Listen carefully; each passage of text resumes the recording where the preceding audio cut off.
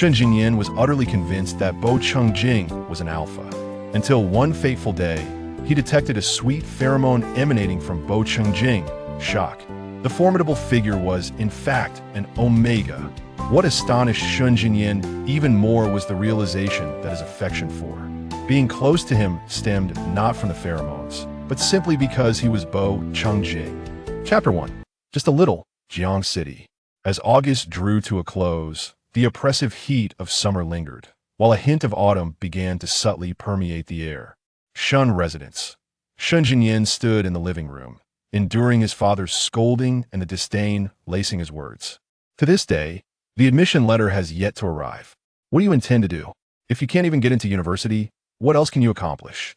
Shen Jingyan kept his gaze lowered, remaining silent. 20 minutes had passed since the onset of this tirade, and he had yet to utter a single word. Your brother is attending Jiang University. Why can't you learn from him? Be more disciplined, be more understanding, Shun Tianqing remarked. What a disgrace to the family, a source of embarrassment for me. The Shen family has only one son, Shun Mingyi. What I do is of no concern to you. Shan Zong, Shan Jingyan finally spoke. Shun Tianqing raised his hand and hurled the teacup to the ground. Impudence. Is this how you speak to your elders? Shen Jingyan stared at the shattered pieces on the floor, furrowing his brow involuntarily. You still dare to fight with your brother. He is an S-class alpha. If he wasn't accommodating, could you, a mere alpha with no rank, have harmed him? He refrained from striking you solely because he knows you were his elder brother. Yet, you resorted to smashing a vase over his head. I have no desire to chastise you further. Go upstairs immediately and apologize. Shun Jingyan remained motionless. Did you hear me? Shen Tianqing bellowed. Shen Jingyan clenched his sweaty palms, lifted his gaze, and sneered. If he kneels and kowtows to me, I might consider whether to apologize. Shen Jingyan. Shen Tianqing suddenly rose and approached him, raising his hand to strike. Just as his hand was poised to fall, a loud crash resonated from the entrance. They both turned to look towards the door. It was noon, and sunlight streamed through the side windows, illuminating the figure that stood there. Dressed in a black suit, the jacket was unbuttoned, with a side strap cinched at the waist. He possessed a slender waist and long legs, standing at approximately 1.85 meters tall. His skin was fair, and his features were exquisitely refined, as if crafted by a divine hand. Yet, he emanated an aura of coldness, sharp and frigid. Upon entering, his gaze briefly lingered on Shen Jingyan before shifting to Shen Tianqing. I apologize for intruding. I noticed the door ajar, Bo Chengjing stated. Although he expressed regret, his countenance betrayed no such sentiment as he casually made his way to the sofa. He crossed his legs, reclining into the couch, his finely sculpted brows sharp like a blade, addressing Shen Tianqing. Am I interrupting? Are you educating your child? Shen Jingyan observed him, slightly raising an eyebrow. Bo Chengjing turned to Shen Jingyan and commanded, Go pack your things. Shen Jingyan glanced at Shen Tianqing, let out a cold laugh, and turned to ascend the stairs. Shen Tianqing watched his retreating figure, seething with anger, but at that moment dared not express it. He returned to the sofa, asking, When did you return, Mr. Bo? Bo Chengjing did not respond to his inquiry, but remarked, It seems you have forgotten what I said before. Shen Tianqing's eyes flickered slightly as he recalled the words. Accept him into your home, but if you mistreat him, I will not hesitate to ensure the Shun family ceases to exist. Jingyan fought with his brother. I merely scolded him, Shen Tianqing explained. I lost my temper just now. Did you inquire about the reason for the fight? Bo Chengjing's gaze bore down on him. The pressure was immense, akin to a mountain. Why is only he here being reprimanded? What about that wretched child? Shen Tianqing's breath caught, his eyes flashing with anger. He instinctively wanted to defend his younger son, but upon seeing Bo Chengjing, he swallowed his words. Shen Jingyan emerged from upstairs with only a bag and a laptop case. Bo Chengjing glanced at him and remarked, Mr. Shun should learn how to be a father. Don't waste your years. With that, he stood and waited for Shen Jingyan to reach his side before leading him away from the Shen residence. Once they had departed the confines of the Shun household, Bo Chengjing turned to the person seated in the passenger seat and asked, Has your sensitive period arrived early? Every alpha experiences a sensitive period, occurring 2 to 3 times a year. The higher the rank of the alpha, the more intense this period becomes. During this time, they may feel anxious, restless, and irritable, with all emotional fluctuations amplified. Moreover, alphas tend to repel one another, harboring disdain, and may even release pheromones to dominate. Thus, it is common for conflicts to arise among alphas during this period. Based on Shun Jinyan's past sensitive periods, it should commence in about 2 weeks. However, various factors could cause it to arrive earlier or later. Shun Jinyan turned to look at him, his gaze softening considerably. His voice also became gentler as he nodded. No. Bo Changjing raised an eyebrow. Is your central system malfunctioning? Your words and actions seem inconsistent. Shun Jinyan sighed lightly. There's no sensitive period. Shun Mingyi, emboldened by Shun Tianqing's support, constantly provokes me. Today, I couldn't hold back. Bo Changjing asked, Did you send me a message before the altercation? Have you gathered your belongings? Yes, Shun Jinyan replied, then added, One S-Class Alpha, nothing but trash. All he does is cry to report me. Bo Changjing chuckled softly. Your admission letter has been sent to the company. Did you see it? Shun Jinyan inquired. I glanced at the cover. You can open it yourself, Bo Changjing replied. What do you wish to eat? Let's go home, Shun Jinyan said, gripping his slightly clammy hands. Let the housekeeper prepare something casual. In Shun Jinyan's mind, the Shun residence was not his home. Bo Changjing's home was where he truly belonged. Very well. Bo Changjing's car turned around, heading home. Are you busy this afternoon? Shun Jinyan asked. Why do you ask? Bo Changjing responded. Nothing, Shun Jinyan said, studying his profile. His throat tightened slightly before he turned to gaze out of the car window. Bo Changjing sensed his scrutiny, but when he turned to look, Shun Jinyan had already averted his gaze, thus failing to notice his expression. Upon returning home, the housekeeper was still preparing lunch. Shun Jinyan headed straight to his room. Bo Changjing felt something was off, but just then, a work-related call came through, so he answered first. After a half-hour conversation, the housekeeper announced that lunch was ready. Bo Changjing went upstairs to call him, knocking gently on the door. Jinyan, it's time to eat. After waiting for a while without a response, Bo Changjing's expression faltered. He knocked again, but still received no reply. Placing his hand on the doorknob, he pressed down just as the door swung open from within. He was seized by the wrist and pulled into the room. The door shut behind him. Bo Changjing found himself pressed against the door. Just as he was about to resist, he suddenly caught a whiff of Shun Jinyan's pheromone. His legs weakened, and he hurriedly grasped Shun Jinyan's arm. It was unmistakably the sensitive period, that little rascal. Shun Jinyan, Bo Changjing called out to him with great difficulty. Shun Jinyan grasped his wrist and slightly lowered his head, saying, Bo Changjing, I desire the pheromone. Bo Changjing's eyes widened in astonishment. During the sensitive period, an alpha could not only administer suppressants to alleviate various symptoms, but could also use the omega's pheromones for soothing. If the compatibility of the pheromones was high, the omega's pheromones would be far more effective than the suppressants at that moment. However, Bo Changjing summoned all his strength to exclaim, You must be out of your mind. I am an alpha. My pheromones will only exacerbate your agitation. After he spoke, he felt Shun Jinyan's grip loosen slightly, allowing him to break free, push him away, and exit through the door. Upon closing the door, Bo Changjing immediately leaned against the corridor's railing. After a brief moment of respite, he touched the nape of his neck. He swiftly returned to his room. Chapter 2. How do you know I haven't dated?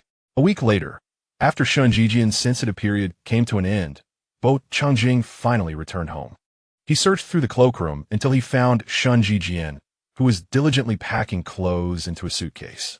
Upon hearing footsteps, Shun Jinyan glanced back at him, but chose to ignore him, continuing to fold garments with focused intent.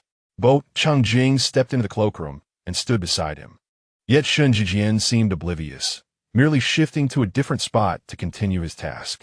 With a light chuckle, Bo Changjing remarked, Are you preparing to run away from home? Shun Jinyan remained unresponsive, placing the neatly folded clothes into the suitcase. After observing him for a moment, Bo Changjing commented, Military training lasts only 2 weeks. How many white t-shirts did you pack?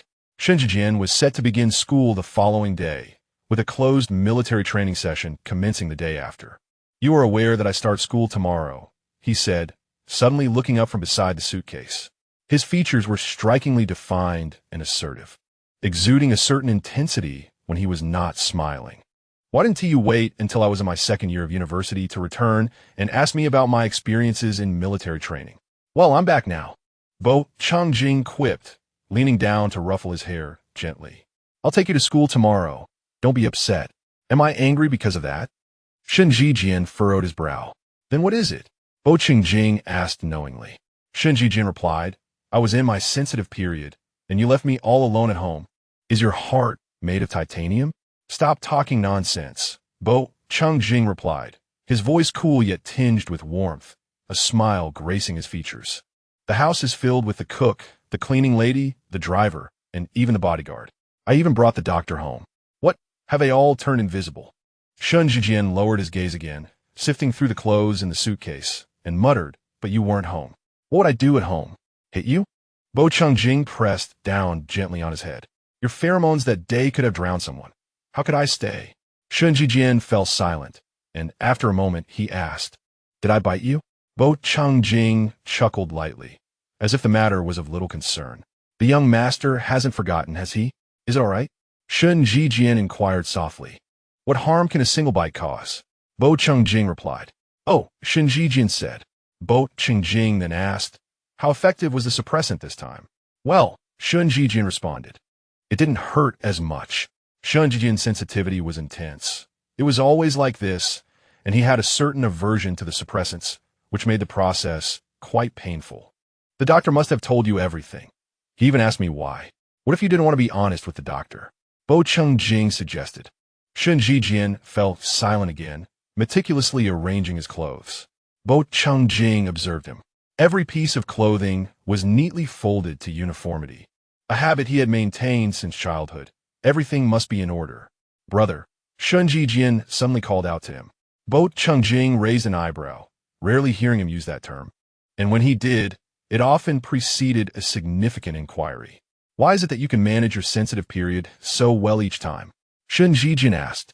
Bo Hingging's gaze momentarily faltered. Not hearing a response, Shen Jijian turned to him and inquired. Why the sudden question? Why do you ask? Bo Changjing questioned. I have never sensed your pheromones, Shen Jijian remarked. Bo Changjing gazed into his eyes and paused before replying. During my sensitive period, I was never at home, and you never encountered me. Do you experience it as I do? Shen Jijian inquired. Bo Changjing refrained from answering the question, instead stating, upon entering university. I met an omega I fancied. His statement trailed off, prompting Shen Jijian to avert his gaze. You sound just like my parents pressuring me to marry. Spare me the details. I am not interested in hearing it. Bo Changjing ceased his commentary. The 2 weeks of intensive military training concluded. After the morning's military demonstration, Bo Changjing went to the university to fetch Shen Jijian. He parked his car at the entrance of a school and, following Shen Jijian's directions, found his dormitory building. Waiting for him downstairs. 5 minutes later, Shen Jijian emerged from the dormitory, clad in a white t-shirt and gray pants, looking invigorated. The 2 weeks of military training had not tanned his complexion. With broad shoulders and a narrow waist, his height exceeding 1.90 meters, he exuded the unmistakable aura of a robust alpha. Perhaps due to shedding the school uniform, he suddenly appeared more mature and grown-up in Bo Changjing's eyes. Just then, a handsome young man intercepted Shen Jijian. The boy had slightly wavy hair that looked soft and inviting. Bo Changjing narrowed his eyes, acknowledging that Shen Jijian had indeed matured. It was time for him to embark on romantic endeavors. From Bo Changjing's vantage point, he could only see the boy handing Shen Jijian 2 tickets that resembled entry passes. Shen Jijian seemed to decline, yet the boy turned and ran off, glancing back to wave at Shen Jijian after covering some distance. Shen Jijian stood for a moment with the tickets in hand before approaching Bo Changjing. Bo Changjing raised an eyebrow and smiled, glancing at the tickets Shen Jijian held. With a serious expression, Shen Jijian said, Stop laughing. They're quite attractive, Bo Changjing remarked. Take them. You should go, Shen Jijian insisted, offering the tickets to him. Bo Changjing accepted them and examined the tickets, discovering they were for the Music Academy's welcoming party. Is it now customary for welcoming parties to require tickets? They are so exquisitely crafted that I mistook them for invitations to a banquet. As he spoke, He flipped the tickets over and noticed a contact number inscribed on one of them. Bohing Yink Bandert. Shen Jinyan also noticed, and, seeing Bo Chengjing's fixation on the digits, abruptly snatched the tickets back. What are you doing? What's the matter? Bo Chengjing inquired. You can't possibly want to attend, can you? Shen Jinyan asked. Indeed, Bo Chengjing replied. I never participated in such events during my school days, and I would like to experience a glimpse of your university life. You can't be interested in that Omega, can you? Shen Jinyan scrutinized him. Perhaps, Bo Chengjing conceded. Bohing Yink. Shen Jinyan called out through gritted teeth. Bo Chengjing chuckled and walked towards the school exit. What do you wish to eat for lunch? Are you genuinely interested in him? Shen Jinyan pressed on, chasing after him. No, I'm merely teasing you, Bo Chengjing replied. It would be beneficial for you to engage in some social interaction rather than isolating yourself. Shen Jinyan remained silent as they strolled through the campus. Curious glances from passers-by occasionally fell upon them. How does university life feel?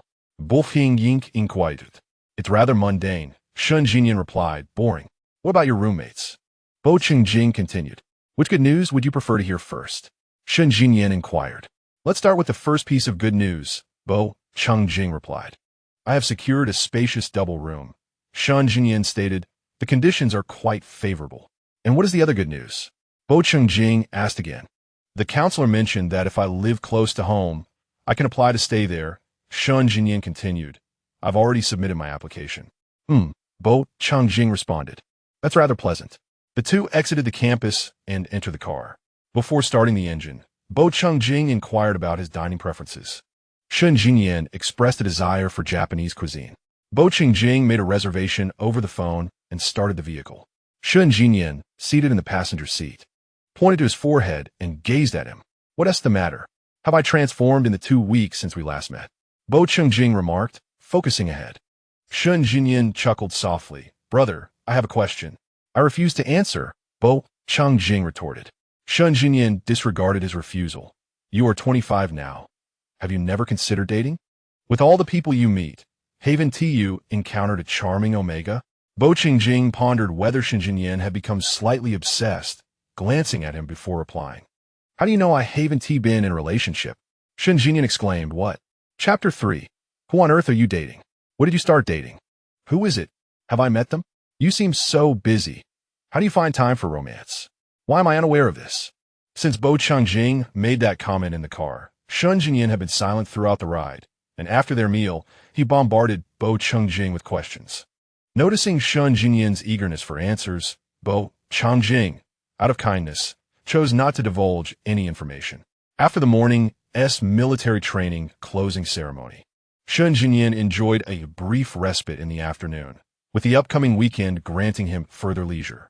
Following lunch, he accompanied Bo Chengjing to his company, Jingyan Group, a not-so-mysterious yet fearsome conglomerate. The owner was merely in his 20s, engaged in legitimate business. It was said that the influence of the group reached unimaginable heights, instilling fear in all. Upon arriving at the company's entrance, Shen Jinyan glanced at the building. Bo Chengjing drove directly to the parking lot. From the parking area to the office, as they entered the workspace, secretaries and assistants approached them, greeting Shen Jinyan before reporting to Bo Chengjing. Bo Chengjing raised his hand, signaling Shen Jinyan to wait in his office. However, Shen Jinyan remained rooted, listening attentively. Noticing his lack of movement, Bo Chengjing turned to him, prompting the secretary and assistant to fall silent. Shen Jinyan remarked, What's this? Am I not allowed to listen? Is it classified information? Bo Chengjing chuckled lightly. I have a meeting to attend. Would you like to join? Shen Jinyan nodded. Bo Chengjing closed the folder he held and handed it to the secretary, leading Shen Jinyan towards the conference room. The assistant opened the door to the meeting room, where the table was already filled with attendees awaiting Bo Chengjing's arrival. As he entered, everyone stood. Bo Chengjing and Shen Jinyan proceeded inside. Please take a seat, he instructed. Despite this, no one sat down. The assistant fetched a chair from behind a place beside Bo Chengjing as they moved forward. After Bo Chengjing and Shen Jinyan took their seats, everyone else followed suit. The secretary and assistants occupied the two sides. The meeting primarily focused on the entry of a novel omega barrier agent into foreign markets. In attendance were not only personnel from the company, but also staff from the laboratory. The discussions were earnest, with thorough analyses of pros and cons, alongside proposals to address any shortcomings. Bo Chungjing listened intently. Shun Jinyan, seated beside him, quietly observed for a while before turning his gaze towards Bo Chungjing. In truth, Bo Chungjing's appearance was not sharply defined. It bore a touch of softness beneath his finely sculpted features. His eyes possessed a hint of the phoenix's allure, with the occasional reddening at the corners. Setting aside his chilling, blade-like aura, Shangye internally assessed him as strikingly handsome. His lips of vivid crimson, his teeth a pristine white, far surpassing the beauty of the Omega from noon. He was indeed a captivating alpha. Yet, his commanding presence was not to be overlooked. At that moment, Shun Jinyan felt as though the entire conference room was enveloped in Bo Chungjing's overwhelming pressure. Bo Chungjing listened, interjecting a few remarks from time to time. After a while, he turned to regard Shun Jinyan, who met his gaze with unwavering boldness. Bo Chungjing glanced at him briefly before diverting his attention back to the ongoing discussions. Shun Jinyan continued to observe for a moment longer before shifting his focus to the secretary aside. Bo Chungjing's secretary was a remarkable female Omega, exceedingly capable, having excelled in her role for 2 to 3 years. Known for her kindness, attentiveness, and warmth, yet maintaining a serious demeanor during work. In the hierarchy of alphas, omegas, and betas, social status was not solely defined by rank or gender. However, the strong often navigated life with greater ease. Biologically, alphas and omegas were marked by inherent differences in strength, which led to enhanced legal protections for omegas. Shun Jinyan took a blank sheet from the binder beside the secretary. Noticing his movement, the secretary turned with a smile and handed him a pen. Shun Jinyan nodded in gratitude, writing a few words on the paper before slowly placing it beside Bo Chungjing. Once the staff had concluded their remarks, Bo Chungjing lowered his gaze to the note. It read, "When exactly are you going to start dating? Is it someone from the company?" Bo Chungjing glanced at it, his expression unchanged, before returning to the discussion. Shun Jinyan had hoped to glean some insight from his expression, but Bo Chungjing's face revealed nothing, leaving him none the wiser. Reclining in his chair, Shun Jinyan stretched his legs and surveyed the people in the conference room. Could it truly be someone from the company? With his demanding schedule, the only opportunities to meet a partner would be within the workplace. Who could it possibly be? The meeting lasted nearly 3 hours, and by the end, Shun Jinyan found himself surprisingly engaged, absorbing the content with clarity. Upon exiting the conference room and settling into the office, the secretary soon returned, arms laden with numerous documents requiring Bo Chungjing's signature, in addition to a plethora of emails awaiting his approval. "Shall I have the driver take you home?" Bo Chungjing inquired of Shun Jinyan. "I won't be going home," Shun Jinyan replied. "There's nothing waiting for me there. It will be just as dull. I would rather stay here." "Very well," Bo Chungjing said, "then amuse yourself." "Brother," Shun Jinyan leaned over the desk, closing the distance between them, and gazed into his eyes. "Are you involved in an office romance?" Bo Chungjing met his gaze, the proximity revealing the distinct lashes framing Shun Jinyan's elongated, deep-set eyes, striking yet innocently curious. Shun Jinyan awaited his response with earnest anticipation. Bo Chungjing flicked Shun Jinyan's forehead, stating, "It's work hours. I won't discuss personal matters." Unfulfilled, Shun Jinyan's discontent was palpable. Thus, the weekend unfolded for Bo Chungjing. As he prepared for bed that evening, Shun Jinyan suddenly appeared at his bedside, asking, "When did you start dating?" The following morning, as Shun Jinyan entered the bathroom, his hair tousled and eyes still heavy with sleep, he mumbled, "Are you dating?" Bo Chungjing, startled, nearly dropped his phone. Later, while attending to work in his study, a now-awake Shun Jinyan burst in, demanding, "When exactly are you dating?" At that moment, Bo Chungjing was on a call, the speakerphone resting beside him. Upon hearing Shun Jinyan's voice, the person on the other end paused before teasingly asking, "Little Nian Nian, are you missing your sister?" Enraged, Shun Jinyan slammed the door shut. Remarkably, during a rare day off, Bo Chungjing awoke from a nap, to find Shangye crouched at his bedside, observing him. For a moment, Bo Changjing was taken aback, but then he noticed Shangye brandishing a dull knife, coldly asking, "Do you wish to live?" Bo Changjing chuckled softly, glancing at the clock on the nightstand, realizing he had been asleep for nearly 3 hours. "How long have you been here?" he asked. Shangye remained silent, insisting, "If you wish to survive, answer my question. Who are you dating?" Chapter 4. Teasing you. The curtains drawn. The room was dimly lit, with only a sliver of sunlight filtering through. Bo Changjing regarded Shangye's sharp features. After a brief moment, he seized Shangye's hand, pressing it down onto the bed. Reflexively, Shangye grasped Bo Changjing's wrist with his other hand, relinquishing the knife and reversing their positions. Bo Changjing gathered his strength once more, and they engaged in a playful tussle. Ultimately, fearing for Shangye's safety, he eased his grip, yet Shangye did not relent. Pinning both of Bo Changjing's hands to the bed, kneeling between Bo Changjing's legs, Shangye looked down at him. Lying on the bed, Bo Changjing met his penetrating gaze, noting the growth in his demeanor. Observing the glint of mischief in Shangye's eyes, he felt the grip on his wrist tighten slightly. Bo Xing inquired, curiosity evident. After a moment's contemplation, Shangye asked, "Will you speak?" "No," came the reply. Bo Changjing felt the weight of Shangye's pressure as he lowered his gaze and averted his head, saying, "Get up." "No." Shangye observed the elegant lines of Bo Changjing's neck as he turned his head.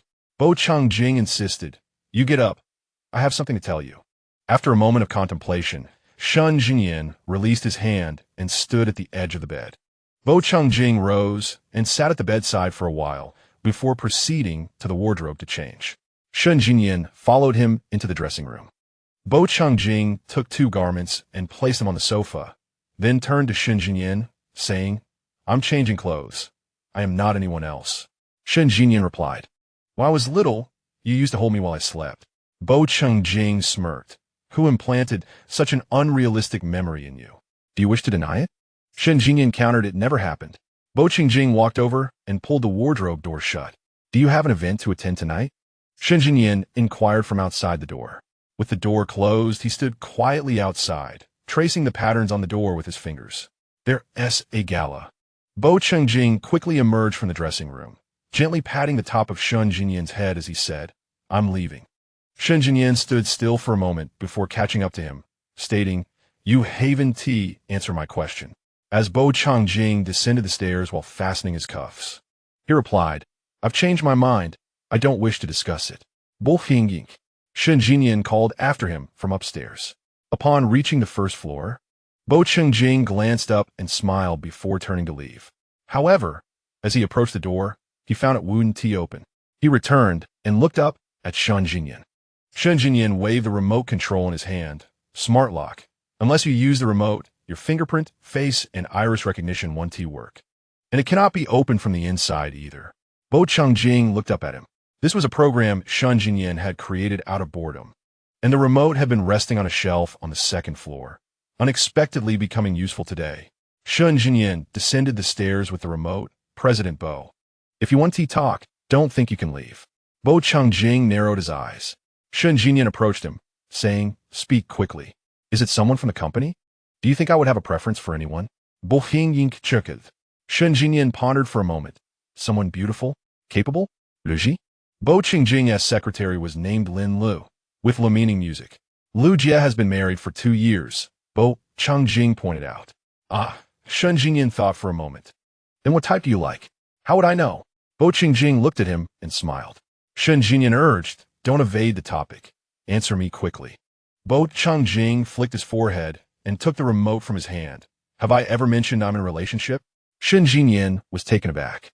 Bo Changjing pressed the remote, unlocking the door. Shangye stood frozen. "How do you know I haven't been in a relationship? Have I ever said I was dating?"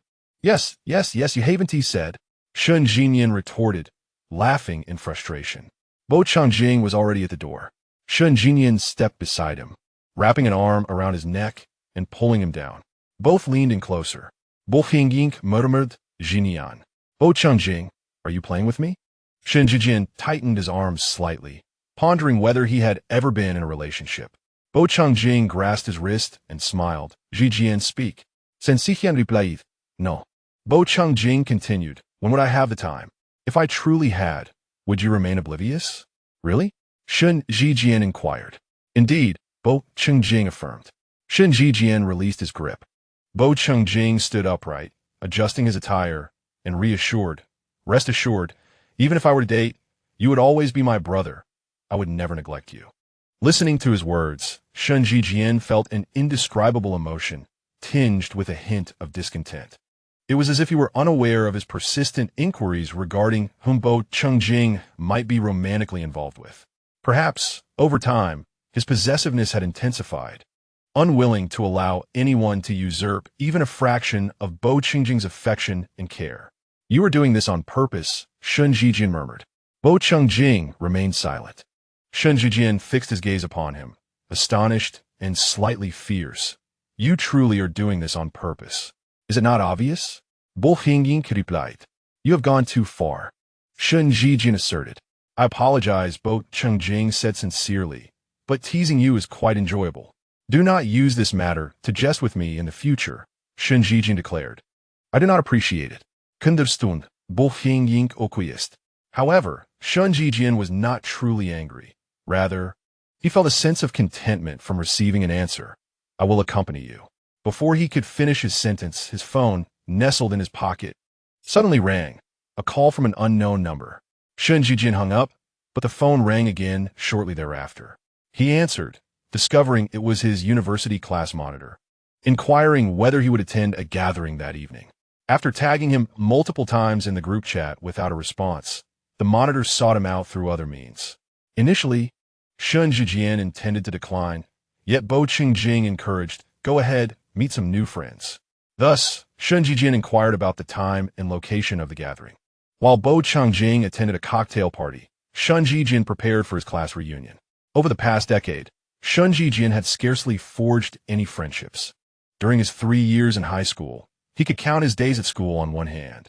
Shun Tiancheng would not grant him leave, and most of the time, it was Bo Changjing who arranged it for him.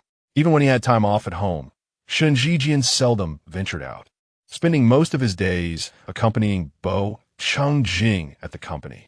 Bo Changjing encouraged him to socialize, yet Shun Zhijian often declined, citing a lack of common interests with his peers.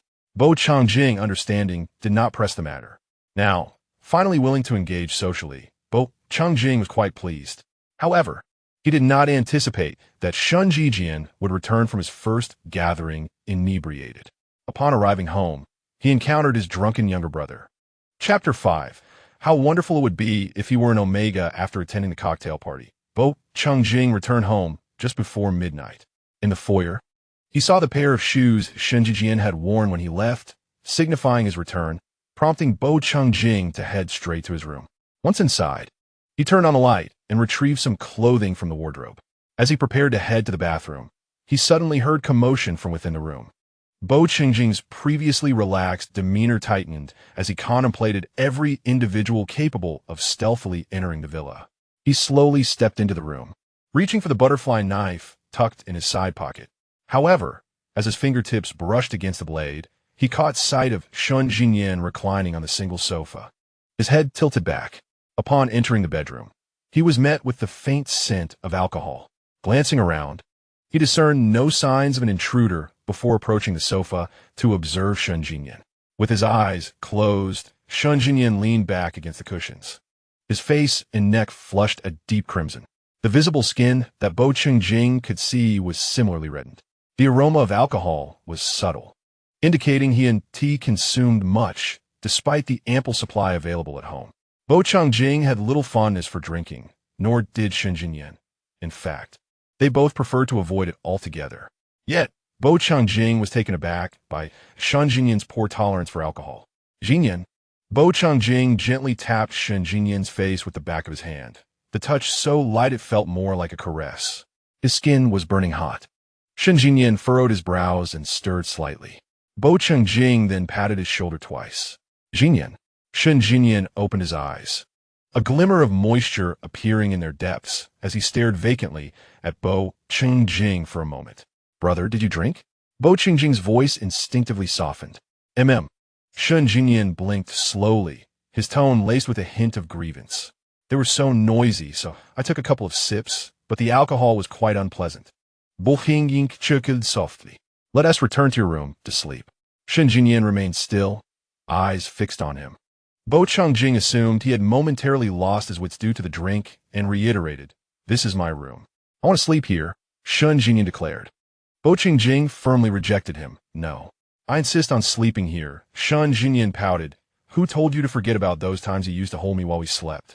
If you've forgotten, then let us create a new memory. Jinyan, don't you think it's a bit peculiar for two adult alphas to squeeze together? Bo Qingjing remarked. Am I supposed to squeeze with an adult omega? Shun Jinyan countered sincerely. Is that what you're suggesting? Bo Qingjing frowned at the absurdity of it all. I'm going to sleep here. Impossible. Bo Qingjing abruptly pulled him up, suddenly yanked upright. Shun Jinyan stumbled forward slightly. Bo Qingjing steadied him, and in that moment, he instinctively wrapped his arms around him, resting his head on his shoulder. Brother, you're being unkind to me. How old are you now? Bo Qingjing queried. Stop with the childish antics. Shun Jinyan remained unmoved. Bo Qingjing urged him to stand straight, gripping his arms as he led him toward the door. Surprisingly, Shun Jinyan did not resist, obediently following him outside. He even returned to his room and sat quietly on the bed. However, just as Bo Qingjing turned to fetch him some water, Shun Jinyan unexpectedly embraced him from behind. Before Bo Qingjing could react, he felt a sharp sting at the nape of his neck through his shirt. His eyes widened in shock, his legs momentarily buckling beneath him, nearly causing him to kneel on the floor. Fortunately, Shun Jinyan caught him, preventing him from falling clumsily. Jinyan, Bo Qingjing barely managed to call out. As he became aware of Shun Jinyan's pheromones, cool and slightly sweeter than mint, bearing an assertive and aggressive undertone, Bo Qingjing found himself struggling to withstand the overwhelming sense of oppression and invasion. He grasped Shun Jinyan's arm and called out to him, Jinyan. Shun Jinyan embraced him, whispering, Brother, I cannot sense your pheromone. Bo Qingjing's words trailed off as Shun Jinyan suddenly pulled down his shirt. In the next instant, a sharp pain caused him to furrow his brow. A wave of unfamiliarity washed over him. Shun Jinyan released him, murmuring, Brother, how wonderful it would be if you were an omega. After a brief silence, he added, Or perhaps I should be an omega. Following these two statements, Shun Jinyan collapsed onto the bed, rendered motionless. Yet the heavy scent lingered in the air. Bo Qingjing took a moment to compose himself before unsteadily exiting the room. Uncertain if it was merely a figment of his imagination, he faintly detected the sweet aroma of his own pheromone. Upon reaching his room, he hurried to the wardrobe to locate the safe. His hands trembled, and his vision blurred. It took him quite some time to input the correct password. He retrieved the vial and tore it open. Without taking the time to disinfect with alcohol, Bo Qingjing swiftly pierced the needle into his skin. He injected the substance quickly, a lump forming on his arm. Ignoring it, he hastily administered a second injection. Once completed, Bo Qingjing sat on the floor of the wardrobe, leaning against the cabinet, remaining still for an extended period. A few buttons of his shirt had come undone, his hair was disheveled, and beads of sweat clung to his face and neck. His eyes were red, glistening with unshed tears. The full-length mirror was nearby, yet he averted his gaze, unwilling to confront his current reflection. He closed his eyes, resting against the cabinet until dawn broke, the light beyond the sheer curtains turning gray. Only then did he stir, closing the safe and discarding the vial's packaging into the trash. The packaging bore no name, merely a production date. After tidying up, Bo Qingjing rose and proceeded to the bathroom for a shower. As the water cascaded down, he felt a sharp sting at the nape of his neck and raised a hand to touch it, realizing it must have broken the skin. However, he dismissed it, showered, and changed into fresh clothes. Dressed in a white shirt and black trousers, he resumed the demeanor of the composed and aloof Boison, as if nothing had transpired the previous night. Chapter 6. Be honest on Monday. Bo Qingjing was to return to work while Shun Jinyan prepared for school. At 7 in the morning, Bo Qingjing was ready to head downstairs for breakfast. As he passed Shun Jinyan's room, the door swung open just in time. The sound of the door was quite loud, causing Bo Qingjing to halt in his tracks. Shen Jinyan appeared to have just awakened, his hair tousled, and a hint of confusion lingering in his eyes, yet he hurriedly emerged. However, upon seeing Bo Chengjing, he seemed to exhale in relief, ruffling his hair with a hand.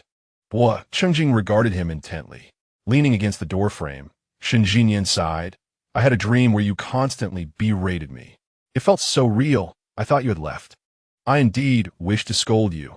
Bo Chengjing replied in a measured tone. Observing the seriousness etched on his face, Shen Jinyan straightened up, blinking as he asked, What's the matter? Bo Chengjing studied him, his expression stern and imposing when he was not smiling. Shen Jinyan had always been unnerved by his current predicament, his heart racing with trepidation. After a moment's contemplation, he stammered, What did I do last night? I can't recall. Bo Chengjing inquired, You truly do not remember? Shen Jinyan pondered deeply and realized that his last coherent memory from the previous night was successfully entering his home, avoiding the embarrassment of being lost. Following that, his only recollection was of a dream in which Bo Chengjing persistently berated him.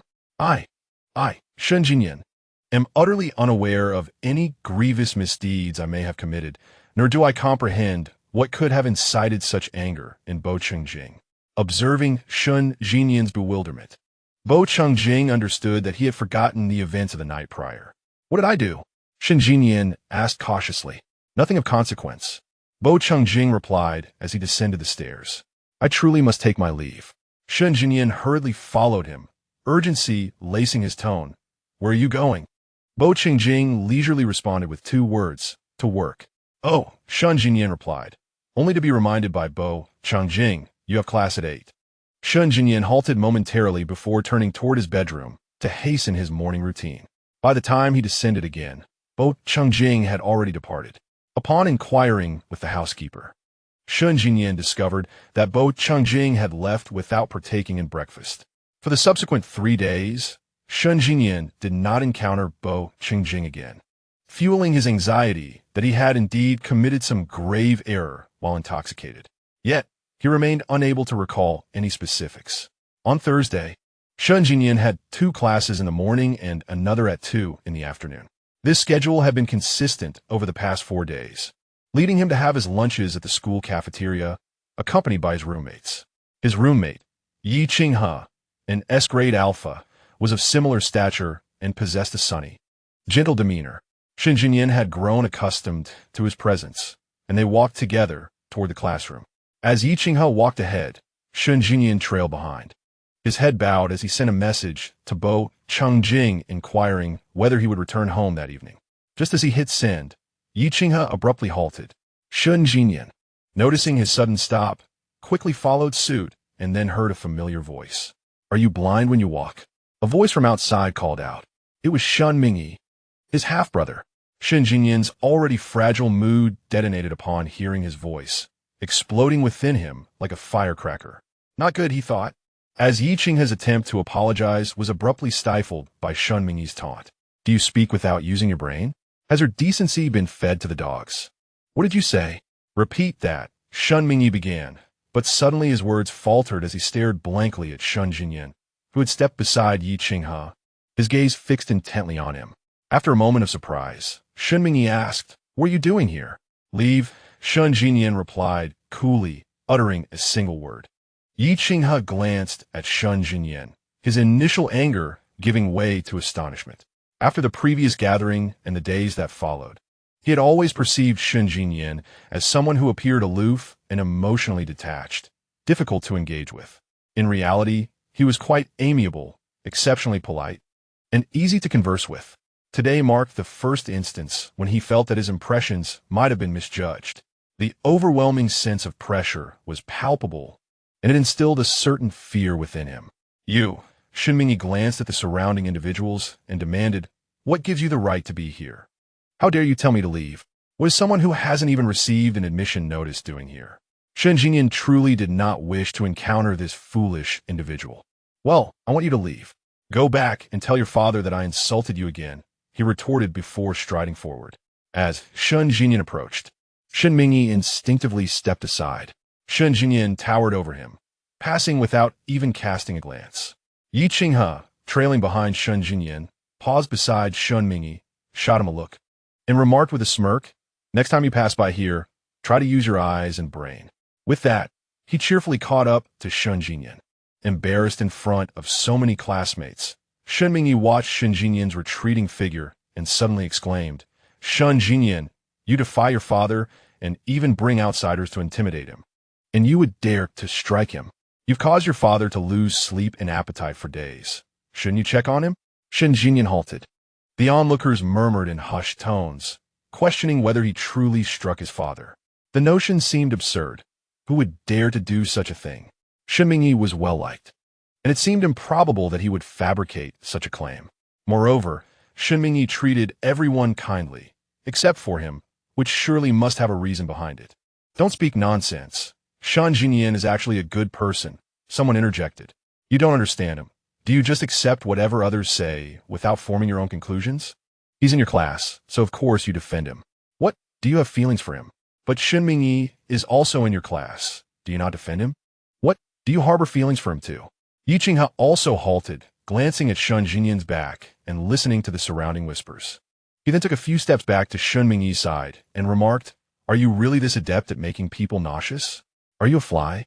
Shun Jinyan tugged at Yi Qinghe, saying, "He is far more repulsive than a fly." Seeing Shun Jinyan approach, Yi Qinghe stepped aside.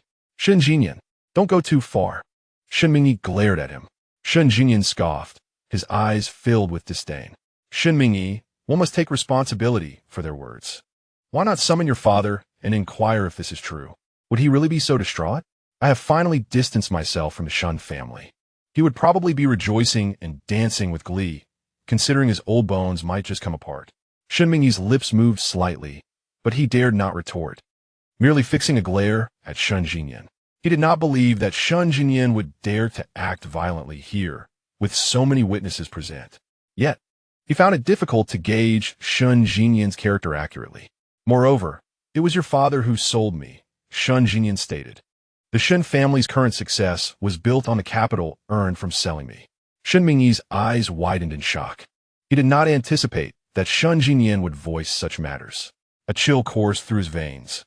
The greatest secret of the Shun family, their disgrace, seemed to mean little to him. After all, he bore the surname Shun. The family's decline could yield him no benefits. "Allow me to remind you." Shun Jinyan stepped closer. Lowering his voice, "Be mindful of your standing. You and your mother entered the Shun family under what pretense? I hope you remember this. And I trust you will keep your tail tucked, lest you flaunt it before me, for I will ensure that neither you nor your mother receives a single penny." Chapter 7. I Miss You After a Farce. Shun Mingyi hurriedly departed, while Shun Jinyan and Yi Qinghe continued to the cafeteria. As for the discussions surrounding the Shun family, Shun Jinyan paid them no heed. The Shun family held a respectable position in Jiangxing. This was their gravest scandal. Had it not been for the police approaching Shun Tiancheng, he would have never brought Shun Jinyan back home. Shun Tiancheng, fearing embarrassment, had fabricated a tale of having lost his child many years ago, claiming to have searched tirelessly for him. He expressed immense gratitude to the police for reuniting him with his son. The thought of Shun Tiancheng's expression at that time irked Shun Jinyan. Upon exiting the academic building, Yi Qinghe walked beside Shun Jinyan, remaining silent. Though curiosity stirred within him, he deemed it inappropriate to pry into another's family affairs. A moment later, Shun Jinyan spoke. "Thank you for earlier." "Huh?" Yi Qinghe replied, puzzled. "What do you mean? For what? Where's the gratitude due? Did you not stand up for me?" Shun Jinyan looked at him, pausing briefly. "Oh, so blunt?" Yi Qinghe responded. "Then what do you wish to thank me for?" "Thank you for defending me." Despite knowing nothing of the situation, Shun Jinyan replied calmly. "Is that really worthy of thanks?" Yi Qinghe chuckled. "As your roommate, I suppose I should be considered a friend by now. We've shared meals for quite some time. Defending you is only natural. Is that truly friendship?" Shun Jinyan inquired. "Is it not?" Yi Qinghe replied cheerfully. "Let us share a few more meals together." "Very well," Shun Jinyan agreed. Yi Qinghe similed. "However, if you truly wish to express your gratitude, you should treat me to this meal." "Agreed," Shun Jinyan nodded. After lunch, upon returning to the dormitory, Shun Jinyan received a message from Bo Changjing. 2 words. No reply. It was now the fourth day without a response. Shun Jinyan stared at the message, and after a while, sent another. Where are you? On a business trip, Bo Changjing replied. Shun Jinyan laid his phone on the table, letting out a soft sigh. It was over. The sky had fallen. With Bo Changjing not returning home, Shun Jinyan decided against going back that evening. After all, returning home meant solitude. He preferred to remain in the dormitory. Experiencing his first true night away from home, Shun Jinyan found himself with a fresh perspective. During military training, the discipline was strict. Upon returning to the dormitory, the outside was almost silent. Now, the corridor resembled a bustling night market, with occasional shouts and groups of people playfully arguing over who was the father, uncertain as to which dormitory was celebrating a birthday. Shun Jinyan found himself subjected to what he deemed the most discordant birthday song he had ever heard. He instructed the family driver to bring over new toiletries, and during his brief excursion to retrieve them, he experienced a glimpse of an entirely different world. Upon his return to the dormitory, he discovered Yi Qinghe seated before his computer, engaged in a phone conversation. Shun Jinyan meticulously arranged the toiletries and then took a seat at the table. Glancing at his phone, his chat with Bo Changjing lingered on the words business trip. Shun Jinyan scrolled through their conversation, reflecting on the fact that while Bo Changjing had indeed traveled for work before, his longest trip lasting over 6 months, this instance felt markedly different. Shun Jinyan sensed that he had inadvertently provoked Bo Changjing's ire, who was now avoiding him under the pretext of business travel. Lost in thought, he suddenly caught snippets of Yi Qinghe's conversation. Yi Qinghe remarked, "Do you really think Bo Changjing is blind enough to fancy her?" Shun Jinyan's attention sharpened as he turned his head to listen. Yi Qinghe's tone bore a hint of impatience. "I advise you to wait until Bo Changjing returns to discuss work properly, instead of engaging in frivolities. If you continue this way, not only will you fail to secure the deal, but you will also embarrass yourselves." Shun Jinyan could not discern what was being said on the other end, yet Yi Qinghe's retort was clear. Using such underhanded tactics, are you not concerned about being cast aside? And what if your daughter struggles to find a husband in the future? If you persist with this nonsense, it may very well end up that I inherit the family fortune, as I would be the last one standing. It seemed the other party had more to say, their voice resonating loudly enough for Shun Jinyan to catch fragments. But Yi Qinghe abruptly hung up and tossed the phone onto the table, visibly incensed. After a moment, he turned to Shun Jinyan, his demeanor regaining a semblance of calm. "I apologize for the disturbance. Family matters intruded upon your peace. Are you also from Jiangsheng?" Shun Jinyan inquired. "My word." Yi Qinghe chuckled. "You finally remember to ask where I'm from? Shouldn't that have been the first question upon our meeting?" "I prefer to inquire now," Shun Jinyan replied. Yi Qinghe smiled slightly. "I'm a local. Do you know Bo Changjing?" Shun Jinyan pressed. "Not at all." Yi Qinghe shook his head. "How could I? That's Bo Changjing of Jingyan Group." Hearing the admiration in his voice, Shun Jinyan remained silent. Many recognized the name Bo Changjing, yet few could claim to know his visage. Although he had been photographed when Bo Changjing came to pick him up after military training, the image remained on the school forum. During a gathering on Sunday, classmates had inquired about the identity of the person who collected him on Friday, to which he had simply responded that it was his brother, omitting the name. "My father has a collaboration in mind with Jingyan Group," Yi Qinghe remarked, furrowing his brow, before shifting the conversation to a tirade about how his father typically treated him like heir, yet suddenly deemed it necessary to inform him of such matters. Is he afraid I might not grasp that they're about to engage in something that could tarnish our family's reputation? He boasts as if his daughter is on the verge of ascending to the throne. Shun Jinyan refrained from offering any commentary. After all, there are numerous families desiring a union with Bo Changjing. It is not uncommon for some to resort to unscrupulous means. If successful, who would dare to speak against the Lady of Bo? After a short while, Yi Qinghe's phone chimed. He glanced at it and remarked, "My girlfriend is downstairs. I must take my leave." "You are still in a relationship?" Shun Jinyan inquired. "Indeed," Yi Qinghe replied with a hint of pride. "Rest assured, I shall endeavor to refrain from flaunting my affection to spare the feelings of the single ones." In a heartbeat, he vanished from my sight, Shun Jinyan noted.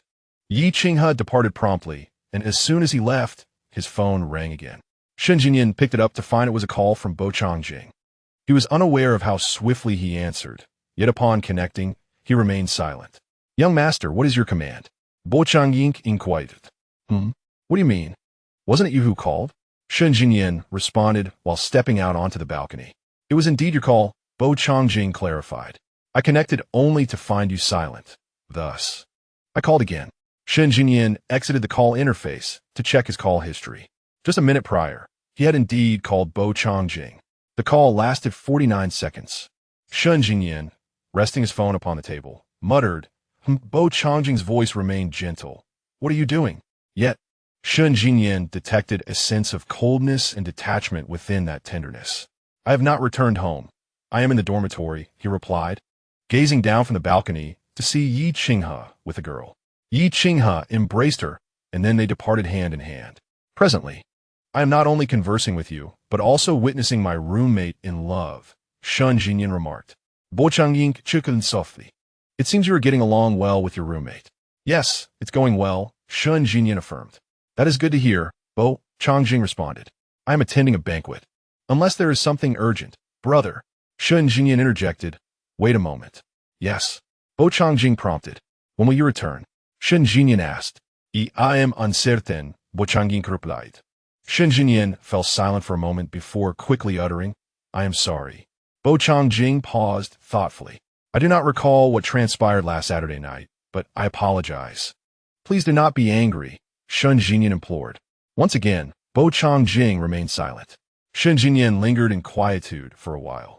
His voice tinged with a hint of grievance as he called out, "Brother." Bo Changjing sighed gently. Is there anything else?" "Yes," Shen Jinyan replied. "Please go ahead." Bo Changjing encouraged softly. Looking down at yet another couple below, Shen Jinyan confessed, "I miss you." "When will you return?" Bo Changjing fell silent once more. And after a time, he answered, "Tomorrow." Chapter 8. Bite marks the following day. Shen Jinyan attended classes all day. Bo Changjing arrived in Jiangsheng in the afternoon. Shen Jinyan had contemplated skipping class, but Bo Changjing warned that should he dare to do so, he would break his legs.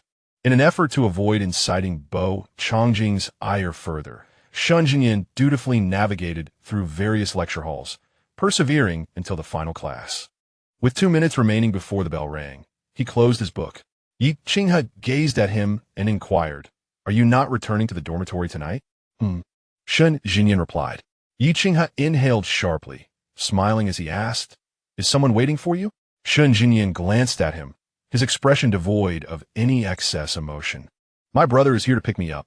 Yi Qinghe raised an eyebrow and, after a moment, remarked, "You don't seem like someone being picked up by a brother.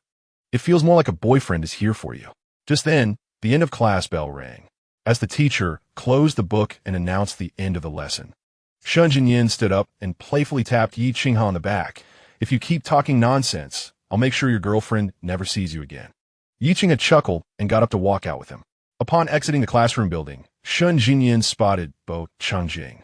He stood beneath the streetlight, engrossed in his phone, clad in a sleek black suit with an avant-garde cut. Even while absorbed in his device, passers-by couldn't help but be drawn to him. Shen Jinyan approached and pressed the power button on Bo Changjing's phone, prompting him to look up and smile. "I saw you earlier." Shen Jinyan smiled back. Yi Qinghe, who had come out with Shen Jinyan, initially intended to leave directly, but felt it would be impolite not to greet him now that he was here. He followed Shen Jinyan and said, "Hello, I am Jinyan's roommate." "Hello," Bo Changjing responded. "Shall we go for a meal together?" "No, thank you," Yi Qinghe replied.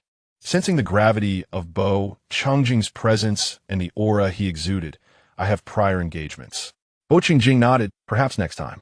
"Alright, ye kinche acknowledged," then turned to Shen Jinyan, who made a gesture across his throat, warning him to cease his frivolous remarks. Yi Qinghe laughed and departed. Bo Changjing remarked, "You two seem to get along well. Let us leave it at that." Shen Jinyan replied, "I'll head home for dinner." Once they were back in the car and had driven a short distance, Shen Jinyan remained silent, occasionally glancing at Bo Changjing, then back again. Bo Changjing quipped, "Are you possessed by a rattle drum?" Shen Jinyan retorted, "Is it wrong to look?" "Not all," Bo Changjing replied. "Go ahead and look." After observing for a moment, Shen Jinyan asked, "Brother, Are you still angry? Shun Jinyan inquired. What do you think? Bo Ying countered. I don't know, Shun Jinyan admitted. Even when you are upset, you treat me well, though it seems you don't want to engage with me. But now, I feel a bit sensitive. I sense you are still upset. I'm not, Bo Changjing stated firmly. I have never been angry. In truth, he had not been angry. Throughout the years with Shan Jinyan, the instances of anger could be counted on one hand. He simply struggled to confront him, even though Shan Jinyan had long forgotten those matters. Brother, how wonderful it would be if you were an Omega. Or, if I were an Omega. That would be nice too. He dared not delve deeper into the implications of those words. After all, Shun Jinyan had never expressed such sentiments when he was lucid, nor had he exhibited any inclination toward such thoughts. I have work to attend to, Bo Chengjing mentioned.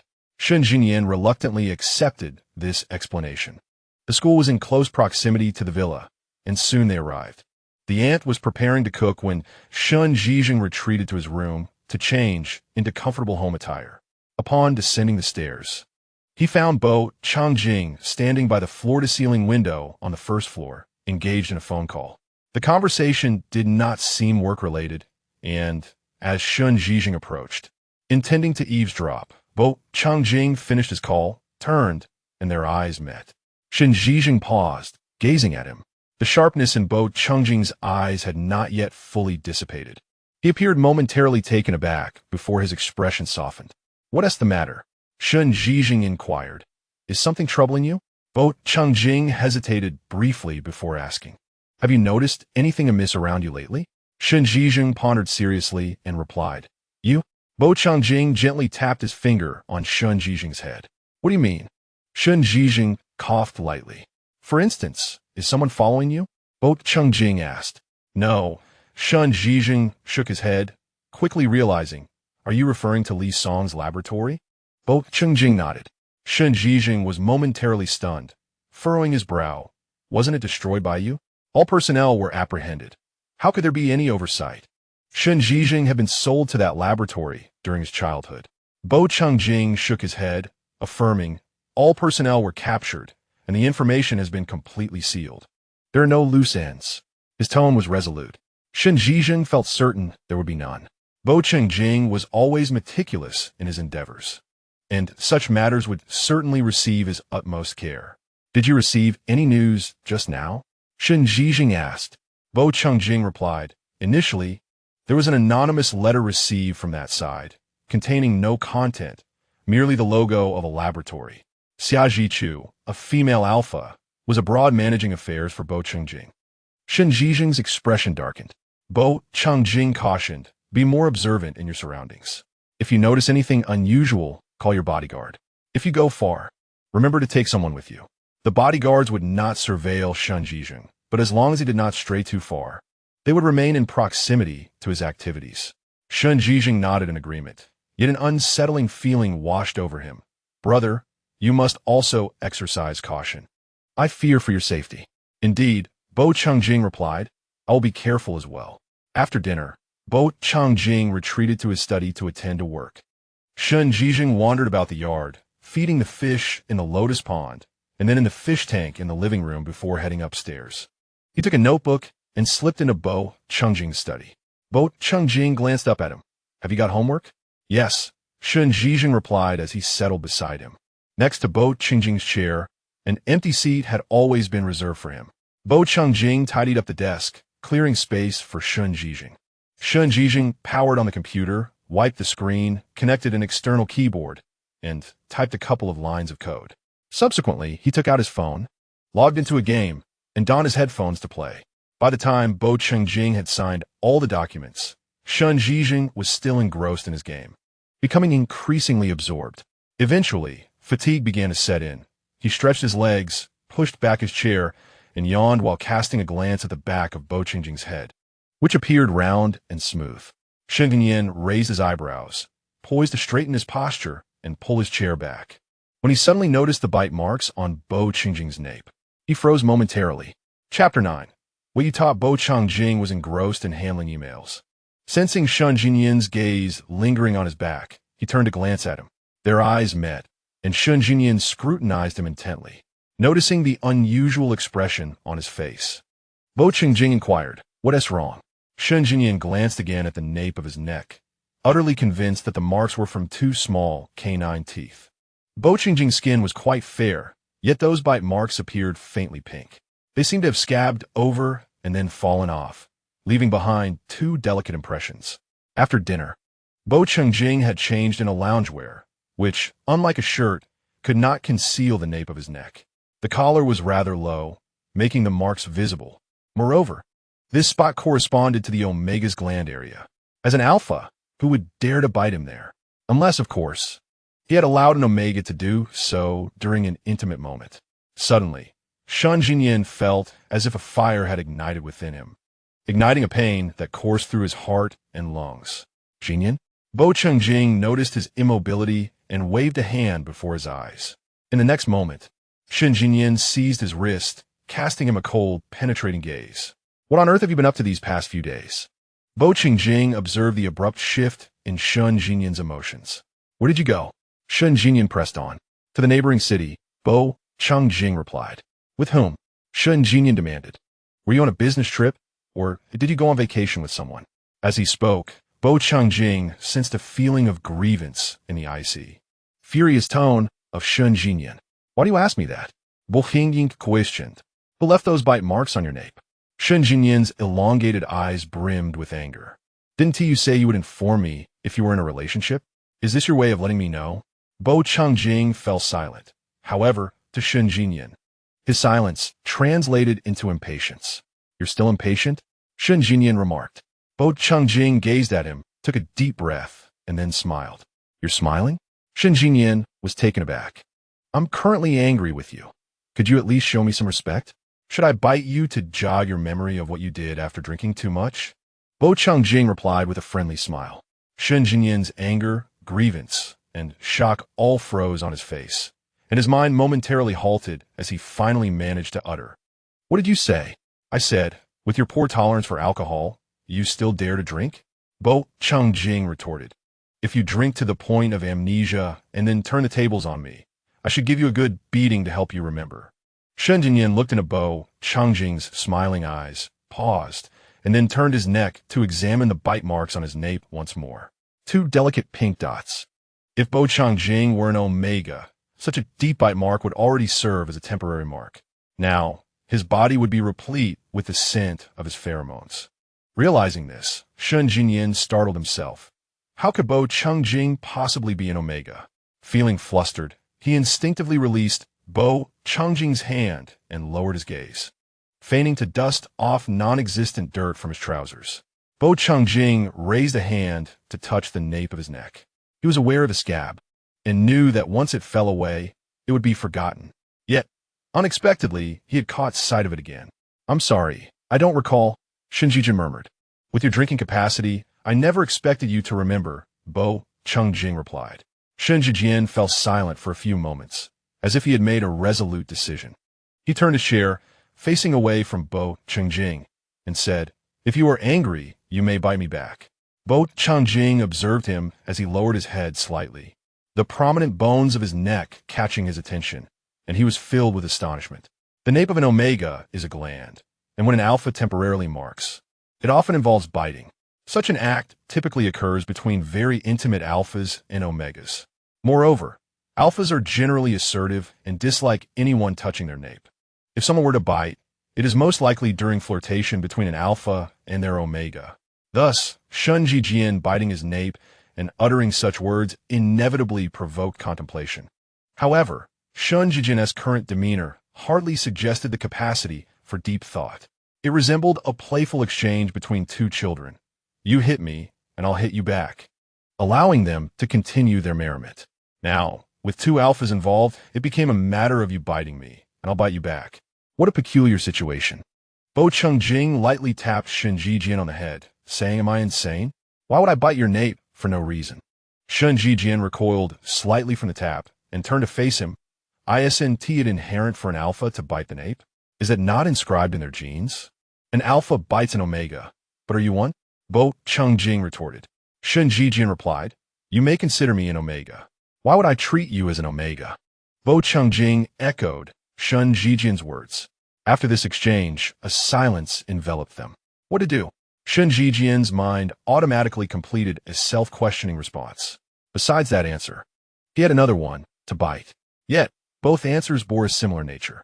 Who would bite someone else's nape for amusement? Unless they were deeply intertwined emotionally, or during an omega-s heat. Regardless, it was unsuitable for their relationship. Ahem. Shun Jijian cleared his throat lightly, which Bo Qingjing's voice turned somewhat serious. As Shun Jijian gazed into his cold, piercing eyes, he found himself at a loss for words. What exactly?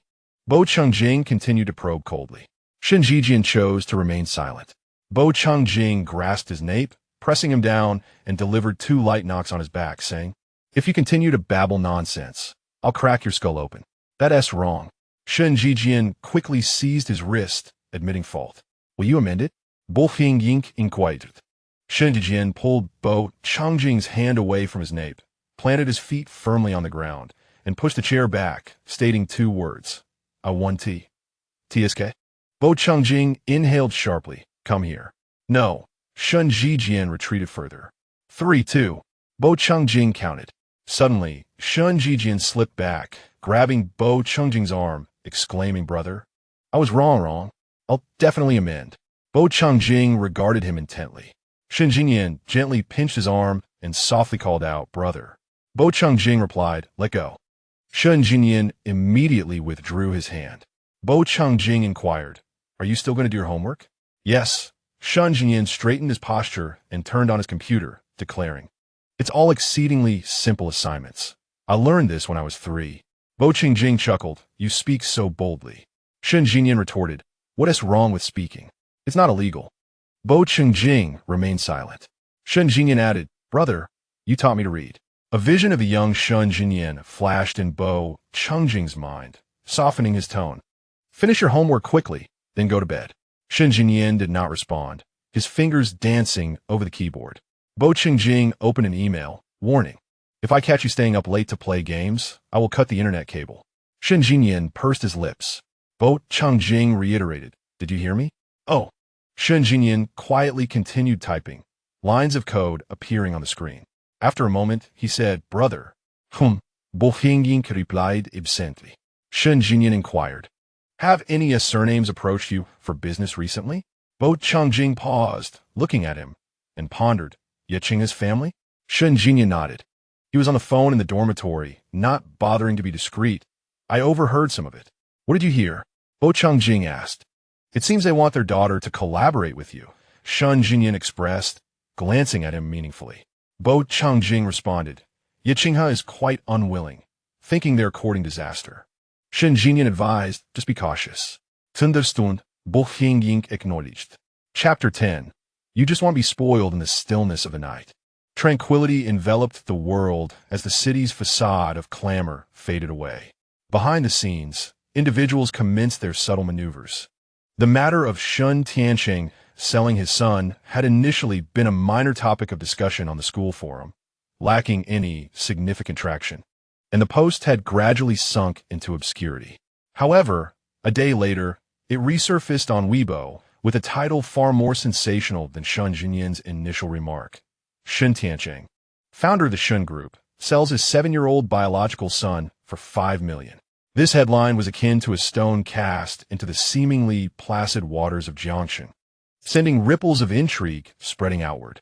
On Weibo, discussions surrounding Shun Tianqing's act included not only screenshots of the forum posts, but also his signature from a contract signed years ago. Yet, the contract was partially obscured, rendering the full details illegible, revealing only snippets of financial transactions and Shun Tianqing's signature. Upon the news breaking, even in the dead of night, it swiftly ascended to trending status, soon claiming the top spot. The Shun family held a notable position in Jiangxing, and such a scandal was not only a spectacle for the masses, but also a source of derision and competitive leverage for their business adversaries. Shun Tianqing had just settled down for the night when he was abruptly roused by a barrage of phone calls from rivals, mockingly alarming him. Upon seeing the news online, darkness enveloped his vision as he felt the weight of the world crashing down on the Shun family. Shimingyi happened to be home, and Shun Tianqing promptly awakened his wife, and Shun Mingyi. The lights in the Shun household remained illuminated throughout the night, persisting until dawn. Several senior executives from the company called late into the night, and Shen Tianqing deftly reassured them, avoiding the gravitas of the situation. He dared not confide in anyone regarding the matter, instead ruminating on potential strategies at home. The screenshots circulating on Weibo, the post on the school forum, "I see you were involved," Shen Tianqing remarked to Shun Mingyi. What transpired that day? What exactly did Shen Jinyan say? Seated on a single armchair, Shun Mingyi lowered his head and replied, "My brother claimed that he was sold when he was young, and the profits from that sale became the capital for the business that eventually led to the establishment of the Shun Group." Did he truly say such a thing?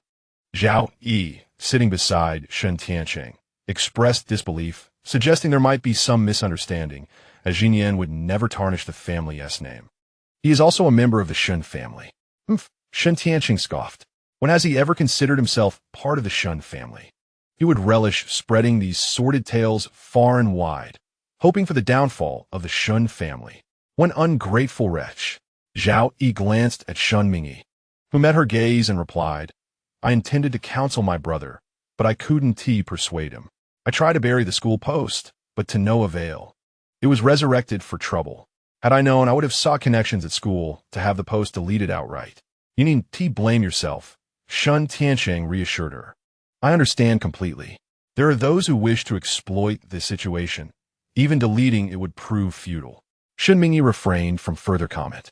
Although the forum suggested that the conflict between him and Shun Jinyan had incited those remarks, he was aware that Shun Tianqing believed in him. Assuming he had endeavored to prevent Shun Jinyan's outburst and was merely misunderstood, who could be leveraging the situation for their own gain? Zha Yi pondered it. Such a significant issue, it seems designed to drive the Shun family to the brink of despair. Shen Tianqing let out a cold laugh and picked up his phone to call Shun Jinyan. After 2 attempts that were abruptly cut off, his next call went straight to voicemail. Shun Tianqing hurled his phone onto the table, exclaiming, "That wretched child. I should have silenced him back then." "Father, this situation has nothing to do with my brother," Shun Mingyi interjected. "Do not speak on his behalf," Shun Tianqing replied. "This matter is inextricably linked to him. Do not say such things." Zha Yi protested. "I know my heart well enough," Shun Tianqing retorted as he rose. "Enough, you two should get some rest. I will handle this matter. How will you resolve it?" Zha Yi inwarded. "You need not concern yourselves," Shun Tianqing asserted. "I have formulated a plan."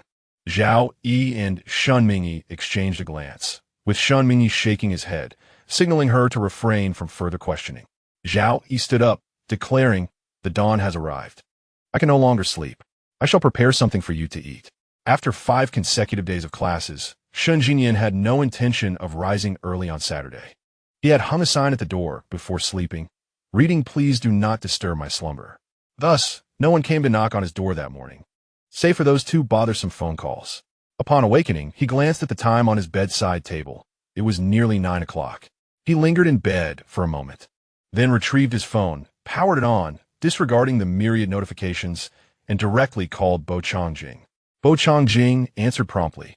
"You're awake? Are you at home or the office?" Shun Jinyan inquired. "At home." Bo Changjing inquired. "Young master, what is your command?" Shun Jinyan immediately adopted a feeble tone, coughing twice before saying, "Brother, please hurry. I believe I have a fever." Bo Changjing responded, "I am on my way." Shun Jinyan added, "I feel so dizzy from the fever." After hanging up, Bo Changjing appeared in Shun Jinyan's room within a minute.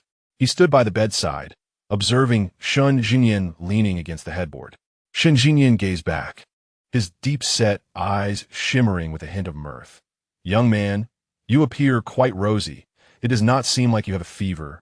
Bo Changjing remarked. "That's the fever making me flush," Shun Jinyan replied, a hint of grievance in his tone. "If you don't believe me, feel my forehead." Bo Changjing touched his forehead, his expression shifting to one of concern. "Get up, I will take you to the hospital." Noticing his anxious demeanor, Shun Jinyan's smile faded. He raised his hand to touch his forehead.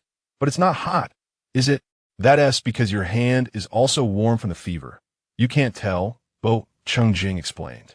Shun Jinyan paused, a sense of familiarity washing over him at the words. "You re-deceiving me," he stated. And you are not deceiving me? Bo Changjing lightly tapped his forehead.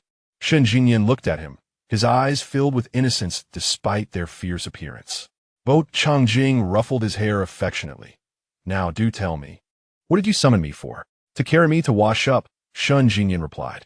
Bo Changjing's expression stiffened for a moment before he said, let us go to the hospital instead. Something must be wrong with your mind. You re-scolding me, Shen Jinyan retorted. I would still like to hit you, Bo Changjing replied. You re-19, not 9. I stopped carrying you when you were 9. So what? Shen Jinyan responded defiantly. Bo Changjing said, it seems you simply wish to act spoiled. Shen Jinyan stretched his legs, propping himself up with his arms, smiling softly. His deep-set eyes half-lidded, exuding gentleness and obedience. Bo Changjing chuckled softly and inquired, is the moment of acting spoiled over now? Yes, Shen Jinyan affirmed. Bo Changjing gently tapped his head. You little rascal. Go wash up and eat something. Okay, Shen Jinyan replied. Chapter 11. The exceptional duo. As Shen Jinyan had breakfast, he glanced at the unread messages and notifications on his phone. Naturally, he encountered news concerning the Shun family selling children. He skimmed through it. The headlines were filled with condemnation of the Shun family and curses directed at Shun Tianqing. However, his unread messages were inundated with insults from Shun Tianqing. It seemed that Shun Tianqing had firmly concluded that the online accusations were his doing. The calls at dawn were likely meant to berate him, but after 2 attempts, he had turned off his phone, never anticipating such an incident would unfold. Shen Jinyan briefly scanned Shun Tianqing's messages. There was nothing novel, merely the same old tirades. Exiting the chat, he clicked on Shun Mingyi's dialogue. Again, there was no originality, only feigned concern. Shun Mingyi, when present, always found ways to irritate him, while online, he assumed the role of a caring younger brother. Utterly hypocritical. With a flick of his finger, Shun Jinyan promptly blocked him. He then opened the messages from Yi Qinghe. Yi Qinghe did not bring up matters concerning the internet, but instead inquired whether he would like to go out for a game of basketball. Mentioning a new establishment that had opened near the court, Shen Jinyan politely declined his invitation. As he set his phone aside, preparing to continue his meal, another notification flashed across the screen. Taking a bite of his fried egg, he absent-mindedly tapped on the notification. After glancing at it a couple of times, his chewing gradually slowed. A new Weibo post from the Shun family had surfaced online. The content of the post stated that the Shun family had never engaged in any transaction involving the sale of their son, labeling such rumors as mere fabrications, falsehoods, and the concoction of evidence. It further clarified that his signature on the document was merely a photograph taken from another contract, confirming that no sale had ever occurred. The post also addressed the discussions on the Jiang University forum, asserting that Shen Jinyan had spoken out of anger during a quarrel, and that his childish outburst had unintentionally sparked widespread debate. To safeguard Shen Jinyan's privacy, the family requested that the public refrain from further discussion, deeming it detrimental to the child. Shen Jinyan stared at the Weibo post released by the Shun group. After reading it twice, a flurry of questions swirled in his mind. What did this mean? Were they placing the blame on him, shifting the narrative onto his shoulders? With Shun Tianqing's statements, not only did it imply that the discussions on the school forum stemmed from Shen Jinyan's momentary anger and were thus baseless, but also suggested that the explosive Weibo post about the Shun group was somehow orchestrated by him. After all, only someone close to Shen Tianqing would have access to sign the contract. The entire portrayal painted Shen Jinyan as a petulant child, lashing out in an attempt to provoke Shen Tianqing, thereby maligning him with accusations of selling children. Consequently, Shen Jinyan's current online persona had morphed into that of an unfilial son, who carelessly slanders his family, spins lies, forges evidence, and weaponizes public opinion against his biological father. He glanced at the comments beneath the Shun Group's Weibo post, all of which condemned him. Scrolling through them aimlessly, Shen Jinyan shut his phone and returned to his meal. After finishing breakfast, he ascended the stairs and changed his attire in his room. Upon re-emerging, he was startled to find a woman standing at his door, nearly causing his hair to stand on end. He stumbled backward, colliding his shoulder against the door. Shen Jinyan gazed at the woman before him, momentarily rendered speechless. "Xiaowen Yan Yan, have you missed me?" Xia Zhichu smiled gently. "Yet." Shen Jinyan felt as though her voice had tightened around his throat. "W, when did you arrive?" "I came when you were sleeping," Xia Zhichu replied, brushing her hair back with her fingers. Her sleek, black bob fell to her chin, exuding a sense of sharpness. Her features were well-defined, her long and thick eyelashes giving the impression of having eyeliner tattooed. Her crimson lips were alluring and flamboyant. She was 5 years his senior, akin to an older sister. However, in their relationship, Shen Jinyan felt more like her subordinate. He had feared her since childhood. In childhood, one could not retaliate. As one matured and gained understanding, the instinct to strike back faded.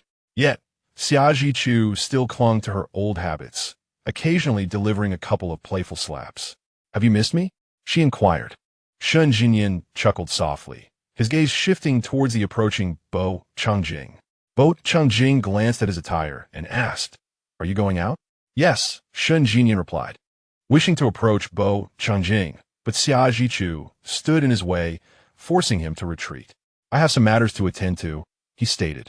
"Is it about Shun Tiancheng?" Bo Hingying probed. Shen Jinyan nodded. "What do you plan to do?" Bo Changjing continued. "Burn down the Shun family." Shen Jinyan's eyes grew cold, intending to show them what true temper tantrums entailed. "Ah, bold move, a commendable idea," Xia Zhichu remarked, reaching to pat Shen Jinyan's shoulder. Instinctively, he sidestepped, evading her touch, and moved beside Bo Changjing. Xia Zhichu's hand hovered in the air, her gaze icy. Shen Jinyan positioned himself in front of Bo Changjing. Bo Changjing turned to Xia Zhichu. Speaking gently, "You are merely stoking the flames." Xia Zhichu lowered her hand, falling silent. "What are your plans after burning down the Shun family?" Bo Changjing inquired. You dare accuse me?" Xia Zhichu retorted. "This isn't just stoking the flames. You are enabling." Shen Jinyan chuckled softly. Bo Changjing glanced back at him. Xia Zhichu rolled her eyes, feigning a tone of mockery. "It's been ages since I've seen the young master smile like that." "Brother, look at her," Shen Jinyan complained. "You little snitch," Xia Zhichu shot back. "Brother, genuinely look at her," Shen Jinyan continued. At that moment, Bo Changjing's phone rang, and he stepped away to take the call, exiting the battlefield. The moment he left, Xia Zhichu delivered 2 swift slaps to Shen Jinyan. The force of her blows made him feel as though his arm had instantly swollen. He rubbed his arm, glaring at Xia Zhichu. Feeling refreshed, Xia Zhichu disregarded his glare. "When will you leave?" Shen Jinyan asked. "It depends on my mood," she replied. Not far away, Bo Changjing remained on the phone, observing Shen Jinyan's cold, aggressive demeanor as he helplessly rubbed his sore arm, unable to suppress a smile. Shen Jinyan pulled out his phone. "I will book you the earliest flight. You should leave quickly." "Whatever," Xia Zhichu replied. "I don't wish to leave, and a plane ticket cannot force me away." Shen Jinyan returned his phone to his pocket. "What brings you back?" Xia Zhichu glanced at him and then at Bo Changjing in the distance before stating, "Actually, I have come back to accomplish something of great importance." "What is it?" Shen Jinyan asked, furrowing his brow, sensing her words were not to be taken lightly. "It is something I have wrestled with for a long time, considered deeply, and finally resolved to undertake," Xia Zhichu declared. Shen Jinyan listened to her poetic proclamation, his expression becoming increasingly incredulous. "Continue," she urged, noticing his silence. Though Shen Jinyan was speechless, he obediently prompted, "What is it?" "I wish to be with Bo Changjing. I want to marry him," Xia Zhichu asserted. "I aspire to be the matriarch of the Jingyan group." Upon hearing her ambitious declaration, Bo Changjing cast a silent, incredulous glance in her direction. Shen Jinyan's expression shifted from disbelief to astonishment. "Are you out of your mind? You are an alpha, and he's an alpha too. How could you two be together?" "I am a woman." Xia Zhichu elegantly tucked a strand of hair behind her ear. "You are an alpha," Shen Jinyan exclaimed, somewhat agitated. "You are a woman. Yet you are also an alpha? You both have susceptibility periods. Your pheromones will repel each other. So what?" Xia Zhichu snapped her fingers. "An unparalleled dual alpha. Get lost." Shen Jinyan retorted. "I disagree. What does it matter to you?" Xia Zhichu countered. "I simply do not agree. This is our affair. What business do you have meddling in it?" "You disagree? On what grounds?" As she spoke, she playfully tapped Shen Jinyan's arm.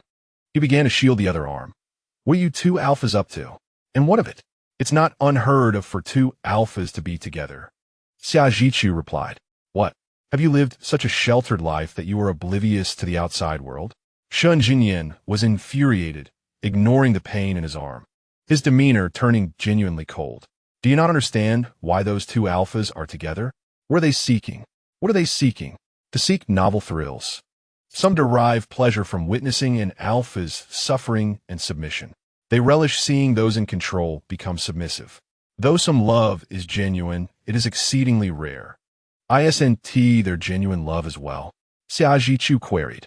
You better be referring to true love. Shun Jinyan's tone cooled further.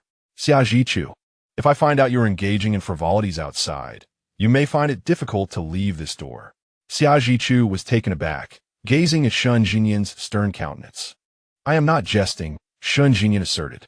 After a moment of surprise, Xiajichu chuckled. You've really grown up? You dare to impose on me. Shun Jinyan remained silent. Just then, Bo Changjing approached. Have you finished your conversation?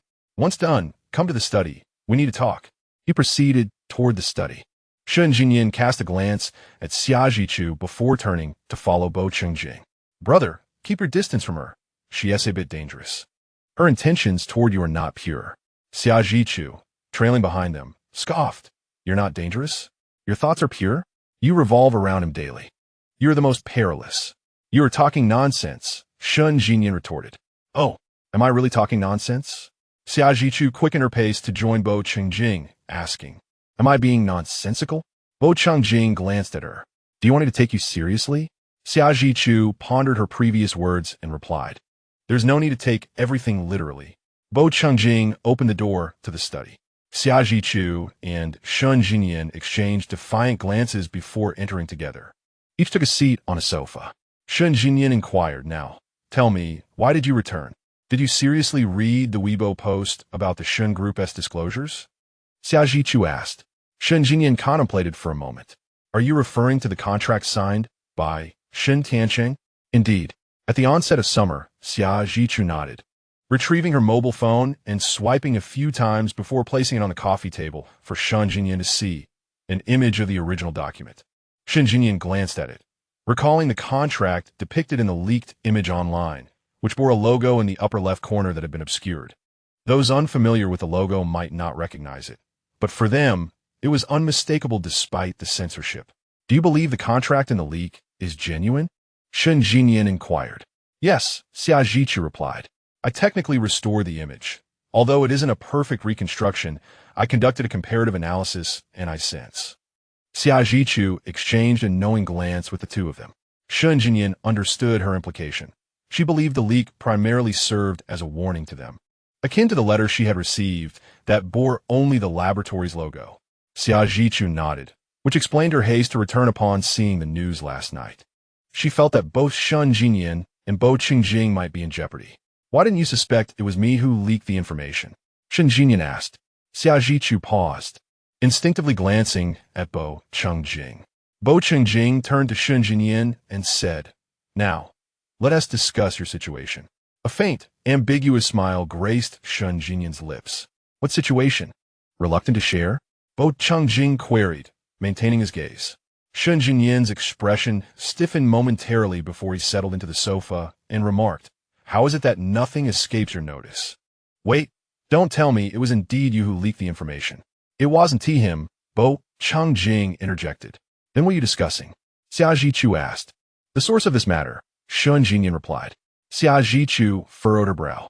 The source lay in Shun Jinyan's remarks at school, specifically his claims about Shun Tiancheng selling him out. Suddenly, Xiajichu comprehended. Shun Jinyan was extreme in his methods. He either resolved matters with reckless haste or meticulously wore down his adversaries, imposing immense psychological pressure through relentless torment. The statement he made at school, in front of many, likely belonged to the latter approach. After a moment of silence, Xiajichu asked, Have you traced the cause of your mother's death? Bo Changjing turned his gaze to Shun Jinyan. Shun Jinyan nodded. His motivations for returning to the Shun family were manifold, one of which was nostalgia for the place where his mother once lived, and another was to investigate the circumstances surrounding her death. Shun Tianqing publicly claimed that his mother had committed suicide by overdosing on sleeping pills, a notion Xing had never accepted. His mother had loved him dearly, having promised to take him to the science museum the following day and regaling him with stories before bed. It was inconceivable that she would take her own life just as he awoke. Shortly after her passing, Shun Tianqing sold him off. Only after leaving the laboratory did he learn that a year later, Zhao Yi had brought Shun Mingyi into their home, effectively replacing his mother. And now, Bohing inquired. What shall we do? The situation had escalated beyond control. Shun Jingyan stated, if they intend to tarnish my reputation, then I must act swiftly to resolve this. Initially, he had planned to exhaust Shun Tianqing gradually. Thus, he had openly disclosed Shun Tianqing's betrayal in front of so many at school. He relished observing those ensnared in a deadlock, struggling in vain. Alas, that sight was now beyond reach. Some took advantage of this situation to issue warnings, further exacerbating the matter. Shun Jijian slightly raised an eyebrow, but remained silent. Shall I resolve this? Bohing inquired. Shun Jijian gazed at him and, after a moment of contemplation, nodded. At this juncture, he found the situation rather tedious. Upon receiving his consent, Bo Changjing remarked, the source of the leaked Weibo post remains untraceable. Since it cannot be tracked, let us await the individual S appearance. Xia Zhichu nodded. Upon seeing the Weibo post, she felt an unsettling anxiety. Bo Qingjing's demeanor alleviated her concerns significantly. Do you require my assistance regarding Shun Tianqing? Xia Zhichu asked. No need, Bo Changjing replied, go rest. Very well, Xia Zhichu responded, rising to depart. As she exited, Bo Qingjing turned once more to Shun Jijian. Leaning against the sofa, Shun Jijian also turned his head, the earlier sharpness having faded, replaced by a soft vulnerability, his eyes reflecting a naive innocence. Had it been a decade prior, Bo Changjing would have surely embraced him. What did you learn of it? Bo Changjing inquired about the cause of his mother's demise. Before the college entrance examination, Shun Jijian slowly lowered his gaze. I uncovered some details, but lacking certainty, I intentionally spoke in a way before Shun Tianqing that led him to believe I had knowledge of something. Consequently, he made a call to confirm. I overheard the conversation. The call was made to the individual who procured the sleeping pills back then. The medication was acquired through illicit means at Shun Tianqing's behest. Shun Jijian closed his eyes, the notion having originated from the person who procured the drugs. I possess evidence that can confirm it. He took a life, his wife S and my mother S. Chapter 13. He will eventually have his own family. Bo Changjing approached Shun Jijian, gently ruffling his hair. Find something to occupy yourself with. Or perhaps take a nap, he suggested. Shun Jijian softly acknowledged him. I may not return until noon, Bo Changjing stated. Shun Jijian replied again. Bo Changjing patted his head once more, rising to leave. But just as he reached the door, he heard Shun Jijian's footsteps approaching. Just as he turned around, Shun Jijian unexpectedly embraced him from behind. Bohing froze momentarily. Shun Jijian lowered his head, resting his forehead against Bo Changjing's shoulder, gently nuzzling against him. Brother, I miss my mom. A pang of sorrow struck Bo Changjing's heart as he grasped Shun Jijian's wrist. We'll visit her together tomorrow. Shun Jijian tightened his hold around Bo Changjing's waist. Just for a little while, brother. Bo Changjing remained still, holding his wrist, his thumb tenderly stroking the inside of it. After leaving his home, Bo Changjing proceeded directly to the Shun residence. However, just as he departed, Shun Jijian received a call from Shun Tianqing. Shun Tianqing sought to have Shun Jijian publicly refute his previous statements, claiming they were merely the ramblings of a petulant outburst, insisting that the Shun family had never considered selling their son. You are also a member of the Shun family. What benefit is there for you in bearing such a reputation? Shun Tianqing spoke on the phone, asserting that this matter originated from you. If you had not made such remarks at school, how could this information have found its way online? Shun Jijian stood by the floor-to-ceiling window, gazing at the lotus flowers swaying gently in the breeze. His deep-set brows were laden with an air of menace, cold and indifferent, surveying all beneath him. Is it truly my doing that the situation has escalated to this point? How could it not be your fault? Shun Tiancheng retorted in a low growl. Had it not been for your indiscreet words. Shun Jian interjected, rebutting, if you hadn't betrayed me, even if I had spoken, what could it have done to the Shun family? You are merely projecting your own guilt. Now that matters have reached this juncture, why can't you let it go? It has been years. Shun Tiancheng replied, are you not well now? You have brought ruin upon the Shun family. What benefit does that serve you? Bo Chengjing will eventually marry. He will establish his own household, with his own wife and children. What position will you hold beside him then? A brother? What will you gain? Shen Jinyan's eyes narrowed slightly. He is currently open-hearted towards you, but once he has his own family, his every thought will be devoted to his children. At that point, what will you be to him? Shen Tiancheng's tone softened somewhat, saying, you are of the Shen lineage. You will always carry the Shen name. The Shen family will always have a place for you. And so, Shen Jinyan's voice dripped with sarcasm. Therefore, preserving and strengthening the Shun family is of utmost importance.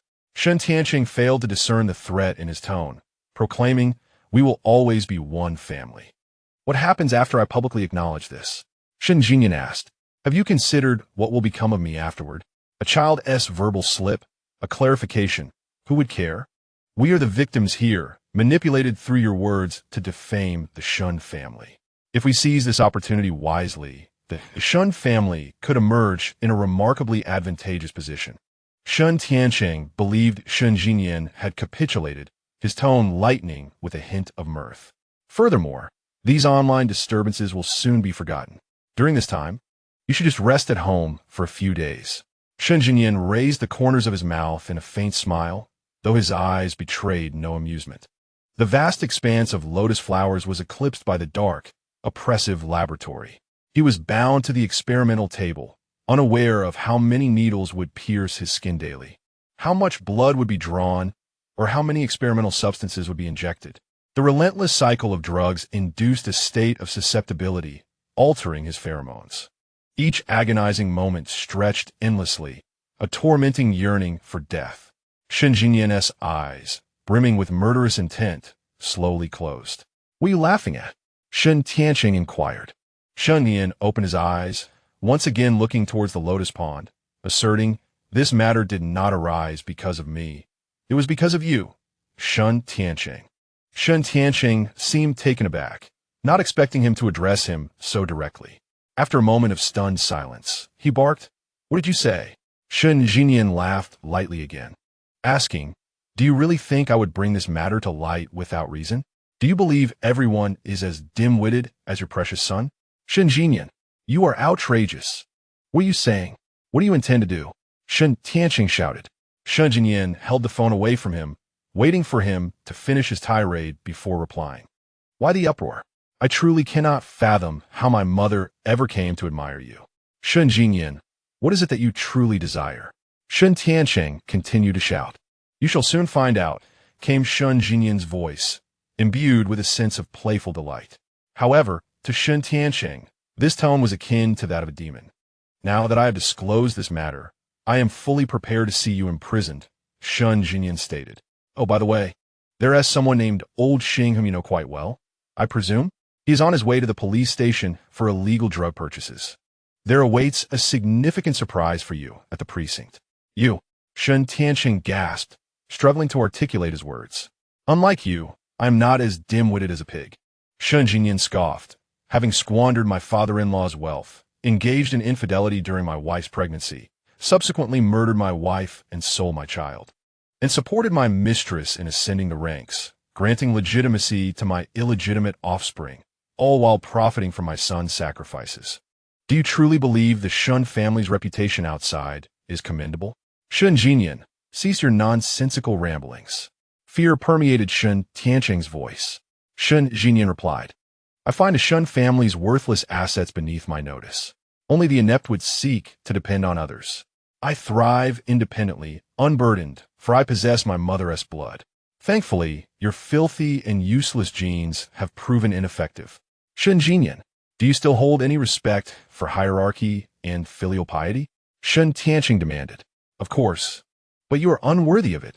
Shun Jinyan retorted. Do you know why I answered this call? Because it shall be our final conversation. I wish for you to understand your impending demise. With that, Shun Jinyan ended the call, promptly blacklisted Shun Tianqing, and silenced his phone, slipping it into his pocket. Everything around him seemed to fall into a tranquil silence. He gazed upon the lotus flowers, swaying gently in the wind. The sun shone brightly, dispelling every shadow. Events were unfolding as per his meticulous plan, all yielding the outcomes he desired. Yet, Shun Jinyan felt no joy. He approached the fish tank, pinched some fish food, and sprinkled it inside. The echoes of Shun Tianqing's words reverberated in his ears. Bo Changjing will ultimately have his own family. He shall have his own wife and children. When that time comes, who will you be? Chapter 14. The Fall of the Shun Family. Following the abrupt end of the call, Shun Tianqing immediately attempted to reach Shun Jinyan again. However, the line was dead. He then switched to another number, but to no avail, as each of his 5 attempts went unanswered. Frantically, he dashed out of his study, colliding with Zhao Yi, who was entering with a tray of fruits. As the door swung open, Shun Tianqing's forceful entry caused Zhao Yi to stumble back, her fruits scattering to the floor, and the porcelain plate shattered, producing a sound that resonated ominously in Shun Tianqing's heart. His taut nerves were set ablaze, and he bellowed, "What are you doing? Clumsy fool! Can't you even carry a plate properly?" Zhao Yi, having already been in discomfort from the collision, was startled by his sudden outburst. Cautiously, she replied, "I noticed you had been in the study for quite a while, so I thought to bring you some fruit. All you do is eat. Can you not ponder something of substance? What time is it for you to only think about food?" After Shun Tianqing finished speaking, he strode downstairs. Zhao Yi stood there with an innocent expression, watching him leave. Once he descended, her facade of innocence vanished, replaced by an expression of disdain and aversion. Shun Mingyi emerged from the room and approached her, asking, "Mom, are you all right?" "I'm fine," Zhao Yi replied, lightly patting her hands. Shun Mingyi inquired, "What happened to Dad?" Just venting his frustration, Zhao Yi responded, "It seems the situation hasn't resolved favorably. Hasn't the public sentiment shifted online? Is there a new issue arising?" "No," Shun Mingyi replied. "Everyone is still condemning Shun Jinyan." "Is there no movement from Shun Jinyan's side?" Zhao Yi asked. "None." Shun Mingyi shook his head, remaining quiet. "That's not typical of Bo Changjing's style," Zhao Yi remarked. "He cherishes Shun Jinyan so much. How could he allow him to be vilified online? I can't fathom it either." Shun Mingyi confessed. Could it be that Dad encountered another setback with Shun Jinyan? Sureli, Zaha Yi asertet. Shun Jinyan is someone who would inflict harm on 800 enemies while suffering 1,000 losses himself. Shun Mingyi nodded in agreement. Meanwhile, Shun Tianqing had changed his shoes at the entrance and departed hastily. He needed to locate Shun Jinyan immediately to prevent old Xing from being taken to the police station or to stop Shun Jinyan from making any statements that could be damaging. If he could thwart Shun Jinyan and contain the situation, there might still be a glimmer of hope. Otherwise, everything would be lost. He rushed out the door, but was confronted by individuals waiting outside. He made his way to the entrance, only to find himself trapped, with the outside figures ignoring his attempts to communicate. Whenever he tried to exit, someone would obstruct him. Shun Tianqing shouted at the door. Zhao Yi and Shun Mingyi quickly emerged, and upon grasping the situation, Shun Mingyi suggested calling the police. However, Shun Tianqing forbade it. He was terrified. The last thing he wanted to see was the police. The 3 of them returned to the living room. "What happened? What's going on?" Zhao Yi asked anxiously. Shun Tianqing collapsed onto the sofa, his head bowed in silence for a moment before declaring, "It's over. It's all over." "What do you mean it's over?" Zhao Yi crouched before him, gently asking, "Tianqing, what has happened? Speak up, and we will figure it out together as a family." "There is nothing to be done." Shun Tianqing lamented. "I never anticipated Shun Jinyan would be so ruthless. He truly disregards the Shun family." "What do you mean?" Zhao Yi's heart raced. Instinctively glancing at Shun Mingyi, he gestured for her to continue questioning. Turning her gaze back to Shun Tianqing, she pressed, "What do you mean by that?" With his head still bowed, Shun Tianqing replied, "Shun Jinyan has likely already contacted the authorities. The Shun family is finished." Zhao Yi's pupils trembled, her voice rising in disbelief. "How could this happen?" Shun Mingyi furrowed his brow, astonished that Shun Jingyan would go to such lengths. He had assumed Shun Jingyan would vie for control of the Shun family, but never imagined he would seek to destroy it outright. Without the Shun family, he would gain nothing. What advantage would that bring him? Truly a madman. What do we do now? Zhao Yi asked, her voice trembling. Let us just wait for the inevitable, Shun Tianqing replied. Zhao Yi swayed slightly, shaken by the gravity of the situation. Shun Mingyi assisted her onto the sofa, contemplating potential strategies to safeguard the Shun group. The company had other shareholders, and selling off his son was a grave error committed by Shun Tianqing. He aimed to minimize the losses faced by the Shun group. While lost in thought, a commotion arose at the entrance. The three turned their gaze towards the door, witnessing the guards rushing into the courtyard, taking their positions along the gravel path. Following closely behind was Bo Qingjing, accompanied by two others, as he strode into the courtyard. Outside, the sun shone brightly, and the autumn breeze was refreshing. Yet Bo Qingjing approached with an ominous presence, reminiscent of the king of the underworld, each step seemingly determining the fates of men. Upon entering the living room, Bo Qingjing's gaze settled upon Shun Tianqing, who felt a tremor of fear within. Bo Qingjing's cold, piercing stare was akin to a blade, briefly assessing Shun Tianqing before he took a seat on the sofa opposite him. After a few moments of stunned silence, Shun Tianqing regained his composure and exclaimed, Mr. Bo, I was wrong. I was wrong. It's all my fault. Please grant me another chance. You truly do not even wish to feign remorse, Bo Qingjing replied. I was wrong. I genuinely regret it, Shun Tianqing insisted. I will treat Shun Jingyan well from now on and make amends. You said the very same when you brought him home, Bo Qingjing retorted. And now you seek to cast him aside to bear the blame? You even called him to request his assistance in clarifying your predicament? His voice was soft, yet each word struck like a dagger, continually piercing the hearts of those present. He was already aware that Shun Tianqing had contacted Shun Jingyan on the way here. What do you take him for? Bo Qingjing questioned. To reach such a level of fatherhood is truly repugnant. Mr. Bo, this was not my father's intention, Shun Mingyi interjected. The post on Weibo was issued by the company. Its content was ambiguous, and we failed to recognize its potential repercussions online. Bo Qingjing glanced at him with a raised eyebrow. Who do you think you are to speak here? Shun Mingyi gasped, his pupils quivering, taken aback by the humiliation directed at him, and he found himself at a loss for words. Bo Qingjing surveyed the individuals behind him, who nodded in affirmation and placed a document before Shun Tianqing. Sign this, and I will ensure the survival of the Shun group. Refuse, and I will make certain it vanishes entirely, Bo Qingjing declared. Choose. Shun Tianqing perused the contract. Shun Mingyi and Zhao Yi watched anxiously from the side. Upon reading its contents, despair enveloped them as if they had suddenly plummeted into an abyss. Should Shun Tianqing sign, the Shun group would belong to Shun Jingyan, severing all ties with Zhao Yi and Shun Mingyi. Shun Mingyi felt darkness closing in, and he stepped forward anxiously. Father, you cannot sign. Shun Tianqing stared at the contract for a while before tearing it into pieces, each rip a cathartic release of his pent-up fury. Give it to him? Never. Realizing his downfall, he cast aside his reservations, declaring, If I cannot thrive, neither shall he.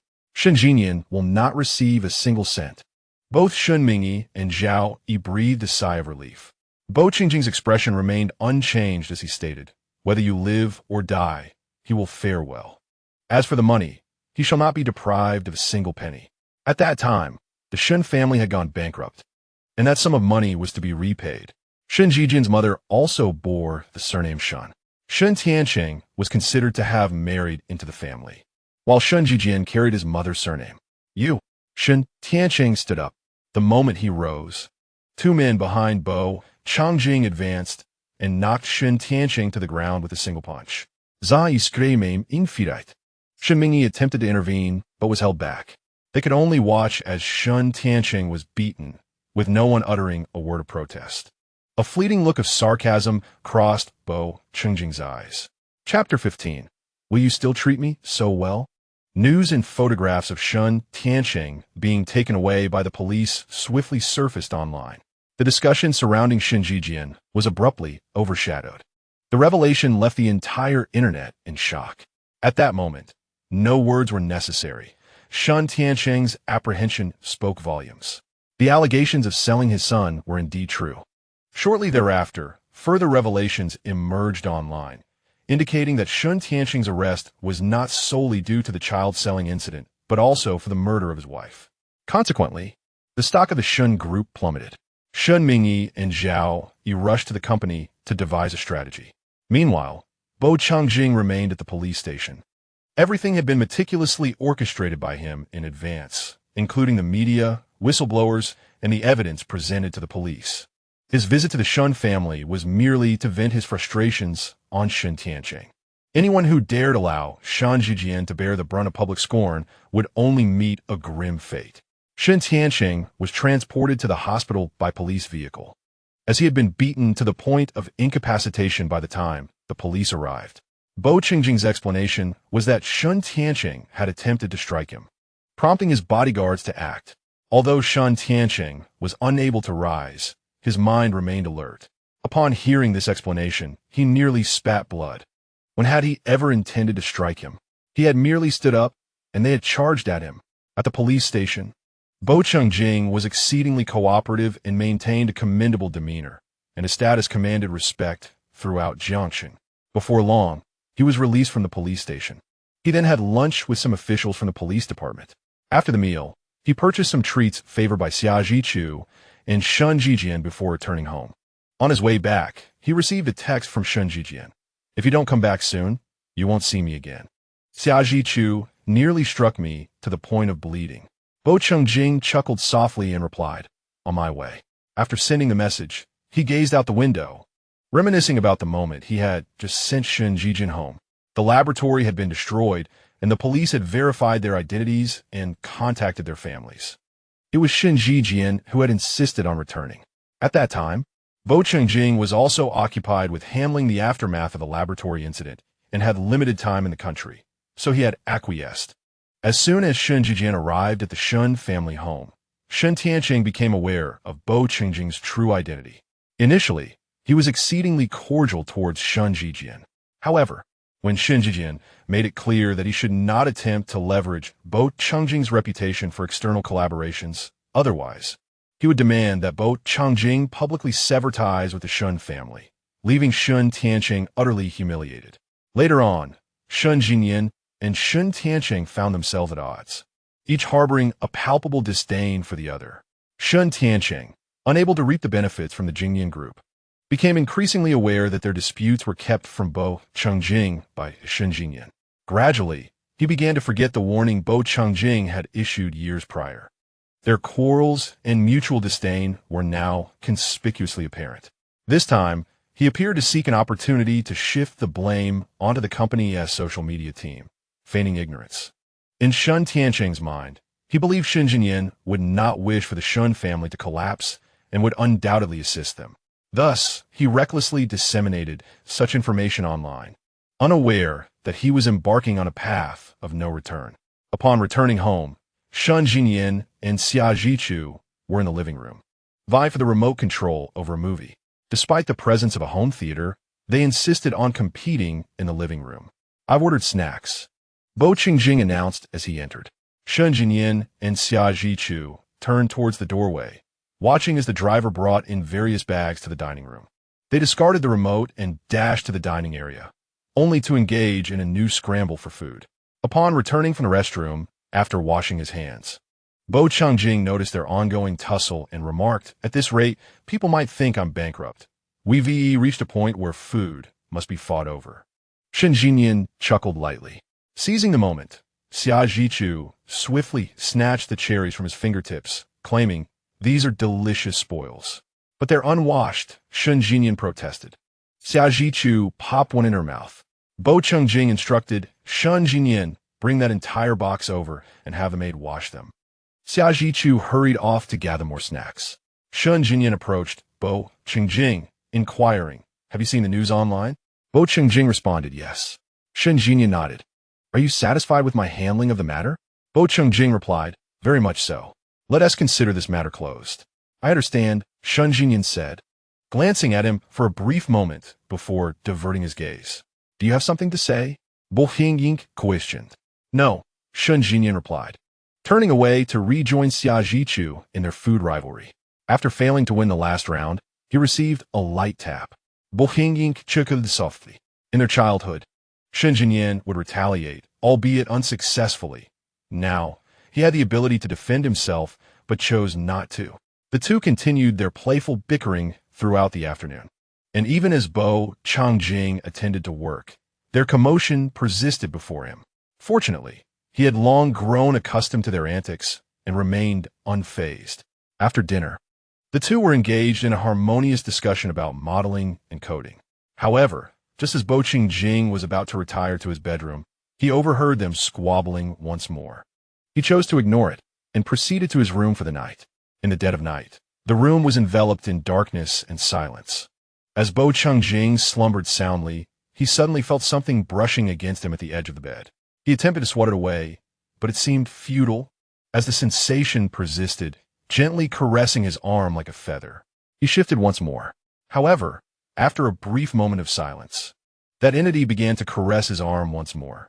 At last, Bo Changjing gradually became aware, sensing something was amiss. He opened his eyes, and in the darkness, his gaze sharpened, startling him and causing a muffled thud in his heart.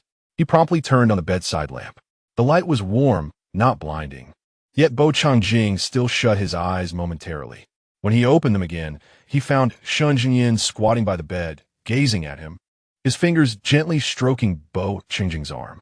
Bo Qingjing wore a look of incredulity, while Shun Jinyan gazed back with an innocent expression. After a moment of silence, Bo Qingjing's piercing gaze softened, and he kindly asked, "What troubles you?" The manner in which Shun Jinyan had hesitated earlier in the day had indicated to Bo Qingjing that he wouldn't be able to hold it in for long. Yet, this was rather swift. Shun Jinyan remained silent, though a hint of grievance flickered in his eyes. Still somewhat drowsy, Bo Changjing touched his face, inquiring, "What is it? Do you feel so wronged? Is it a matter of great consequence?" "Indeed, it is a matter of great consequence," Shun Jinyan conceded. Bo Changjing smiled slightly, urging, "Share it with me." Shun Jinyan fell silent once more. "Will you speak or not?" Bo Changjing pressed, "If not, I shall sleep." After a brief pause, Shun Jinyan finally spoke. "Brother, if in the future you have your own family, a wife, and children, will I then become a stranger to you? And will you no longer treat me as you do now?" Chapter 16. Dreaming of Bo Changjing, the dim light dispelled the darkness, casting a warm glow over the surroundings. Bo Changjing lay on his side in bed, propping himself up on his arm, observing Shun Jinyan. He was puzzled by the suddenness of Shun Jinyan's question. "Why do you ask such a thing all of a sudden?" he inquired. Shun Jinyan, still squatting at the bedside, remained silent, merely staring at him, resembling a small wolf cub that had suffered slight. In his silence, Bo Changjing was left to guess, recalling the events of the day. "What did Shun Tianqing say to you?" he asked. Shun Jinyan nodded. Bo Qingjing smiled faintly and continued, "And what do you think?" "I do not know," Shun Jinyan replied, sitting down on the carpet beside the bed. Bo Qingjing gestured for him to continue. After a moment of contemplation, Shun Jinyan spoke, "You treat me well, and you treat Xia well. You regard us as family." "Indeed," Bo Qingjing affirmed. "You take care of everything for us," Shun Jinyan added. "You are a wonderful brother and our pillar of support." "Yes," Bo Qingjing echoed. "If you have a family, a wife, and children, you will surely treat them exceptionally well," Shun Jinyan remarked. "And this kindness may very well surpass the affection you show us." "Why is that?" Bo Qingjing inquired. "Because they are your wife and your children," Shun Jinyan explained. "Their bond with you is fundamentally different from ours. The person you choose to marry will undoubtedly be the one you truly love. Otherwise, you would not embark on the journey of marriage." Bo Changjing gazed at him, remaining silent, his expression drifting into distant thoughts, unaware of what was occupying his mind. Shun Jinyan, absorbed in his own musings, did not notice Bo Changjing's demeanor. He continued, "The person you love deeply will inevitably be someone very close to you. The love you invest will be greater, more centered around her, and filled with care and tenderness. Will you then neglect us?" Bo Qingjing's thoughts were pulled back as he gazed into Shun Jinyan's eyes. The two exchanged glances, and after a moment, Bo Qingjing spoke. Jinyan, do you understand that these are two distinct kinds of feelings? Of course I do. I'm not a fool, Shun Jinyan replied. If you have a wife, that is love. While what we share is familial affection, we are family. Bo Qingjing's eyelashes fluttered lightly. You are such a silly fool, he remarked. Shun Jinyan frowned, staring at him, clearly displeased by this assessment. Noticing his expression, Bo Qingjing paused and added, since these are two different emotions, what is there to compare? My feelings for you will never be transferred to another. Shun Jinyan fell silent again. Bo Qingjing, too, remained quiet. After a moment of stillness, Shun Jinyan asked, is what you said true? Yes, Bo Qingjing affirmed. Shun Jinyan scrutinized him further. What if you were to go back on your word? I would never, Bo Qingjing assured, looking deep into his eyes. Yet, despite his words, Shun Jinyan's inner turmoil remained uncalmed. He felt as though Bo Qingjing would eventually be taken away from him. Seeing that he was not comforted, Bo Qingjing inquired, Jinyan, why are you anxious about things that have not yet happened? But they will eventually happen, Shun Jinyan murmured. Bo Qingjing's lips moved as if to say something, but he held back. Surely, everyone will marry and have children, Shun Jinyan mumbled. Bo Qingjing observed him, likening him to a forlorn dog, stripped of its aggression. He gently brushed his fingertips. What about you? What about me? Shun Jinyan asked. You will also marry and have children, Bo Qingjing replied. Shun Jinyan was momentarily taken aback.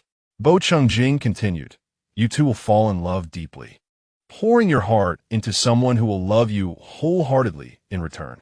At that time, you may no longer need my care. The attention and affection you seek will be provided by someone else. Hearing his words, Shun Jinyan felt an urge to refute him, yet he paused, failing to contemplate why Bo Qingjing spoke as he did. Impossible, he declared. What is impossible? Bo Qingjing's tone remained gentle. It is impossible to not need your care. But when the words were on the tip of his tongue, Shun Jinyan could not voice them. He felt he should have said it. It suddenly sensed that it would be inappropriate to do so, though he could not pinpoint why. If he did not utter those words, only the impossibility of marrying and having children remained. But why? Why would he not marry and have children? Bo Qingjing waited a moment, noticing Shun Jinyan's silence, then lightly tapped his head. Why dwell on things that have yet to occur? Go back to sleep. Shun Jinyan remained still. Shall I have to strike you? Bo Qingjing pressed. Shun Jinyan stayed motionless. Hurry up, Bo Qingjing urged again. Reluctantly, Shun Jinyan rose, propping himself up with his hands. As he got up, he cast a glance towards Bo Qingjing. Bo Qingjing lay on the bed, propped up by his elbow. He donned a bathrobe, the sash of which was tied rather loosely, giving it a relaxed appearance. Shun Jinyan bent to rise, casting a glance that inadvertently revealed a substantial expanse of skin across Bo Qingjing's chest. A further glance downward unveiled well-defined abs. The muscular contours were aesthetically pleasing, exuding strength without being ostentatious, truly captivating. Bathed in the warm, golden light, one could perceive the delicacy and fairness of his skin. Shun Jinyan found himself captivated, stealing a few more glances before finally standing upright. Bo Qingjing lifted his gaze toward him, commanding, return to sleep. Shun Jinyan gave him one last look, uttering not a word, before turning to exit the room. As he heard the door close behind him, Bo Qingjing's eyes drifted, lost in thought. After a considerable pause, he sighed softly, straightened himself, secured the loose sash of his robe, and reclined back onto the bed. Meanwhile, upon returning to his own room, Shun Jinyan found no rest. Lying in bed, his mind fixated on the question Bo Qingjing had posed earlier. Initially, he had contemplated how he would cope with Bo Qingjing's marriage, but now, he pondered why he had faltered while responding to Bo Qingjing's inquiry. He wrestled with these thoughts throughout the night, ultimately succumbing to slumber just as the first light began to grace the horizon. However, he awoke abruptly from a nightmare after less than 2 hours of sleep. Sitting up suddenly, beads of perspiration trickled down his neck, his chest heaving, eyes piercingly fixed on a specific point on the bed. His eyes were narrow and elongated, with deep double eyelids that, when slightly lowered, bore an intimidating intensity that discouraged direct gazes. After a moment, he shut his eyes, swallowing hard, and detected the scent of his own pheromones. The pervasive fragrance throughout the room incessantly reminded him of the dream he had experienced. To his astonishment, the figure in his dream had been Bo Changjing. Chapter 17. Brother. After showering, Shangye descended the stairs to find Bo Changjing and Xia Zhichu engaged in breakfast. Upon seeing him, Xia Zhichu expressed surprise. "Young master, you are up so early today. Why does it concern you?" replied Shangye, approaching the dining table. He paused momentarily when his gaze met Bo Changjing's, causing him to halt in his tracks as well. Noticing this fleeting hesitation in Shangye's eyes, Bo Changjing inquired, "What is it?" "Nothing," Shangye replied, taking a seat beside him. The housekeeper served breakfast, and he silently began to eat, uttering not a word. Xia Zhichu glanced at him, then turned to Bo Changjing, asking, "Did you finally decide to silence him last night? Why not you?" Bo Changjing retorted. "Because I know it wasn't me," Xia Zhichu replied, "and it was quite late last night. I saw him leaving your room." Bo Changjing's expression remained unchanged. Yet Shangye's hand faltered with the spoon, his eyes cast downward, avoiding their gaze. Xia Zhichu probed, "Did he attempt anything untoward last night, prompting you to throw him out?" Shangye's grip on the spoon slipped, clattering into the bowl. The sound of porcelain clashing drew the attention of both Bo Changjing and Xia Zhichu to him. Shangye cast a faint glance at them, appearing unfazed. As he lifted a spoon to continue eating, Xia Zhichu observed for a moment before quietly inquiring of Bo Changjing, "He wouldn't actually do anything to you, would he?" Bo Changjing studied Shangye for a while before replying to Xia Zhichu, "Why can't it be that I might do something to him?" Listening to their exchange, Shangye's mind was consumed by the vividness of that dream. Throughout his life, he had never experienced a dream so profoundly etched in his memory, nor so strikingly clear. Externally, he seemed untroubled, yet internally, he had drifted away for some time. Xia Zhichu regarded him, sensing he appeared to be a good person, yet she felt he did not embody such goodness. Shangye glanced at her without uttering a word. He was not inclined to speak at that moment. He tacitly acknowledged her sentiment. Xia Zhichu asserted, "He is not a good person." Bo Changjing shot another glance at Shangye, sensing something was amiss. "So, has he done anything?" Xia Zhichu asked. "What would he possibly do?" Bo Changjing replied, "Hurry and eat. We'll miss the flight otherwise. Are you heading back?" Shangye turned his gaze toward her. "What? Are you reluctant to see me go?" Xia Zhichu responded. Shangye shot her another glance, falling silent once more. The hurried nature of his arrival left many matters unresolved, all piling up together. Xia Zhichu remarked, "Next time you come back, stay a few more days." Shangye nodded in acknowledgement.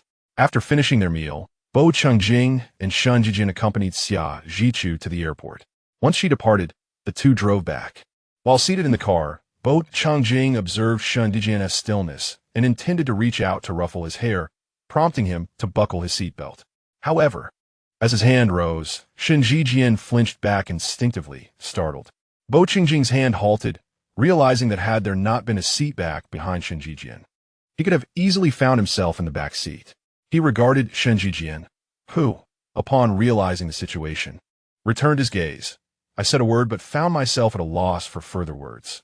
"Buckle your seatbelt," Bo Changjing stated, retracting his hand and starting the engine. Shangye fastened his seatbelt and then glanced at Bo Changjing. He felt he had glimpsed an unfamiliar expression in Bo Changjing's eyes, one he had never encountered before. Yet, the moment was fleeting. When he sought to observe it again, it had vanished, returning to normalcy. "Brother," Shangye called out to him. Bo Changjing responded. Shangye, uncertain of why he felt the need to explain, struggled to find the right words. Surely he couldn't confess that he had dreamt of something related to him. Would Bo Changjing then cast him out, abandoning him? "I didn't sleep well last night," Shangye admitted. Bo Changjing turned his head to glance at him, offering a faint smile, "Then make sure to catch up on your sleep." Noting that Bo Changjing seemed unperturbed, Shangye felt a wave of relief wash over him. "All right," he replied. Bo Changjing chose not to pursue the conversation further. Throughout the journey, Shangye closed his eyes, leaning against the seat, while Bo Chungjing refrained from disturbing him. Upon reaching home, Bo Chungjing did not exit the vehicle but drove directly to the company. Shangye stood at the door, watching as the car departed the courtyard, lingering for a while before returning to his room. In the week that followed, Shangye remained away from home, residing in the dormitory. A week had elapsed without a glimpse of Bo Chungjing. It was not that he did not wish to see him. Rather, the mere sight of him would evoke that haunting dream, a dream that compelled him to contemplate the unthinkable. How could he possibly engage in such actions with Bo Chungjing? Two alphas engaging in such behavior. The more he pondered, the more he sensed something was amiss with the dream, and increasingly, he questioned his own state of mind. One night, he found himself sitting on his bed, searching online whether two alphas could be together. The moment he typed those words into the search bar, panic coursed through him, and he hastily deleted it. Shangye felt as though he were possessed. Thus, he sought guidance on how to exorcise such demons. The results he discovered led him to embrace reason and science. As the week unfolded, Shangye resolved to return home on Sunday evening. As long as Bo Chungjing remained in Jiangsheng, their absence from each other for such a duration was inconceivable. Although they had exchanged a few brief messages during the week, they were merely cordial inquiries regarding everyday matters. Shangye found himself yearning for his older brother. Yet, upon returning home, he was met with disappointment. The housekeeper informed him that Bo Chungjing was away on a business trip and had not returned for 3 days. Shangye was entirely unaware of this. This business trip had extended to a 2-month separation from Bo Chungjing. Initially, he had welcomed the solitude, but as the days passed, he found himself incessantly asking when Bo Chungjing would return. However, Bo Chungjing never provided a definitive answer. It was not until 2 months had elapsed that, upon inquiring once more, Bo Chungjing informed him he would be back the following day. Therefore, after class the next day, Shangye hurried home. Upon entering, he was taken aback to find a young boy in the living room, a remarkably handsome lad. His hair appeared soft and his large, bright eyes were unmistakably those of a young Omega. The boy beamed at Bo Chungjing with an adorable smile, and they sat on the sofa, seemingly engrossed in conversation. With Bo Chungjing affectionately ruffling the boy's hair, a smile gracing his lips. In an instant, joy evaporated from Shangye's heart. He stepped into the living room, and both Bo Chungjing and the boy turned to face him. Noticing his cold demeanor, the boy seemed to shrink back, the smile fading from his face as he instinctively inched closer to Bo Chungjing. "What's the matter? Is something wrong?" Bo Chungjing inquired, concern evident in his voice. Shangye, observing the intimacy between the two, advanced to Bo Chungjing's side, lowering his gaze to scrutinize him, and coldly asked, "Who is he?" Bo Chungjing looked up at him, pausing for 2 seconds before responding, "Who do you think he is?" "Bo Chungjing." Shangye whispered his name softly. Bo Chungjing chuckled slightly and replied, "My younger brother." Shangye furrowed his brow. "Your younger brother? Where did you acquire a younger brother?" Shangye questioned icily. Bo Chungjing could not suppress another laugh. "Why can't I have a younger brother? Can't my father have another son?" Shangye was taken aback, glancing at the boy beside him. Bo Chungjing's parents had divorced when he was very young. Although he ostensibly lived with his father, he had always been self-sufficient. His father had resided abroad for many years. Over the years, Shangye had only encountered his father once. Bo Chungjing rarely discussed family matters with him, and Shangye had always felt a distinct lack of connection between them. It was not merely that he had a younger brother, but he was also unaware that his father had remarried. "Don't you think we resemble each other?" Bo Chungjing inquired. Shangye opened his mouth and studied the boy for a moment. Upon reflection, he indeed found the resemblance striking. Although the boy possessed large, innocent-looking eyes, a closer inspection revealed that the contours of his brows and eyes mirrored Bo Chungjing's. However, Bo Chungjing's expression was typically stern, making it difficult to discern their likeness at first glance. "Brother," the boy called out to Bo Chungjing. Shangye furrowed his brow once more. "How old is he?"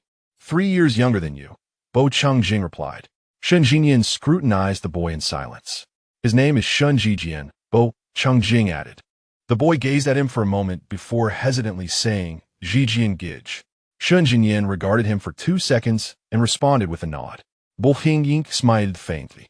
I am Bo Ju, the boy introduced himself. A count? Shen Jinyan remarked. Is there a title to inherit in your family? Bo Ju's lips twitched slightly at this. How did you bring him here? Shen Jinyan asked. I ran into my dad while on a business trip. He in the neighboring city, Bo Changjing explained. And then? Shen Jinyan pressed. My dad and his mother wanted some time alone and found him a bit of a hindrance, so they asked me to bring him along. Bo Hingying replied. At this, a fleeting look of exasperation crossed Bo Ju's face, which Shen Jinyan noticed.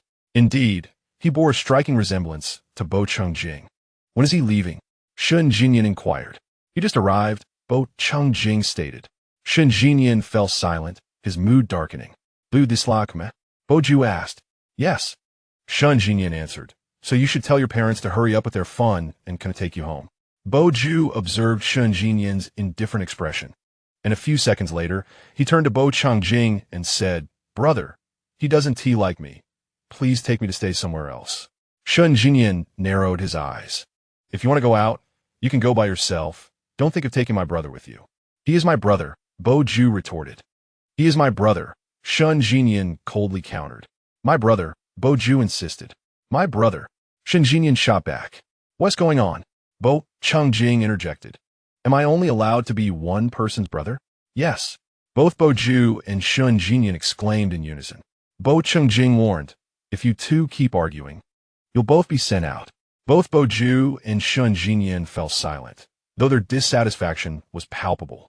Just then, the housekeeper announced that dinner was ready. Bo Changjing stood up and gently ruffled Bo Ju's soft hair, saying, Come on, let us eat. Shen Jinyan watched as Bo Changjing's hand affectionately tousled Bo Ju's hair before heading to the dining room. Bo Ju followed Bo Changjing like a little shadow. Shen Jinyan observed their retreating figures, feeling a surge of resentment. Was he to be discarded in favor of a biological brother?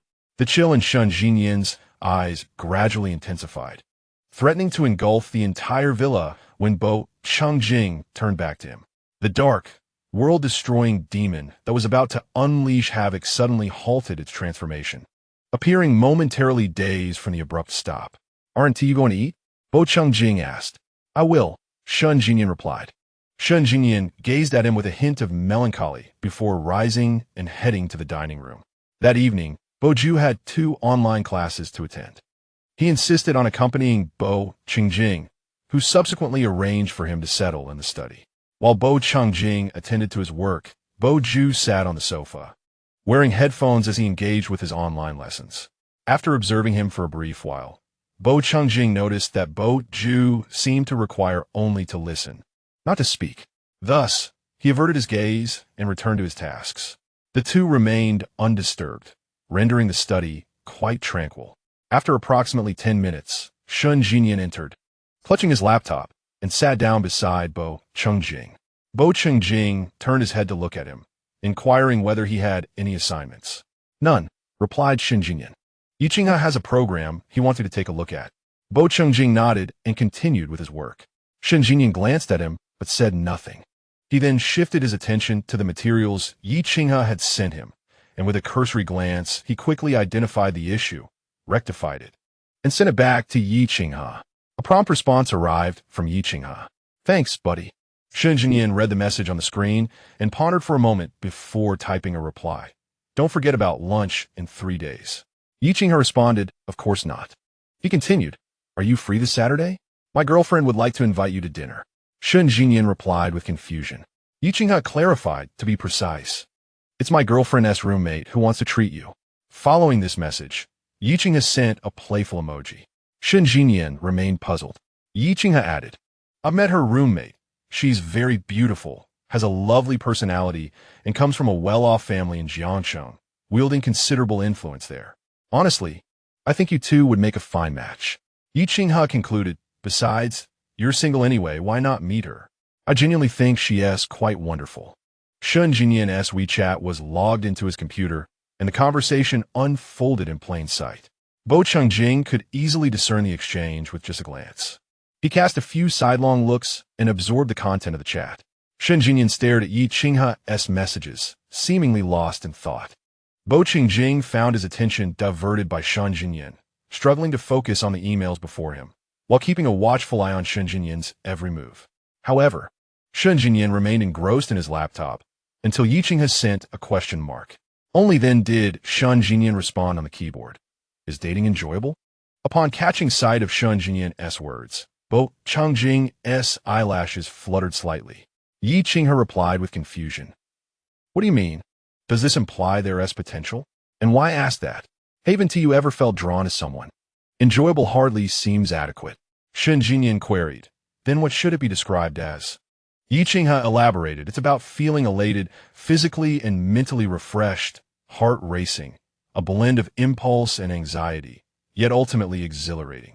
Shang Jinyan stared blankly at his description, as if he could etch the words into the screen. Yiqing continued. Such things are difficult to articulate. If one day you find yourself liking someone, you'll instinctively understand that sensation. So, shall we arrange to meet on Saturday? I can set it up. Shang Jinyan simply replied. Oh. As Bo Changjing observed him sending the message, Bo Ju suddenly rose and approached. He lifted his gaze. Shang Jinyan's attention followed Bo Ju closely. Bo Ju reached the other side of Bo Changjing, placing the tablet on the table and stating, Brother, this requires a parent's signature. Chapter 19. Has it affected him? In the study, Bo Changjing glanced at the exercises displayed on the tablet, all of which were answered correctly, presumably completed during class. Can I sign it? Bo Ying inquired. Yes, Bo Ju replied obediently. My mother and the teacher have discussed this. Nodding, Bo Changjing took the pen and inscribed his name. Bo Ju then stood beside him, tapping the tablet a few times and asking, Brother, do you work like this every day? Pretty much, Bo Changjing replied. That sounds rather dull, Bo Ju remarked. Dad still knows how to date, go out, and meet friends. Bo Changjing chuckled softly. He was busier than I am in his youth, otherwise. How could my mother have divorced him? Oh, Bo Ju responded. Is that why you've remained single all this time? What exactly are you trying to say? Bo Ying left. Little undercover? Listening to the gentle and amused tone of Bo Changjing, Shang Jinyan felt a chill. Was he not special? The warmth was extended to all younger brothers. Shang Jinyan's expression grew colder. Realizing his identity had been exposed, Bo Ju glanced at Bo Changjing and turned to leave, but after a few steps, he returned and candidly revealed, All right, I'll tell you. My father has tasked me with investigating your reasons for being single, concerned that the Bo family may face extinction. But there is still you, Bo Changjing replied. Yet, I am an Omega, Bo Ju countered. A fleeting stiffness crossed Bo Changjing's eyes before he quickly regained his composure. He prioritizes alphas over omegas. Brother, are you trying to sow discord between me and Dad? Bo Ju asked. Indeed, Bo Changjing responded with a smirk. And while you two are at odds, I shall claim the family fortune. Bo Ju narrowed his eyes. I don't believe it.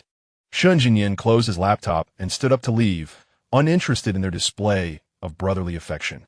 Bo Changjing watched him exit the study, gently clenching his fingertips. Observing the closed door, Bo Ju paused and asked, Brother, is your lack of romantic involvement because of him?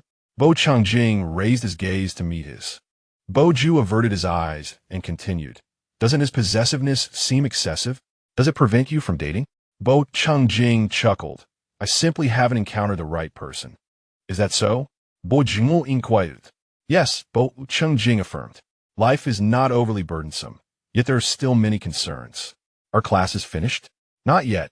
Bo Ju sighed as he walked towards the sofa, adding, there is still one more session.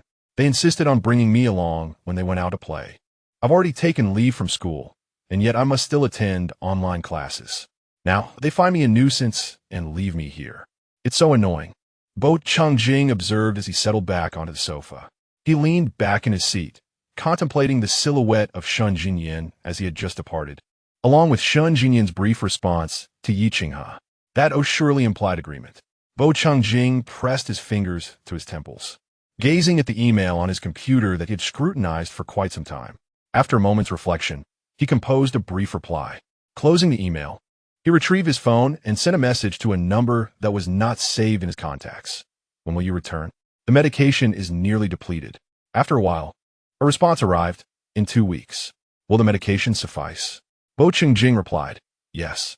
The other party responded once more. I reiterate. Although the side effects of the medication are minor, they do exist. You've been using it for an extended period. I advise against continued use. Understood. Bo Changjing waited a moment, observing that there would be no further replies, and deleted their conversation. Once Shun Jinyan returned to his room, he awaited Bo Changjing's arrival. However, as the clock approached midnight with no sign of him, Shun Jinyan began to pace around the room, soon feeling a wave of dizziness. He opened the door, intending to confront Bo Changjing. To his surprise, he found Bo Ju emerging from Bo Changjing's room. Infuriated, he slammed the door shut, producing a resounding noise that startled Bo Ju into steadying himself against the wall. Was it so wrong to simply borrow a charger? Why was this person's temper so foul? How did his brother manage to coexist with him? Shun Jinyan felt as though Bo Changjing had forsaken his old brother for the sake of a new one.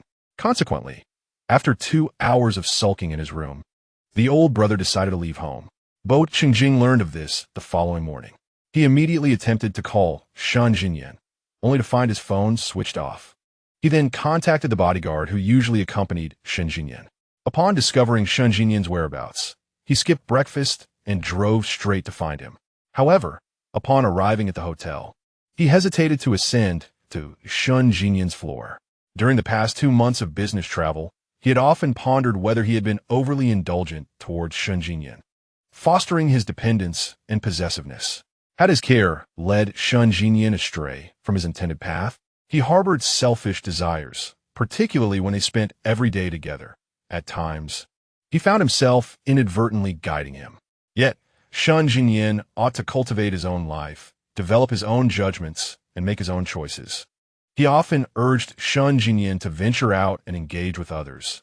But when Shun Jinyan finally established his own social circle, Bo Changjing could not help but feel a pang of loneliness, even a sense of impending crisis. Standing outside the hotel, he glanced up at the floor where Shun Jinyan was situated, but ultimately drove away. In the following 2 days, Shun Jinyan and Bo Changjing did not cross paths again. Their next encounter occurred on Saturday. After dining with a business partner at noon and finding himself unoccupied in the afternoon, Bo Changjing returned home. Upon his arrival, the housekeeper informed him that Shun Jinyan had returned and was in the study upstairs, accompanied by Bo Ju. The two had been inside for over half an hour. As Bo Changjing pondered the curious coexistence of the two, a sudden sound of something shattering echoed from the study. He hurried upstairs, and upon pushing open the door, he was greeted by a faint scent of jasmine.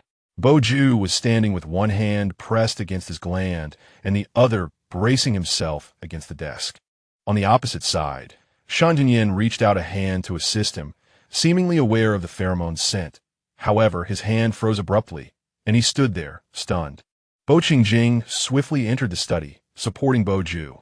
Bo Ju's arm gradually lost its strength as he looked up at him, saying, "Brother, I..." Shun Jinyan glanced at Bo Changjing, who met his gaze and firmly commanded leave. Shun Jinyan remained motionless, about to speak, but at another glance from Bo Changjing, feeling the tension and severity in his expression, he trembled deep within his pupils. Not uttering a word, he exited the study. Chapter 20. Do you no longer want me? Watching Shun Jinyan leave, Bo Changjing turned to Bo Ju and asked, "Do you have any inhibitors?" Bo Ju pointed towards a bag on the sofa. Bo Changjing assisted him to sit down, retrieved the inhibitors from the bag, and took an alcohol swab from beneath the coffee table to disinfect his arm before injecting. Bo Ju leaned back against the sofa, a layer of moisture gathering uncontrollably in his eyes as he struggled to regulate his breathing. After administering the inhibitor, Bo Changjing inquired, "Was it early?"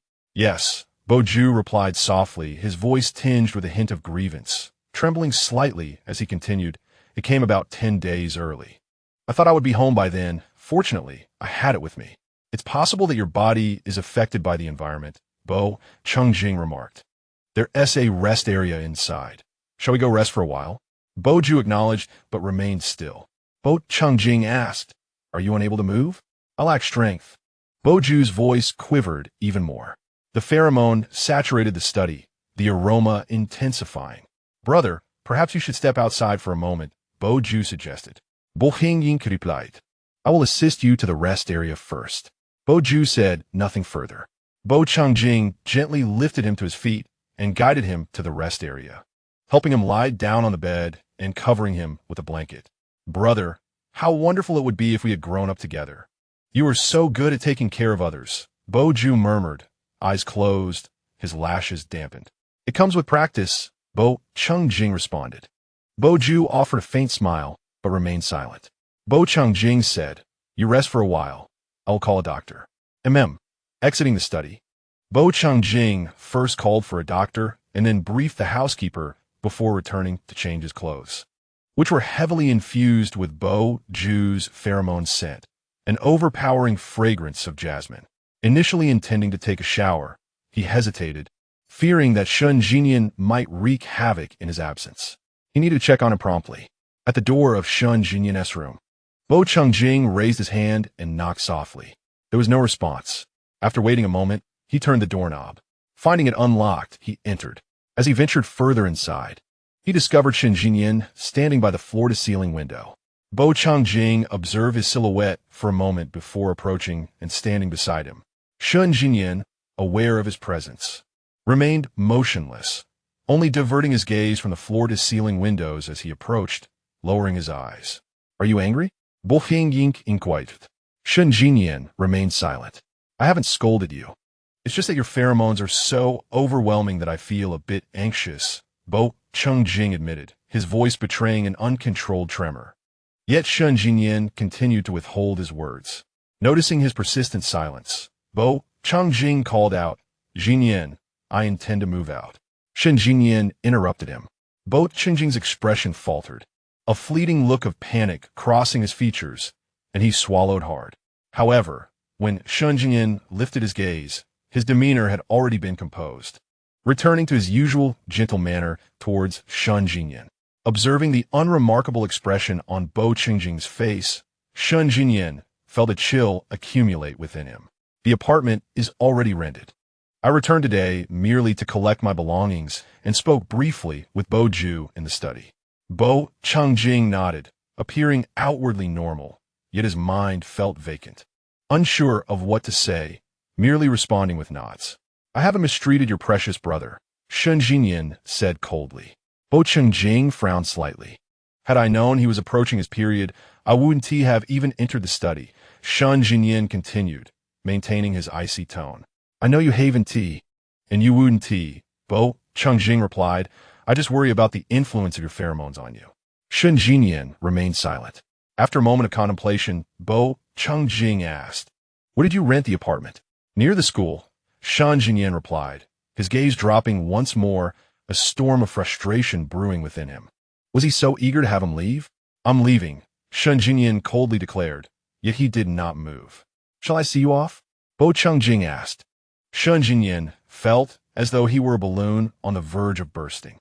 Was he so impatient to usher him away? To send him off and then attend to his younger brother?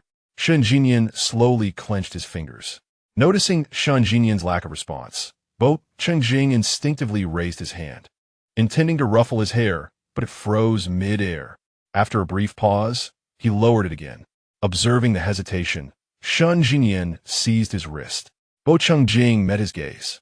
Shun Jinyan's hand slid from Bo Changjing's wrist, clasping his hand, and then he pressed Bo Changjing's palm against his own cheek. Bo Changjing's pupils quivered slightly. Shun Jinyan applied pressure to Bo Changjing's hand, feeling the warmth emanating from his palm. "That day in the car, I wasn't avoiding your hand," he confessed. Bo Changjing, witnessing the sudden reddening of Shun Jinyan's eyes, instinctively attempted to retract his hand, but found it impossible. "Jinyan," he called out, as Shun Jinyan tilted his head, holding his hand, and then bit down on the webbing between his thumb and index finger. The momentary display of vulnerability vanished, revealing a fierce demeanor. Aggression flashing in his eyes, Bo Changjing forcefully attempted to pull his hand back once more. This time, Shun Jinyan relented, only to seize his wrist again, his other hand pressing firmly on Bo Changjing's shoulder, pushing him a few steps forward until he was pinned against the wall. "Jinyan," Bo Changjing called out once more. Just as he finished speaking, Shun Jinyan's pheromones suddenly permeated the room, a thick, icy scent assaulting the senses. Bo Changjing suddenly widened his eyes, his mind momentarily blank. Xing pressed one hand firmly on his shoulder while the other pinned his wrist against the wall, observing the shock etched on Bo Chengjing's face. He then buried his head in his shoulder and murmured in a low voice, "I do not appreciate the scent of another's pheromones lingering on you." Bo Chengjing grasped Xing arm, yet the chilling aroma was overwhelmingly invasive, akin to a colossal wave crashing down, saturating every inch of his skin. Unable to withstand the onslaught, his breath quickened. Xing, consumed by fury, remained oblivious to Bo Chengjing's distress. "Brother, do you no longer desire me?" Xing's voice was cold, frigid to the point of being terrifying. His face buried in Bo Chengjing's shoulder, his low voice repeatedly struck at Bo Chengjing's heart. Gradually enveloped by the pheromones, Bo Chengjing managed to respond, "No." He yearned to free himself from Xing's grasp, but found himself lacking the strength. He feared that any movement might cause him to collapse to the ground, so he dared not stir, relying solely on a flicker of willpower to maintain his consciousness. "Yet you are distancing yourself from me," Xing remarked. The cold scent intensified, causing Bo Chengjing's heartbeat to race and his breathing to grow erratic. "Xing, please release me. I feel unwell," Bo Chengjing implored. Hearing his labored breaths, Xing lifted his gaze to him, noticing his flushed complexion and tear-filled eyes. Xing felt deflated, as if a balloon had lost its air. He gently caressed Bo Chengjing's face, concern etched across his features. "What is wrong?" Once freed, Bo Chengjing disregarded his question and attempted to step outside. Yet, after just 2 steps, weakness overtook him and he began to fall. Xing quickly caught him. Bo Chengjing sensed his consciousness fading. "Hurry, take me out." Chapter 21. Allergy. Xing escorted Bo Chengjing from the room. Just as they opened the door, the doctor arrived at their threshold. Startled by the sudden entrance, the doctor widened his eyes in shock upon seeing them. Soon, he caught a whiff of the pheromones that permeated the air. As an alpha himself, the potent scent sent a surge through his veins, causing every hair on his body to stand on end, as if preparing for battle. He furrowed his brow, instinctively wanting to push back against the overwhelming presence. However, upon witnessing the pain etched on Bo Chengjing's face, he quickly restrained himself. "What's wrong? Are you experiencing your sensitivity phase again?" Luoyan inquired, astonished. The last time Xing had a sensitivity phase, Luoyan had been there to support him. "No, it's my brother," Xing replied anxiously. "It's not a sensitivity phase. You two have filled the room with this intense pheromone during the day," Luoyan remarked, momentarily at a loss. Fortunately, Bo Chengjing retained a sliver of composure, using all his strength to grasp Luoyan's arm, interrupting his words. "Oh, I see." Luoyan finally grasped the situation and attempted to push Xing away, but was unsuccessful. "Help him back to the room." Without hesitation, Xing lifted Bo Chengjing and kicked open the bedroom door, placing him gently on the bed. Luoyan crouched by the bedside, hastily rummaging through the depths of the medicine cabinet to retrieve a vial of medication. With swift precision, he disinfected Bo Chengjing's arm before tearing open the package to administer the injection. Once the procedure was completed, a sigh of relief escaped his lips, and he prepared to stow away the remnants of the medication. However, Bo Chengjing grasped his wrist firmly. Luoyan glanced at him. "Administer another dose," Bo Chengjing murmured, his face half buried in the pillow, strands of hair clinging to his forehead, dampened by perspiration, while one eye, exposed to the light, fixated on Luoyan. Luoyan observed the redness in his tear-stained eye, glistening with moisture, and instinctively swallowed hard. "No," he replied firmly. Xing watched them intently. "Enough of this nonsense. Hurry up and do it," Bo Chengjing insisted. Luoyan remained unmoved. Bo Chengjing tightened his grip on Luoyan's wrist with urgency. "Quickly, you Luoyan." He pressed on. "Inject it." Bo Chengjing persisted with unwavering determination. Left with no other choice, Luoyan reluctantly prepared another injection for him. As Bo Chengjing watched the medication enter his body, he shut his eyes in exhaustion, his wrist falling limply over the edge of the bed. Luoyan collected the empty vials into the medicine cabinet and closed it with a soft click.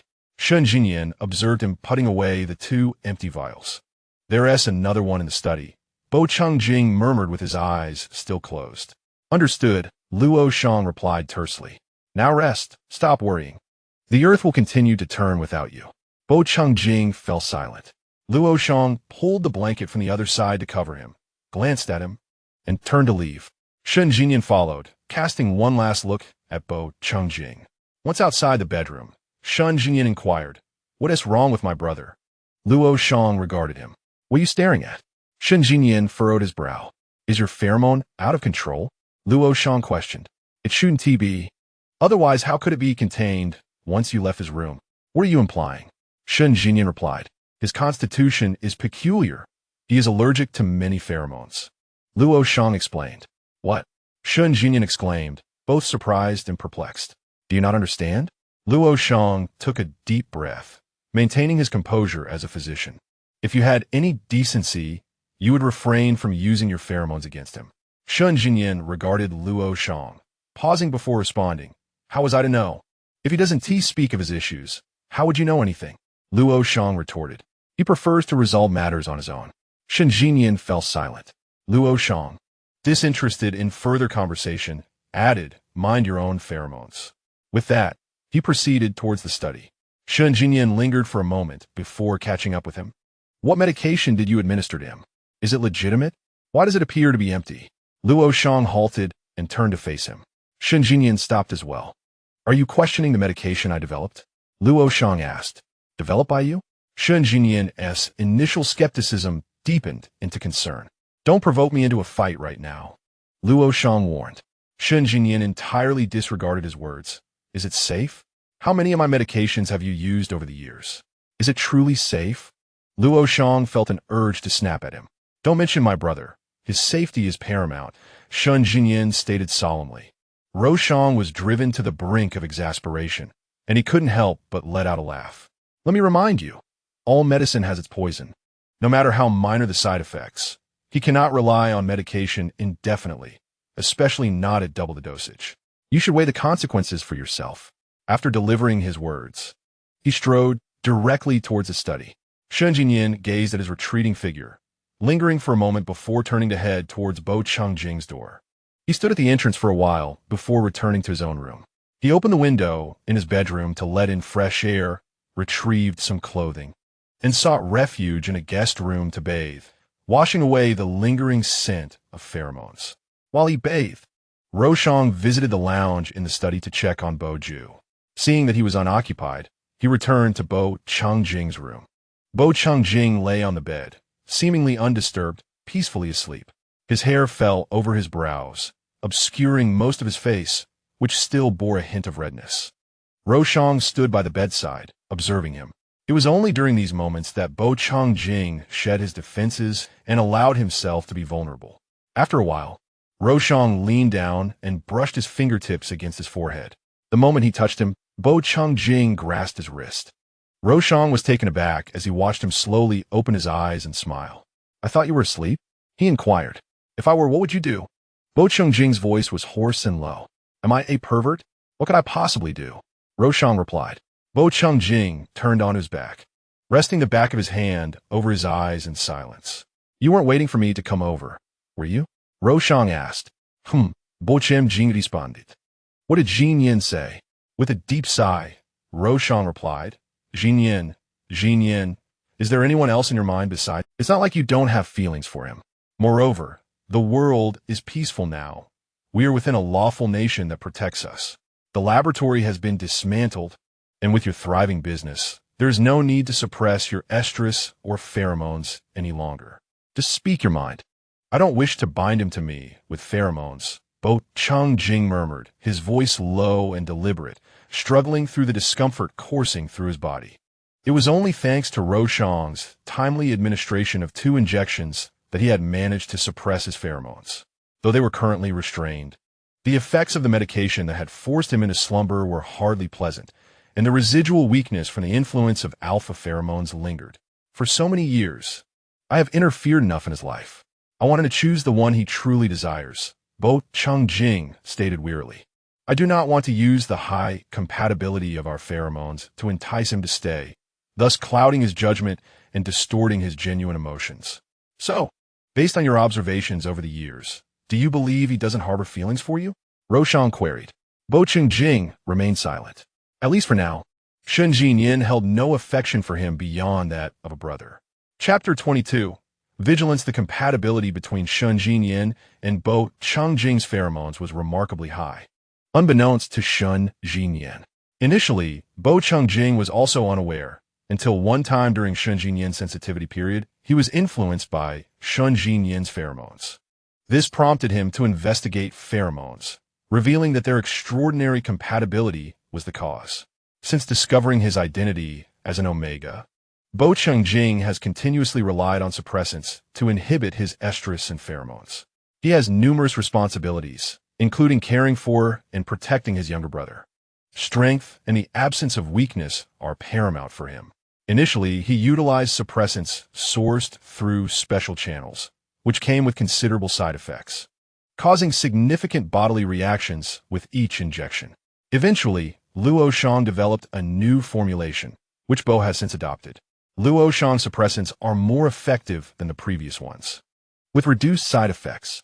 While Bo Jing remained unaffected by other alpha pheromones due to the suppressants, he is not immune to Shun Jinyin's scent. Even when administering high doses of the suppressants, contact with Shun Jinyin's pheromones renders them ineffective. Today was no different. Upon exiting his room, Shun Jinyin controlled his pheromones, or else Bo Jing feared the 2 injections would have been in vain. How should I communicate this to him? Bo Ying pondered aloud. To maintain the cover story. You're enduring this for me. I truly admire your fortitude, Luoyan replied. Tell him you're allergic to certain pheromones. It should make him more cautious in the future. Understood, Bo Ying responded. And how is Bo Ju? Nothing to worry about, Luoyan assured. He is already asleep. The suppressants have managed the normal estrus cycle. Such a concern. One isn't enough, and now another is on the way. He will be leaving in a couple of days, Bo Jing remarked. Luoyan fell silent for a moment before inquiring, what transpired between you and Shun Jinyin? He doesn't even have a sensitivity period, yet his pheromones were overwhelmingly potent. I nearly lost control, standing at the door. Bo Jing remained silent. Moreover, have you been administering 2 doses of that suppressant consistently? One is proving insufficient, Luoyan continued. Why didn't you mention this sooner? Luoyan chided. No wonder it's depleting so quickly. Do you truly wish to jeopardize your health? Bo Jing refrained from answering.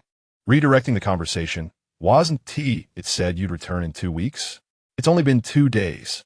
He had called for a doctor for Bo Ju, expecting that Luoyan would send someone in his absence. To his surprise, Luoyan had come personally. I returned because the negotiations fell through, Luoyan explained. After a brief pause, he added, Bo Jing, have you truly absorbed my warning? You must cease using that medication. You've been on it for too long, and now you've increased the dosage. Bo Jing remained silent once more. I genuinely wish to bite you right now, Luoyan jested. Please leave, Bo Jing urged. Do not delay my rest. I can hardly endure any longer. Luoyan picked up his medical bag and headed for the door, muttering, It seems I owe you from a previous life. The bedroom door creaked open and then shut. Bo Jing listened to the fading sounds, lowering his hand from his eyes, adjusting the blanket, and soon succumbed to sleep.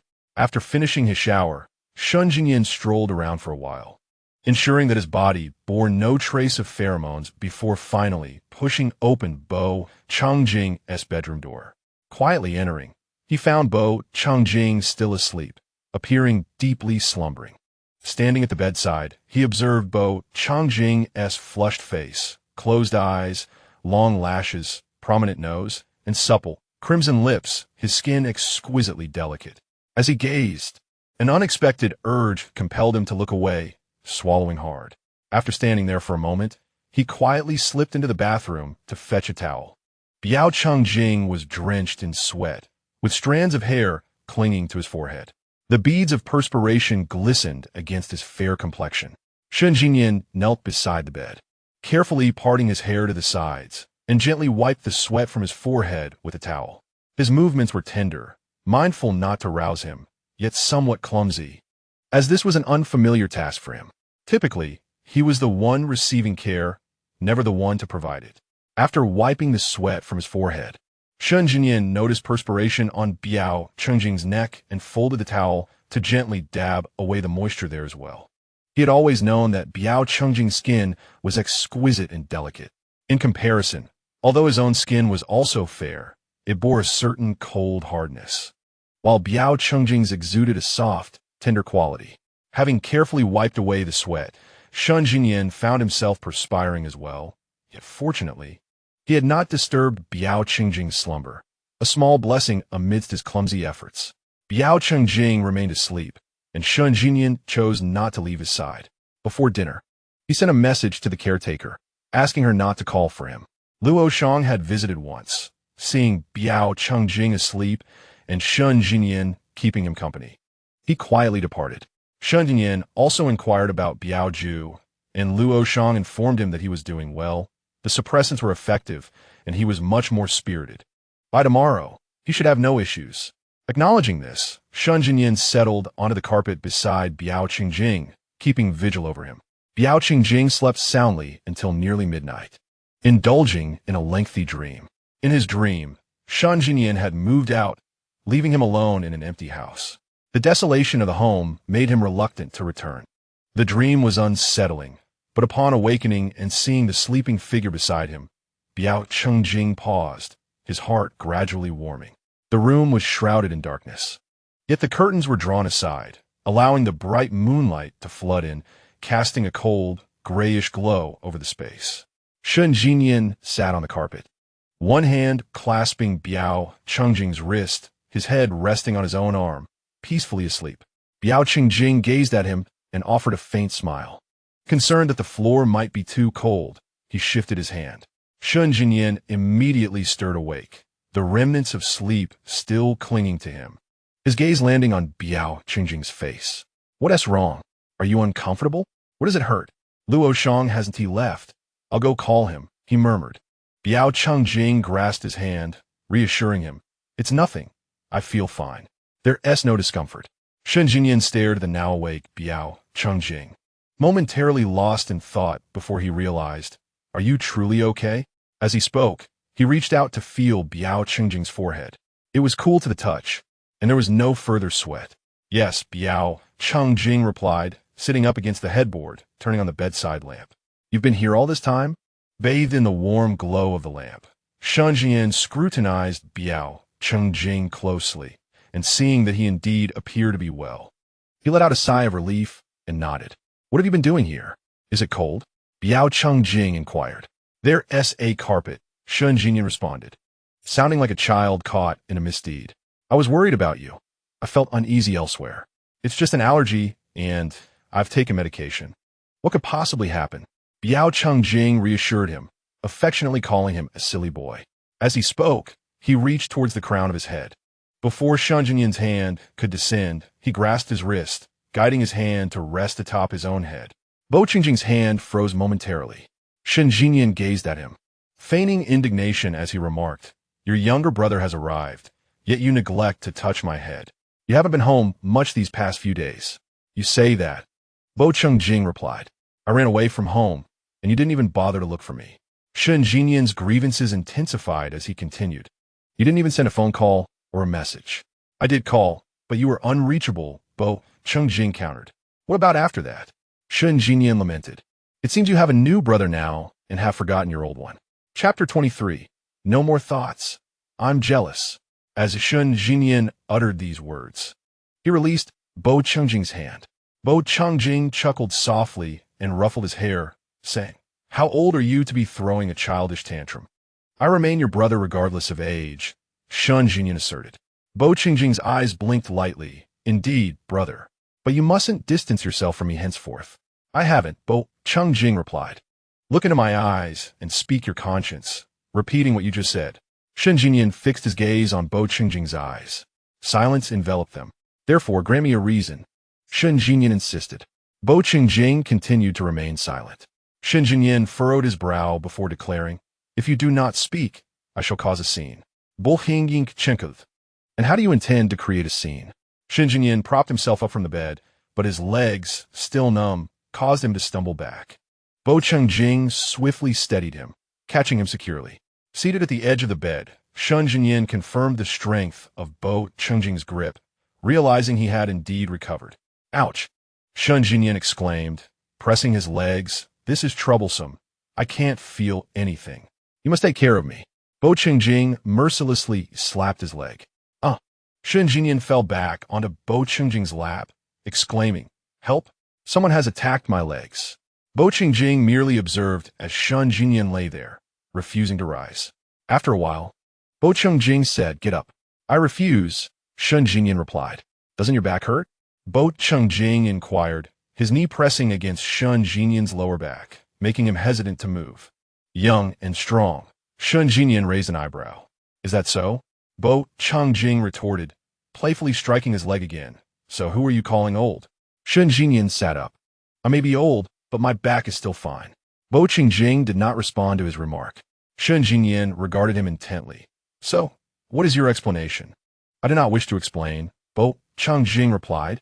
You may cause a scene if you wish. Shun Jinyin frowned, fixing his gaze upon him, his expression suggesting disbelief at Bo Chengjing's audacity to evade responsibility. After studying him for a moment, he leaned forward, placing his hands on either side of Bo Chengjing, drawing closer, and demanded, Will you speak? If not, you shall remain in bed tonight. Do you not think such words are inappropriate? Bo Chengjing questioned. Shun Jinyin disregarded the appropriateness of his words and leaned even closer, glaring intently at him.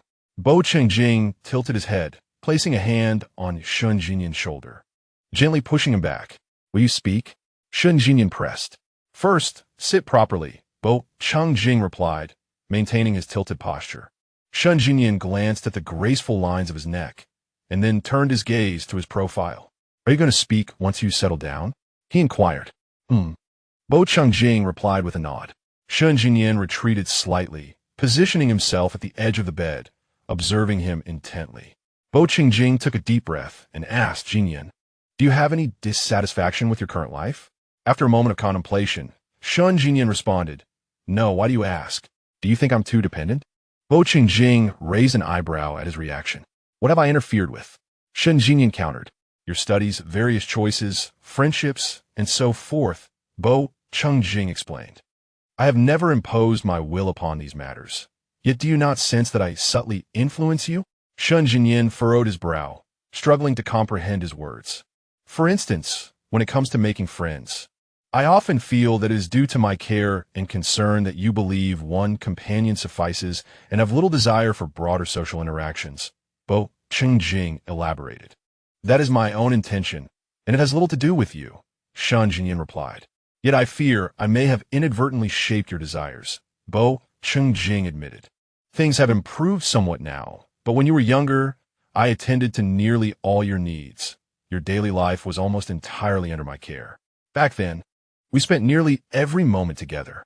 I am afraid that one day you might realize your life is not what you genuinely wish for, but rather a life led by my guidance, Bo Chengjing confided. Shun Jinyin regarded him thoughtfully, then reached out to touch his forehead. Bo Chengjing instinctively tilted his head back. Shun Jinyin then touched his own forehead.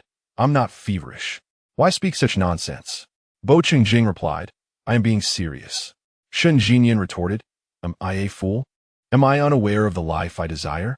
Bo Chengjing fell silent. Brother, you worry too much, Shun Jinyin said. If I were to choke while eating, would you assemble a medical team to investigate why? That metaphor is somewhat exaggerated, Bo Chengjing remarked. You are aware of the exaggeration, Shun Jinyin continued. In childhood, you feared you weren't caring enough, and now that I've grown, you perceive your concern as an obstacle. You truly believe this? Shun Jinyin paused.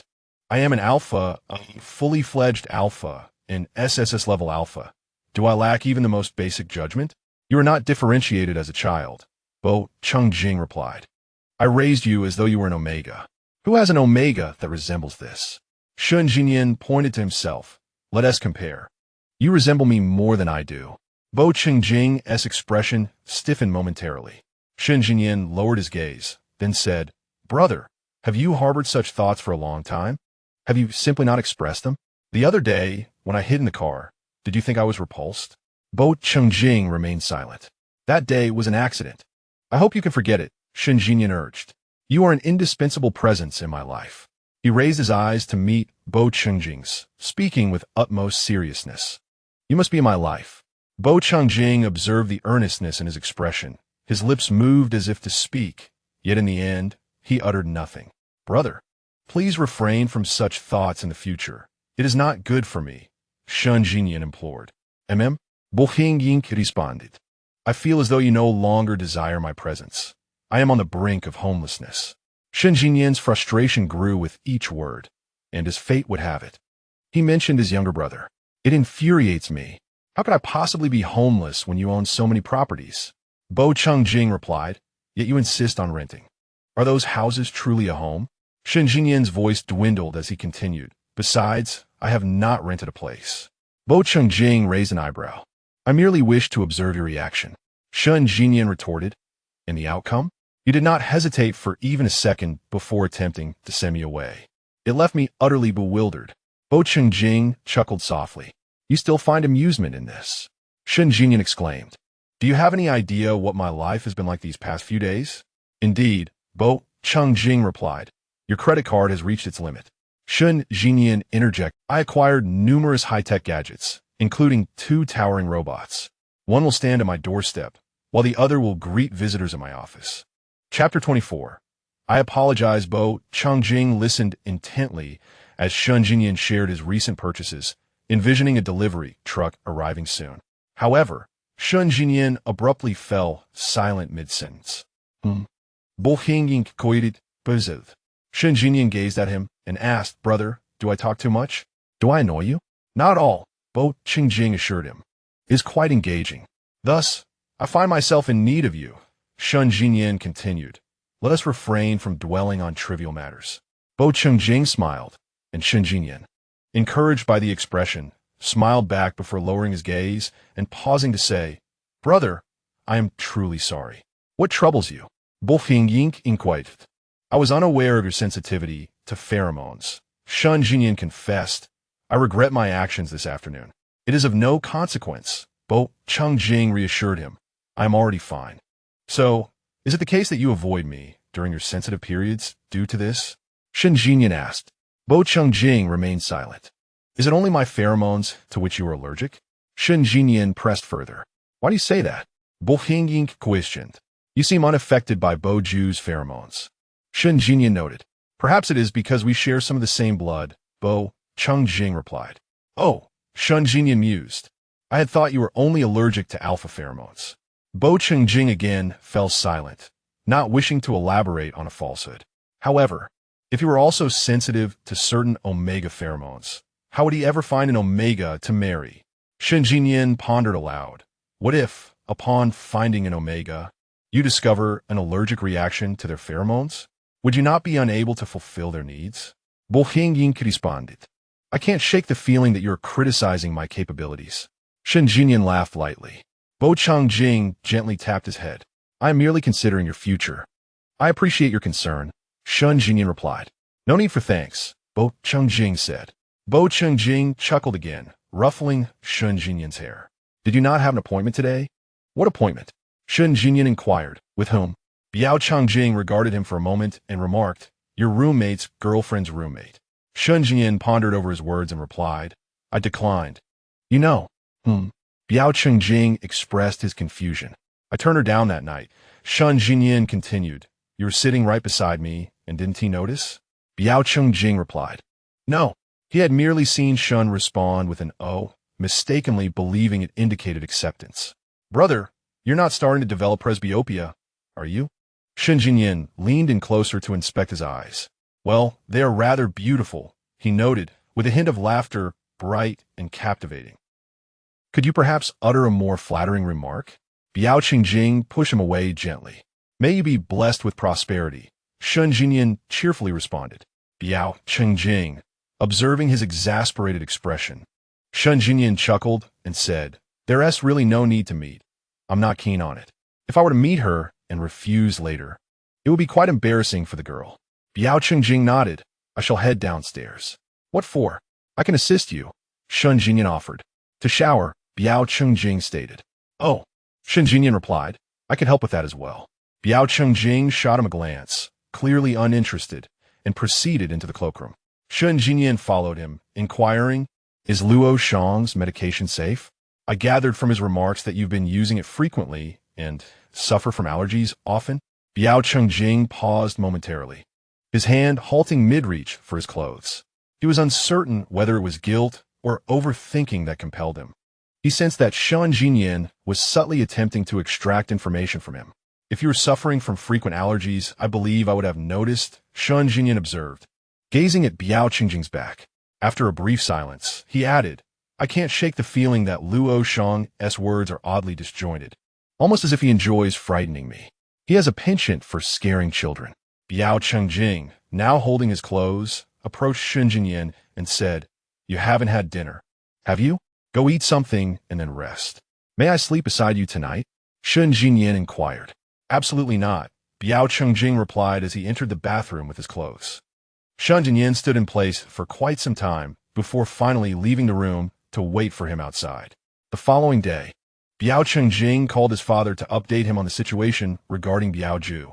Upon learning that Biao Ju was now safe, his father and Biao Ju's mother appeared unconcerned. A week later, after their travels, the couple returned to collect Biao Ju. Before departing, Biao Ju seemed reluctant, his eyes reddening.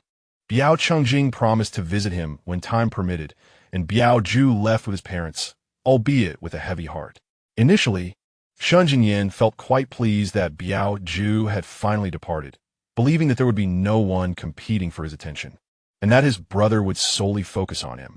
However, witnessing Biao Ju's parents whisk him away during a single meal made Shen Jinyan worry that Biao Chengjing might feel disheartened. Was that so quick? I assumed they would stay for a couple of days, Shen Jinyan remarked. Well, Biao Ju and his mother are one thing, Biao Chengjing replied, but Biao Ju's father, being Biao Chengjing's biological father, is another. They came and went in a flash. Why linger when they're not acquainted? Shen Jinyan commented. Sharing a meal was already the extent of our limits. I thought you seemed quite familiar with Biao Ju, leading me to believe you were equally acquainted with him. Shen Jinyan mused. It was the first encounter with Bo Ju as well. Bo Chengjing remarked, Not at all similar. Shen Jinyan retorted coldly. People have left, and you still harbor jealousy? Bo Hingying responded. In truth, Bo Ju was quite well behaved, although he engaged in banter with Shen Jinyan, appearing to resist conceding ground. He spoke and acted with considerable discretion. He understood the camaraderie that Bo Chengjing shared with Shen Jinyan, thus positioning himself appropriately. Shen Jinyan, though sharp-tongued, exhibited a certain care towards Bo Ju in his actions. With a disdainful huff, Shen Jinyan noted, They must truly trust you, letting you bring him back on your first meeting. Such a substantial family business, and they aren't concerned about you kidnapping Bo Ju and using him as leverage against them. I am the heir, Bo Chengjing stated. You should be more concerned about me. Shen Jinyan regarded him, replying, You ought to worry about Bo Ju. He clearly can't match you in a contest. Bo Chengjing countered, What is this? Are you starting to lean away? You know how unpleasant it is to be on the losing side. Shen Jinyan responded, Why are you so intensely jealous? Bo Chengjing gently flicked his forehead. I'll let you off this time, but next time. Shen Jinyan warned, I'll make you understand what upheaval truly means. Bo Hingying chuckled. Are you the heir simply because you are an alpha and he is an omega? Shen Jinyan inquired. Not quite, Bo Chengjing clarified. It was part of my mother's divorce conditions. She stated she would not visit me again, thus securing my inheritance. Even if the Bo family has more children in the future, my shares will remain the largest, making me the major shareholder. Shen Jinyan remarked. I thought your family favored alphas over omegas. Bo Chengjing smiled slightly. The only aspect my father favors alphas is in hoping I will bear a son for the Bo family. Shen Jinyan gazed at him, his eyes drifting downward to Bo Chengjing's abdomen, asking, Can you bear one? Chapter 25. Something feels off. Bo Chengjing observed Shen Jinyan's unwavering gaze fixed on his abdomen and gently pushed his forehead. Shen Jinyan leaned back slightly. Bo Chengjing inquired, If I were to bear one, would he still carry the Bo surname? Why not? Shen Jinyan replied, If you give birth, I would have the child bear the Bo surname. Bo Bo Qingjing was momentarily taken aback. Shun Jinyan, realizing what he had just said, also paused, instinctively looking at Bo Qingjing. What did he mean by saying, if you were to give birth, I would have the child bear the Bo surname? Such words suggested a closeness in their relationship that granted him the authority to decide the child's surname. If that were the case, Shun Jinyan felt something was amiss. It seemed rather warm. Yes, it was warm. Winter had arrived, and the villa's heating was rather excessive. The two stared at each other in a daze. After a few seconds, Bo Qingjing was the first to avert his gaze. Shun Jinyan's eyes wandered, and he cleared his throat, stammering, you can't have one. Shut up, Bo Qingjing replied. Heading out, I'm going to the office. Shun Jinyan watched his departing figure, and after a moment, exhaled heavily, chiding himself for his words. Day by day, he said too much. Time flew swiftly. Soon, it was mid-December, and the weather grew increasingly frigid. Shun Jinyan found his reluctance to attend the 8 a.m. class intensifying. After skipping several classes, Bo Qingjing had not intervened, but this morning, he decided to confront the situation. The previous night, Shun Jinyan had been chatting with Yi Qinghe in the study. Yi Qinghe had cautioned him that if he continued to skip classes, not only would his grades suffer, but the teacher might outright fail him. The course met thrice a week at 8 in the morning, and Shun Jinyan had already been called out twice. His grades had already been penalized, and further infractions would result in a definitive failure. Shun Jinyan had informed Bo Qingjing to wake him up in the morning. So Bo Qingjing made his way to do just that. Upon entering the room, he was taken aback by the scattered parts strewn across the floor, unsure of how to navigate through them. Shun Jinyan had dismantled a 2-meter-high robot, having been engrossed in his research for several days. It appeared he had continued his examination even after returning to his room last night. Bo Qingjing cautiously maneuvered through the chaos, careful not to step on or disturb anything. Making his way to the bedside, Shun Jinyan was cocooned in his blankets, not a strand of hair visible. Bo Qingjing leaned down, expertly reaching under the covers to find his head. Jinyan, wake up, it's time for school, he gently urged. There was no response. He tried again, giving his head a light rub. Hurry, you're going to be late. Don't, Shun Jinyan mumbled in a muffled tone. If you don't go, you'll really fail, Bo Qingjing insisted. Let me fail, Shun Jinyan replied.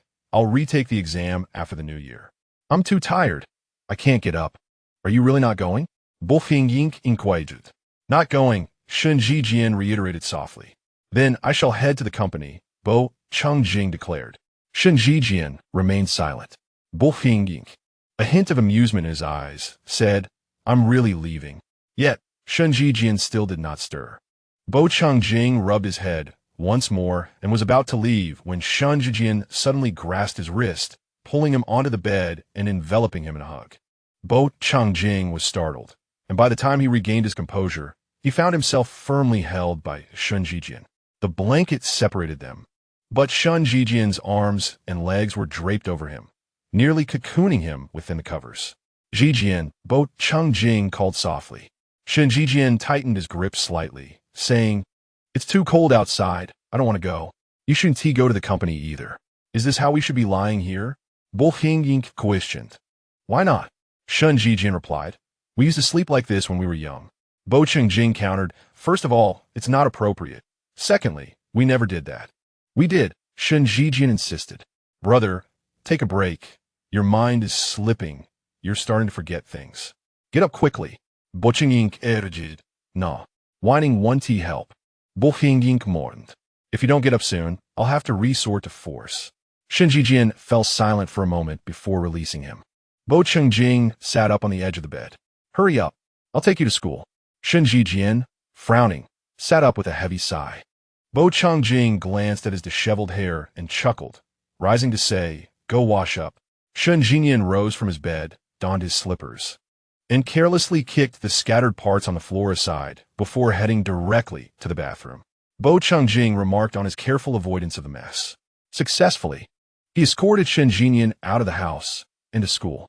Although Shun Jinyan did not skip class, Bo Qingjing, on the other hand, played truant. The distance from the villa to the school was less than 10 minutes, and Shun Jinyan cleverly persuaded Bo Qingjing to accompany him to class. Bo Qingjing was acutely aware of his deception, yet he willingly fell for Shun Jinyan's feigned display of vulnerability and followed him into the classroom. Upon entering, nearly all gazes were drawn to the two of them.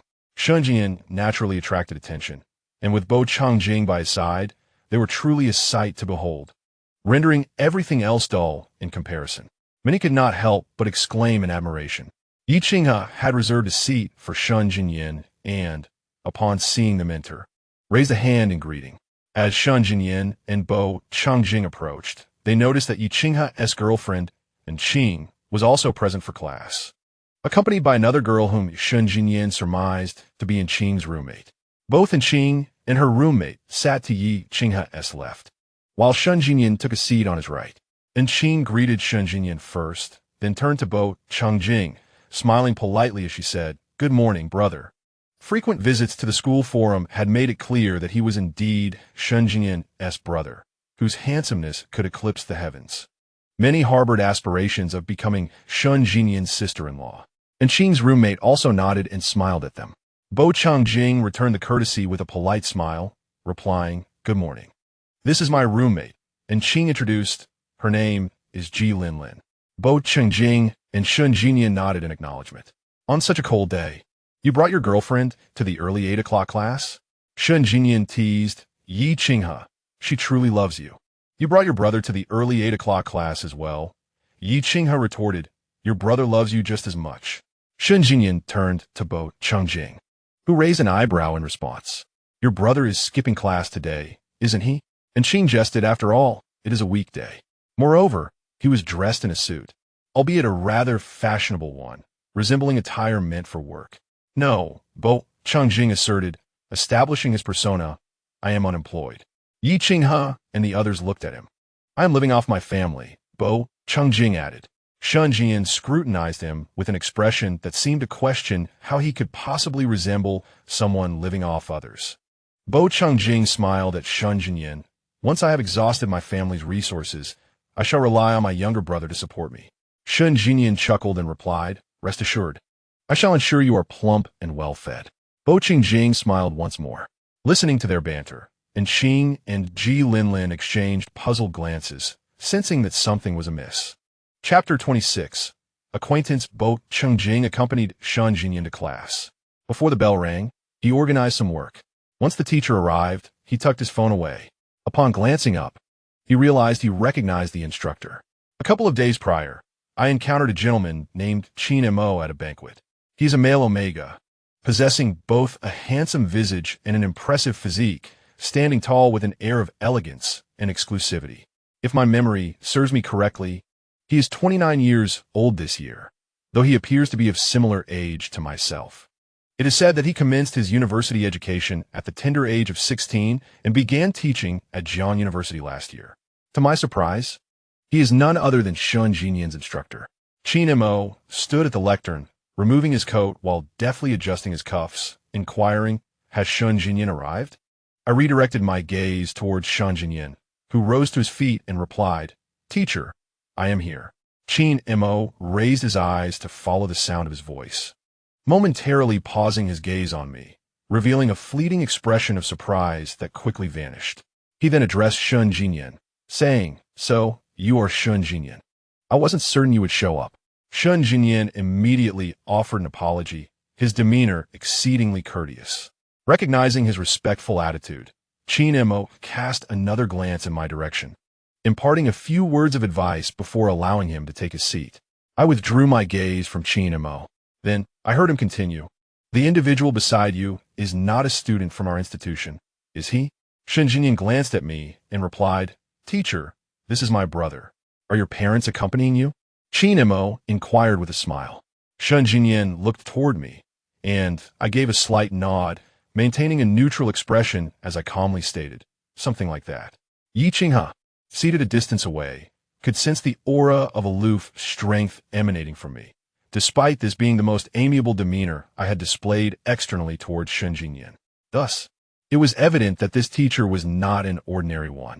Qin Mo smiled again, activating the multimedia presentation while reviewing the material covered in the previous class. Shun Jinyan leaned closer to me and asked, "Brother, Does he recognize you? Indeed, I responded. We met just 2 days ago. Had I known, I would not have allowed you to come, Shangye remarked. Why not? I inquired. It seems somewhat incongruous for you to be seated here, he replied. Should I take a seat at the lectern then? I jested. Are we to have a teacher sit here and lecture? Shangye replied. That is not necessary. Just listen attentively. We are reviewing the last lesson. Oh, he acknowledged. Shangye paid close attention to the lecture while I sat quietly beside him. The lesson focused on programming, a subject with which I had no prior knowledge, though I could grasp a few concepts from what Shangye had shared with me during his studies. However, my understanding was limited, and I found it rather tedious. Since I could not use my phone, an act I deemed disrespectful, especially as I was familiar with this teacher, I endured the monotony. As Xing continued with his lecture, he seemed to notice my boredom. Passing by my desk, he placed a financial magazine before me. Shangye, Yi Qinghe, and a few others turned to look. Others glanced as well. I raised an eyebrow at the magazine on my desk, while Shangye frowned. Was this merely a connection from our recent encounter? Noticing Shangye's unwavering gaze upon me, I gently squeezed his face, adjusting it to ensure he focused downward on his textbook. Pay attention, I instructed. Shangye dutifully listened and began to pay attention. Meanwhile, Xing and Jilin exchanged a glance, sensing that something was amiss. A lesson was divided into 2 segments, each lasting 50 minutes, followed by a 10-minute break. Xing adeptly managed his time, concluding his lecture a mere 30 seconds before the bell rang. As the bell tolled, Shangye slumped onto the desk. Bo Changjing could perceive that, after a few minutes, Shangye was drowsy, his energy waning. He cast a glance at him before returning his focus to the magazine in hand, while Xing stood at the podium answering students' questions. He stole a glance at Bo Changjing during the brief pauses, only to quickly avert his gaze. The 10 minutes elapsed swiftly. When the class bell rang again, Shangye remained motionless. Bo Changjing gently squeezed the nape of his neck, calling out, Jijian. Shangye straightened up, letting out a soft sigh, concerned about his comfort. Bo Changjing pressed a bit more, inquiring, What time did you sleep last night? Shangye feigned ignorance, choosing not to respond. Should he dare to admit it was at 5 in the morning, having only succumbed to slumber as dawn broke? Bo Changjing would likely plunge their entire villa into darkness post 10 o'clock. Bo Changjing chuckled lightly, causing Shangye's heart to flutter. He felt the coolness of his fingertips lingering against his neck. Ahem, brother, it's fine. It doesn't hurt anymore, he said. Bo Changjing withdrew his hand, opting not to expose his unease. Xing commenced the lecture anew, and Shangye resolutely resisted the urge to doze off, attempting to demonstrate to Bo Changjing that he had not stayed up too late. However, Bo Changjing had long ceased to believe him. The next class would be held in a different building. Bo Changjing and Shangye walked out together. Upon exiting, they found Xing waiting outside. Seemingly antisakating Bo Hinging steraivel. Teacher, Shangye called out. Xing acknowledged him and turned to Bo Changjing, saying, I didn't expect you to accompany your brother to class. Bo Changjing replied, If I don't come, he would surely fail. Xing caught on, chuckling. Just a little tactic to instill some fear in my students. It seems to be effective. Shangye protested. Is it really appropriate to say that in front of the one being threatened? Just then, someone called out to Shangye. Bo Changjing and Xing turned to look, as did Shangye, who saw it was in Xing and Jilin. They greeted Xing and addressed Shangye, saying, We have something we wish to discuss with you. Shangye glanced at Bo Changjing. Go on, Bo Changjing urged. Shangye followed them a short distance away. Xing remarked, It seems he has reached the age for romance. Bo Changjing observed them and asked, You wouldn't prevent him from dating, would you? Kin Montak, noticing Bo Changjing's gaze, replied, Do I strike you as someone with such a controlling nature? Bo Changjing responded, while Xing pondered the matter seriously. Based on the rumors, it certainly seems so. Bo Changjing chuckled. You are rather forward, aren't you? It's acceptable, Xing said. I am currently conversing with a student's parent in my capacity as a teacher. It is part of my professional ethics. As Shangye concluded his conversation and returned, Bo Changjing remarked, There are more classes ahead. I must take my leave. All right, Qin Mo replied. We'll continue this discussion later. Bai Chengjing nodded and departed with Shun Jinyan. Upon exiting the teaching building, Shun Jinyan expressed, I applied to go home and rest. What class is next? Bai Chengjing inquired. English, Shun Jinyan replied. Bai Chengjing proceeded towards the campus exit, with Shun Jinyan trailing closely behind him. Chapter 27. Criteria for a partner. Bai Chengjing and Shun Jinyan walked together towards the campus exit. Shun Jinyan walked alongside Bai Chengjing, bumping his shoulder against Bai Chengjing's every few steps. Bai Chengjing glanced at him and remarked, Have you turned into a weeble? Shun Jinyan remained silent. Speak if you have something to say, Bai Chengjing urged. Suddenly, Shun Jinyan halted, turning back to look behind him. Bai Chengjing also stopped, noticing the cold, piercing gaze of Shun Jinyan. Is someone there? He asked. At this hour, numerous students were bustling about, coming and going. To the north lay the teaching building, while the south led to descending stairs. Shun Jinyan glanced again and said, I feel as though someone is watching me from behind. Bai Chengjing squinted, pausing for a moment before suggesting, Let us head back for now. Shun Jinyan, having seen nothing, withdrew his gaze and continued walking outside. Be cautious lately, Bai Chengjing advised. You too, Shun Jinyan replied, to which Bai Chengjing nodded in agreement. After walking a distance towards the school gate, Shun Jinyan said, Ask me again. Ask what? Bai Chengjing responded. Hurry up, Shun Jinyan urged lightly. Speak your mind, Bai Chengjing insisted. Shun Jinyan chuckled, acknowledging, You know me best, brother. Why don't you ask me what Yi Qinghe's girlfriend and her roommate said to me? That falls within your private matters, Bai Chengjing remarked. Don't you want to know? Shun Jinyan questioned. What do they say? Bai Chengjing asked without a moment's hesitation. Shun Jinyan paused, then smiled and replied, Isn't that considered my private matters? Bai Chengjing chose to ignore him and quickened his pace. Brother, Shun Jinyan called, catching up, I was just teasing you. Bai Chengjing remained silent. She asked me if you're my biological brother, the kind with blood ties, Shun Jinyan continued. Bai Chengjing cast a glance at him, feeling his heart race uncontrollably, a sense of guilt creeping within. The words exchanged and actions taken while attending classes together could easily lead to misunderstandings. Yet, he had still said and done those things. Oftentimes, he truly found himself unable to restrain his impulses. How did you respond? Bai Chengjing inquired. I said you were the kind of brother even closer than one by blood, Shun Jinyan replied. Bai Chengjing remained silent. Shun Jinyan added, Then guess what they asked next? If we are in a romantic relationship, Bai Chengjing instinctively thought, but refrained from voicing it, opting instead to ask. What did they ask? If we are in a romantic relationship, Shun Jinyan laughed. Bai Chengjing held his silence, having no desire to know how Shun Jinyan had responded. Is it so unclear that we are simply sitting together? We hardly exchanged a few words, Shun Jinyan remarked, finding amusement in the absurdity of their situation. Bai Chengjing exited the school gate and continued towards the parking area. Shun Jinyan inquired, Brother, why are you silent? Bai Chengjing replied, What should I say? Is there anything that needs clarification? His tone was as unremarkable as usual. Indeed, Shun Jinyan continued, I cannot tarnish my brother's reputation. Bai Chengjing retrieved the car keys, pressed a button, approached the vehicle, and entered. Shun Jinyan circled to the other side and took his place in the passenger seat.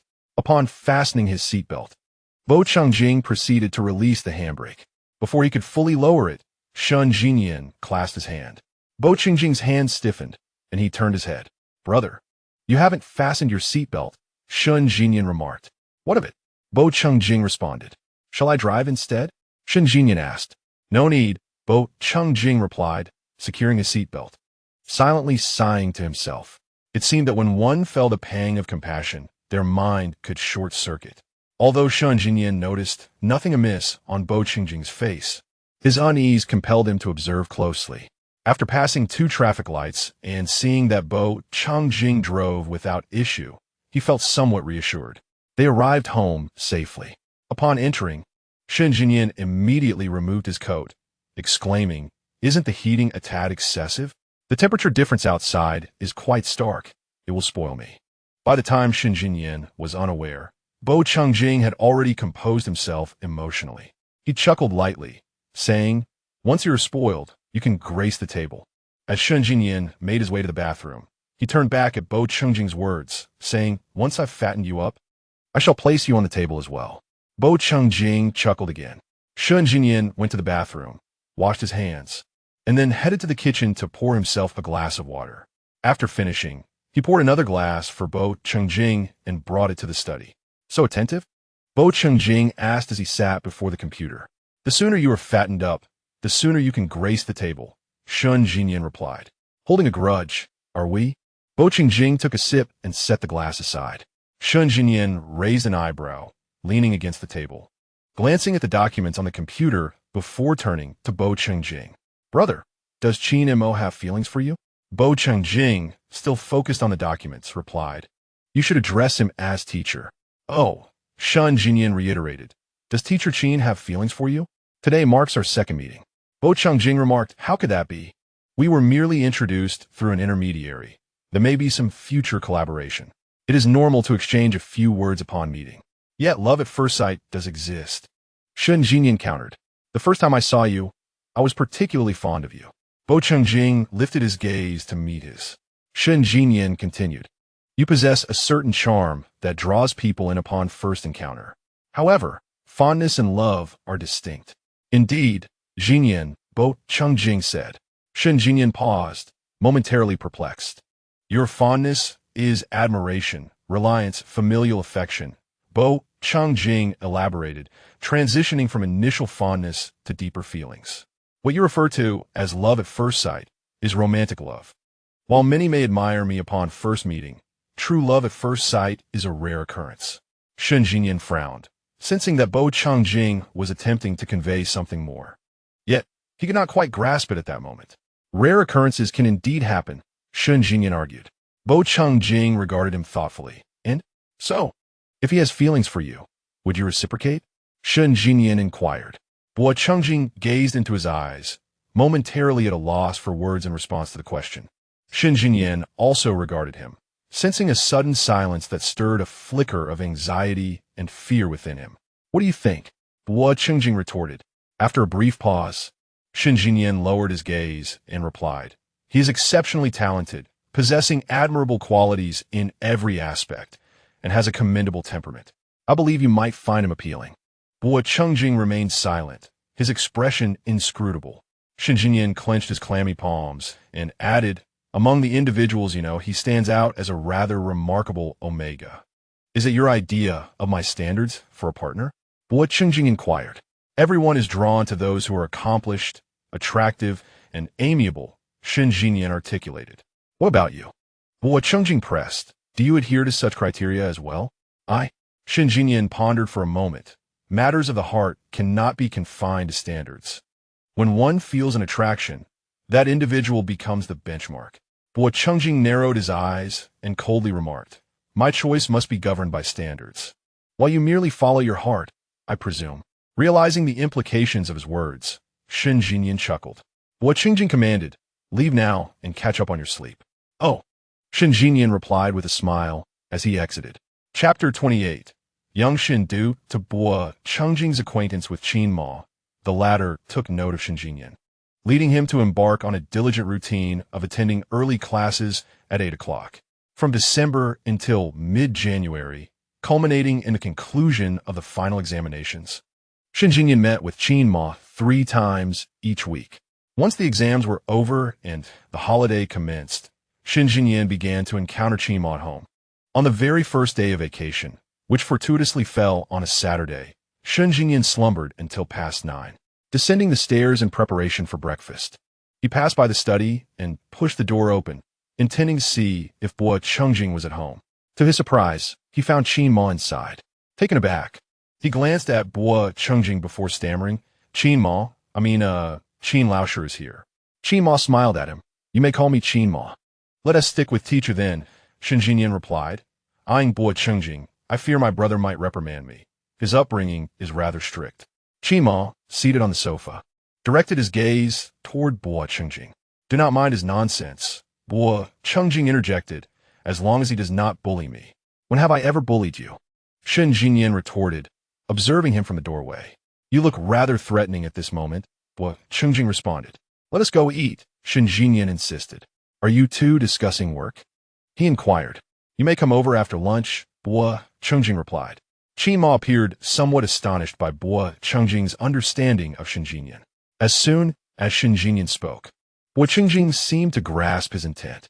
Oh, Shangye turned to Qin Ma. Teacher, I shall go eat now. Qin Ma nodded. Shangye closed the door behind him as he left.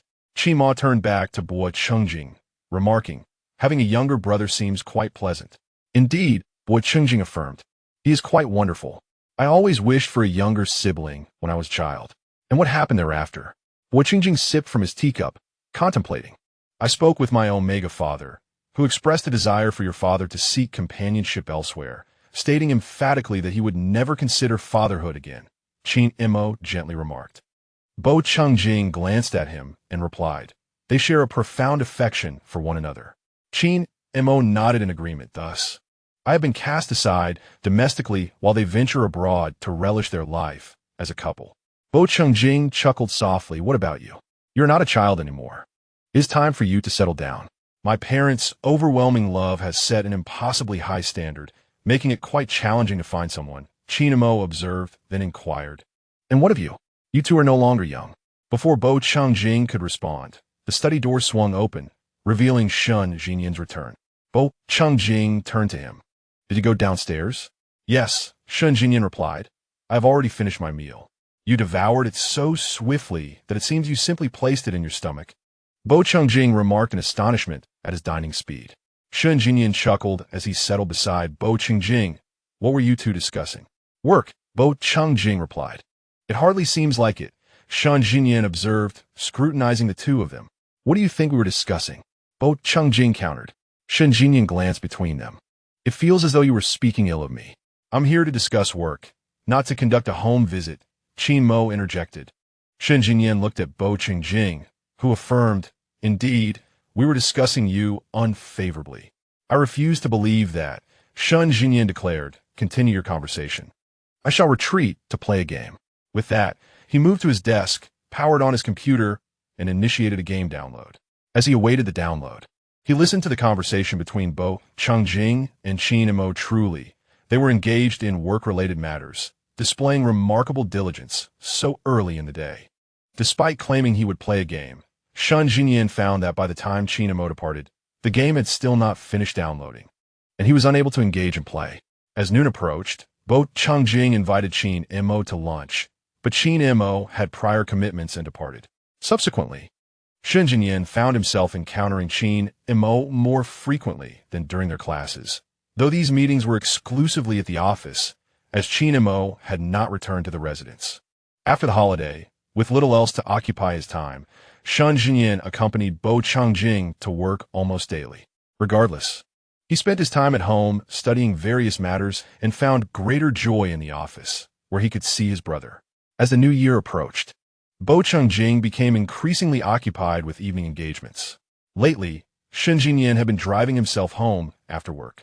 Bo Chengjing attended various social gatherings accompanied by his assistant. On this day, he returned home alone. After a meeting, Bo Chengjing entered the office, walked over to Shangye, and affectionately ruffled his hair, suggesting, "Let the driver take you home."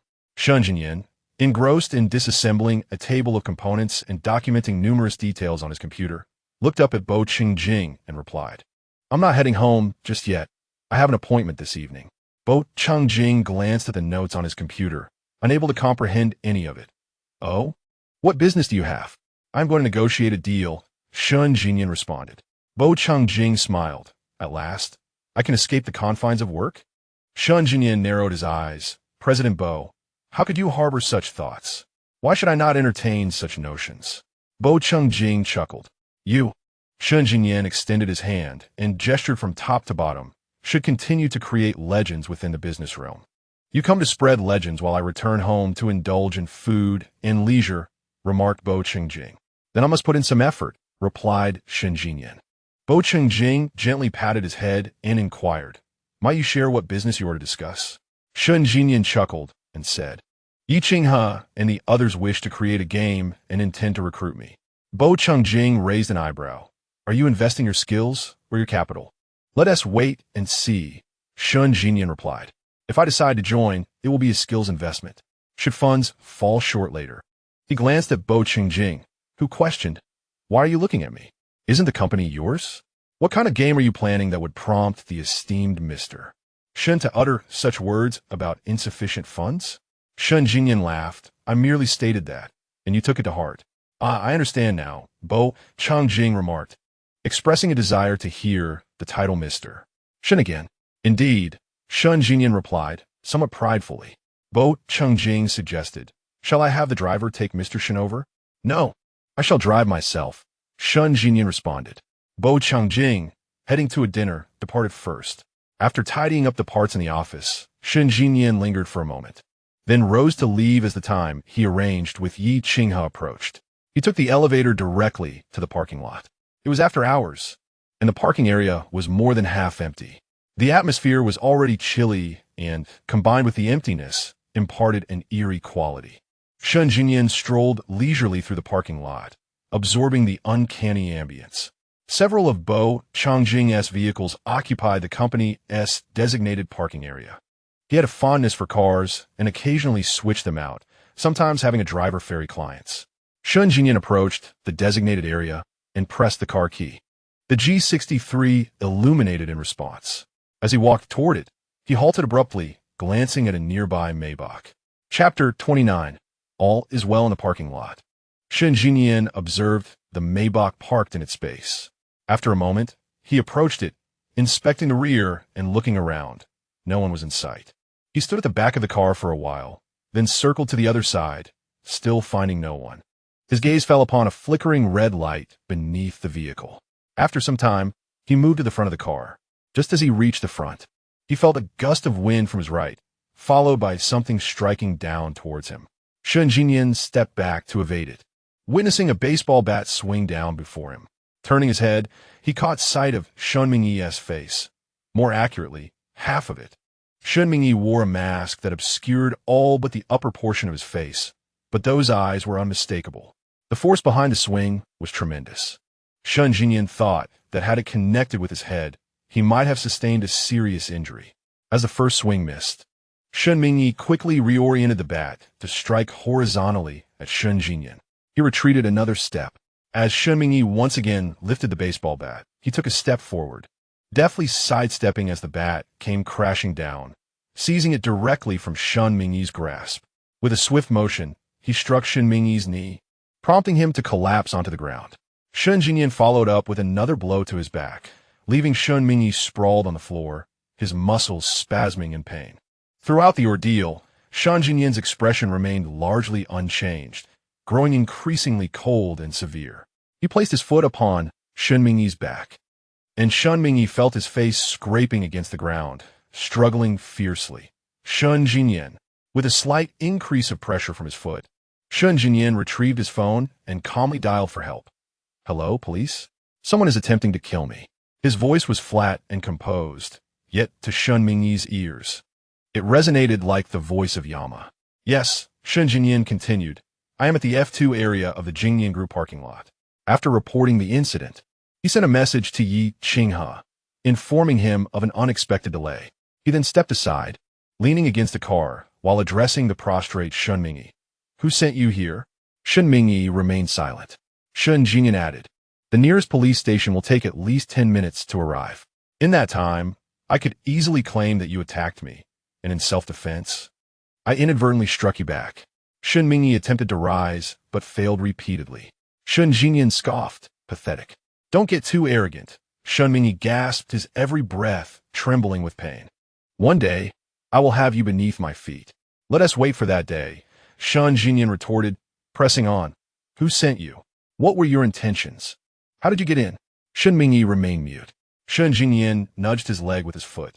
Shun Mingyi, let me make this clear. If you have business with me, that's fine. But if you dare lay a finger on my brother, I would not hesitate to sacrifice my life to ensure your demise. I'm not threatening you. I mean every word. The police arrived sooner than Shun Jinyan had anticipated, given the urgency of the situation at the Jingyan Group. He informed them that Shun Mingyi had attempted to murder him and that during the struggle, he had unintentionally retaliated. He also mentioned the tracker beneath the Maybach. The police took Shen Mingyi into custody. Shen Jinyan was also required to visit the station to review the surveillance footage from the parking lot. It did not take long for Bo Qingjing to learn about the situation at the police station. Just as Shen Jinyan was about to leave the parking lot, he received a call from Bo Qingjing. Despite Shen Jinyan's assurances that everything was fine, he found Bo Qingjing waiting for him at the entrance upon exiting the station. As Shen Jinyan approached, he smiled and said, "I told you it's nothing." Bo Qingjing scrutinized him, having reviewed the footage on his way over. Had Shen Jinyan reacted even a moment slower to Shen Mingyi's initial swing, the best outcome would have been a hospital visit. The worst was too harrowing to contemplate. His heart ached at the thought. "That scum is not worthy of touching me," Shen Jinyan declared. Bo Qingjing glanced at him without uttering a word and walked alongside him towards the police station's exit. "Are you still going to the banquet?" Shen Jinyan inquired. Bo Qingjing remained silent. Noticing his brother's reticence, Shen Jinyan halted and asked, "Brother, what is the matter?" After a brief moment of contemplation, Bo Qingjing took a step forward. Shen Jinyan's eyes widened slightly as he observed him. However, after that initial step, Bo Qingjing paused once more, raising his hand to gently grasp Shen Jinyan's arm, reassuringly stating, "As long as you are well." Shen Jinyan regarded his brother's gesture, sensing that the intent might have been more profound than a mere touch. It culminated in a simple clasp of his arm. He smiled and replied, "Brother, I will take good care of myself." Bo Qingjing affirmed, giving his arm another gentle squeeze before releasing it. "Are we still going to the banquet?" Shen Jinyan queried. "Will you still meet Yi Qinghe?" Bo Qingjing asked. "Yes." Shen Jinyan replied, "They are still waiting for me." "I'll escort you there," Bo Qingjing offered. "I'm not attending the banquet anymore. I've met everyone I needed to." "All right." Shen Jinyan acquiesced. Yi Qinghe had reserved a private room at the restaurant and had informed Shen Jinyan a few days in advance that, besides him, 3 other friends would be present, fellow classmates of Yi Qinghe, who had known each other for many years since their childhood interest classes. Along with these 3 friends, Yi Qinghe had also brought his girlfriend. Upon Shen Jinyan's arrival, they were all still waiting for him. "Apologies for the delay. Something came up last minute," Shen Jinyan said. "I appreciate your patience." "No problem," Yi Qinghe replied. "It's been a while since we last met. It's a perfect opportunity to catch up. To think you would want to befriend me. Your emotional intelligence is truly commendable," Shen Jinyan remarked. Yi Qinghe chuckled and introduced his 3 friends. After exchanging pleasantries, Yi Qinghe signaled the server to bring out the dishes, and the group engaged in lively conversation while dining. They were so engrossed that they only realized how late it had become when the server informed them it was nearly 11 o'clock. "I must head back," Shen Jinyan stated, glancing at his phone, noting that Bo Qingjing had not messaged him to hurry. Bo Qingjing had brought him here, mentioning he would linger nearby. Unexpectedly, over 3 hours have flown by. "I also need to leave," Yi Qinghe remarked. "I have to take her home. Let us continue our chat another day." The group tidied up and made their way outside. Shen Jinyan found himself in good conversation with Yi Qinghe's 3 friends, chatting as they walked. Upon reaching the restaurant's entrance, Shen Jinyan caught sight of someone approaching from the corner of his eye. While conversing with those beside him, he attempted to make way. Yet the individual collided with him. The woman, displaying a distinct lack of courtesy, clicked her tongue and retorted, "Could you pay attention to where you're going? Are you blind?" Her brow furrowed with impatience. But upon recognizing Shen Jinyan, her annoyance dissipated. She smoothed her hair and smiled at him. "What brings you here?" Yi Qinghe approached and addressed the woman. "What do you mean, what brings me here? Is that how you speak to your sister?" Chapter 30. Is it really an allergy? Yi Qinghe accompanied Xing to the restroom. Upon exiting, he witnessed Yi Ming bump into Shen Jinyan. He was too far away to intervene in time. Moreover, her actions were undoubtedly deliberate. It appeared she was in a foul mood and sought someone to quarrel with, a habitual tactic of hers. Shen Jinyan happened to be the target of her ire. However, perhaps due to Shen Jinyan's striking good looks, the fire she ignited soon extinguished. Indeed, Shen Jinyan's fortune today seemed rather unfortunate. The establishment above was a billiards hall, and it seemed that Yi Ming had arranged to meet someone, arriving at this late hour. "She is Yi Qinghe's sister," a friend of Yi Qinghe remarked to Shen Jinyan. Shen Jinyan was aware they had known Yi Qinghe for many years and were likely familiar with the complexities of his family situation. His gaze shifted momentarily to Yi Meng before turning to the person beside him, inquiring, "Does Yi Qinghe have any other sisters or younger siblings?" "Only this one sister. His family dynamics are rather intricate. The stark contrast in their personalities is quite evident," the friend replied. Shangye nodded in understanding. If Yi Qinghe had but one sister, then this woman must indeed be the one Yi Qinghe had mentioned over the phone, expressing her desire to marry Bo Chengjing. Shangye couldn't help but glance at her again, just as Yi Meng caught his gaze. Upon meeting his eyes, Shangye pondered why he had looked at her again. "Is he a friend of Qinghe's?" Yi Meng inquired. Shangye nodded. Yi Meng chuckled, about to speak, when Yi Qinghe interrupted. "What do you intend to do?" Yi Meng turned her attention to him, her gaze lingering for 2 seconds before shifting to Xing beside him. "You brought her out again. How many times must I tell you not to associate with her?" And Xing didn't even spare Yi Meng a glance. "I've told you countless times as well." Yi Qinghe retorted coldly, "Mind your own affairs. Am I to ignore your matters while allowing her to marry into the Yi family?" Yi Meng replied with a smile. "Do you think the Yin family is the same as it once was? She is merely a fallen lady, and you treat her like a treasure. It is not you she desires, but the wealth of the Yi family." Shangye observed, and Xing gathering her loose hair into a ponytail, rolling up her sleeves. And approaching Yi Meng, as she passed by Yi Qinghe, he instinctively wrapped his arms around her waist, pulling her back. With an arm around her waist, Yi Qinghe addressed Yi Meng, "With you meddling in the Yi family affairs, I'd rather she was after my fortune." Yi Meng took a step forward. At once, Yi Qinghe's 3 friends interposed themselves between the two. All right, Meng Jie, we are all siblings here. No need for quarrels. Indeed, it would be ill-advised to cause a scene in public. Qinghe, aren't you in a hurry to leave? Let's go. Meng Jie, we have matters to attend to, so we must take our leave. They began to push Yi Qinghe toward the exit. Shangye followed suit, but Yi Meng hurried after him. Wait a moment. Shangye turned to face her. Yi Meng replaced her expression with a charming and graceful smile. "May I inquire as to which family's young master you are?" Yi Qinghe halted, intending to intervene, but his friends restrained him, fearing a confrontation between the siblings. Shangye, comprehending her insinuation, was about to respond when Yi Meng continued. "There is still time. Shall we go upstairs and have some fun?" Yi Meng's eyes sparkled as she gazed at him. This young man was not only handsome. His attire and demeanor exuded an innate air of elegance and aloofness, a composure that suggested he had been raised in a privileged environment.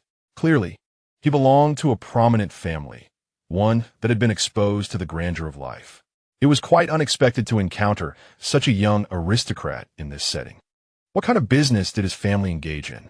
Before Shangye could respond, Yi Meng continued, suggesting that perhaps they could establish a business relationship. Suddenly, Shangye caught a whiff of a pheromone, faint yet unmistakable. It was the pheromone of an omega, reminiscent of blueberries. His pupils flickered slightly, and instinctively, he took a step back. This was in a public space. Wasn't he concerned about the implications?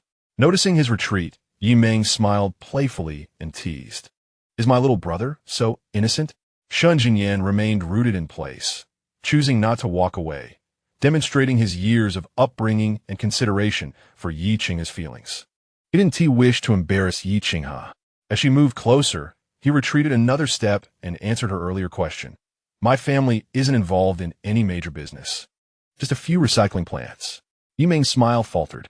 Nearby, Yi Qinghe's expression turned numb with anger. "Recycling plants?" Yi Meng frowned. Shangye nodded. "They actually make a decent profit." Yi Meng scoffed. "I can't believe Yi Qinghe associates with such people." With that, she turned and walked away. The moment she left, Shangye hurriedly followed suit, eager to distance himself from the pheromone. Approaching Yi Qinghe, he received a thumbs up from her. "Impressive," she remarked, astonished that Yi Meng would look down on those in the recycling business. Shangye sighed. The profits they earned were substantial. "How do you know?" Qing inquired. "I've been there," Shangye replied. "Searching for old parts can be quite entertaining." "You actually look for old parts?" Yi Qinghe asked, surprised. "Why shouldn't I?" Shangye smiled.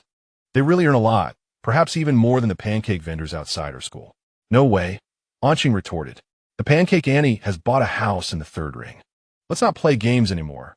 We should try selling pancakes together, Xing has suggested. With your skills, you would probably lose your entire fortune, Xing replied, eliciting laughter from group. Not far away, a car honked. Shun Jinyan looked over to see Bo Changjing approaching. He bid farewell to Yi Qinghe and her friends before getting into Bo Changjing's car. Yi Qinghe and the others stood still, watching. Riding in a car worth millions. Yet scavenging for old parts, she remarked. This is just one of his vehicles, she added. To this day, I have never seen him drive the same car twice. Was his background? Yi Qinghe shook her head. As Shun Jinyan settled into the car and fastened his seatbelt, Bo Changjing started the engine and, once on a main road, asked, "What is that smell? Whose pheromone is it?" Shun Jinyan froze for a moment before sitting up straight and urgently replied, "Please let me out." "What is wrong?" Bo Changjing asked. "You're allergic to pheromones," Shun Jinyan exclaimed anxiously. He believed that the faint trace of pheromones, having diffused into the air, was no longer detectable. To his surprise, Bo Changjing was able to sense it immediately. Bo Changjing was momentarily taken aback, his heart racing. He was allergic to pheromones. Allergic to pheromones. He needed to remember his allergy. "Hurry and stop the car. Let me out," Shun Jinyan insisted. Bo Changjing did not stop. After a brief pause, he replied, "It's fine. It's very faint. I'm not allergic." Shun Jinyan turned to him. "Really?" "Indeed," Bo Changjing assured him. "I would never take the risk of driving if it were otherwise." Shun Jinyan observed him closely and, seeing that he truly seemed unaffected, felt somewhat reassured. "You're not really allergic only to my pheromones, are you?" Shun Jinyan asked anxiously. "No," Bo Changjing replied. "The scent is very faint, nearly undetectable."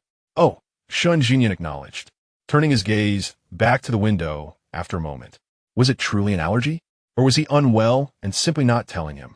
Chapter 31. What happened to my brother? The following evening, Shun Mingyi laid everything bare. Ever since Shun Tiansheng had been apprehended, the Shun group had been deteriorating day by day over the past few months. Shun Mingyi and his mother had endured immense physical and mental strain for months. They believed that without Shun Tiansheng, the Shun group would finally be theirs, and Shun Jinyan would no longer pose a threat. However, they found themselves mired in a quagmire. The Shun group was on the brink of bankruptcy, and they were about to lose everything. All of this was attributable to Bo Changjing. Thus, Shun Mingyi sought retribution against him. If they were to suffer, so should Bo Changjing. This scheme had been in the works for quite some time. Shun Mingyi approached a female Omega employee from the Jingnian group, feigning a romantic relationship for a month. Recently, he had been driving her car to chauffeur her to and from work. The vehicle's license plate information was recorded in the parking lot, allowing Shun Mingyi to enter with ease.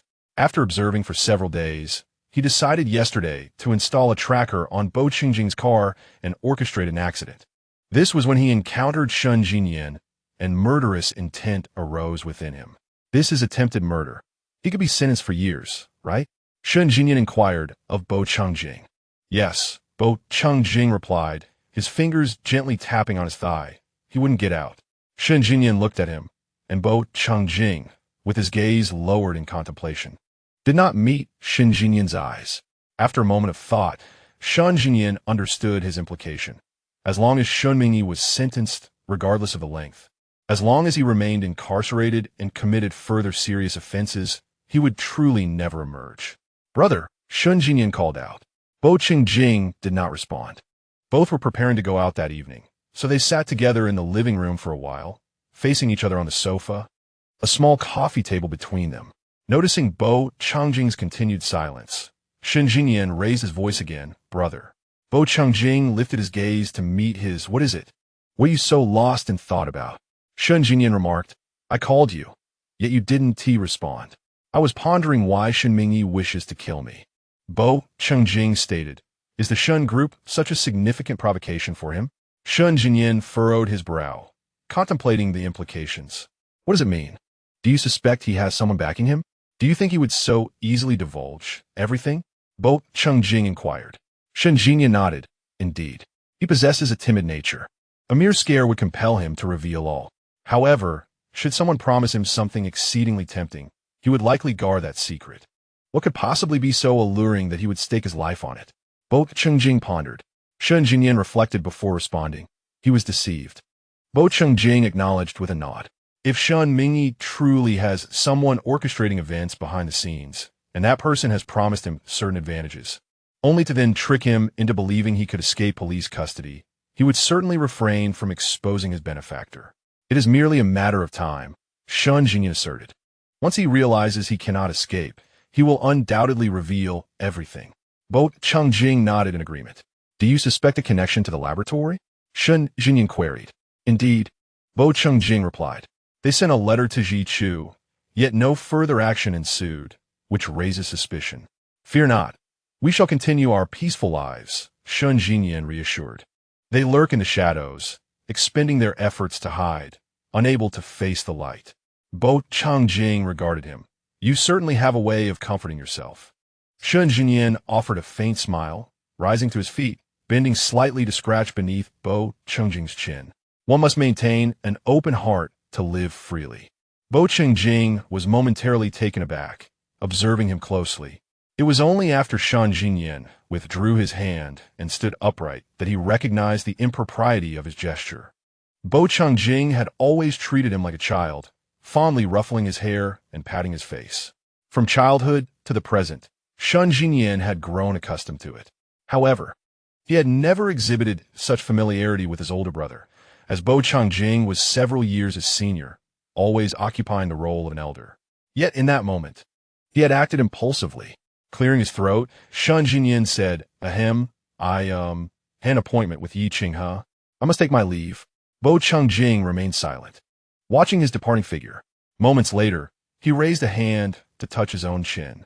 Shen Jinyan had mentioned meeting Yi Qing, but in truth, he intended to seek out Luoyan. He had arranged to meet Luoyan outside, but the latter had declined the invitation. Thus, Shen Jinyan proceeded directly to the laboratory. Initially, he had anticipated waiting outside should Luoyan not emerge. However, upon arriving at the lab entrance, he found Luoyan just finishing work, effectively cornered.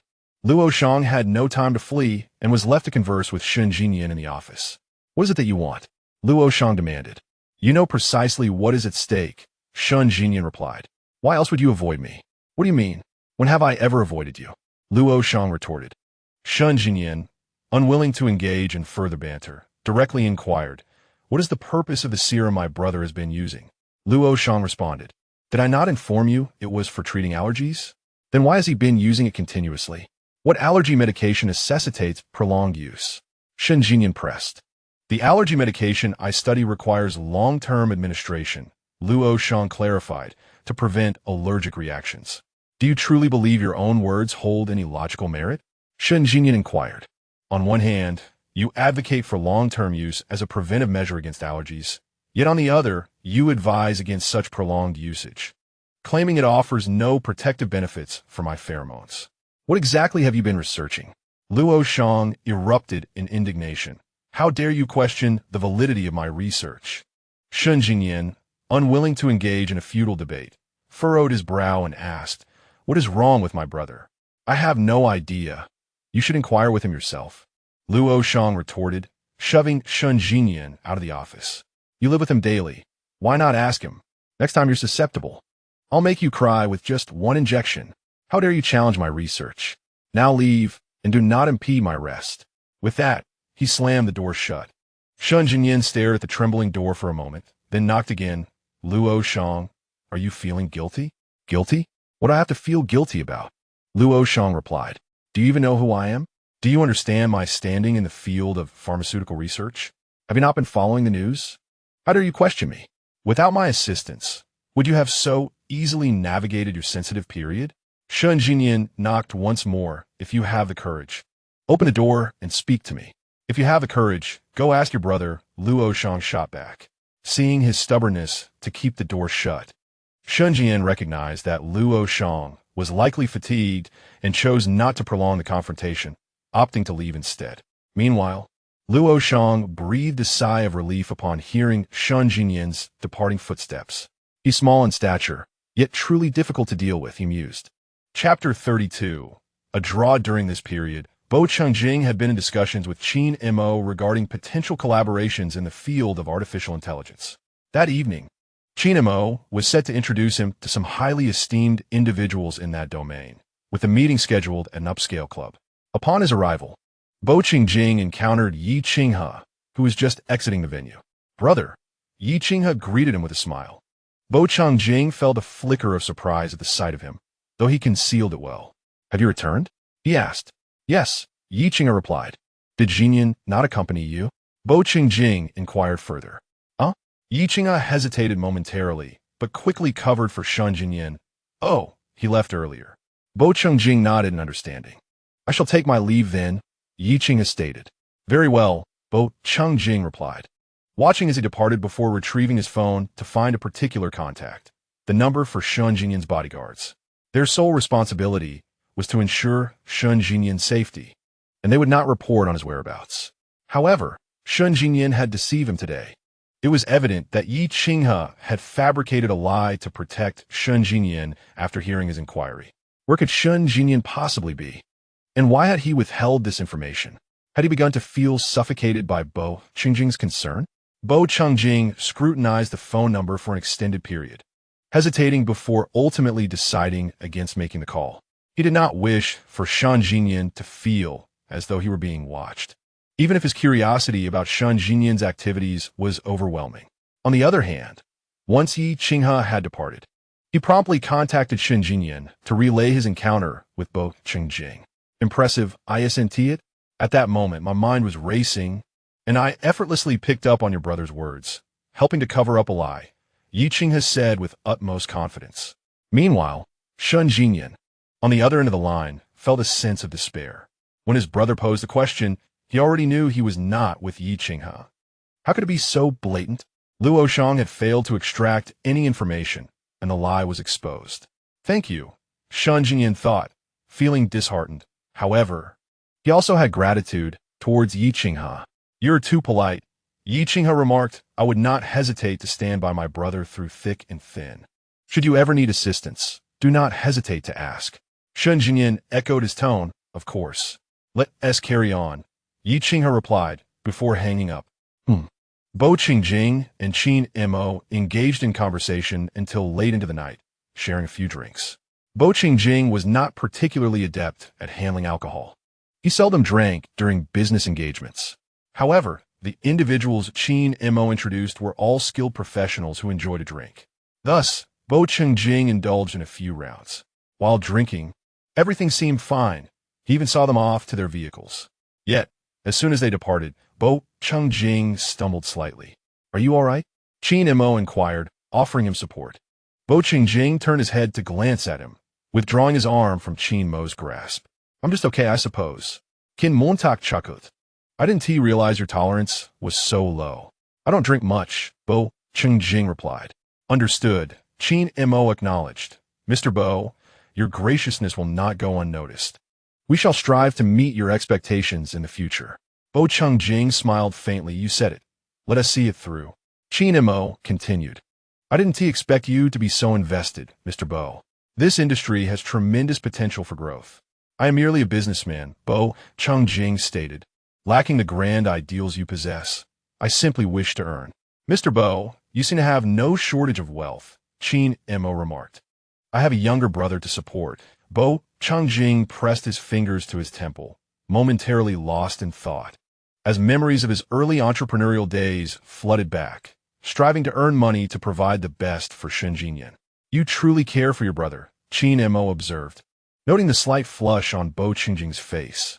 Bo Qingjing chuckled and squinted, glancing at the approaching vehicle. "I must take my leave. We can discuss the particulars after the new year." Qin Mo remained silent, observing him. Noticing the silence, Bo Qingjing turned his head to look at him. At that moment, Qin Mo suddenly stepped forward, adopting a posture reminiscent of someone wishing to embrace or kiss him. In an instant, Bo Qingjing felt as though much of his intoxication had dissipated. He quickly placed his hand on Qin Mo's shoulder. Qin Mo rejected. Qin Mo lowered his gaze, concealing a fleeting moment of disappointment, before giving a soft smile and stepping back. "I apologize for my indiscretion." Bo Qingjing lowered his hand. staring at the car, waiting at the entrance, pausing in contemplation. It seemed Shun Jinyan had indeed been correct. The car has arrived. Let us go, Qin Mo suggested. Bo Qingjing blinked softly and said, Qin Mo, let us have a conversation. Qin Mo tilted his head toward him, maintaining his graceful demeanor. Let us talk. Bo Qingjing reiterated, very well. The two did not return to the club, but instead strolled along the road for a while. Their drivers awaited them at the curb. When Jinyan mentioned it to me, I was skeptical, Bo Qingjing remarked. Your brother is significantly more sensitive in this regard than you are, remarked Qin Mo. Upon hearing this, Bo Qingjing smiled slightly. From the very first time I met you, I was quite fond of you, Qin Mo continued. Indeed, in this respect, my younger brother is indeed more perceptive than I am, Bo Qingjing replied. Qin Mo chuckled. Did I startle you awake from your drunken stupor? Close enough, Bo Qingjing said. Has work intertwined with personal feelings? Not all, Qin Mo assured him. The first time I came to meet you was solely to discuss a collaboration. That's good to hear, Bo Qingjing replied. It seems that in your eyes, Mr. Bo, there is only work. Qin Mo pressed on. So, are you truly not considering giving us a chance? I sense that you harbor some affection for me. I merely admire you. Having a friend like you is quite wonderful. Besides, you are a teacher to my younger brother, which is beneficial for him, Bo Qingjing explained. I have never encountered a brother like you before, Qin Mo remarked.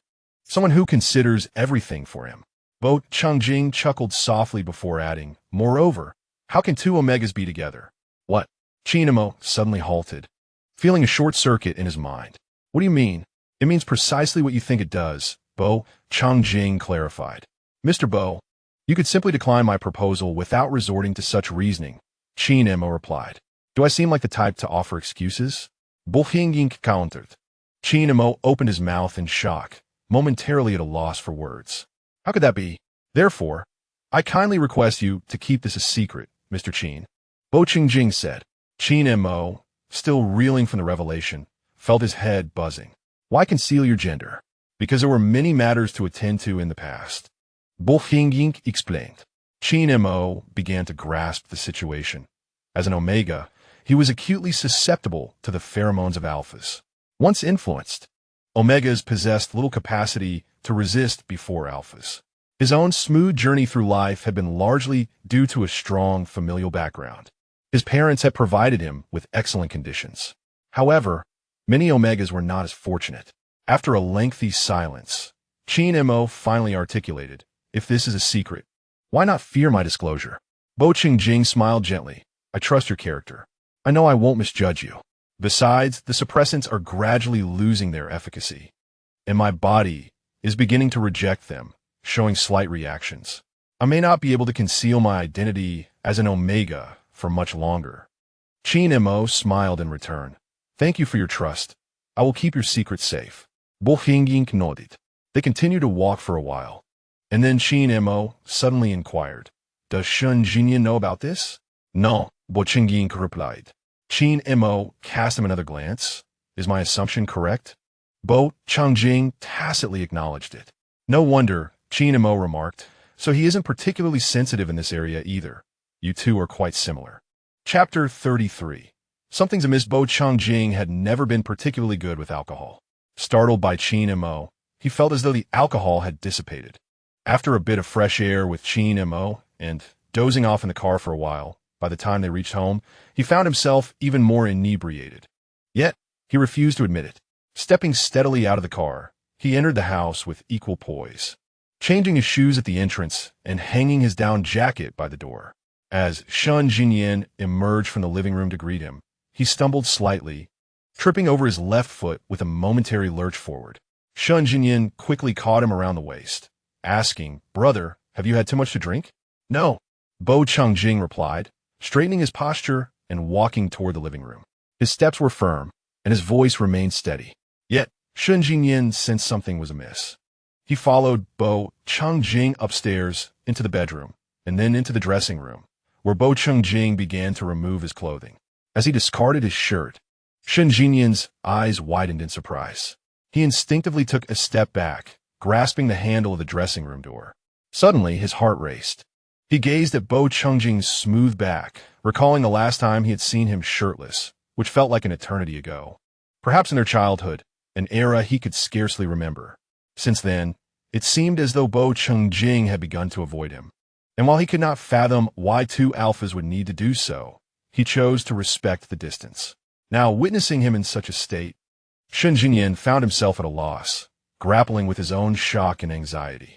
Bo Chungjing's back was exquisitely smooth, his skin delicate and almost translucent, his waist slender, and the contours of his muscles perfectly defined, powerful yet understated. Just observing him elicited a visceral sensation of smoothness beneath one's fingertips. Lost in thought, Shen Jingyan swallowed hard, suddenly jolted by the realization of his own musings.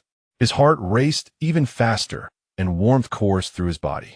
He became acutely aware that his pheromones seemed to be spiraling beyond his control, concerned that his presence might discomfort Bo Chungjing.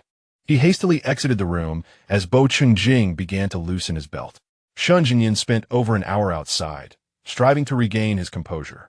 Once he felt he could rein in his pheromones, worry for Bo Chungjing compelled him to return to the room. To his dismay, he found no one on the bed, nor were there signs of use in the bathroom. Ultimately, he discovered Bo Chungjing sound asleep within the confines of the wardrobe, now clad in loungewear. "Brother." Shen Jingyan gently shook his arm. Bo Chungjing remained deeply asleep, unresponsive to his call. Shen Jingyan then brushed his slightly flushed face, puzzled by his own actions. Yet he did not dwell on it. He simply assisted in guiding him out of the wardrobe.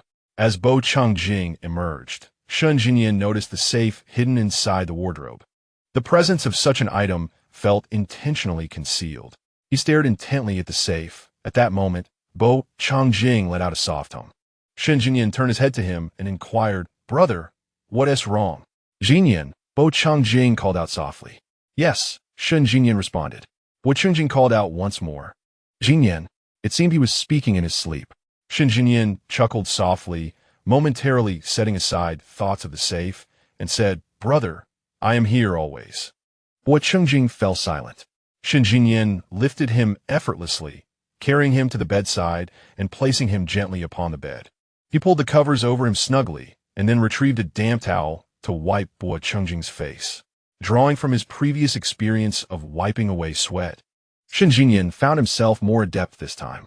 As he wiped, he remarked playfully, "Brother, I wanted to mention last time, you are quite light. A gentle embrace can move you. You must eat more, otherwise if the wind picks up, how will I manage to keep my brother from being blown away?" With a smile, he continued to clean Bo Chungjing's face, neck, and hands. He crouched by the bed for a moment, then, feeling a whimsical urge, lightly caressed Bo Chungjing's face, whispering, "Sleep well."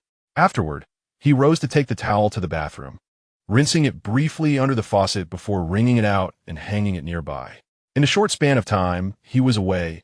Upon exiting the bathroom, he was startled to find Bo Chungjing standing at the door.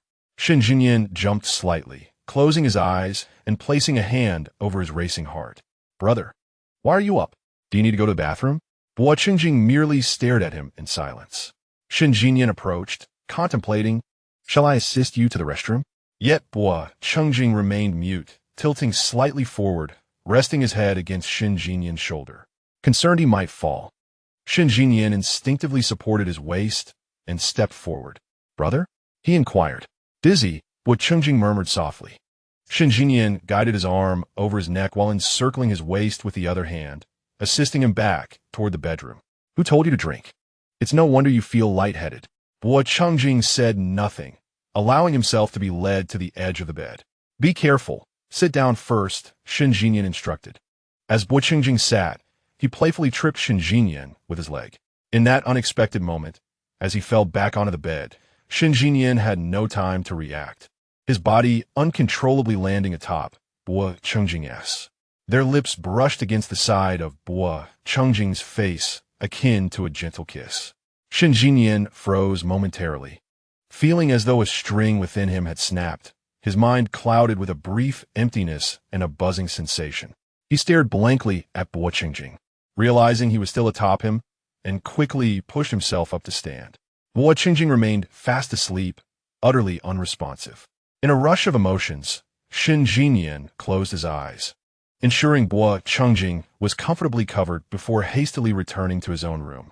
Leaning against the door, his mind swirled with the lingering sensation of his lips grazing Bo Changjing's face, a feeling that stirred something deep within his heart, leaving him both exhilarated and breathless. Shen Jinyan placed a hand over his heart and then touched his flushed face, realizing that something was amiss.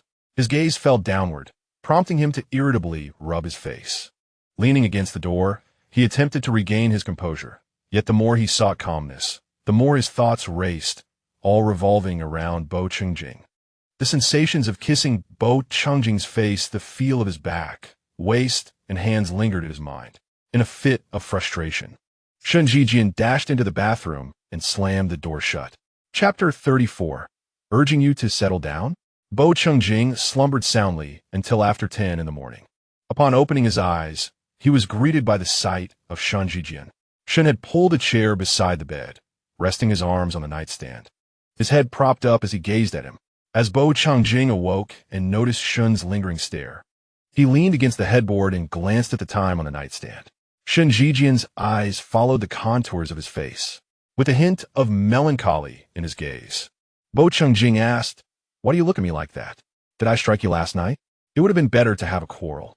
At least then he could express his frustration, but now he felt an unbearable sense of constraint, unable to voice his feelings. "Who did you drink with?" Shen Jinyan initiated the conversation. "Mo and his friends," Bo Changjing replied. "Oh." Shen Jinyan rose to pour him a glass of water. "What's wrong?" Bo Changjing inquired after taking a sip, noticing Shen's demeanor. "Nothing," Shen Jinyan sighed. "Your tone suggests otherwise," Bo Changjing observed. "What happened? Are you facing difficulties?" "Nothing," Shen Jinyan reiterated. "Did things not go smoothly with Yi Qinghe?" Bo Changjing pondered, suspecting that there must be something troubling Shen, prompting his current state. At the mere mention of Yi Qinghe, Shen Jinyan's heart sank, and he straightened his posture. Bo Changjing noticed the guilt etched on his face.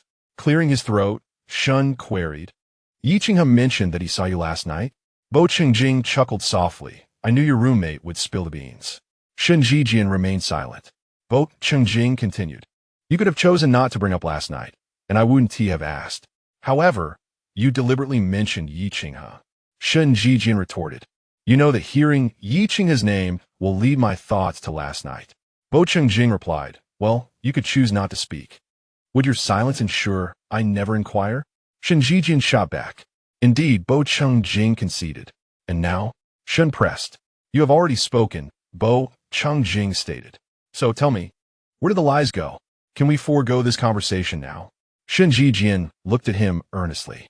Bo Changjing paused, gazing into Shen's obedient eyes before conceding. "All right." Shen Jinyan smiled, grasping Bo Changjing's wrist gently. "Brother, you are truly kind." Bo Changjing huffed softly and swung his legs over the side of the bed. However, as he settled on the edge, Shen Jinyan's hand rested on his thigh. Bo Changjing turned to look at him. Noticing that Shen did not withdraw his hand, but instead said, "I went to see Luoyan yesterday." At this revelation, Bo Changjing's fingertips trembled slightly. Shen Jinyan's hand rested upon his thigh, and he could sense a momentary stiffness in his body. "Brother, you are concealing something from me." Bo Changjing met his gaze. After a brief exchange of glances, Shen Jinyan averted his eyes and inquired, "Is it an allergy to pheromones?" "Not all," Bo Changjing replied. Shen Jinyan lifted his gaze once more, concern etching his features. "Then are you unwell?" Bo Changjing pondered, realizing that Shen Jinyan mistakenly believed he had deduced his gender. Yet he was merely worried about his health. "It's not precisely an illness," Bo Changjing clarified, "but rather symptoms akin to a pheromone allergy, inherent and congenital." "Is it serious?" Shen Jinyan asked, his anxiety palpable. "What implications does it carry?" Bo Changjing scrutinized him, contemplating for a few moments before responding, "It's not overly serious. The effect manifests as an allergy-like reaction to certain pheromones, such as difficulty breathing and general weakness." "Is that true?" Shen Jinyan remained skeptical, still anxious for his well-being. "Why have you been on medication then?" Luoyan mentioned that your dosage is double and not recommended. "Because without pheromones, I might lose control," Bo Chungjing explained. I would be unable to restrain myself from engaging in undesirable actions. Shun Zhijian furrowed his brow. Bo Chungjing found himself drawn to Shun Zhijian's innate allure, making it difficult to divert his gaze. He turned away, focusing elsewhere as he confessed, I dislike the scent of my pheromones. But Luo Shang implied that medication isn't the optimal solution. Are there alternative remedies? Shun Zhijian pressed. Bo Chungjing nodded. There are 3 approaches. Were they? Shun Zhijian asked eagerly. Establish a family, get married, or find a partner, Bo Chungjing replied. Upon hearing this, Shun Zhijian's mind stalled for a moment. Bullhing. That's merely 3 variations of a single solution, not 3 distinct approaches. Bullhing chuckled softly. Shun Zhijian glared at him, growing increasingly exasperated. What a ridiculous solution. Is there truly no other way to soothe the pheromones aside from that? So, is Luo Shang urging you to find an omega? Bo Chungjing remained silent. After a pause, Shun Zhijian suddenly queried, must it be an omega's pheromones? What do you mean? Bo Chungjing asked. Feeling somewhat guilty under Bo Chungjing's gaze, Shun Zhijian quickly dismissed it. It's nothing really. Bo Chungjing observed him for several seconds. Shun Zhijian then exclaimed, why are you taking a double dosage of the medication? The medication is becoming less effective. Bo Chungjing replied in a calm tone. Shun Zhijian's expression tightened, a sudden urgency gripping him. Was this not an implicit push for Bo Chungjing to marry and settle down? Shun Zhijian's heart raced with anxiety, akin to being engulfed by flames, and he finally uttered, what kind of medication is Luo Shang researching? Bo Chungjing gently ruffled his hair. Don't worry, he is exploring new options. If he discovers something new, are you planning to rely on medication for a lifetime? Shun Zhijian questioned. Bo Chungjing paused before responding. I can't endure such a fate. Shun Zhijian regarded him in silence. Bo Chungjing added, I'm going to take a shower. Did you not rest well last night? You have dark circles under your eyes. Shun Zhijian still said nothing. It wasn't merely that he had not rested. He had spent the entire night awake, contemplating the trajectory of his life. There is nothing to do, so I shall take a nap. Bo Chungjing rose and made his way to the cloakroom. Oh, Shun Zhijian responded. Shun Zhijian indulged in an afternoon slumber, while Bo Chungjing departed for the company. When evening fell and Bo Chungjing returned from work, Shun Zhijian was preparing to head out. Going out? Bullhing inquired. Yes, Shun Zhijian replied. I have plans with Yi Qinghe. Bo Chungjing gazed at him, realizing. Shun Zhijian smiled and said, I truly have plans with Yi Qinghe. Why don't you join me? After all, we are merely going for some leisure. Is it appropriate to play with your brother? Bullhing chuckled. What is wrong with that? Shun Zhijian retorted. Yi Qinghe always brings his girlfriend along. Bo Chungjing replied. Is a brother comparable to a girlfriend? Shun Zhijian cast him a glance, but remained silent. As Bo Chungjing observed him donning his outerwear and putting on his shoes, he remarked, scarf. Shun Zhijian glanced at the scarf hanging nearby, took it down, and handed it to Bo Chungjing. Holding the scarf, Bo Chungjing noted. Shun Zhijian stepped forward slightly, lowering his head. Bo Chungjing sighed softly, wrapped the scarf around him, adjusted it, and gently touched his face, saying, You truly never grow up. Not growing up is preferable, Shun Zhijian replied. I'm off. Chapter 35. It feels like you are in love. Yi Qinghe designated his residence as the gathering venue. A 3-story villa with front and backyards. It was quite spacious. The number of attendees was modest. Just Yi Qinghe's 3 friends, and Xing and Ji Linlin. By the time Shun Zhijian arrived, everyone had already gathered. They engaged in playful banter. After Shun Zhijian's arrival, they began to eat, followed by a descent to the basement for karaoke. This gathering was primarily for everyone to become acquainted.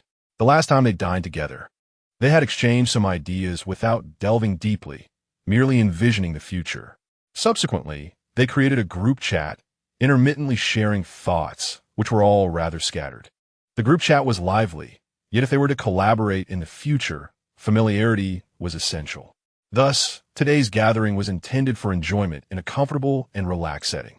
Yi Qinghe's friends took turns serenading each other. Shun Zhijian sat on the sofa, sipping sweetened water, observing them. feeling as though his ears might be deafened by their exuberance. "Are you all right?" Yi Qinghe inquired as he sat beside him. "If you reimburse me for the hospital expenses for my ears, I might feel better," Shun Jijin replied. Yi Qinghe chuckled. "I thought you wouldn't come. I am now somewhat curious about the image I project in your minds." Shun Jijin remarked, "Noble, profound, elegant. And I'm tall as well," he added. Yi Qinghe burst into laughter, nearly spilling his drink, and after a prolonged moment, he said, "You just seem very tall, with a high status, something we cannot reach."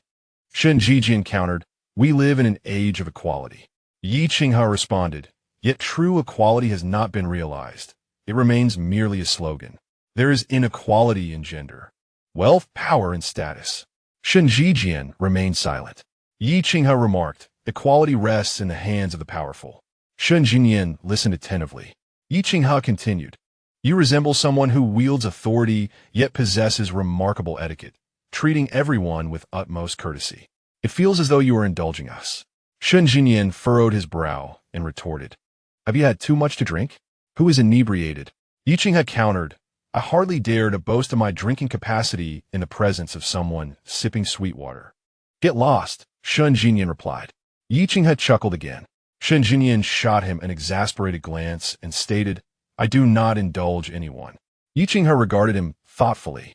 Shun Jingyan added, "I am not as lofty as you imagine. Please refrain from embellishing." Yi Qinghe nodded in agreement. As they conversed, Shun Jingyan noticed the sofa on the other side sinking slightly. He turned his head to find Ji Linlin seated beside him, with nearly a person's distance between them. Observing her arrival, Yi Qinghe patted Shun Jingyan on the shoulder and leaned in closer, saying, "You two converse. I believe you're kindred spirits." With that, he greeted Ji Linlin and departed. Shun Jingyan watched Yi Qinghe leave and then turned his attention to Ji Linlin.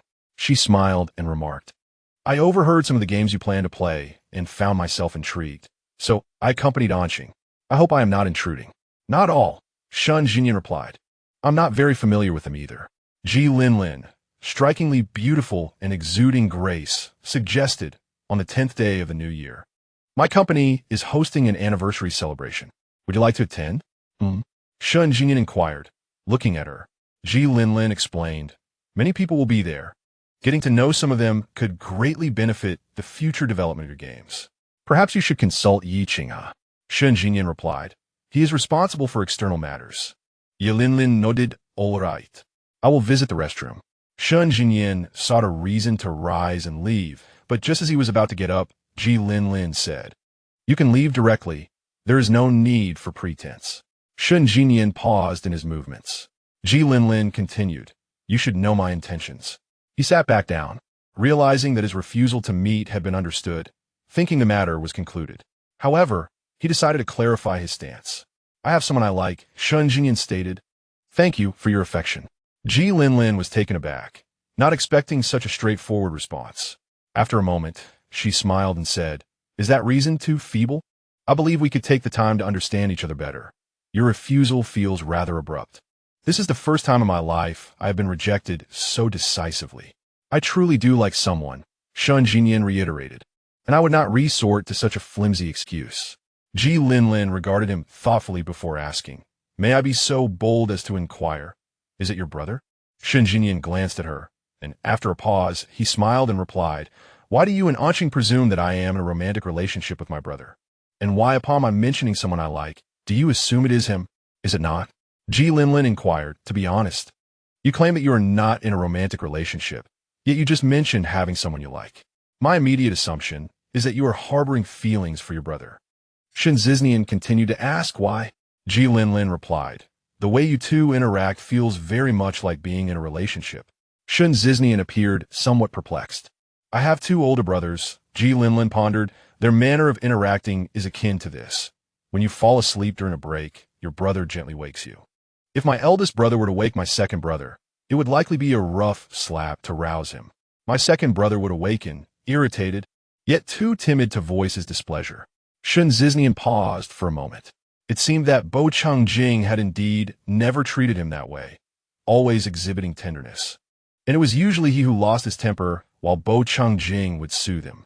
Each person possesses a distinct temperament and manner of interaction, he mused. That may be true, Ji Linlin responded, but perhaps the dynamic between you brothers resembles that of lovers. But how could two alphas become a couple?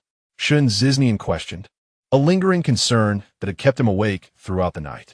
The secondary reason was that he seemed to have a vague understanding of his own feelings. The principal issue remained, how could two alphas be together? Moreover, his brother had a pronounced reaction to his pheromones. Alpha? Ji Linlin exclaimed in surprise. Are you referring to your brother? Shun Ziznian was taken aback by her astonishment. Can't you tell? My brother is an alpha? Ji Linlin was shocked for a few seconds before shaking her head. When you two stand together, I assumed he was an omega. Perhaps because your alpha traits are so pronounced, we just assumed he was too shy to admit it. It's fine, Shun Ziznian replied, shaking his head, as if something was surfacing in his mind. He felt he was on the verge of grasping it. Suddenly, Yiqing's three friends let out a loud shout. Ji Linlin raised her hand to cover her ears. Shun Ziznian also closed his eyes, feeling as if his eardrums might burst. The thoughts in his head were abruptly shaken away. Chapter 36. Wounded as the gathering concluded, the hour was late. Yiqing's friends departed, and Ji Linlin was picked up by her family. Shun Ziznian awaited Bo Chungjing's arrival. Did I interrupt your little world? Shun Ziznian asked as he observed Yiqing and Xing. Not at all, and Xing replied. It's rather tiresome facing just him. Yiqing turned his neck to glance at Xing, incredulous at what he had just heard. So love can simply vanish? Xing pressed his face, redirecting his gaze away from her. Less drama, please.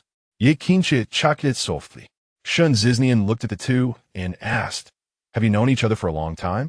Yes, Xing replied. We used to be neighbors, knowing each other since we were in diapers. When did you get together? Shun Ziznian further inquired. You are quite nosy. Yiqing remarked. Am I not allowed to be curious? Shun Ziznian countered. The day before university started. Yiqing answered. Who pursued whom? Shun Ziznian pressed on. You are really quite inquisitive. Yiqing said, I was the one who pursued her for quite some time. Quite some time? Wasn't it just from the end of the college entrance examination until the start of school? And Xing interjected, what's the matter? Did I make you feel wronged? What college entrance examination? Yiqing remarked, so, my 3 years of high school have been in vain? You cannot deny my efforts just because you fail to understand. Who is not understanding? Anqing retorted, giving him a light shove. Just then, her phone rang. She glanced at it and said, it's my mother. You two continue your conversation. I will take this call. After Anqing departed, Shun Ziznian posed another query. You two have been close since childhood, right? Yes, Yiqing affirmed. How did you come to realize that your feelings for her were romantic and not merely platonic? Shun Ziznian inquired. What is the matter with you? Yiqing asked, gazing at him curiously. What exactly do you wish to know? Shun Ziznian found himself somewhat amused, already aware of the answer deep within him. If he pondered for a moment, the tangled thoughts in his mind would become clear, yet he felt an unsettling need for confirmation, again and again. Cautious, ever cautious. For once a decision is made to commence, there is no turning back. He chuckled lightly and said, just answer the question. Do not ask anything else. With a sigh, Yiqing replied, how can one confuse love and friendship? Love is when you see someone and yearn to be near them, feeling that they are exceptionally precious, wanting to embrace and kiss them. As for friendship, how does one articulate it? Between us, do you feel your heart race when you see me? Do you feel an urge to kiss me? Shun Ziznian stared at him for a moment before disdainfully turning his head away. Disgusting. Yiqing felt a twinge of nausea as well. The two fell into a sudden silence in the living room, neither speaking for quite a while. Are you encountering some emotional dilemma? Yiqing asked, suddenly realizing he had developed feelings for his childhood friend. Before Shun Ziznian could respond to the question, an abrupt, loud noise erupted from outside. Both he and Yiqing turned toward the yard through the floor-to-ceiling window. What was that sound? Anqing called as she descended the stairs. Shun Ziznian observed a group of individuals forcefully entering the yard. Those are my father's men, Yiqing said to Anqing. You should go back upstairs. But she did not move. Shun Ziznian looked at Yiqing. The way these people barged in appeared quite hostile, as if they intended to fight. Yiqing turned to him and suggested, why don't you head upstairs for a while? Shun Ziznian watched Anqing making her way down, tying her hair back. Based on previous experiences, she was likely to engage in the fray. "Are you certain you are safe?" Shen Ziznian asked. "Not entirely," Yi Qinghe admitted. "But as a guest, I cannot allow you to be harmed. If I am unable to handle it, please call for an ambulance." Shen Ziznian remained silent, lowering his head to send a message. The intruders had already stormed into the living room. 15 or 16 individuals began to wreak havoc, smashing items as they advanced directly toward Yi Qinghe. He rose and landed a punch on the face of one of the assailants. Anqing seized a nearby vase and hurled it at someone's head. The sound of shattering glass made Shen Ziznian shut his eyes momentarily. Clearly, these 15 or 16 people were professional thugs, and Anqing's strength lay in her ferocity, using whatever she could find strike. Yi Qinghe held his own, but with so many adversaries who were highly skilled, he also had to protect Anqing, placing him at a disadvantage from the very beginning. Shen Ziznian kicked one of the men on Yi Qinghe's left, then pulled him back to evade a punch from the right. Yi Qinghe turned to him, expressing gratitude. "Thank you. You are truly courteous." Shen Zhinyan replied. Yi Qinghe smiled slightly. He had been contending with the individuals directly in front of him, pulling in Xing behind him, while his peripheral vision caught sight of the people flanking them. Yet escape was no longer an option. Had Shen Zhinyan not intervened, he would have likely succumbed to blows, already being pressed down and assaulted.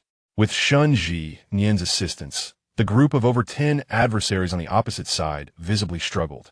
The leader remarked, "Young master, does President Yi merely wish to invite you back? Or is it his intent to first administer a beating before dragging me home?" Yi Qinghe responded. No sooner had he finished speaking than a throng of new arrivals surged through the doorway. "Qinghe, many more have come," and Xing remarked with concern. Yi Qinghe glanced outside, his expression darkening. "My bodyguards," Shen Zhinyan stated. "Ah," and Xing exclaimed in surprise. The exterior bodyguards burst in, and as Shen Zhinyan incapacitated an assailant beside him, he turned only to witness a crowbar descending toward Yi Qinghe's head. Yi Qinghe saw it, but realized it was too late to evade, and Xing rushed forward, attempting to shield him. Yi Qinghe, disregarding the potential blows from the front, turned to embrace Xing protectively. Shen Zhinyan swiftly stepped in, grasping the descending crowbar, thus safeguarding the unfortunate couple. Nevertheless, Yi Qinghe still took a kick from a person behind him. The assailant was subsequently restrained by Shen Zhinyan's bodyguard, who seized him by the throat and dragged him away. Shen Zhinyan wrested the crowbar from the adversary's grasp and struck their shoulder with it, sending the opponent crashing to the ground. Yi Qinghe and Xing looked at Shen Zhinyan, inquiring, "Are you all right?" Shen Zhinyan discarded the crowbar, frowning as he shook his hand. He seemed to have heard a distinct crack from his thumb. "Zhinyan," Shen Zhinyan turned to see Bo Changjing approaching. "Brother, how is your hand?" Bo Changjing grasped his hand, inspecting his thumb. Shen Zhinyan inhaled sharply. Bo Changjing's expression darkened further. As he reached the doorway, he had witnessed Shen Zhinyan endure that blow, followed by the latter tossing the crowbar aside and shaking his hand. It was evident he had sustained an injury. Yi Qinghe and Xing exchanged glances, and the atmosphere in the living room grew tense. "It's nothing," Shen Zhinyan assured. "I misjudged the position. The force landed on my thumb." "Brother, it's nothing. It will be fine soon," he added. "It's fractured," Bo Changjing stated firmly. "To the hospital." "Huh? Surely not," Shen Zhinyan replied. "It can't be that severe." Bo Changjing grasped his arm, leading him outside while softly uttering, "Disable all of their arms." "Understood," the bodyguards replied in unison. And Xing and Yi Qinghe exchanged another glance, only to be met with a chorus of anguished cries shortly thereafter. And Xing, frightened, covered her ears, while Yi Qinghe cradled her close, shielding her ears as well. Chapter 37. The lucky cat. On the way to the hospital, Bo Changjing contacted a physician. Upon arrival, an X-ray confirmed the fracture. The second joint of the thumb had split, necessitating surgical fixation. Blood tests and various examinations followed, and arrangements were made for the surgeon to perform the operation that very night. By the time Yi Qinghe and Xing arrived at the hospital, Shen Zhinyan had already been taken into the operating room. Bo Changjing was waiting outside. As Yi Qinghe and Xing approached, Bo Changjing's driver momentarily obstructed their way. Upon recognizing them, Bo Changjing slightly raised his hand, signaling the driver to let them pass. Yi Qinghe first inquired about Shun Jinyan's condition, then expressed his remorse. "I'm truly sorry for involving Jinyan in this." And Xing felt a growing apprehension towards him. When she had seen him at school previously, he had merely seemed distant. Now, however, she was gripped by an intrinsic fear. The haunting cries from Yi Qinghe's home still echoed in his ears, and those agonized sounds could be summoned by a mere word from this individual. Yi Qinghe too felt an unsettling fear towards him, not only due to the anguished cries from his living room, but also from the oppressive aura emanating from Bo Qingjing, a chill that spoke of authority. "Who are those people?" Bo Qingjing inquired. "They are my father's associates," Yi Qinghe replied. Bo Qingjing regarded him and asked, "Do you require assistance in managing your family affairs?" Yi Qinghe looked at him, his eyes wide with shock and fear. The way Bo Qingjing spoke of managing suggested a grim resolution to eliminate his family altogether. Sensing Yi Qinghe's trepidation, Bo Qingjing continued, "If Jinyan collaborates with you, the time you spend together will not be brief. I wish not for such occurrences to repeat." Yi Qinghe remained silent. Although Jinyan had few friends, he was fiercely loyal. "He cannot disregard your troubles," Bo Qingjing asserted. "We must address the root of the issue. If you cannot resolve it, I am willing to intervene on your behalf." "I understand. I will handle it," Yi Qinghe replied. "You need not apologize. It is neither your fault nor your doing that has harmed him," Bo Qingjing stated. "I have brought trouble upon him," Yi Qinghe murmured. "I will resolve my family matters. Do not feel guilty. His rescue of you signifies your considerable importance to him. His actions are not meant to invoke feelings of guilt or self-reproach," Bo Qingjing reassured him. Yi Qinghe nodded in acknowledgement, and Xing dared not speak. Even her attempts at consolation were met with a cold indifference, the oppressive atmosphere too formidable. "It is late. We should return," Bo Qingjing suggested. "We will wait for him to come out," Yi Qinghe insisted. "Is it wise to have your girlfriend stay up late with you?" Bo Qingjing coyed. "I am fine," and Xing interjected, "We will wait for Shun Jinyan to emerge. Knowing he is safe will bring us some comfort." As they insisted on remaining, Bo Qingjing chose not to press the matter further. Once the surgery was completed, a night of observation was deemed necessary. However, Shun Jinyan felt well enough to return home, only to be met with a sharp glare from Bo Qingjing that quelled his intentions. Seeing that he was all right, Yi Qinghe and Xing took their leave. Shun Jinyan dutifully stayed at the hospital for observation throughout the night. Perhaps influenced by the anesthesia, he soon fell into a deep slumber that lasted until dawn. Bo Qingjing kept vigil over him, concerned that once the effects of the anesthesia wore off, Shun's hand might ache, that he could have adverse reactions to the anti-inflammatory medication, or that he might inadvertently move and jostle his injured finger. With a steel pin in place, his right hand would likely remain immobile for the foreseeable future, rendering his left hand seemingly useless.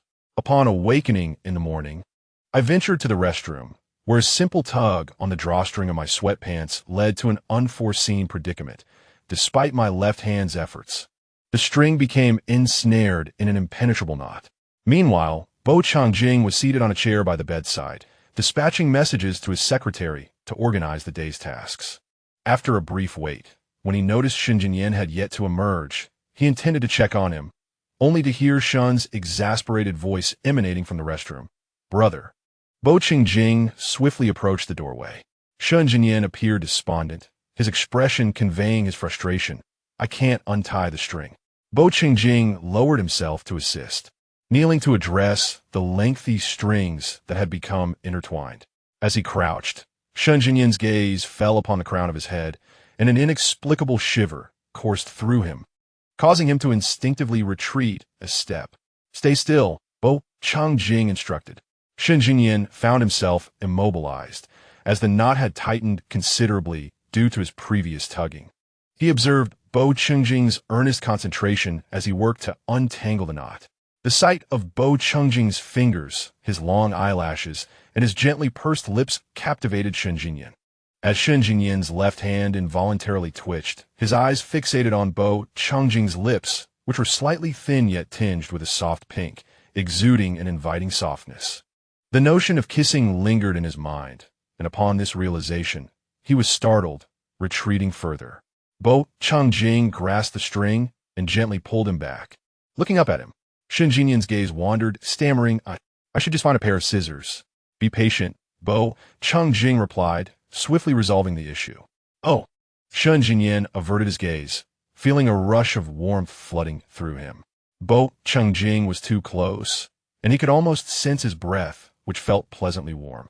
Shen Jinyan shifted his attention to the hospital guidelines affixed to the wall, attempting to distract himself. Bo Changjing stood up, having successfully undone the knot, and announced, It's free now. Shen Jinyan glanced down, yet he was oblivious to whether the string was indeed untied. His focus was solely on suppressing any revealing emotions. Fortunately, he felt reassured, at least for the moment. He promptly turned and entered the restroom. Meanwhile, Bo Changjing, who maintained an air of nonchalance, felt a thin sheen of sweat form in his palms, and the tips of his ears began to redden. Shen Jinyan's surgery was minor, yet it involved incisions, steel pins, and sutures, necessitating the administration of anti-inflammatory medication. Should pain arise, painkillers would also be required. However, as Shen Jinyan had chosen to avoid staying in the hospital, he was monitored overnight, revealing no allergies to the medication. Thus, Bo Changjing took him home, planning to return to the hospital only when intravenous treatment was necessary. Upon returning home, Shen Jinyan endeavored to acclimate to using his left hand. Yet, every task felt awkward and cumbersome. He had never realized how reliant he had been on his right hand. Now, with it rendered immobile, his left hand felt as if it had just emerged into this world, still adjusting to its new reality. After 10 minutes of contemplation, Shen Jinyan concluded that his left hand was rather inept. Brother, Shen Jinyan called out from the threshold of his room. Bo Changjing emerged from the study, regarding him with a smile. You still find amusement in this? Shen Jinyan furrowed his brow in response. Bo Hingying approached, gazing at the sweater draped across his shoulders and the tousled hair atop his head. How did it end up like this? He inquired. Shen Jinyan was disinclined to respond. The first thing he had wished to do upon returning home was to take a shower, yet upon entering his room, he found himself unable to remove the sweater. After much struggle, the garment remained askew on his person, with his left wrist ensnared near his neck. Bo Changjing playfully tousled his hair, chuckling as he took out his phone to capture the moment. Do you have no heart? Shen Jinyan was on the verge of becoming exasperated. Ignoring his words, Bo Changjing aimed his phone at him. Ready? 3, 2, 1. Shen Jinyan glared at him, yet as the countdown concluded, a smile broke through. After the photo was taken, he resumed his glare. Bo Changjing showed him the captured image. Doesn't it resemble a fortune cat? Chapter 38. Hurry, I've been waiting for you for ages. Shen Jinyan scrutinized the photo, thinking it resembled a frazzled cat more than a fortune cat. However, the glimmer of mirth in Bo Changjing's eyes lightened his mood considerably. Since last night, his brother had worn a stern expression, which was rather intimidating. So, are you going to rescue me now? Shen Jinyan asked. Bo Changjing put away his phone, first liberating Shen Jinyan's left arm. Jinyan, keep your right fingers still, but you may lift your right arm. Shen Jinyan wore a look of utter disbelief. Bo Changjing chuckled softly. Shen Jinyan gradually raised his arm, stating, the anesthetic must have affected my intelligence. Indeed, Bo Changjing evaded his hand and removed the sweater. Shen Jinyan exhaled with relief. Is it permissible for me to shower alone? Bo Changjing began to feel a twinge of concern. What if I cannot? Shen Jinyan pondered for a moment and suggested, could you assist me? Bo Changjing was momentarily taken aback. I can help. Just cover this area. It mustn't get wet. Or shall I assist you instead? Bo Hingying contemplated. What if the wound gets infected? This time, Shen Jinyan appeared momentarily stunned. No need. I can manage. Trust me. Are you certain? Bo Hingying inquired. Absolutely. Shen Jinyan affirmed. It's merely a shower. Call for me if you need anything. Of course, Bo Changjing replied. Who else would I call? Afterward, Shen Jinyan's calls for his brother noticeably increased. Bo Changjing had not slept a wink the previous night. After Shen Jinyan finished his shower and found himself with nothing to do, he lay down on the bed and drifted into sleep. Bo Changjing retreated to his room for a brief rest as well. However, he felt as though he had barely slept before sensing a shift at the edge of the bed. Initially, he paid it little mind, but after a while, he felt a weight settle upon his waist. Bo Changjing, still in a daze, sensed something amiss. Struggling to wakefulness, he opened his eyes to find Shun Ziznian lying beside him. Groggy, he stared for a while before realizing it was not a dream. Shun Ziznian truly lay at his side, his arm draped over Bo Changjing's waist. Instinctively, Bo Changjing attempted to rise, but as he propped himself up, Shun Ziznian's arm tightened around him. Glancing at his brother's arm, he noted it was the injured one, prompting him to hesitate. Ziznian, he called softly. Shun Ziznian lifted his arm, resting it against his chest, and then gently pressed him back down. He shifted closer, burying his face in his shoulder. Bo Changjing's eyes fluttered slightly as he gazed at the ceiling and said, "Zhinyan, be careful with your hand." "Brother, it hurts," Shun Zhinyan replied. "Is it starting to hurt now?" Bo Changjing tilted his head to look at him, only able to see his hair. "Yes," Shun Zhinyan admitted. "I just took painkillers, but it still aches." "Did you bump it?" Bo Changjing grasped his arm and suggested, "Perhaps you should stay in the hospital for a couple of days. And 4 might help." "No," Shun Zhinyan murmured. "Just let me sleep for a bit, and it won't hurt anymore." "Am I your painkiller?" Bo Changjing asked. "You work better than painkillers," Shun Zhinyan said, rubbing his face against Bo Changjing's shoulder. "Let us just sleep for a while. You should rest too." Bo Changjing remained silent. "I don't want to sleep alone. It feels so lonely when it hurts," Shun Zhinyan confessed. "It's as if I'm the only person left in the world." "Is the world coming to an end?" Bo Changjing inquired. "You don't care about me anymore," Shun Zhinyan said quietly. "You're not as concerned for me as you used to be. When I was subjected to experimental drugs and felt terrible, you were always right by my side." Mentioning the past softened Bo Changjing's heart, and he did not let Shun Zhinyan leave. After a while, he carefully moved his hand away and adjusted the blanket over him. Seeing Bo Changjing cover him, Shun Zhinyan could not help but smile silently. They slept together until the afternoon. Bo Changjing, still holding Shun Zhinyan's arm, dozed off, slightly shifting closer to him. When Shun Zhinyan finally awoke, the sky had darkened. They had slept from morning until afternoon without having lunch, and he felt a pang of hunger.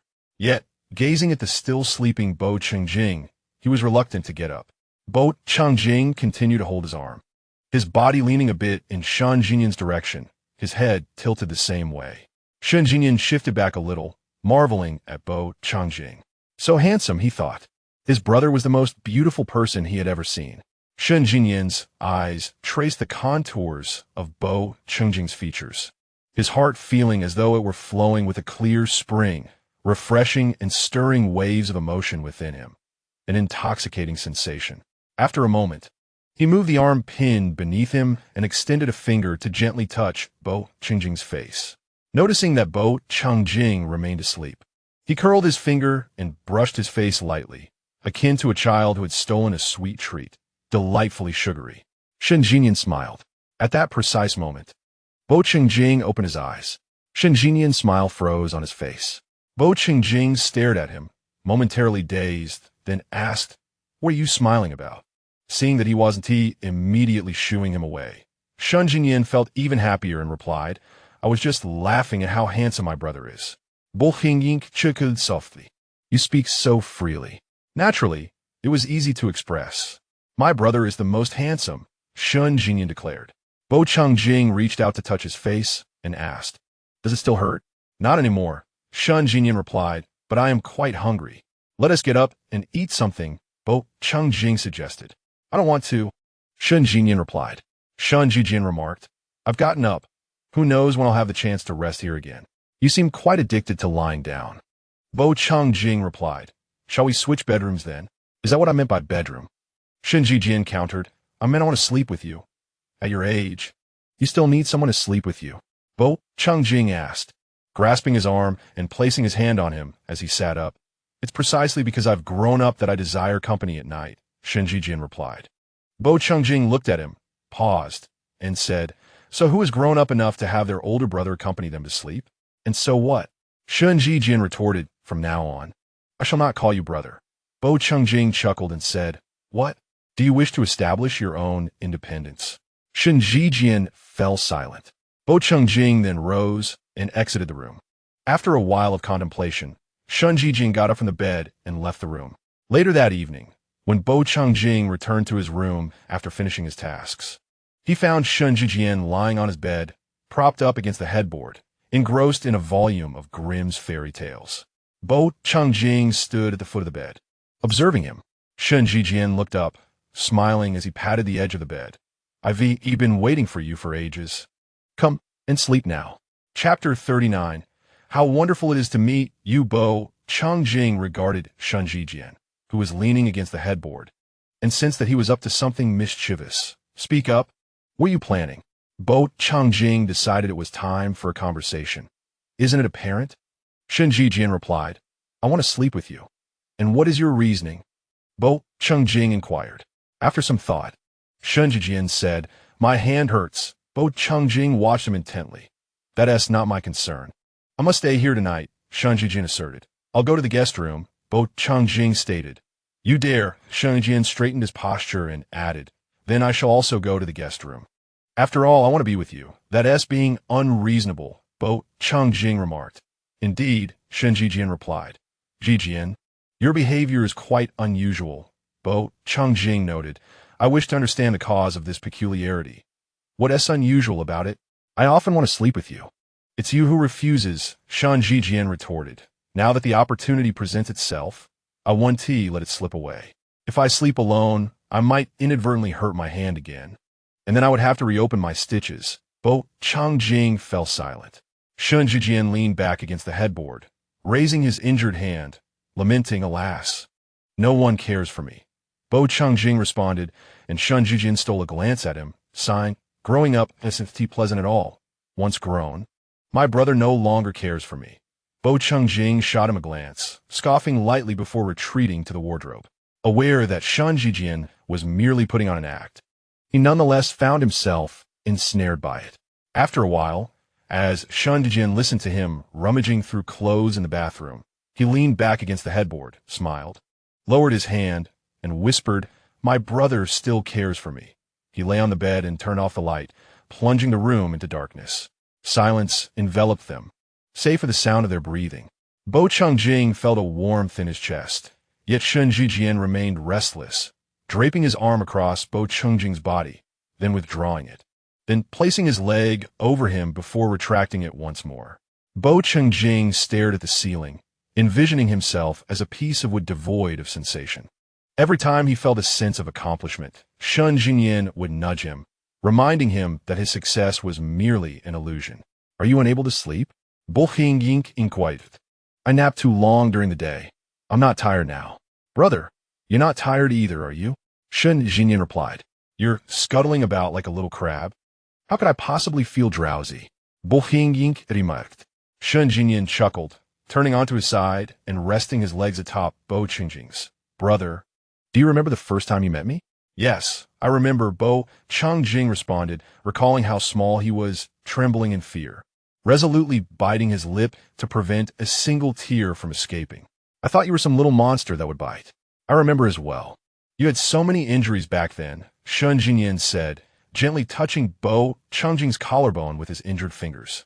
Bo Changjing instinctively reached for his hand, yet hesitated to touch the wounded fingers, merely grasping the tips of those 2 digits. Jinyan, I recall there was a deep wound right here. Shangye's voice bore a note of sorrow, cold yet filled with empathy. It has healed long ago. The scar is barely visible, Bo Changjing reassured him. After a moment of silence, Shangye continued, at that time, I thought I had been sold to that place to be beaten. Only later did I learn that it was you who struck Li Song, and then you were ambushed by Li Song's bodyguards. Li Song is the owner of the laboratory. Everything was orchestrated by that heartless man. Bo Changjing's thoughts drifted back to 12 years ago, still holding onto Shangye's fingers. A smile involuntarily gracing his lips as he recalled that time. The reactions his body had to the experimental injections were quite distressing. On that day, after 3 failed attempts to administer the drug, when they prepared for a 4th, Bo Changjing saw Li Song approaching. He broke free from his restraints and struck Li Song, knocking out 2 of his front teeth and causing gastric bleeding, which led to a 2-week hospital stay. Thus, Shen Jinyan did not see Li Song for those 2 weeks. At that moment, I thought you were incredibly strong, Shen Jinyan remarked. You were impressive too, Bo Changjing replied. After just a month there, you slapped Li Song. It was a sharp crack. He laughed as he spoke. Hearing his laughter, Shen Jinyan joined in, finding humor in the memory. Looking back, it seemed amusing now. Though at the time, they were engulfed in fear, anxiety, and pain, day after day, uncertain of when it would end. Shen Jinyan struck Li Song out of sheer discomfort from the medication. He was merely 7 years old, yet managed to free himself from the restraints and deliver that slap, which indeed resonated. It left Li Song and everyone in the laboratory momentarily stunned. Bo Changjing had just stepped down from another experimental bed and was momentarily taken aback as well. He gazed at Shen Jinyan's youthful face, his eyes reflecting a hatred that belied his tender age. Then, when a group of people was about to strike me, you rushed over, embraced me, and shielded me beneath you, Shen Jinyan recounted, his old wounds having just healed, only to acquire new ones, while Bo Changjing bore not a single scratch.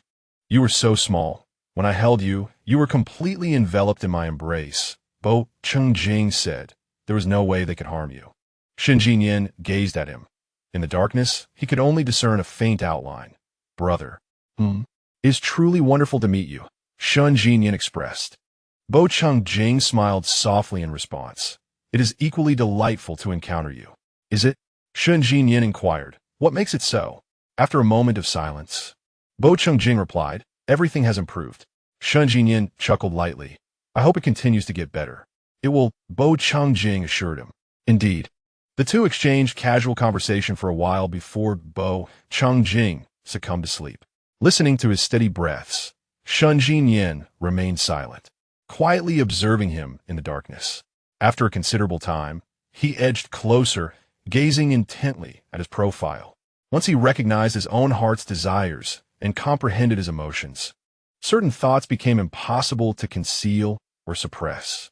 In the past, when he spoke of loving someone, he felt joy, a sense of ease, a racing heart, impulse, and tension, yet with an underlying exhilaration.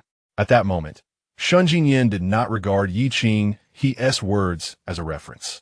The feelings he described were sentiments he experienced whenever he was with his brother. Thus, he deemed He's descriptions as imprecise or mere idle chatter. Reflecting now, he realized that his affection for Bo Changjing had long since transformed. He could not recall precisely when this change occurred. Nonetheless, he understood that his feelings of possession towards his brother, an emotion that ought to belong solely to him, had existed for quite some time. He persistently questioned whether Bo Changjing wished to find a partner or start a family, though in truth, he harbored a desire for him to remain unwed. He wanted him to belong only to him. Moreover, just the previous night, he remarked that love is when you see someone and feel an urge to draw near, to cherish them as something extraordinarily precious, to embrace and kiss them. Indeed, as Shen Jinyan looked at Bo Changjing, he recalled the night he had drunk too much, inadvertently brushing his lips against Bo Changjing's face. The yearning to be close to him, to embrace him, and to kiss him had never faded. He was acutely aware of his inner desires and knew precisely what he wanted, even if he attempted to suppress these thoughts and stifle his emotions. However, once such thoughts emerged, they became uncontrollable. Yet, the pheromones of two alphas would invariably repel one another. Shen Jinyan observed as Bo Changjing swallowed hard. After a moment, he gently pulled the blanket up a bit and, through its fabric, placed a soft kiss upon Bo Changjing's face. Brother, I hope you won't hold it against me once you find out. Chapter 40. Can we marry? Shen Jinyan spent 3 days in the hospital undergoing intravenous therapy. Following that, it was a matter of caring for his wounds. Healing from such injuries could take 100 days, and the timeline for complete recovery depended on Shen Jinyan's rate of healing. On the 28th day of the 12th lunar month, most employees of the Jingnian group were granted leave. A select few, including Bo Changjing's secretary and several assistants, remained busy alongside Bo Changjing until the morning of New Year's Eve. During lunchtime, Bo Changjing attended a meeting and returned in the afternoon. accompanied by two individuals, Shang and Qin. In recent days, Shangye has gradually grown accustomed to managing tasks with one hand, busily affixing the character for good fortune around the house. Upon noticing their arrival, he tossed aside the charm and complained, "Brother, it was him. He locked me out of his office that day." Shangye raised his hand in greeting to Qin, then fixed a glare on Shang. Just as Shang opened his mouth to speak, Shangye interjected, "On such a frigid day, with temperatures plunging below -10 degrees, he left me outside. Brother, do you think he intends to freeze me to death? His heart is dark, and his intentions sinister." I, Shang, could only utter a single word. Shangye continued, "How can there be someone so callous? Brother, you must avenge me. It was you who first questioned my research." Shang shouted in response, "Brother, he is still yelling at me." Shangye exclaimed. Qin observed silently from the side. Changye remarked, during the New Year's Eve dinner, "Let him stand outside holding a bowl to eat and let him feel the chill." Shangye chuckled softly, feeling as though he had been struck in the chest. Shang trembled with indignation, pointing a quivering finger at Changye. Changye, is your heart made of darkness? Do you see only your brother? Your heart has strayed beyond reason. Lower your voice. We have guests, Changye replied, maintaining an air of composure. Qin interjected, "I'm just a freeloader. It's as if I don't exist." Shang, infuriated, felt as if steam might erupt from his head. When he turned to Qin, he managed a polite smile before furrowing his brow in anger at Changye and Shangye. "Am I not a guest as well?" Both Changye and Shangye regarded him in unison. After a brief pause, Shangye remarked, "Brother, does he not wish to work?" "It appears so," Changye replied. Shang inhaled deeply, stirred by their banter. "Kin montak chakut." Changye then declared, "All right, since you're here, let us not be idle. Let us continue with the decorations. The housekeeper has returned home for the new year, and the restaurant will deliver the New Year's Eve dinner." Qin glanced at the home's decorations. "Your family certainly values atmosphere." "Indeed, it makes the New Year's Eve dinner more delightful," Changye affirmed. Qin smiled in agreement. Shangye surveyed the pair, and, without further comment, handed a character for good fortune to Shang. "I've already decorated over there." Shang attempted to return the favor, but noticing that Shangye could only move one hand, he chose not to press the matter. Once the characters were affixed, the courtyard was adorned with numerous small lanterns. That evening, the restaurant delivered the meal, and the four of them gathered to enjoy the New Year's Eve feast. Qin and Shang shared a drink together. "With so much fine wine at home, it feels like a waste not to indulge," Shang lamented. "Who knows who brought all this?" Shangye remarked, holding a pair of child-sized chopsticks in his left hand. "Is my home your wine cellar?" "I shall not argue with one who uses child-sized chopsticks," Shang replied. "I won't argue with one who cannot use chopsticks either," Shangye retorted. Glancing at his phone, "Yichinha is calling. I shall take this." "All right," Xing responded. Shangye stepped outside to answer the call, while the other three engaged in conversation. Shang, having grown up abroad, had never quite mastered the use of chopsticks. During his time as a test subject in a laboratory, he had used a knife and fork, dining on Western cuisine. Today, I prepared a knife and fork for him as well, but upon being chided by Shangye, he struggled with his chopsticks and remarked, "Qin, perhaps you should refrain from drinking." Qin responded, "What is the matter? Are you concerned about the wine?" "Not all," Shang interjected. "With three alphas surrounding you, shouldn't you be worried about overindulging?" Qin paused, his hand holding the wine glass momentarily still. "It's quite all right," Changye reassured. "The door to my room is locked from the outside. It cannot be opened from within. Once we secure Shang's room, it will be fine." Qin chuckled lightly. "Oh, what do you mean by that?" Shang retorted. "With three alphas in the household, why do you have to guard against me alone? Am I a beast? Where are the three?" Xing quoted. Suddenly, Shang straightened in his seat, a sheen of sweat breaking on his back. After confirming that Changye had indeed not consumed any alcohol, he glanced at Qin and then back at Changye. "Did you tell him?" Xing nodded. Luoyan reclined back into his chair. Goodness, I thought you'd been drinking soda or something. You scare me half to death. Chinamo observed him, so you were aware. I am his doctor, of course I would know, Luoyan replied. I never expected he would confide in you. Over all these years, he has only shared this with you. Chinamo exchanged a glance with Bo Chengjing, as did Luoyan, both sensing an unspoken understanding between them. Perhaps the truth could not be concealed for long. It would be better to exchange sincere honesty for a meaningful friendship. Luoyan glanced outside. When should we inform him? Whenever an opportunity arises, Bo Chengjing suggested. Are you concerned that your pheromones might cloud his judgment? Kin montak inquiat. Bo hinging onquiest. After a moment of contemplation, Chinamo remarked, You two have lived together for so many years. Surely, you can discern whether it is the pheromones influencing your bond or genuine feelings. Even if it were the pheromones at play, it still results in being together, a positive outcome, indeed. Luoyan regarded him thoughtfully. I must admit, you make a compelling argument. Ultimately, being together is what matters. The process is secondary. Kin Montaka filmed precisely. Bo Chengjing observed the two, and after a brief silence, he smiled. That smile of yours is rather unsettling, Luoyan quipped. At that moment, Shun Jinyan returned from outside, prompting the trio to seamlessly shift the conversation to a different topic. At midnight, the bodyguards outside the villa set off fireworks. The four of them stepped outside to admire the display. Following this, they played mahjong for a while.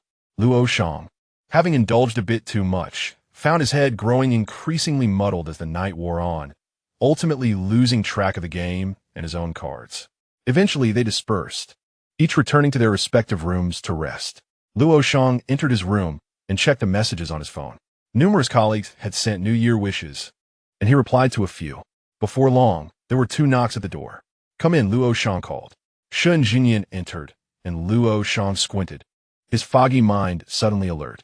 You're not planning to take advantage of my inebriation to toss me out into the cold, are you? Shun Jinyan placed a cup of honey water on the bedside table. Of course not. I'm here to poison you. Luoyan glanced at the honey water and took a few sips. How rare it is for you to show concern for someone. Shun Jinyan retreated a few steps, leaning against the wall, observing him in silence. Luoyan, noticing his lack of intention to leave, felt a heightened sense of vigilance. What? Do you have more questions for me? Hasn't Bo Chengjing already informed you? Why are you asking me? He told you himself, leaving me in a precarious position. What troubles him now is that Shun Jinyan might not have believed Bo Chengjing's words and has come to inquire again. This is not my brother's concern, Shun Jinyan stated. Oh, Luoyan's anxiety dissipated significantly in that instant. What is it then? Is there anything we could possibly discuss? After a moment of contemplation, Shun Jinyan spoke. From a physiological perspective, can 2 alphas marry? Chapter 41. Genetic modification what? Luoyan fell into silence for a while, still unable to grasp the nature of the question posed. Shun Jinyan reiterated, Can 2 alphas be together? Who do you wish to be with? Luoyan inquired. Why does it concern you? Shun Jinyan replied, I'm merely asking on behalf of a friend. Your friend, an alpha, has feelings for another alpha? Luoyan asked, somewhat astonished. Shun Jinyan nodded. They wish to be together? Luoyan expressed his surprise once more. Indeed, Shun Jinyan affirmed calmly. Luoyan suddenly fell silent. Why are you no longer speaking? Shun Jinyan questioned.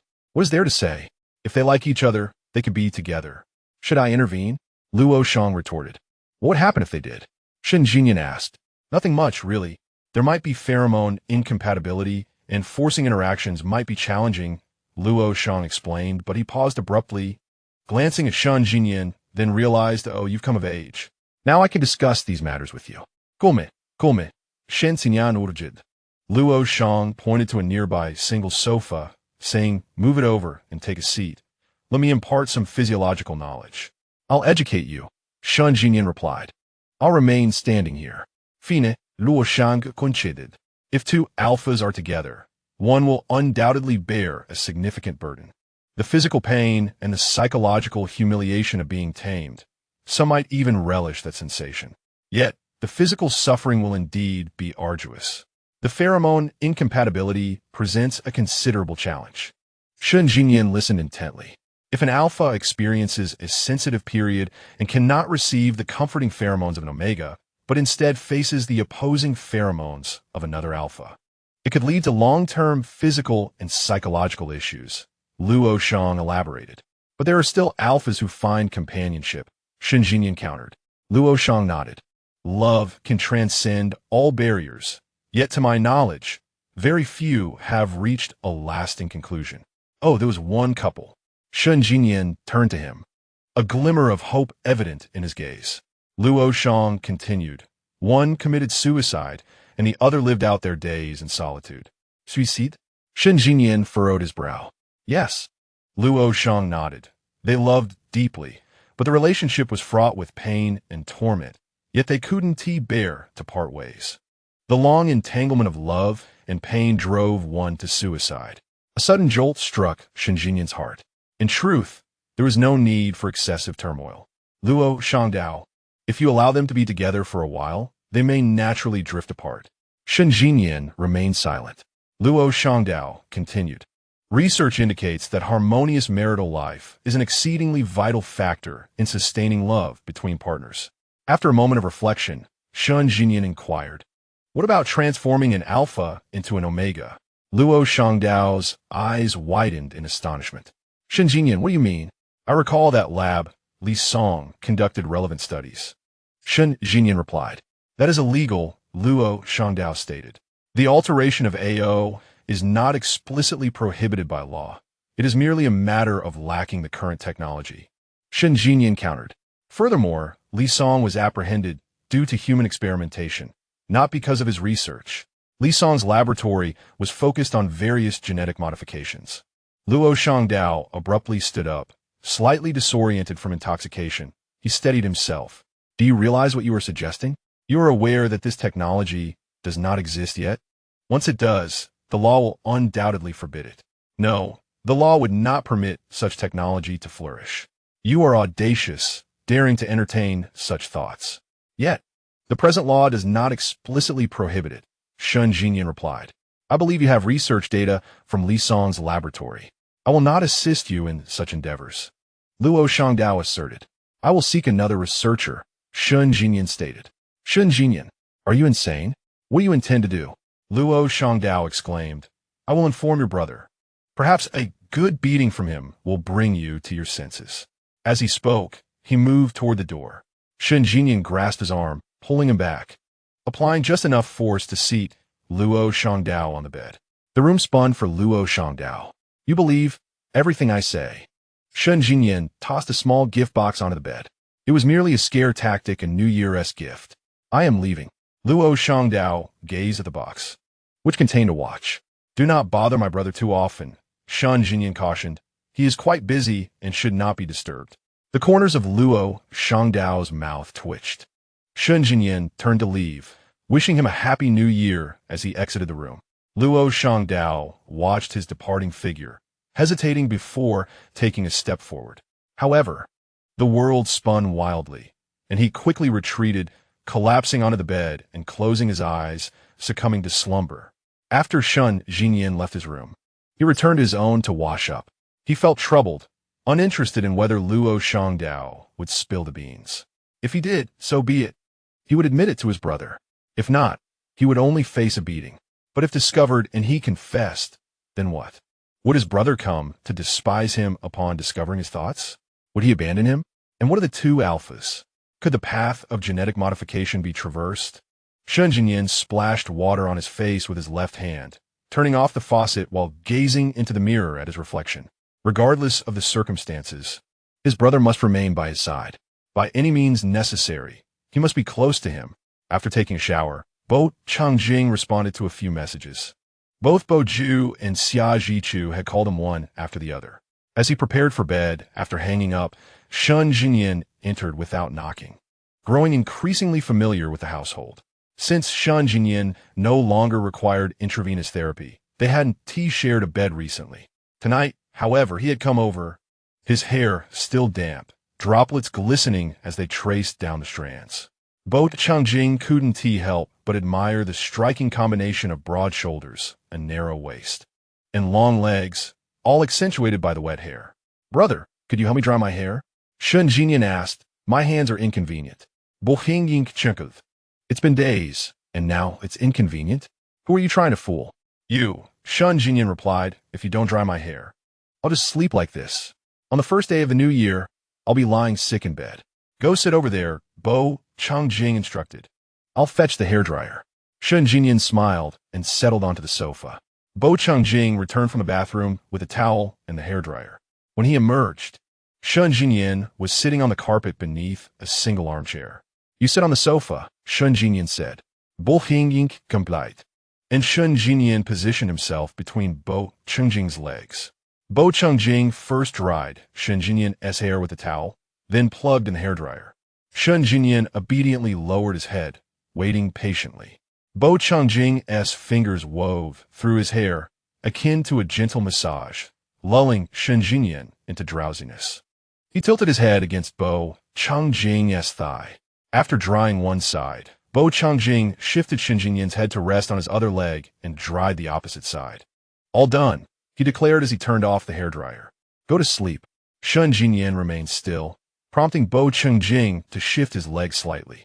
"So, are you planning to sleep on the floor on the first day of the new year?" Bo Hingying inquired. Shangye chuckled softly, "Yes, but only if you keep me company." Chapter 42. "I like you." Bo Changjing gently ruffled Shangye's hair. After a moment, he asked Jinyan, "Do you have something on your mind?" Shangye opened his eyes and gazed at the vase on the low table. Bo Changjing stroked his face. "Why are you silent?" Shangye straightened up, leaning against Bo Changjing's legs as he looked at him. "What is bothering you?" Bo Changjing urged. "Share your troubles. It might brighten my mood." Shangye's expression grew serious. "You're being a bit excessive." "There's worse," Bo Changjing retorted. "For instance, I could share your worries with Ji Chu and let her laugh at you too." Shangye squinted. "Who do you think you are? Why are you masquerading as my brother?" Bo Changjing chuckled. "My brother wouldn't treat me this way." Shangye challenged playfully. "Let me see who you become." As he spoke, Shangye's left hand began to explore Bo Changjing's body mischievously. "I'll tear away your disguise." Bo Changjing seized Shangye's wandering hand. "Jinyan, cut it out."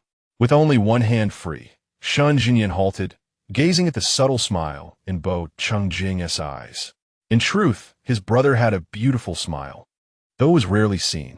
Especially when outside, the coldness is intimidating, deterring anyone from approaching. However, with him, it is a different story. He is a gentle, smiling brother. Shangye gazes at him. When Bo Changjing notices Shangye's unwavering gaze, he lightly flicks his forehead. "Get up, it's time for bed." Shangye clasps his hand. Bo Changjing is momentarily taken aback and instinctively retracts his fingers, yet Shangye suddenly tightens his grip. Bo Changjing's eyes flutter slightly as he meets Shangye's gaze. He unexpectedly perceives something in those eyes that he had never seen before, an insatiable desire that gradually intensifies, threatening to consume him. This sensation instinctively incites a desire to flee. Yet, without probing the origins of this thought, Bo Changjing allows his instincts to guide him and rises to leave. Just as he begins to stand, Shangye releases his hand, only to press down gently on his shoulder. Bo Changjing finds himself abruptly seated back on the sofa.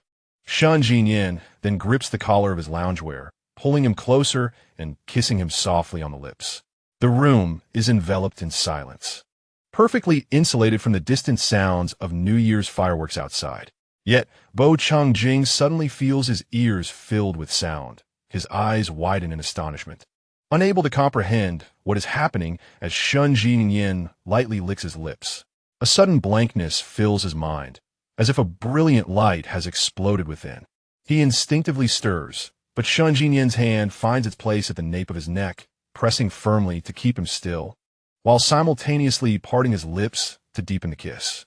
The soft, moist sensation spreads like a delicate current throughout his body. For a moment, Bo Changjing feels like a marionette, utterly unresponsive and entirely at Shangye's mercy. With each intensifying kiss, especially in the absence of resistance from Bo Changjing, Shangye feels as though he might lose control. He rises, pressing Bo Changjing back against the sofa, with one knee nestled between his legs, holding his shoulders down, and once again descending to kiss him. At this moment, Bo Changjing finally comprehends the nature of their actions.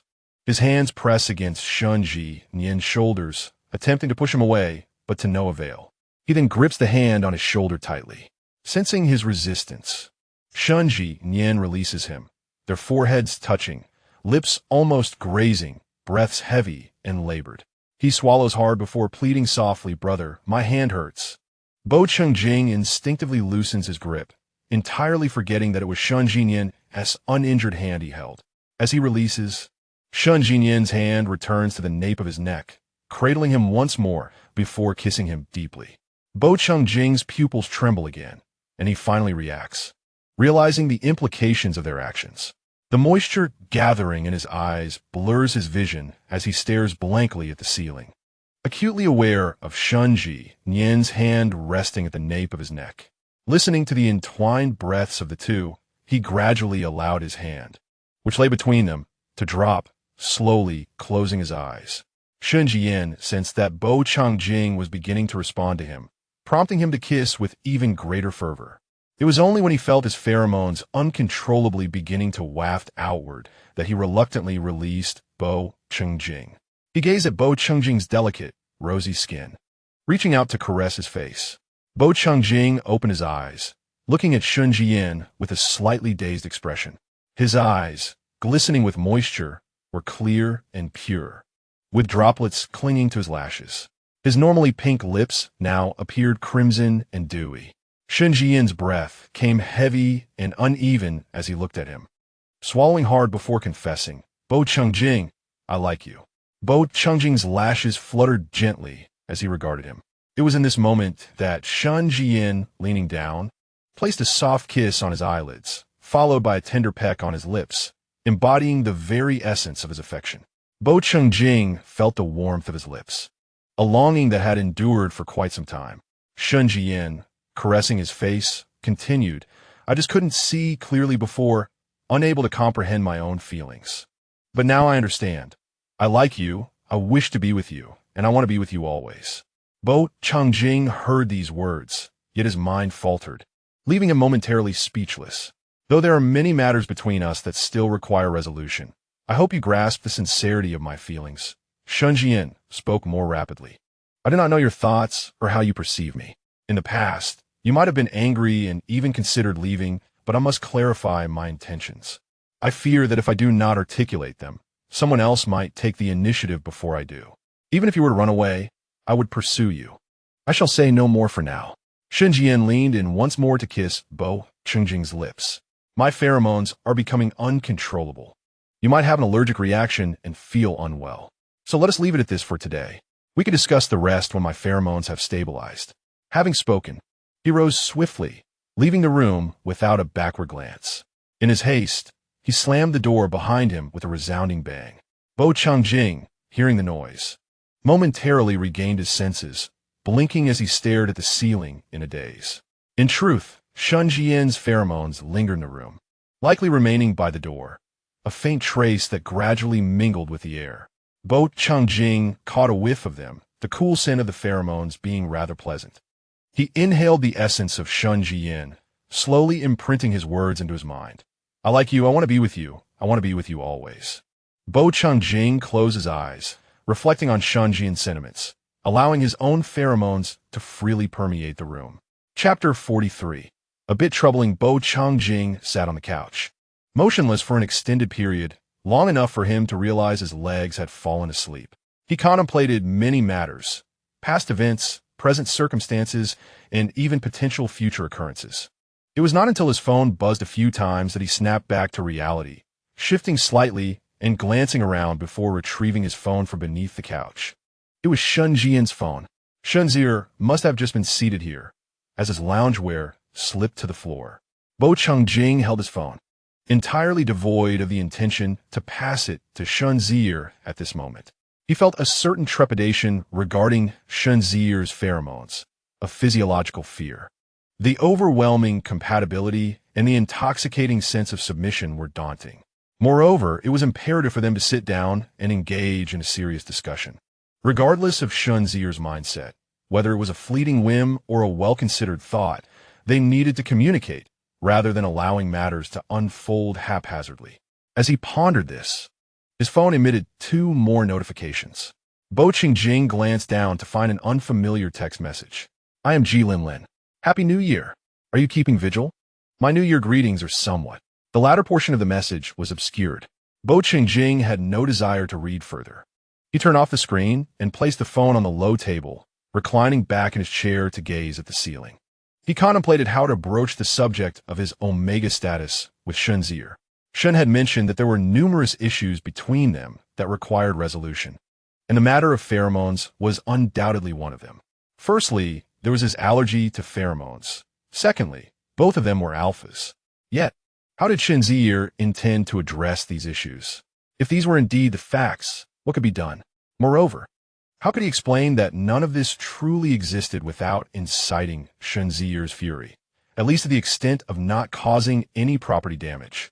Xing mulled over these thoughts until he eventually drifted into slumber. The next day, he was awakened by the insistent ringing of his phone. Glancing out the window, he noted that daylight had arrived, at least around 7 or 8 o'clock. On the first day of a new year, no visitors were expected. It was a rule set by Xing that guests would only begin to arrive from the second day onward, ensuring their slumber remained undisturbed. Xing rose to retrieve his phone from the bedside table and noticed it was a call from Xia. His heart quickened. Typically, Xia initiated video calls. It was only in urgent situations that he would resort to a voice call. Adjusting his slightly stiff back, Xing answered the phone. The conversation lasted merely a few sentences before he hung up, promptly booking the earliest flight abroad.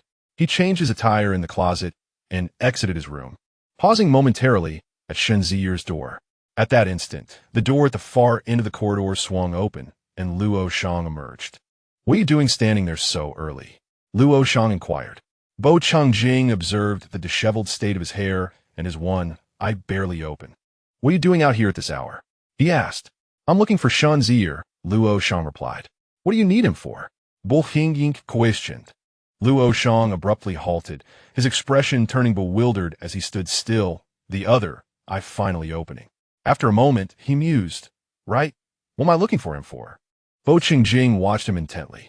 Luoyan then pondered seriously. Last night, Shangye sought me out. It seems he mentioned something, but I cannot recall it all now. He vaguely remembered, just before succumbing to sleep, that he had been fixated on the necessity of discussing matters with Shangye. Then he could recall nothing, let alone engage in conversation. Xing reminded him, Are you certain you are not dreaming? You drank too much last night. Luoyan stood there in confusion for a moment and replied, Perhaps I truly am dreaming. I will return to sleep. With that, he turned to leave, only to stop halfway and glance at Xing, asking, Why are you up so early? You're dressed so neatly. Isn't it the first day of a new year when one does not pay visits? Where are you going? There was a situation over there. I must attend to it. Xing replied. Is it serious? Luoyan furrowed his brow. Do you need me to accompany you? There's no need, Xing said. You should take a good rest during the new year. When Jinyan wakes up, you can tell him. His phone is in my room. Are you sure I'm not needed? Luoyan inquired. Absolutely not, Xing affirmed. Luoyan nodded. Then go ahead. I can manage things here in the country. All right. Xing said, casting one last glance at Shang Jinyan's room before departing. He truly wished to see him, yet feared that upon opening the door, he would be overwhelmed by Shang Jinyan's pheromone scent, which would render him unable to leave. Thus, he left a message on his phone and walked away. Inside Shang Jinyan's room, he had immersed himself in the bathtub, the water long since turned cold. Clad in loungewear, he lay back with his head tilted, seemingly asleep. Yet his furrowed brow indicated his discomfort. His sharply defined features and high cheekbones lent him an air of coldness, even in slumber. Scattered across the floor were 2 used syringes, alongside various disordered items. Shang Jinyan's right arm hung over the edge of the tub, his sleeve rolled up, revealing 2 needle marks on his forearm, likely from not applying pressure post-injection, as the surrounding area had already begun to bruise. Further down, near his wrist, were 2 gashes, as if made by a blade. Though they had ceased to bleed, the wounds were mingled with water, flesh protruding, presenting a rather horrifying sight. The bandage on his thumb was completely soaked, having turned crimson, while the blood between his fingers was diluted by the water, slowly dripping down. Last night, upon returning to his room, Shangye quickly realized that it was not a matter of losing control over his pheromones, but rather that he was in a sensitive period. Perhaps it was due to being subjected to excessive medication as an experimental subject, or perhaps his alpha level was too high, preventing him from fully mastering his pheromones. His sensitive periods were highly erratic. Sometimes long intervals would pass without occurrence, while at other times they would manifest multiple times in quick succession. Occasionally, the discomfort would be less intense, but at other times it would be overwhelming, leaving him disoriented and prone to violence. Last night, he felt an intense longing for Bo Changjing. In previous sensitive periods, he had also yearned for Bo Changjing's presence, desiring his company even without the soothing influence of his pheromones. However, the yearning he experienced last night had escalated to a maddening extent, so much so that he feared seeking out Bo Changjing and even hesitated to meet him, fearing that upon encountering him, he might disregard Bo Changjing's wishes and succumb to his impulses. He inflicted a wound upon himself to regain a semblance of clarity. With the scant remnants of his reason, he administered a suppressant and submerged himself in the bathtub. Chapter 44. Is he truly an O? Xia Chu was detained while negotiating a business deal. The opposing party demanded to meet Bo Changjing, using Xia Chu as leverage. After enduring a lengthy flight of over 10 hours, Bo Changjing rushed directly to rescue Xia Chu upon his arrival at the airport. However, just as he reached the location and exchanged glances with both the adversary and Xia Chu, a sudden call from Luoyan interrupted. Knowing Bo Changjing was abroad for negotiations, Luoyan would only initiate contact for matters of utmost importance, typically opting for messages instead. Bo Changjing promptly answered the call, and before he could speak, Luoyan declared, "You must return immediately, or Shangye will perish." Upon hearing this, Bo Changjing's instinctive response was to consider Shangye's sensitive period, a topic they had deliberated upon numerous times. Luoyan had consistently expressed concern over Shangye's potential loss of control during this critical phase, and his apprehension proved prescient. Shangye's sensitive period had escalated to a grave state.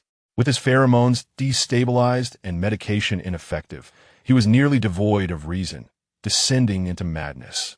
He was currently hospitalized, but the facility had lost control over him.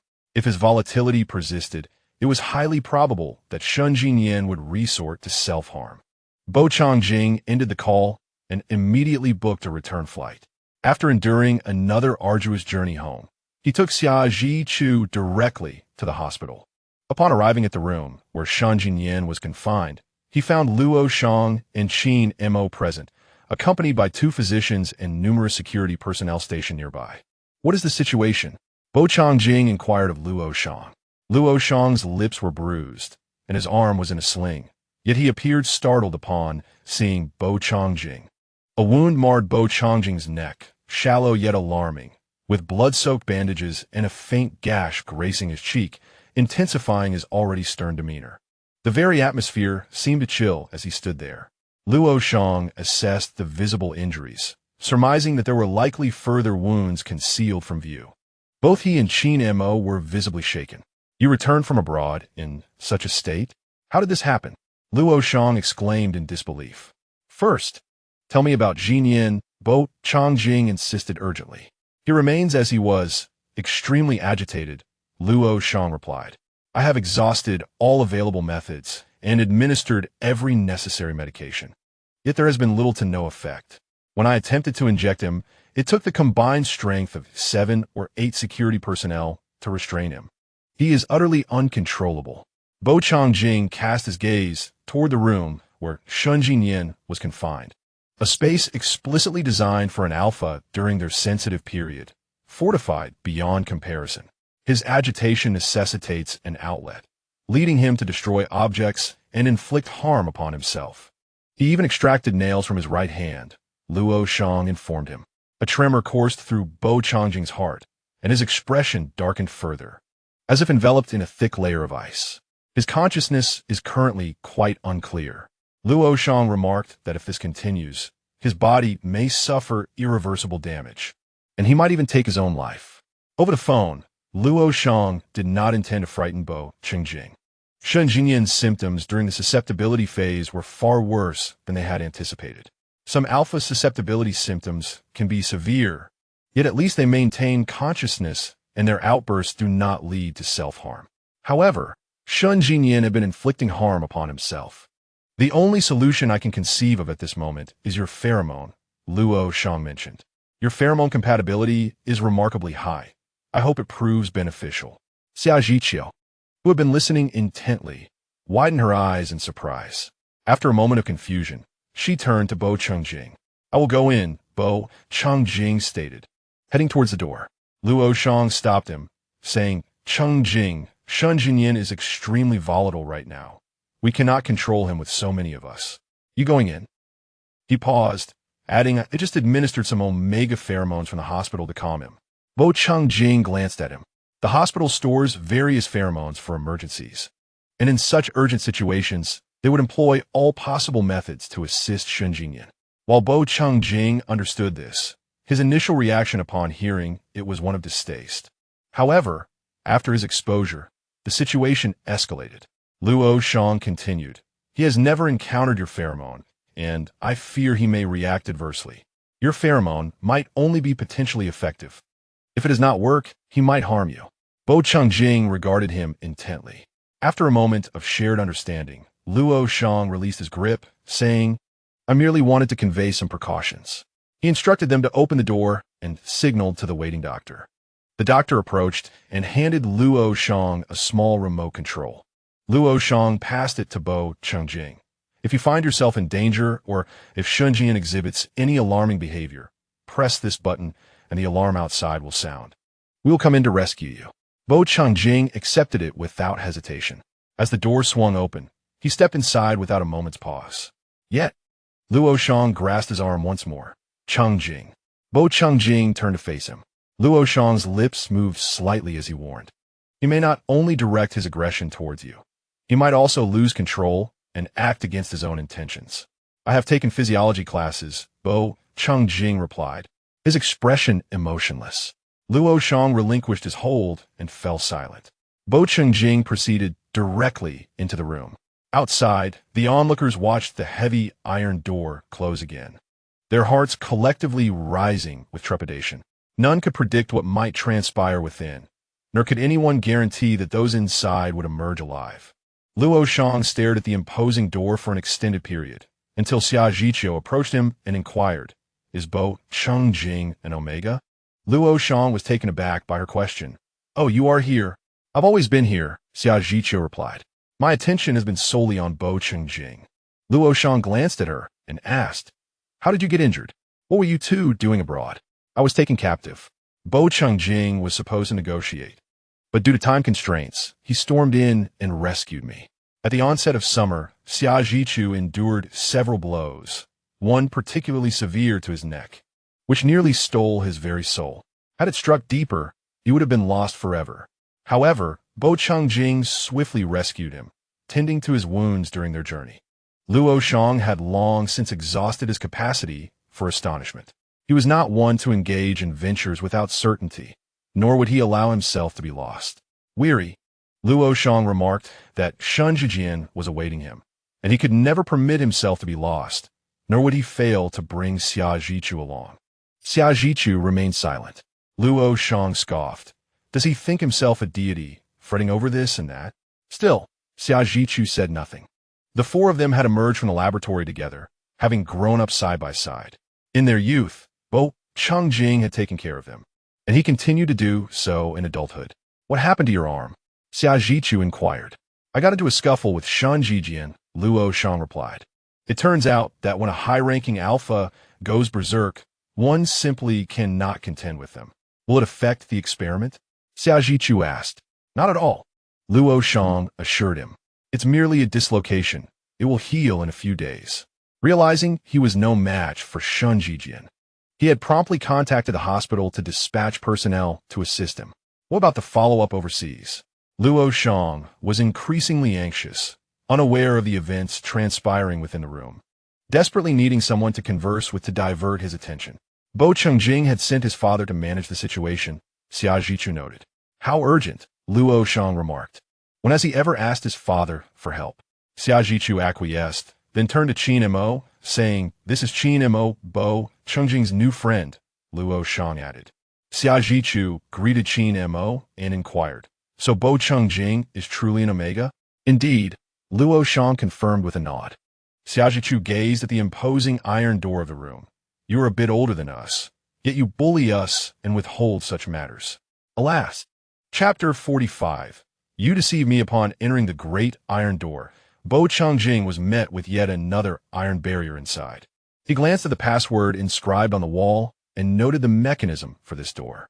The outer door could be pulled open, but the inner one required code. Without hesitation, Bo Chungjing yanked open the iron door. As it swung wide, a heavy wave of pheromones crashed over him like a colossal tide.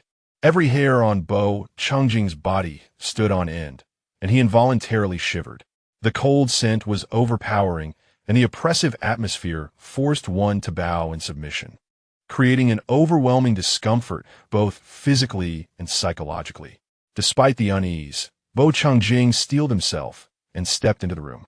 Upon entry, he heard Shun Zhijian's cold, hoarse voice command, "Get out!" Bo Chungjing closed the door behind him and turned to face Shun Zhijian, who sat on the floor, leaning against the wall. One leg stretched out while the other was bent. His pale loungewear was stained with blood, and his body bore numerous wounds. The room was a chaotic mess. At the sight of him, Bo Chungjing's eyes suddenly brimmed with tears. "Get out!" Shun Zhijian repeated, eyes shut tight, brow furrowed, his voice sharp. "Zhijian," Bo Chungjing called softly as he approached him. Opening his eyes, Shun Zhijian fixed a frigid, piercing gaze upon him, his expression menacing. "I told you to leave." As Bo Chungjing approached him, he suddenly felt his legs give way beneath him. He collapsed to the ground on one knee, unable to withstand the overwhelming pheromones emanating from Shun Zhijian. Blood stained Shun Zhijian's face, accentuating his fierce features, his eyes glinting with a predatory hunger as they fixated on Bo Chungjing. The latter felt his entire body tremble, his heart racing in tandem, utterly devoid of strength. An Omega, under the onslaught of an Alpha's potent pheromones, found himself utterly defenseless. Summoning every ounce of his energy, Bo Chungjing managed to rise. But as he took a step toward Shun Zhijian, he fell once more. This time, however, he did not meet the ground, for Shun Zhijian swiftly rose to catch him. Gasping for air, Bo Chungjing inhaled the scent of the pheromones deeply into his lungs. He grasped Shun Zhijian's arm, lacking the strength to hold on firmly, yet wary of causing pain to his wounds, his gaze drifting over the multitude of injuries adorning Shun Zhijian's body. Shun Zhijian's eyes were as sharp as blades, piercing through Bo Chungjing for several moments before he seized Bo Chungjing's wrist and urged him toward the door. "We must leave," he commanded. "Zhijian," Bo Chungjing called out softly once more. Shun Zhijian reached for the doorknob, but was met with resistance. The code to unlock it had eluded him upon entry. In frustration, he resorted to brute force, delivering a powerful blow to the keypad. The screen shattered under the impact, yet the door remained obstinately shut. Determined, he prepared to strike again. Bo Chungjing, in a desperate attempt to halt him, clung to his arm. Yet, he was bereft of strength and could do little to impede Shun Zhijian's resolve. The next punch landed squarely on the lock, its force unabated. As Bo Chungjing held onto Shun Zhijian's arm, he was inadvertently pulled forward, colliding with the door, his head and arm striking it painfully. Shun Zhijian paused, turning his gaze toward Bo Chungjing, who felt a warm flush spread across his forehead. "Zhijian, it's me, Bo Chungjing," he managed to utter in a hoarse whisper. In the past, when confronted with Shun Zhijian's pheromones, Bo Chungjing had fought valiantly to suppress his own, fearful of being drawn out by their allure. But now, he yearned for his own pheromones to surface. Uncertain if Shun Zhijian recognized him, the latter insisted, "Open the door." "I don't know how." Bo Chungjing's voice quivered. "Call for them," Shun Jinyan commanded sharply. Bo Chengjing observed as Shun Jinyan's discomfort grew. In a bold move, he leaned in and pressed his lips against Shun Jinyan's. Shun Jinyan's pupils dilated in surprise, and then his eyes filled with a fierce intensity. The last vestiges of his restraint shattering under the unexpected kiss. All reason was consumed in that moment. Shun Jinyan enveloped Bo Chengjing in a fervent embrace, kissing him with an unrestrained fervor. Bo Chengjing found himself utterly incapable of resistance. After a brief moment, Shun Jinyan tore open Bo Chengjing's shirt, the buttons flying free, exposing his right shoulder and neck. The next instant, a sharp pain pierced the nape of Bo Chengjing's neck, causing him to shudder involuntarily. His fingers instinctively clawing at the wall, pressing so hard that his fingertips turned pale. He called out softly, and immediately a clear, sweet fragrance wafted through the air. In Shun Jinyan's mind, he was aware that his brother was an alpha, yet his body was beyond his control. He yearned for the pheromones, suffering greatly, instinctively seeking them out as dictated by his genes. He understood that what he desired was not present, yet he unconsciously made such a movement. However, he tasted blood, mingled with sweetness. Shun Jinyan momentarily froze, then gently lifted Bo Chengjing onto the bed. The compatibility was nearly perfect. Even though the sweetness was not overwhelmingly strong, it provided Shun Jinyan with a measure of comfort. Gradually, he regained some clarity.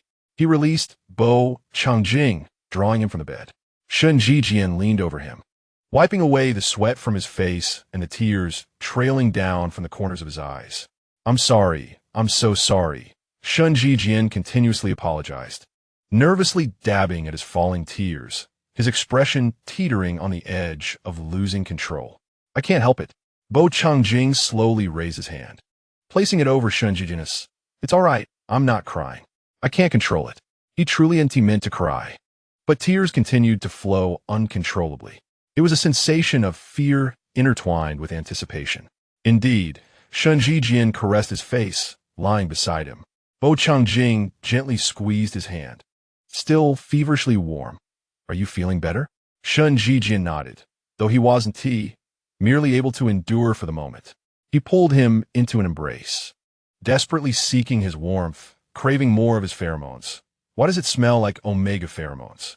Bo Chengjing paused, responding, "It's my pheromones. They are omega pheromones." Shun Jinyan corrected with a frown. "It's just the two of us here." Bo Chengjing remained utterly powerless. Yet Shun Jinyan's pheromones no longer felt so oppressive or aggressive. He could slowly adapt and indulge. "Whose pheromones do you think they are? Yours?" Shun Jinyan smiled with his eyes closed, a subtle grin akin to that of a successful hunter, muttering, "You're deceiving me." Bo Chengjing caught on. "So you deliberately guided me to admit it verbally?" "Yes," Shun Jinyan replied softly. Chapter 46. Don't you trust me? "Brother, did you just return from Xiaoji's place?" Shun Jinyan inquired. "Pretty much," Bo Chengjing replied.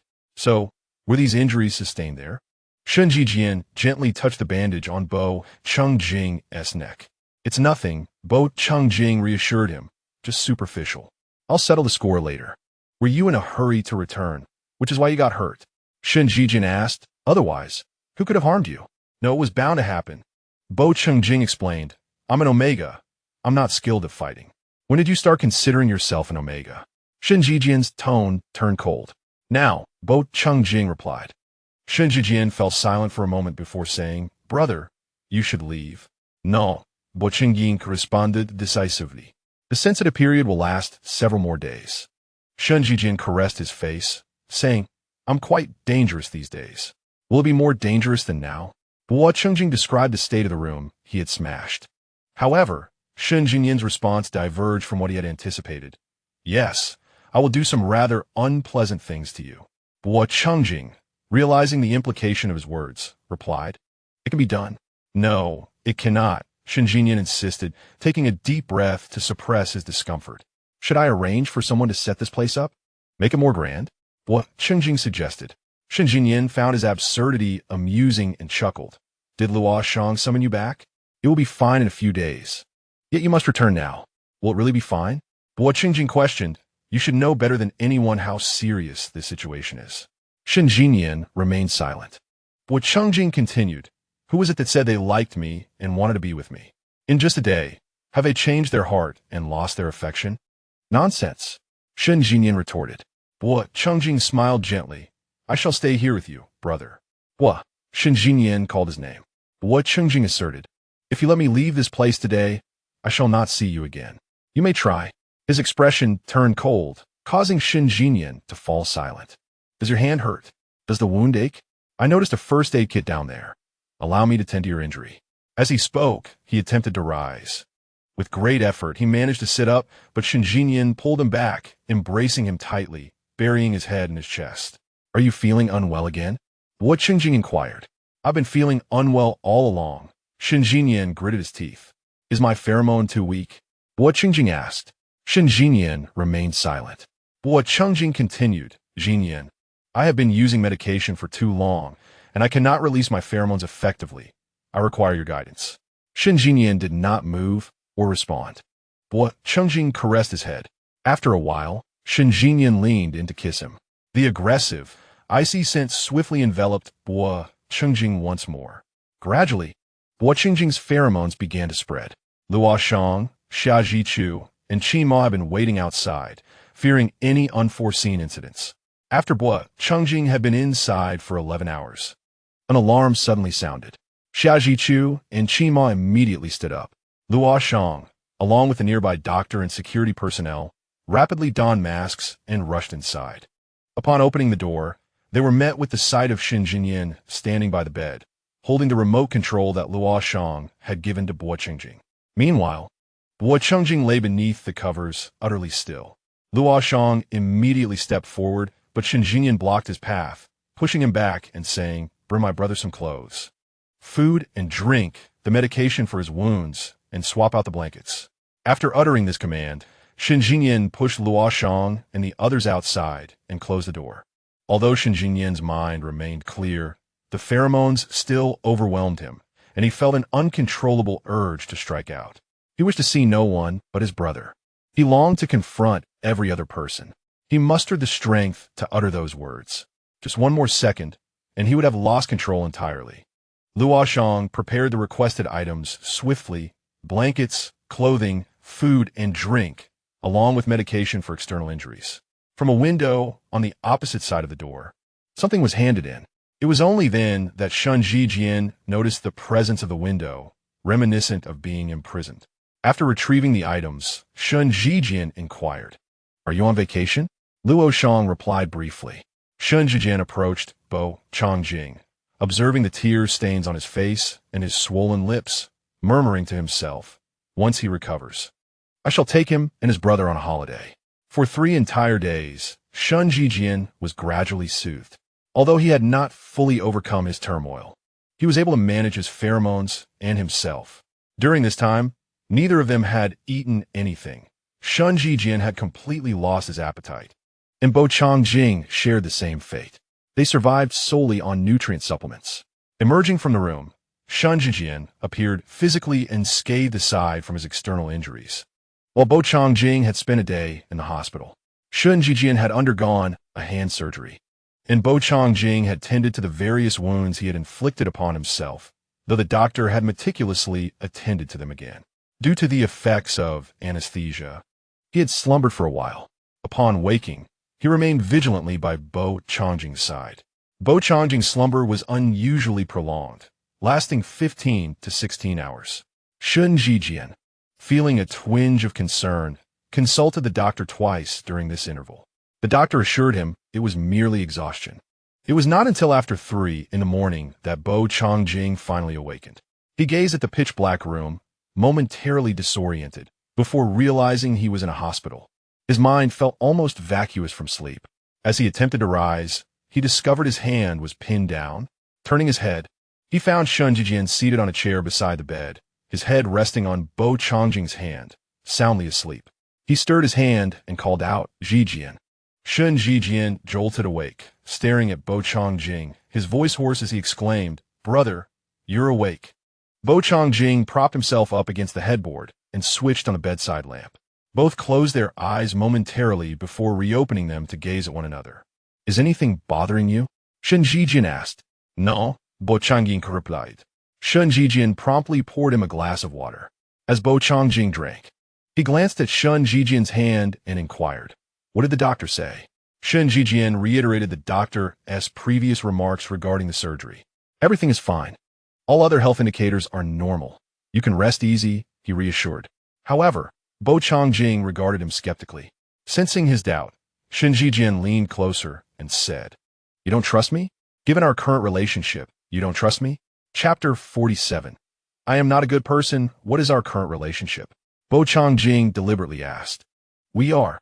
Shen Zhijian pondered before finishing, kissing brothers. Bo Changjing chuckled slightly. Go away. Shen Zhijian laughed lightly as well.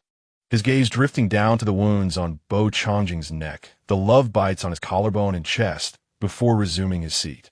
Are you hungry? He asked. I don't feel hungry, Bo Changjing replied, glancing at the back of his hand. Did they give me inquire? Yes, Shen Zhijian confirmed. It's also a nutrient supplement.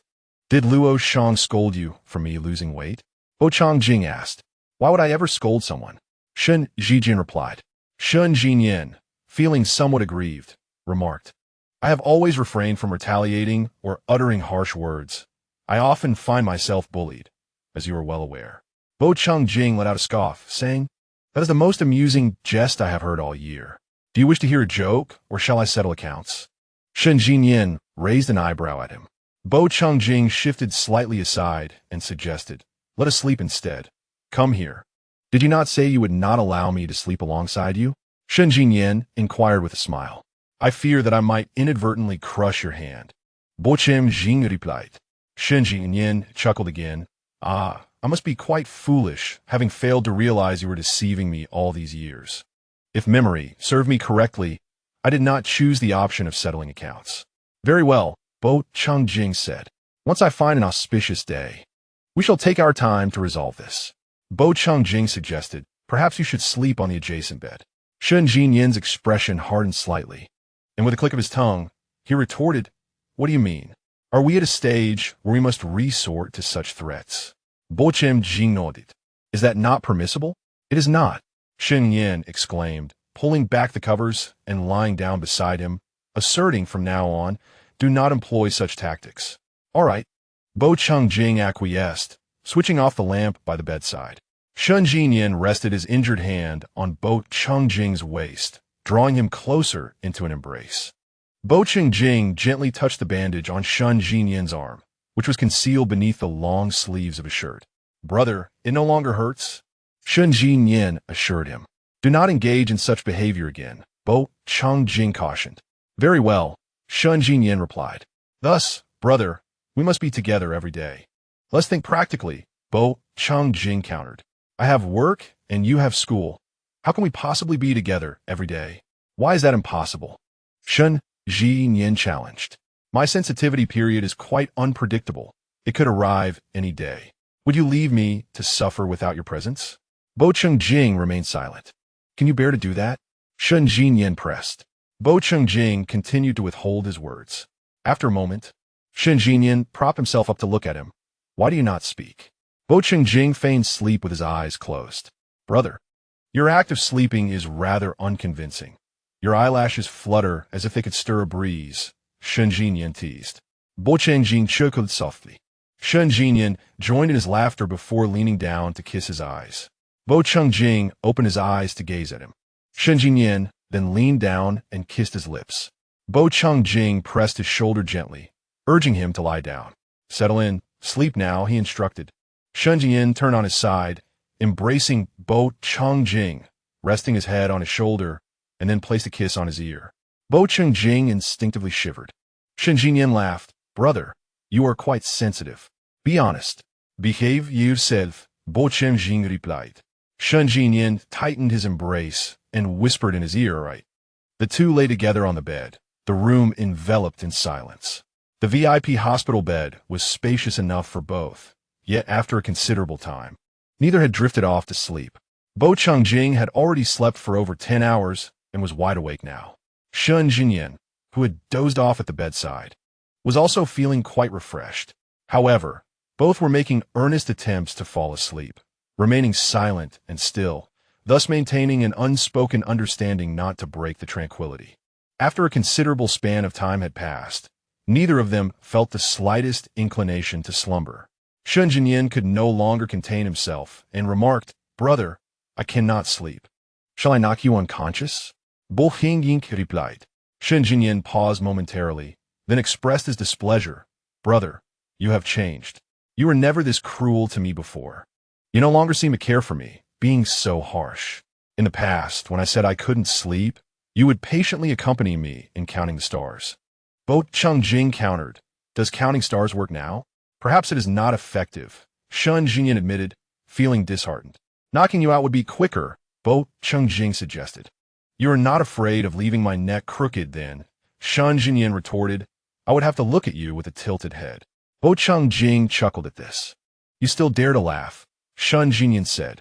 Bo Changye gently patted his head. "Let us converse for a while. Perhaps that will lull us to sleep." "May I ask a question?" Shangye inquired. "You may not," Bo Changye replied. "I have hit someone," Shangye said. "Assaulting an omega is against the law." Bo Xing remarked. Shangye was at a loss for words due to his frustration. After teasing him, Bo Changye began to comfort him again, stroking his face and saying, "Go ahead. What do you wish to ask?" "I shall not ask," Shangye feigned anger. "Are you truly not going to ask?" Bo Changye squeezed his face and shook his head. Shangye fell silent. "You are quite upset," Bo Changye noted. "You are bullying me," Shangye replied. "I was wrong." Bo Xing acknowledged. "That is more like it," Shangye said, satisfied. After a brief silence, he smiled and asked, "Brother, do you like me? I mean, the kind of liking that pertains to our future marriage." Bo Changye appeared momentarily taken aback by the question, then smiled and said, "Is my affection not apparent enough? I feared you were merely indulging my sensitive period," Shangye continued. Bo Changye interjected, "So that is why I allowed you to kiss, hug, and mark me?" Shangye fell silent. Bo Changye added, "Do you not wonder why I did not strike you when you confessed and kissed me that day?"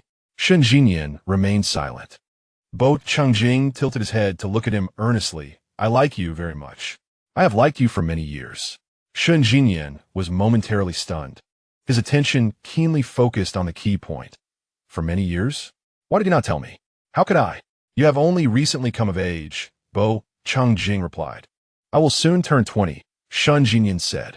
"I feared you would not reciprocate, that you would resist, or even feel disgusted," Bo Changye confessed.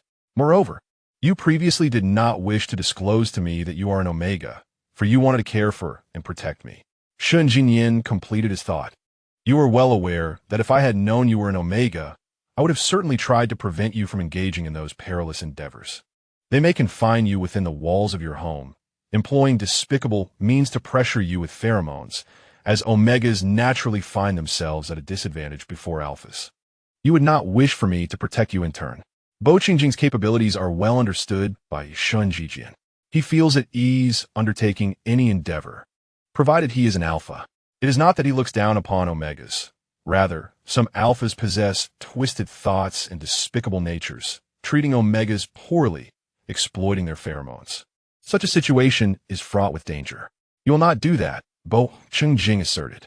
"I will," Shangye replied coldly, touching his face. "I'm not a good person." Chapter 48. Retirement and Leisure. Upon hearing Shangye discard his good guy card, Bo Changye paused before responding. "So, as this villain, is my personal freedom to be restricted in the future? Now, with a thriving business and your brother having grown into a fine adult, shouldn't he, Mr. Bo consider letting his brother protect him?" Shangye inquired.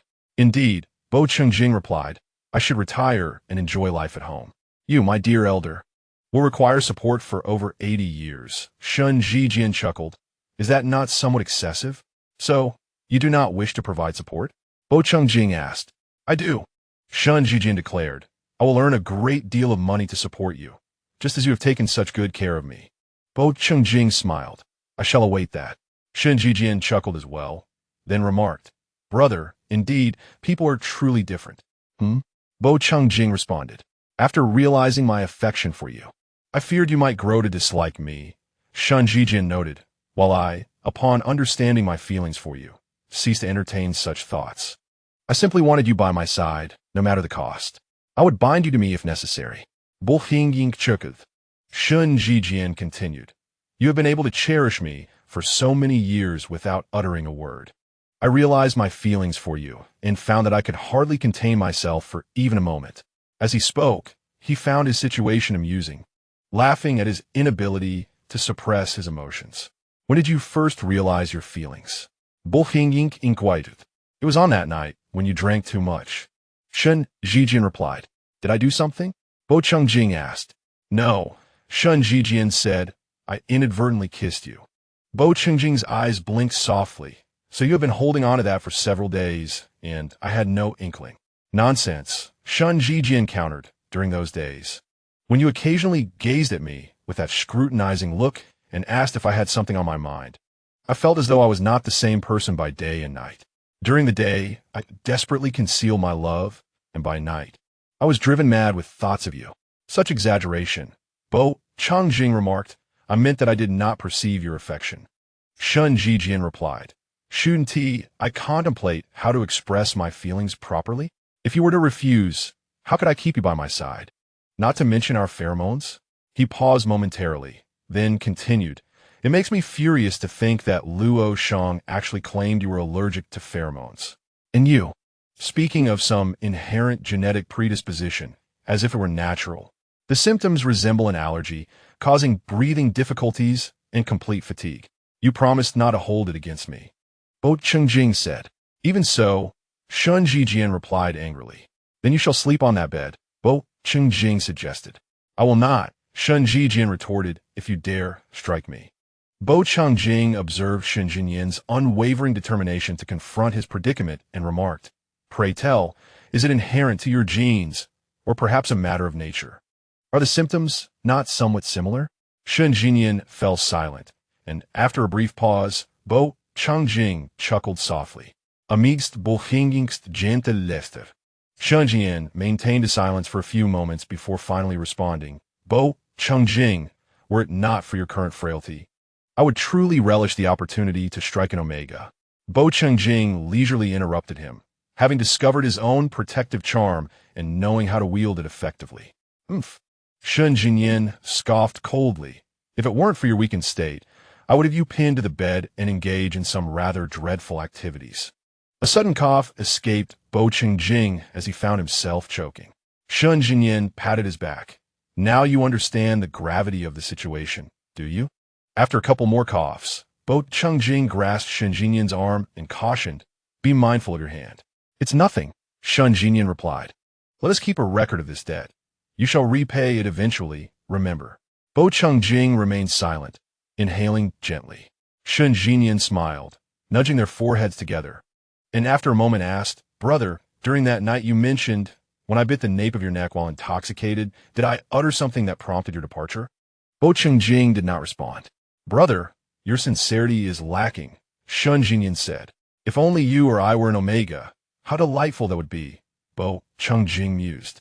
Shun Jinyan paused, then, after a few moments of silence, inquired, Does this count as my confession? Words spoken by a drunken man, forgotten upon utterance, hardly constitute a confession. Bo Chungjing replied, perplexed as to why Shun Jinyan would express such sentiments, considering he had always addressed him with such familiarity without displaying any genuine interest. I call you brother now, too, Shun Jinyan countered. Yet you would still reach beneath my clothing, Bo Chungjing warned. Touch me again, and I shall break your fingers. They're already broken, Shun Jinyan retorted. Were they not wrapped, I would have slipped away long ago. Exercise some restraint, Bo Chungjing advised. You have adapted swiftly, without even a transitional phase. Because I have harbored feelings for you for quite some time, Shun Jinyan confessed, though I cannot discern my own heart clearly. My interactions with you have always felt akin to courtship, and I cherish this dynamic. It is no wonder they say we are in love. How astute. Bo Chungjing chuckled softly. Who are they? Shun Jinyan gazed at him with a hint of melancholy. Must we invoke others' names during such a tender moment? I oppose that notion. What tenderness? You were just about to settle accounts with me, Bo Chungjing retorted.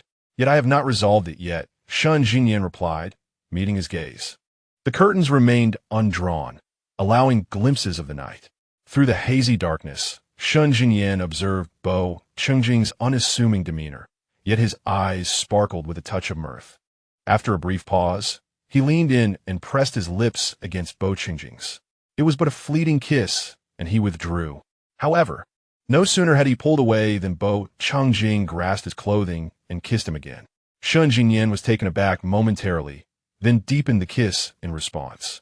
His hand, which was resting on Bo Chengjing, had just undergone surgery today, making it somewhat inconvenient.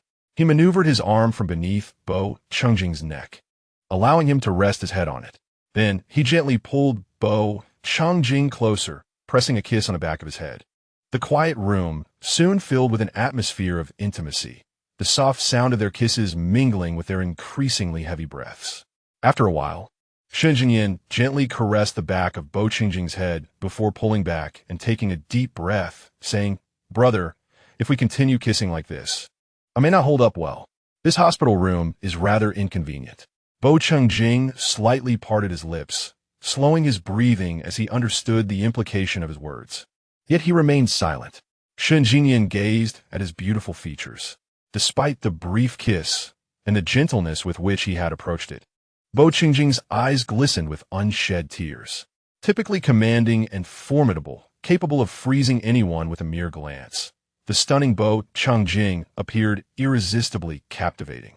This vulnerable side of him was a privilege reserved solely for Shun Jinyan. Chapter 49. No more suppressants. Shun Jinyan's heart swelled with affection as he leaned in to kiss Bo Chengjing's eyes once more. Pausing for a moment, he lowered his hand from the back of Bo Chengjing's head to gently explore the nape of his neck. Bo Chengjing's body tensed momentarily. Shun Jinyan halted his movements and inquired, "Does it hurt?" "It's a bit ticklish," Bo Chengjing replied. Shun Jinyan chuckled softly, his fingers brushing over the healing scabs from Bo Chengjing's earlier bites. Bo Chengjing shifted slightly, taking a gentle breath. "Jinyan." Shun Jinyan decided to cease teasing him, saying, "Brother, your pheromones are wafting out."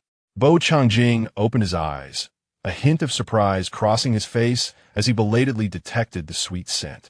"Is it uncomfortable?" he asked, concerned that Shun Jinyan's sensitive period might not have fully passed. "Not at all," Shun Jinyan reassured him.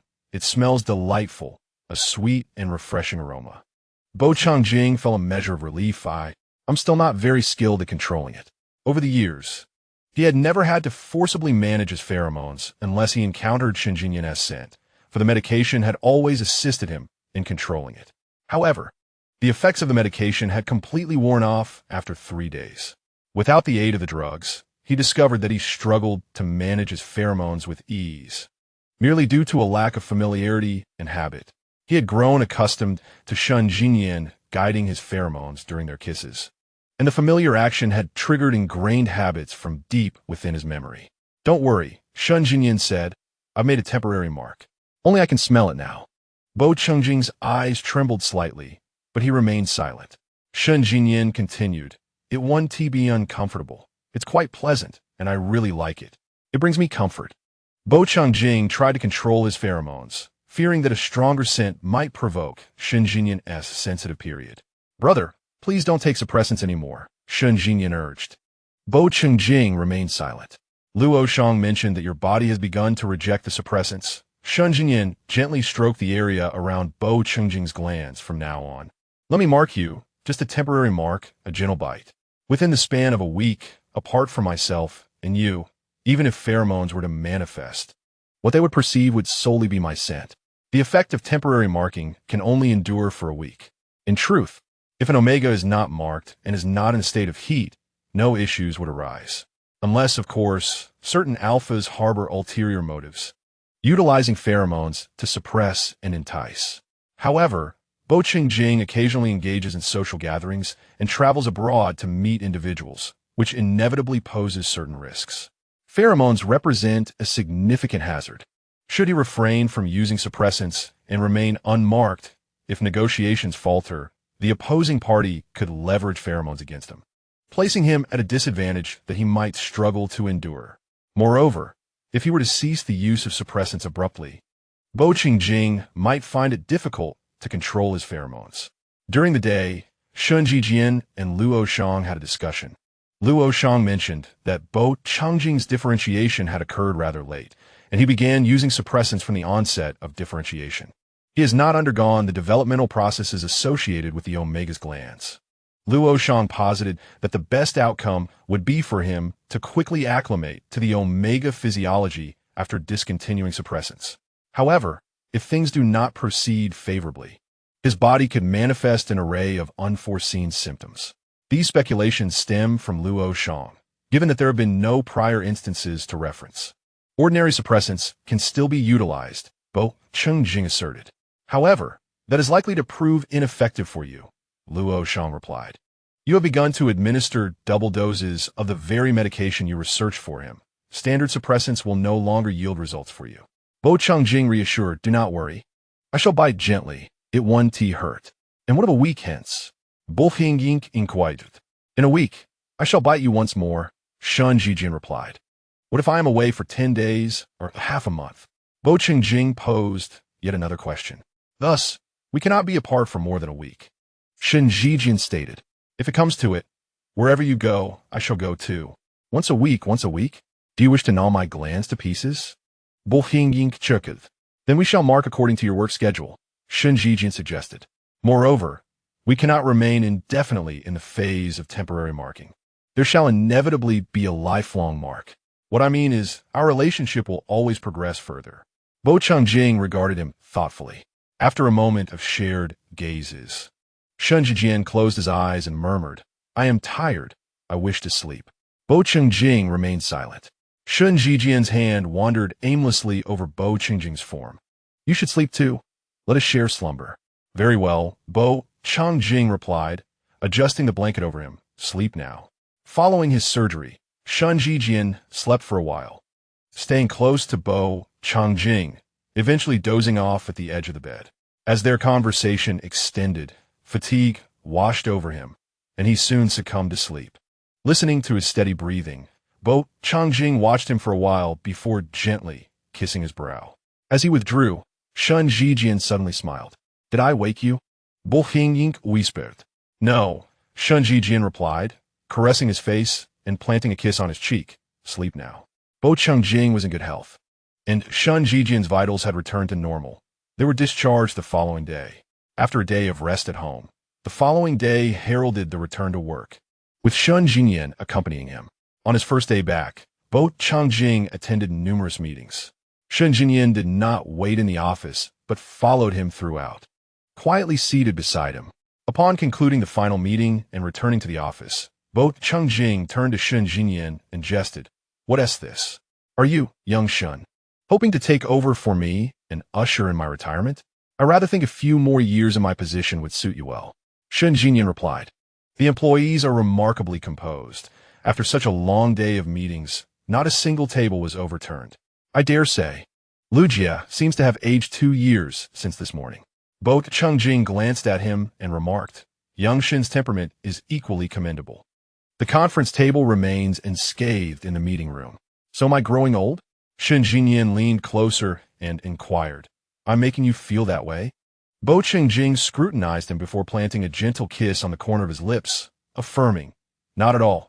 You remain youthful and handsome. Shangye's deep-set eyes sparkled with mirth. During working hours, one ought to maintain decorum. Bo Qingjing countered, Who decreed that this is merely working hours? Shangye raised an eyebrow, grasping Bo Qingjing's wrist and drawing him closer. However, Bo Qingjing placed a hand on his shoulder, asserting, Now is indeed working time. Let's be mindful. Shangye halted, momentarily stifling his pleasant thoughts, narrowing his eyes slightly. Bo Qingjing smiled, declaring, As the boss, I determine the terms during work hours. Just as Shangye was about to pull him into an embrace, a knock echoed at the office door. With a sigh, Shangye reluctantly released his grip, saying, Wait for me. I shan't let you off easily. Bo Qingjing affectionately touched his face, but as he turned to face the door, his demeanor shifted to one of stern professionalism. Come in. The person outside entered, prompting Shangye to move to his workbench. where he began to manipulate the components with one hand. In Chapter 50, the office atmosphere unfolded. Shen Jingyan was engaged at his workbench, while Bo Chengjing sat at his desk, with Lin Lu opposite him, delivering a work report. After a while, Shen Jingyan glanced up at Bo Chengjing, then at Lin Lu, noting that she indeed appeared somewhat aged. What's her work could be so taxing? Yet, her spirits remained high, as if she were on a battlefield. President Bo, Lin Lu concluded her report and continued, after we declined the cooperation with the Yi group last year. They have been seeking connections to inquire about our reasons for refusal and have even sent someone to request another chance to negotiate. Who do they approach? Bo Xing inquired the Kodi. It seems they have managed to find a rather influential connection. Lin Lu would have outright refused any ordinary inquiries and would have not wasted further words. It's President Ji, she replied. Blacklist the Yi group. Bo Qingjing's voice grew even colder. If anyone approaches again on their behalf, direct them to pursue the project with Yi group that involves compensation. Lin Lu sensed that Bo Chengjing was on the verge of expressing his exasperation more bluntly. Understood. After acknowledging, she gathered her belongings and prepared to leave. As she took a few steps out, Bo Chengjing called out to her, Lin Lu. Shen Jijian lifted his gaze towards him. Bo Chengjing turned to Lin Lu and inquired, have you encountered any issues in your life? Lin Lu was momentarily taken aback, and then her eyes suddenly brimmed with tears. Shen Jijian was also momentarily stunned. It's nothing. It won't affect my work, Lin Lu replied. Yet there is something, Bo Chengjing countered. After all these years, if you believe the company can assist in any way, feel free to express it. I understand. Lin Lu nodded and thanked Bo Zong. You may return to your duties, Bo Chengjing said. Once Lin Lu departed and the door closed, Shen Jijian hurriedly sat beside Bo Chengjing. What is wrong with Lu Jia? Why did you suddenly ask that? Didn't you mention she seemed to have aged 2 years? Bo Xing remarked. I merely looked at her a bit longer, he added. And then? Shen Jijian inquired. There were bruises on her face, hands, and wrists. She must have covered them with makeup, so they weren't very noticeable. She just reported her work and being so close. Perhaps after a day's wear, some of it has faded, making it visible. Was she assaulted? Shen Jijian asked. It appears so, Bo Chengjing replied. She also seemed to be troubled by some matter, Shen Jijian noted. Bo Chengjing nodded. Let her speak when she is ready. Shen Jijian also nodded and then inquired. The Yi group you mentioned earlier, is it the one related to Yi Qinghe? Indeed, Bo Chengjing affirmed. Is the lack of collaboration due to me? Shen Jijian raised his right hand. Bo Chengjing glanced at his hand and replied, You're overthinking. It's not because of you. Shen Jijian silently lowered his hand. The refusal of collaboration occurred long before your injury. Bo Chengjing continued. From Lin Li's demeanor, it seems the Yi group has not given up. How could you know about a project they never intended to pursue? Shen Jijian asked. Isn't that the responsibility of subordinates? It's a considerable project that appears quite lucrative. Bo Xing explained. They likely intended to negotiate, which is why the information reached Lin Lu. She discovered some issues and brought them to my attention. Is the Yi group trying to deceive you? Shen Jijian questioned. Their vision is too myopic, fixated solely on immediate profits, Bo Chengjing articulated. In 3 years at most, this project will drain resources. By then, it will be neither easy to discard nor salvage. Shen Jijian raised an eyebrow. They do not believe it. The refusal of collaboration must come with its reasoning. Indeed, Bo Chengjing acknowledged, but the decision to blacklist them was due to you. At last, a commendable remark. Shen Jijian smirked, tilting his chin slightly. Bo Xing chinkled. Are we off work? Shen Jijian inquired. There are still 2 minutes until the end of the workday. Bo Chengjing replied. Can Bo Zong leave on time? Shen Jijian asked. What is it? Bo Chengjing looked at him. I made a reservation at a restaurant. Would Bo Zong grace me with his presence for dinner? Shen Jijian proposed. I am not inclined, Bo Chengjing retorted, though he began to gather his belongings. How dishonest. Shen Jijian remarked, observing him as he finished packing, just in time for the end of the workday. Bo Chengjing stood up. Let us go. Shen Jijian followed closely behind him. As the two approached the door, just as Bo Chengjing's hand was about to grasp the doorknob, Shen Jizhou unexpectedly wrapped his arms around Bo Chengjing's waist from behind, guiding him to the wall and pinning him against it. Startled, Xing exclaimed, "Jisho." In response, Shangye held him close, planting a gentle kiss on his lips, stating, "This is what I owe you." Realizing this referred to a moment before Lu had entered. Bo Qingjing's heart raced. Shangye lowered his gaze slightly, explaining, "This serves as a punishment for your inconsistency and lack of honesty." With that, he tenderly caressed Bo Qingjing's face, lifting his chin ever so slightly before leaning down to bestow another soft kiss upon his lips. Bo Qingjing closed his eyes, and after a moment, he placed his hands around Shangye's waist, pulling him closer. Their bodies pressed together intimately, prompting a smile from Shangye as he deepened the kiss. Once they emerged from the company, Bo Qingjing drove to the restaurant Shangye had reserved. The establishment was somewhat distant, situated on the outskirts of the city, and Bo Qingjing had never been there before. Upon arriving, he glanced at the entrance, which was adorned like a grand hall. He turned to Shangye, who smiled and said, "Shall we?" After exiting the car, Bo Qingjing tossed the keys to the valet. Inside, the restaurant resembled a castle, lavishly decorated with vibrant flowers in a myriad of colors. A waiter led the way, with Bo Qingjing and Shangye following closely behind, flanked by clusters of ice blue roses that created a path through the floral splendor. The entire restaurant was illuminated by warm yellow lighting, evoking a sense of stepping into a magical garden of blossoms. The waiter guided them to their dining area, where they took their seats at the table. Bo Qingjing surveyed the surroundings. Aside from a few waitstaff and a distant pianist, it appeared they were the only patrons that day, as the venue catered exclusively to couples, serving only one pair per evening. Shangye mentioned that there were rooms upstairs should they wish to stay the night. Bo Qingjing raised an eyebrow, prompting Shangye to shake the wine that the waiter had poured before leaving, placing the glass on his left side for a more formal presentation, adding a touch of ceremony to the moment. Bo Qingjing smiled, and Shangye, noticing his expression, chuckled in return. He then stood, wine glass in hand, and moved closer to Bo Qingjing. Bo Qingjing looked up at him, asking, "Should I stand as well?" "Stay seated," Shangye replied. "If we both stand, they might think we're about to become sworn brothers." He placed the wine glass back on the table and leaned against its edge, gazing at Bo Qingjing. Bo Qingjing leaned back, waiting for him to speak, but after a moment of silence, no words came. He chuckled softly. "Shangye sigid. I suddenly feel a bit nervous." "So you do have your moments of anxiety," Bo Qingjing remarked with a smile. "What? Afraid I might refuse?" "Would you actually refuse?" Shangye asked earnestly. "You'll only find out if you try," Bo Qingjing replied with a grin. Chapter 51. Together, brother, Shangye called out to him first. Bo Xing responded. "Actually, I've been contemplating many things over the past couple of days," Shangye said, lowering his gaze. As Bo Qingjing observed the genuine anxiety etched on his face, he ceased to tease him and gently grasped his wrist, applying a light pressure. "What are you thinking about?" he inquired. "I often think about how much I miss you during your business trips," Shangye confessed.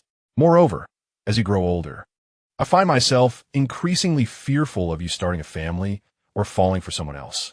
Bo Qingjing regarded him intently. "Additionally, I harbor suspicions about everyone around you," Shangye continued. "I believe they are after your wealth and desirous of your physique."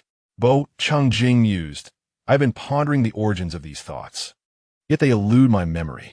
Nevertheless, I am aware that such sentiments have lingered for quite some time, far beyond just the past couple of years. As you engaged more with others through work, these notions naturally arose." Shangye admitted, "I dread the idea of you being with someone else. I wish to claim you as my own, to have you all to myself. But I struggle to articulate these feelings, which often leaves me feeling profoundly insecure." Upon hearing his admission of insecurity, Bo Qingjing's eyes flickered momentarily. "It is not your fault. It is mine," Shangye remarked, sensing the change in his expression. "I constantly worry that you might abandon me." "You will not lose me," Bo Qingjing reassured him. Shangye smiled faintly. "I know. Yet, it is this inexplicable pull that occasionally unsettles me. When unfamiliar faces appear around you, I feel a wave of unease. However, When I discern a difference in your demeanor toward me compared to them, I find a secret joy within, until I realize it is love. Bo Changjing gazed deeply into his eyes. Shun Jijian, with a more profound smile, declared, "It is a possessive love I feel. An earnest desire for you to belong solely to me, for your eyes to reflect only me. I have come to understand this affection and recognize your response, rendering those inexplicable tensions obsolete." Therefore, he stated earnestly, locking his gaze on Bo Changjing's, "I love you, devoid of any pheromonal influence. It is simply my affection for Bo Changjing. Will you be with me?" A melodious piano piece graced their ears, and a fragrance of flowers enveloped them. With his beloved before him, Bo Changjing beheld Shun Jijian's fervent and sincere eyes, brimming with profound love. To suggest otherwise would invite tears. Shun Jijian said in a tone of urgency, receiving no immediate reply. Bo Changjing chuckled softly and affirmed, "All right, we shall be together." Shun Jijian visibly exhaled a sigh of relief, his heart unburdened. He smiled and gently pressed his lips against Bo Changjing's, then rested his forehead against his, whispering, "I love you." Bo Changjing's eyes trembled with intensity, and his heart echoed the sentiment.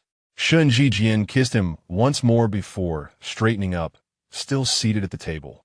Gazing at him, a blush adorned Bo Changjing's cheeks, radiantly beautiful, reminiscent of the evening glow reflecting off snow-capped mountains, or perhaps a single red rose blooming amidst the frost. He lowered his gaze, avoiding Shun Jijian's stare. However, Shun Jijian held his gaze unwaveringly. After a moment, he uttered, "Brother." Finally, Bo Changjing slowly lifted his gaze to meet Shun Jijian's eyes. The latter, after a brief moment of silence, picked up a red rose from the table. He gently traced it along Bo Changjing's chin before placing it delicately in the pocket of his suit jacket. On ordinary days, Bo Changjing resembles a clear, pristine, and noble shade of icy blue. Yet, in this moment, he transforms into a vibrant red rose, a sight only Shun Jijian is privileged to behold. The rose's stem brushes against his skin through the fabric, prompting Bo Changjing to turn his head slightly, inhaling sharply, his ears flushing a deeper crimson, even the side of his neck blushing. The wound on his neck remains unhealed, still covered with gauze. The redness melds into the white bandage, creating a striking contrast. Shun Jijian leans down and gently kisses the gauze, then withdraws, proposing, "Brother, let us share a drink." Bo Changjing gazes at him. "Let us celebrate our union." Shun Jijian continues, raising his glass. "We are no longer merely brothers who have shared a kiss. We are now officially lovers." Bo Changjing clinks his glass against Shun Jijian's. Who adds, "Just a sip each, no more. I've instructed the driver to come pick us up later." "Indeed," Bo Changjing replies, then adds, "Isn't there a room upstairs? Shall we not stay over?" "There is but one room with a single bed." Shun Jijian pauses, glancing at Bo Changjing before continuing. "We shall come back to stay together another time. It is not suitable for us now." Bo Changjing smiles and takes a sip of his drink. Upon returning home, Bo Changjing retreats to his study to attend to work. Shun Jijian rummages through his storage room for some parts, bringing them along to the study. Observing Shun Jijian's entrance, Bo Changjing clears half the desk for him. Shun Jijian sits beside him, tinkering with the components, and, after a moment, suddenly recalls, "What about Xia Jichu? I haven't seen her all day. She went to the neighboring city for some leisure." Bo Changjing replies. "Oh." Shun Jijian inquires further, "How is everything being handled abroad?" "My father intervened as a mediator." Bo Changjing states, "There will be no further difficulties with Jichu's side." "Is that all?" Shun Jijian asks. Bo Changjing nods. Shun Jijian's gaze drifts to the wound on Bo Changjing's neck and the faint scar on his face. "For now, I prefer not to visit," Bo Changjing asserts. "Let's leave it at that. As long as there are no issues on Jichu's end, it suffices." Shun Jijian remains silent. "I've dealt with quite a few of them myself. I have not come away empty-handed," Bo Changjing adds. Shun Jijian still says nothing. Bo Changjing questions, "What are you pondering?" "I was considering how you nearly disfigured your face, yet you claim not to have suffered." Shun Jijian retorts, "What a remarkable notion of not suffering. What? If I were disfigured, would you abandon me?" Bo Changjing laughs. "Nonsense. Shun Jinyan raises his voice slightly. You are slandering me. Bo Changjing gently pats his head and reassures. It is nothing. You have not been disfigured. Shun Jinyan glances at the wound on Bo Changjing's neck, but refrains from further comment. At 10:30, Bo Changjing concludes his work, and they each return to their rooms to freshen up. When Bo Changjing emerges from his shower, Shun Jinyan is already seated on the bed. Waiting for him, Bo Changjing raises an eyebrow at the sight. With one hand temporarily impaired, I still manage to wash faster than you, Shun Jinyan quips. Indeed, and so? Bo Hingying smiles. Let me apply some medicine, Shun Jinyan suggests, eyeing the first aid kit on the bedside table. Bo Changjing's back and chest bear bruises. No need to apply it. It's nearly healed, Bo Changjing replies. You truly possess the audacity to speak such nonsense, Shun Jijian remarked, gesturing for him to come over and remove his bathrobe. Bo Changjing stood at the edge of the bed, the tips of his hair still glistening with droplets of water. Remaining motionless, noticing his hesitation, Shun Jijian urged, Hurry up, I merely need to apply some ointment. However, if you continue to stand there, reluctant to approach, my thoughts may begin to wander, and I might take more drastic measures. Chapter 52. The devious couple. Bo Changjing sat with his back to Shun Jijian. Without hesitation, Shun Jijian pulled down his bathrobe, revealing the array of bruises on his back. He stared at the marks for a moment before retrieving a cotton swab and ointment, cautiously applying it. Bo Changjing focused on the landscape painting on the wall, striving to disregard the sensations on his back and the fluctuating warmth of Shun Jijian's breath against his skin. After a considerable time, Bo Changjing felt it was nearly time to conclude the treatment. Suddenly, Shun Jijian's hand grazed his side, causing Bo Changjing to flinch, as if momentarily frozen.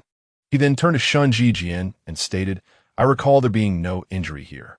Shun Jijian chuckled lightly. Indeed, there is none. I merely wish to touch it. What is the matter? Am I not allowed? Not allowed, Bo Changjing replied, instinctively pulling up his bathrobe. Shun Jijian interjected, Wait a moment, the ointment isn't dry yet, or it will stain your clothes. You should let me apply a bit more to the front. Bo Changjing slightly turned to permit him to continue. Honestly, it would heal on its own in a few days. It's just a bruise. I find it uncomfortable, Shun Jijian said, a faint frown etching his brow. You usually do not see it, Bo Changjing replied. How could I not see it? I can see it now, Shun Jijian countered. The injuries on the front are minimal, Bo Changjing stated as Shun Jijian swiftly finished applying the ointment. All done. Let air out for a while. What about here? Why not apply some ointment? Bo Changjing pointed to the red marks on his collarbone and below. Shun Jijian followed his finger and glanced back at him. Those are all marks left by my kisses. A smile broke across Bo Changjing's face. Shun Jijian, captivated by his smile, grasped the nape of his neck and pressed a kiss to his collarbone. Bo Changjing shivered slightly, instinctively placing his hand on Shun Jijian's shoulder, attempting to push him away, but he relaxed his grip, allowing his hand to rest gently on his shoulder. Shun Jijian kissed him once more before pulling back, gazing at Bo Changjing with an intense look. This is my unique mark. The imprint on his collarbone deepened. Bo Changjing's ears flushed crimson as he chuckled softly. Shun Jijian kissed his eyelids, saying, All right, it's time to sleep. I will take my leave. Are you not staying here? Bo Changjing inquired. No, Shun Jijian replied with unwavering resolve. Ever since returning from the hospital, he had not suggested sleeping there. Bo Hingying chuckled lightly. Ah, Shun Jijian sighed. You truly have no idea what thoughts occupy an adult alpha's mind when faced with someone they cherish, nor the perilous nature of those thoughts. It is akin to a demon from hell, gradually consuming you, leaving you utterly drained. Bo Changjing's smile grew more pronounced. You still smile? Shun Jijian noted. Then good night. Will you not even attempt to keep me here? Shun Jijian stood still, awaiting a response. It is far too perilous. I shall not hold you back, Bo Changjing remarked with a smile. Shun Jijian replied, Very well, good night. With that, he turned to leave. Yet, before he could reach the threshold of the bedroom, Bo Changjing's laughter beckoned him back. Upon entering the room, Bo Changjing smiled at him. But before he could utter a word, Shun Jijian approached him, pressing him onto the bed and capturing his lips in a fervent kiss. The bed was soft, and, as they tumbled onto it, they bounced slightly. Bo Changjing, apprehensive of Shun Jinyan's hands, struggled briefly, but to no avail. Shun Jinyan, aware of his concern, quickly reassured him with another kiss. At last, Bo Changjing ceased to resist and began to respond slowly. Shun Jinyan's kisses were fervent and urgent. Just as Bo Changjing anticipated that the intensity might lead to something more, Shun Jinyan suddenly pulled away, planting a couple of gentle pecks on his lips before rising from the bed and departing. After the sound of the door closing faded, it took a while for the moisture in Bo Changjing's eyes to dissipate, and he gradually regained his composure. He glanced down at himself and thought, he is in such a state, and Shun Jinyan is no different. After a brief pause, Bo Changjing sighed and made his way to the bathroom. After a series of to and fro activities, he finally lay down to sleep, only to find it was nearly midnight. With no inclination to sleep, he picked up a book from the bedside and read for a while. Feeling a bit drowsy, he turned off the light and settled back in bed. Just as he was on the verge of drifting off, his phone emitted 2 chimes. Initially, he was reluctant to check it, but another notification soon followed. Sleepiness was dispelled, and he reached for his phone, discovering a message from Shun Jinyan. Bo Changjing switched on the bedside lamp and glanced at the time on his phone. It had been over an hour since Shun Jinyan returned to his room. He opened the message. Shun Jinyan, next time, you must assist me. Shun Jinyan, upon my return, I found I only have my left hand. Shun Jinyan, damn it. The left hand is such a fool. Useless at everything. Bo Changjing read the messages and chuckled softly after a moment. He replied, do you require assistance now? Shun Jinyan responded, I'm fine now. Please don't say another word. Bo Changjing laughed again and said, get some rest. Good night. Shun Jinyan replied, good night. Bo Changjing added, ISN to your left hand, quite nimble at typing. After a moment, Shun Jinyan shot back, Bo Changjing. During their school days, Shun Jinyan was often ensnared by his bed when the clock struck 8 in the morning. Now, accompanying Bo Changjing to work, the bed in the morning seemed to sprout thorns. The moment the alarm rang, lying for just another second felt as though he would be pierced through the throat. He was even more zealous than Bo Changjing. Early one morning, Qin Mo visited the office to see Bo Changjing, only to find Shun Jinyan sitting beside him, dismantling a phone into disarray. He remarked, if only you had this enthusiasm in school, you would have scraped by in your final exams. Shun Jinyan stood up to greet Qin Mo and then turned his gaze to Bo Changjing. As Qin Mo was his teacher, there was little he could say. Thus, Bo Changjing spoke on his behalf. As long as you pass, that is sufficient. Shun Jinyan nodded in agreement. Qin Mo chuckled slightly as he settled into the chair across from the desk. Shun Jinyan returned to his seat. Bo Changjing remarked, you truly do not grant him any leniency. Of course, Qin Mo replied, I have always been one to keep my word. I presumed he would fail. Yet his exam paper bore a perfect score. Brother, he is a villain. He intends for me to fail. Shun Jinyan turned to Bo Changjing and proclaimed. Qin Mo listened to his loud complaint. Bo Changjing glanced at Qin Mo and inquired, why are you here so early? He recalled that they had no pressing matters to discuss. My uncle brought his nephew early this morning. Qin Mo sighed. An arranged marriage, Bo Changjing interjected. Qin Mo nodded. What kind of family arranges a marriage at 7 in the morning? I hastily slipped away. My father is searching for me everywhere, even turning my phone off. Thus, you sought refuge here, Bo Changjing inferred. Indeed, Qin Mo affirmed, he would never suspect I could hide here. Bo Changjing exchanged a glance with Shun Jinyan and suggested, shall we deliver him back to his father? Shun Jinyan could not suppress a laugh. Qin Mo paused, watching them with suspicion. What are you planning? Bo Changjing replied, did you not just say you were a villain? Villains must face their retribution. After much circling, you are here waiting for me. Qin Mo shook his head. As Luoyan said, you two indeed possess dark hearts. The brothers of ill intent have become a couple of malice. Bo Changjing chuckled. Qin Mo rambled on, but Shun Jinyan only caught the term couple and quickly amended, brother. He has such discernment. He does not seem like a villain. Let us spare him. Let him off the hook. Bo Changjing concurred. Shun Jinyan nodded in agreement. Qin Mo observed them, a hint of envy gleaming in his eyes. Chapter 53. I shall not divide your love. Qin Mo had not intended to linger at the Jingnian group for long. His visit was not solely to evade his father. Seeing Bo Changjing available, he discussed some work matters with him. After concluding their discussion, as he prepared to depart, Shen Jinyin called out to pose a question. Qin Montak, glancing at the program displayed on his computer, remarked, "No wonder you don't attend classes. You might as well have completed 4 years of university coursework." Bo Changjing, while working, listened to their exchange and chuckled. "Fortunately, I have pursued a doctorate," he said. Qin Mo observed his computer, "and you've been researching this field for several years. Otherwise, my role as your teacher would be quite embarrassing today. So, can I skip classes next semester?" Shen Jinyin asked. Qin Mo laughed softly. "Not at all." Shen Jinyin replied. "Qin Mo is indeed impressive. He is the most formidable teacher I have encountered in these years, and I hold him in great esteem." For Qin Mo, Shen Jinyin was equally remarkable, extraordinarily talented. Even the most complex concepts seemed to click for him with the slightest hint.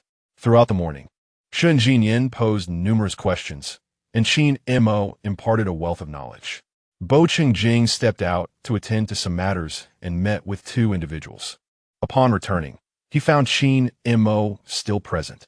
When he exited the office, the 2 were seated face to face across the desk. Upon his return, both had shifted to diagonal positions at the desk. Had they quarreled? Bo Changjing's immediate reaction was to inquire about this. "What quarrel?" Qin Mo remarked, "As a teacher, I'm several years older than him, yet we had a quarrel. How could we be so distant?" Bo Changjing replied, to avoid suspicion. Qin Montak responded, "That's quite the abstract cold joke you've got there." Bo Changjing chuckled slightly. "We have only known each other for a few days, not long enough to be previous." Qin Mo fell silent, acknowledging the validity of his statement. "Should we have them bring walkie-talkies? At this distance, can you hear each other?" Bo Changjing suggested. Qin Montak retorted, "You're exaggerating. I merely moved from there to here because the sunlight was too harsh." Bo Changjing laughed again. "Would you care to try the cafeteria at Jingyan Group for lunch?" "No, I have to head back soon," Qin Mo replied, glancing at his phone. "My father said that if I don't return for lunch, I'll have to go to the zoo to help the tigers with their dental work." "That is quite the threat and reprimand," Shen Jinyin commented. "I'm used to it," Qin Mo stated. "I'm off now. Message me if there's anything." "All right," Shen Jinyin said as he stood to see him off. Upon returning, he embraced Bo Changjing, burying his face in his neck. "Tired?" Bo Changjing inquired, gently stroking his head. "Yes," Shen Jinyin admitted. "My mind is inundated with too much information. It's about to jam." "What maintenance do you require?" Bo Changjing asked.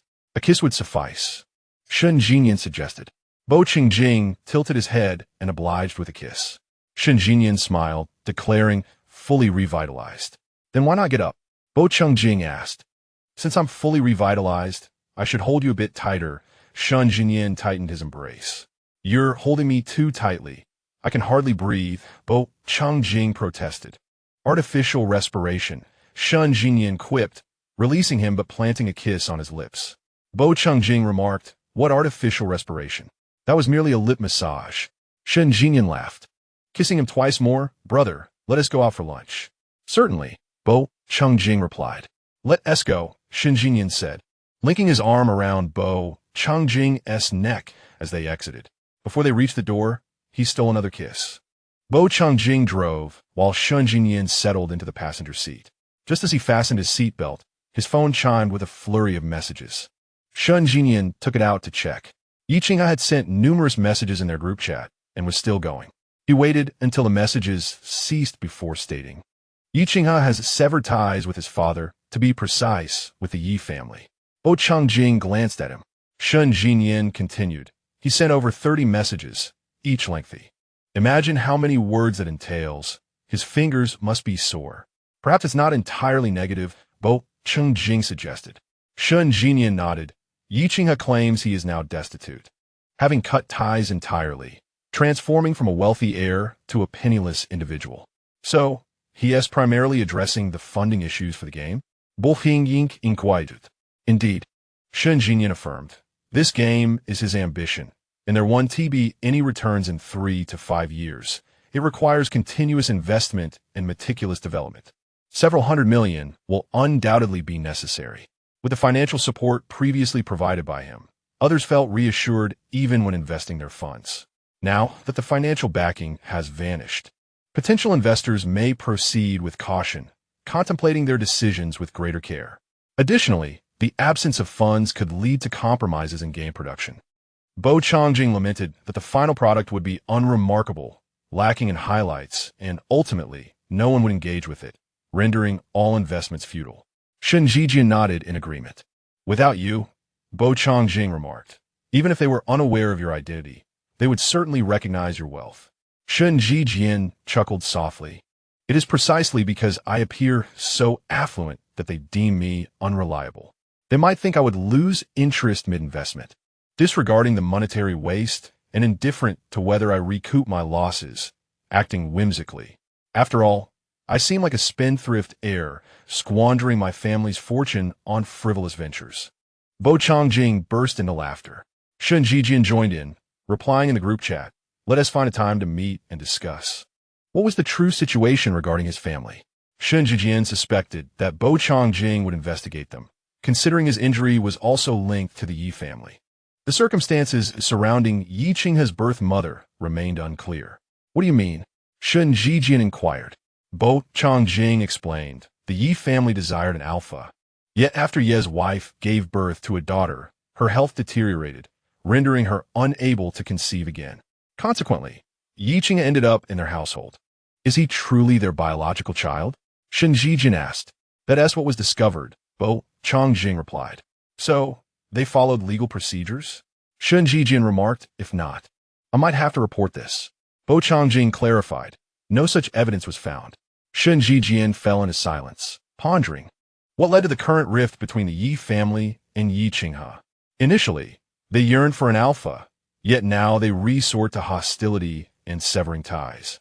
Bo Changjing admitted, the specifics remain unclear, but it appears Yi Qinghe and his father have had a tumultuous relationship, likely due to disapproval of each other's actions. Shangye noted, from his conversations with his family, one can glean some insights. Bo Changjing nodded, adding, moreover, the Yi family may not genuinely wish to sever ties. They could be pressuring Yi Qinghe to submit to them. Shangye concurred, prioritizing A over O. What a regressive mindset. Bo Changjing remarked.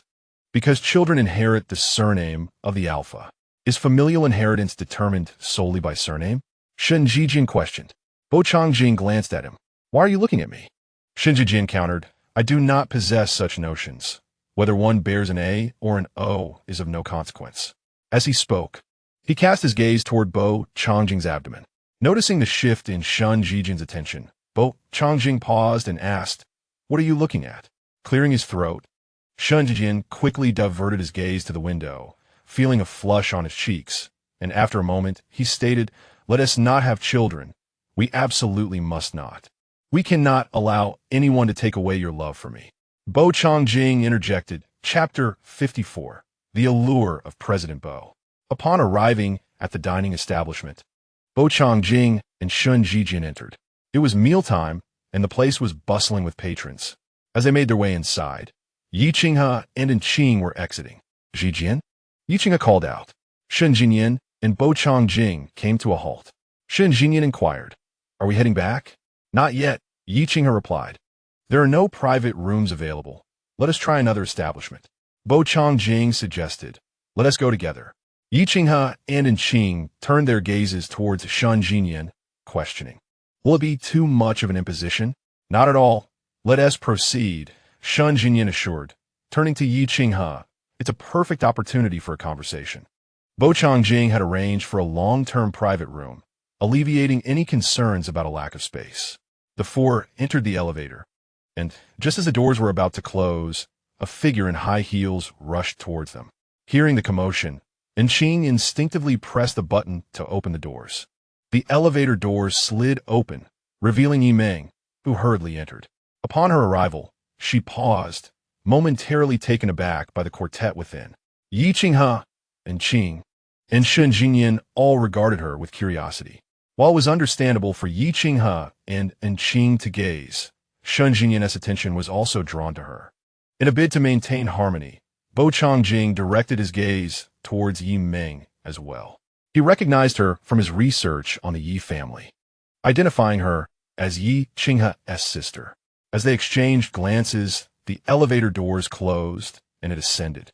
Yimeng's gaze lingered on Shan Jinyan's face for a brief moment before shifting to Bo Changjing, her eyes resting on him for an additional 2 seconds. Before she addressed Yi Qinghe, "Are there still fun for dining? I have a girlfriend. A 1T starve?" Yi Qinghe responded. Yimeng glanced at Xing, scoffing. "Relying on her? You'll inevitably starve. You needn't concern yourself with that." And Xing retorted coldly. "This is my brother. If I don't care, who will?" Yimeng asserted. "We have severed ties."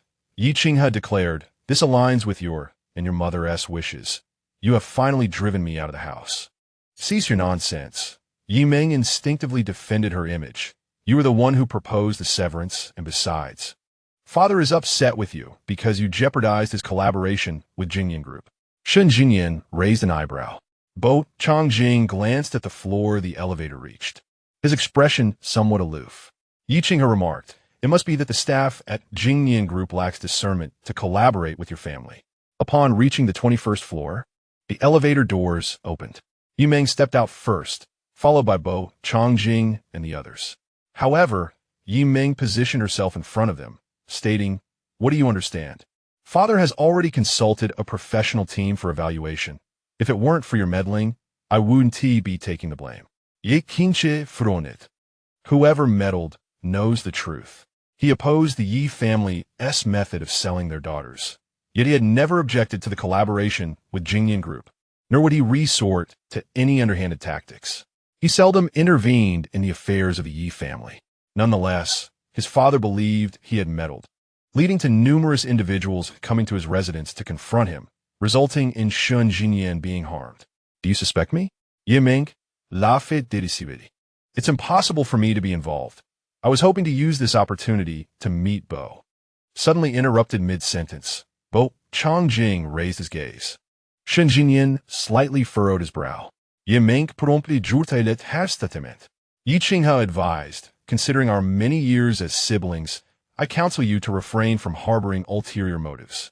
A person of Bo Changjing's stature has countless admirers. You are not among them." Bai Changjing. Shen Jijian tilted his head towards Bai Changjing. Bai Changjing, with a swift motion, cradled his chin and gently turned his face to face forward. Shen Jijian pulled his hand down, clasping it within his palm. "Why is it not my turn?" Yimeng remarked. "Unless his mind is deranged, he would never look your way," Yi Qinghe retorted. Bai Changjing. Shen Jijian paused momentarily, then softly remarked, "I was complimenting you." "Is that so?" Bai Changjing gazed at him. Shen Jijian nodded. "In the eyes of my clever darling, there is only me." Bai Changjing. Shen Jijian smiled briefly. Yimeng interjected, "You." Anqing, wishing to escape Yimeng's daydreams, swiftly pulled her aside. "Step aside, do not disturb our meal." "What do you intend to do?" Yimeng exclaimed. "If you are unafraid of embarrassing your Yi family, then continue shouting," Anqing replied. "The 21st floor, the top floor, is a place where only the esteemed and noble may tread." Yimeng instinctively silenced herself. Anqing cast her a glance of disdain. As they made their way, Shen Jijian and Bai Changjing proceeded towards the private room. Yi Qinghe took Anqing's hand, following closely behind. After a few steps, they noticed the two ahead holding hands. Yi Qinghe and Anqing exchanged a glance, both filled with astonishment reflected in each other's eyes. "Anqing, did they not say they were not in a relationship?" Yi Qinghe, two alphas together? Sensing the gaze from behind them, Bai Changjing halted and turned. Shen Jijian followed suit, noticing the two's attention fixated on their clasped hands. Fearing that Bai Changjing might release his grip, Shen Jijian instinctively tightened his hold. However, Bai Changjing showed no intent of letting go. Rather, the strength of his grip was somewhat painful. He turned to Shen Jijian and remarked, "If I injure this hand again, I shall have to seek someone to assess our family's feng shui." Shen Jijian quickly loosened his grip, gently massaging his hand, and addressed Yi Qinghe. "Let us go." Yi Qinghe and Anqing snapped back to reality, diverting their gaze as they entered the private room behind the two. After ordering the dishes, Yi Qinghe said, "Yimeng is not very bright. I apologize for the embarrassment. There's no helping it. President Bai's allure is simply too overwhelming," Shen Jijian remarked. Bai Chongjing listened quietly to his words. The weight of the name Bai Chongjing is exceedingly significant. Yi Qinghe continued. President Bai's spouse must undoubtedly be a blessing of a millennium. Shen Jijian wholeheartedly nodded in agreement. Bai Chongjing watched him. Shen Jijian turned his gaze to him. Such a fortunate blessing. I cannot even fathom how shocking it will be when Bai Chongjing announces he has a spouse, Anqing stated. If it were me, surrounded by countless omegas, I would ensure that kind of situation lasted a lifetime, having everyone pursue me. Bai Chongjing preferred silence. Shen Jijian glanced at Bai Chongjing, aware that many had pursued him and that introductions to omegas had been made, yet Bai Chongjing had consistently rejected them outright. Such a scenario of being surrounded by many had never occurred. You have quite the fanciful imagination, Yi Qinghe remarked. It is only natural to envision the beautiful, Anqing replied. Bai Chongjing raised his hand, tousling Shen Jijian's hair affectionately. Shen Jijian chuckled lightly before posing a question to Yi Qinghe. What does it feel like to be utterly broke? You're quite direct in your inquiries, Yi Qinghe remarked, yet he answered the question with a sense of relief, feeling as though he had finally escaped from a tormenting predicament. Shen Jijian smiled. Congratulations on your liberation. Thank you, Yi Qinghe replied. It's nothing, Shen Jijian responded. Anqing smiled lightly. Yi Qinghe continued. It is no exaggeration to say that I am completely penniless. Over the years in the Yi family, I have paid back every penny I spent on food, clothing, and shelter, leaving me with almost nothing for my earnings. From now on, I will have to rely on my girlfriend. Do not rely on me, Anqing retorted coldly. Spending money on a man brings misfortune. Yi Qinghe sighed in heartache. Shen Jijian chuckled. Well, you seem rather optimistic. Chapter 55. Not frightening at all during the course of their meal. Shen Jijian gained a better understanding of Yi Qinghe's current situation and discussed the financial issues regarding their game project. After finishing their meal and engaging in conversation for a while longer, the four of them rose to depart. However, as they reached the elevator, they encountered Yi Meng once again. This time, she was not alone. Her parents accompanied her. Upon seeing them, Yi Qinghe felt a wave of darkness wash over him. It was as though he had stepped out without consulting the fortune-teller. Just this morning, he had settled all his debts with them, and now he faced yet another onslaught. Bo Qingjing and Shen Jijian exchanged glances before turning their attention to the ascending floors, not overly concerned with the Yi family. Yi Meng glanced at them and scoffed. Mrs. Yi stood silently by, while Mr. Yi observed the four of them intently. Yi Qinghe had no desire to engage in conversation with him. However, when the elevator reached the 20th floor, Mr. Yi suddenly remarked, What can one achieve by associating with such dubious companions at your age? As his words fell, the elevator doors opened. As the Yi family intended to enter the elevator, Bo Chongjing spoke coolly, Mr. Yi, at your age. It is truly revealing of the Yi family's upbringing to hear you speak without an ounce of decorum. Yi Qinghe's retort hung on the tip of his tongue, but was swallowed back as Bo Qingjing had already spoken. The elevator attendant, noticing their hesitance to board, kept pressing the open button. Mr. Yi halted, casting a narrowed gaze at Bo Qingjing, and coldly remarked, Is it considered upbringing to confront one's elders so boldly at a young age? Who is the elder here? Bo Qingjing's piercing gaze fell upon Mr. Yi, light yet heavy, pressing down upon the Yi family like a mountain. You may be older in age. Mr. Yi's eyes nearly bulged with anger. In truth, Mr. Yi had a fearsome appearance, with a cold demeanor that suggested he was accustomed to being in charge, exuding an aura of authority even when unperturbed. Yet, Bo Qingjing's subtly frosty presence overshadowed him significantly. Yi Qinghe felt the weight of Bo Qingjing's formidable aura. Anqing also refrained from speaking. At that moment, only Shen Jijian could not contain his laughter. All eyes shifted to his face. Shen Jijian said, I apologize, but I couldn't help myself upon hearing the old man's words. While Bo Chongjing's critique was veiled, Shen Jijian's words were unmistakably direct. Yi Fu's complexion turned a shade of deep indigo, burdened by the concern that others might emerge from nearby private rooms and witness their embarrassment. He shot a stern glance at Yi Qinghe and the other three, preparing to enter the elevator. However, a server stationed by the elevator intervened.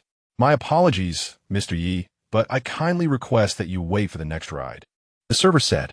On what grounds? Yi Meng, who had remained silent until now, interjected.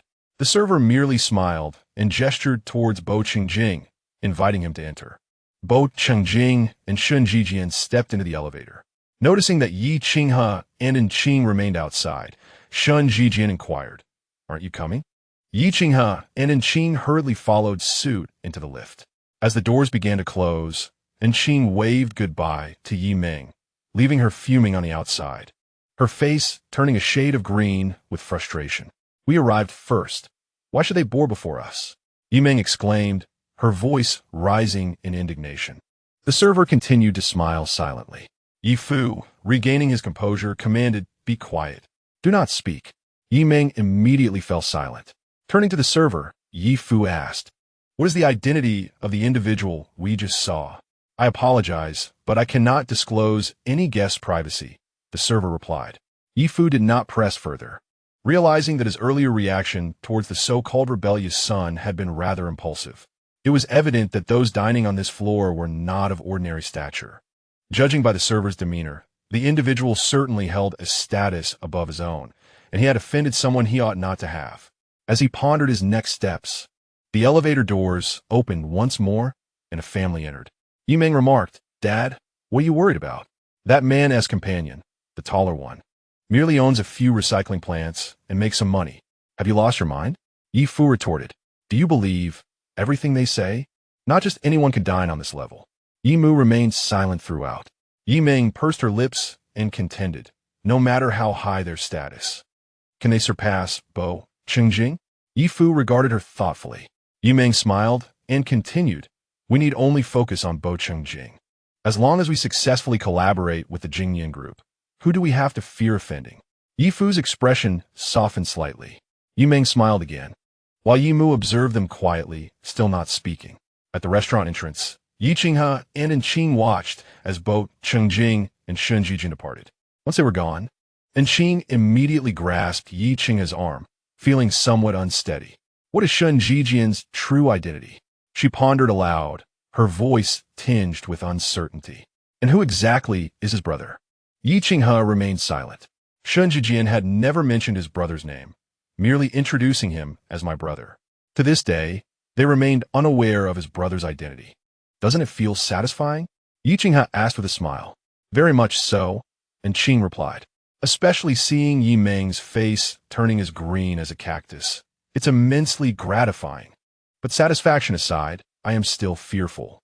The fact that the server seemed to acknowledge the discord between both parties and denied the Yi family any face suggests that their counterpart status is undoubtedly significant.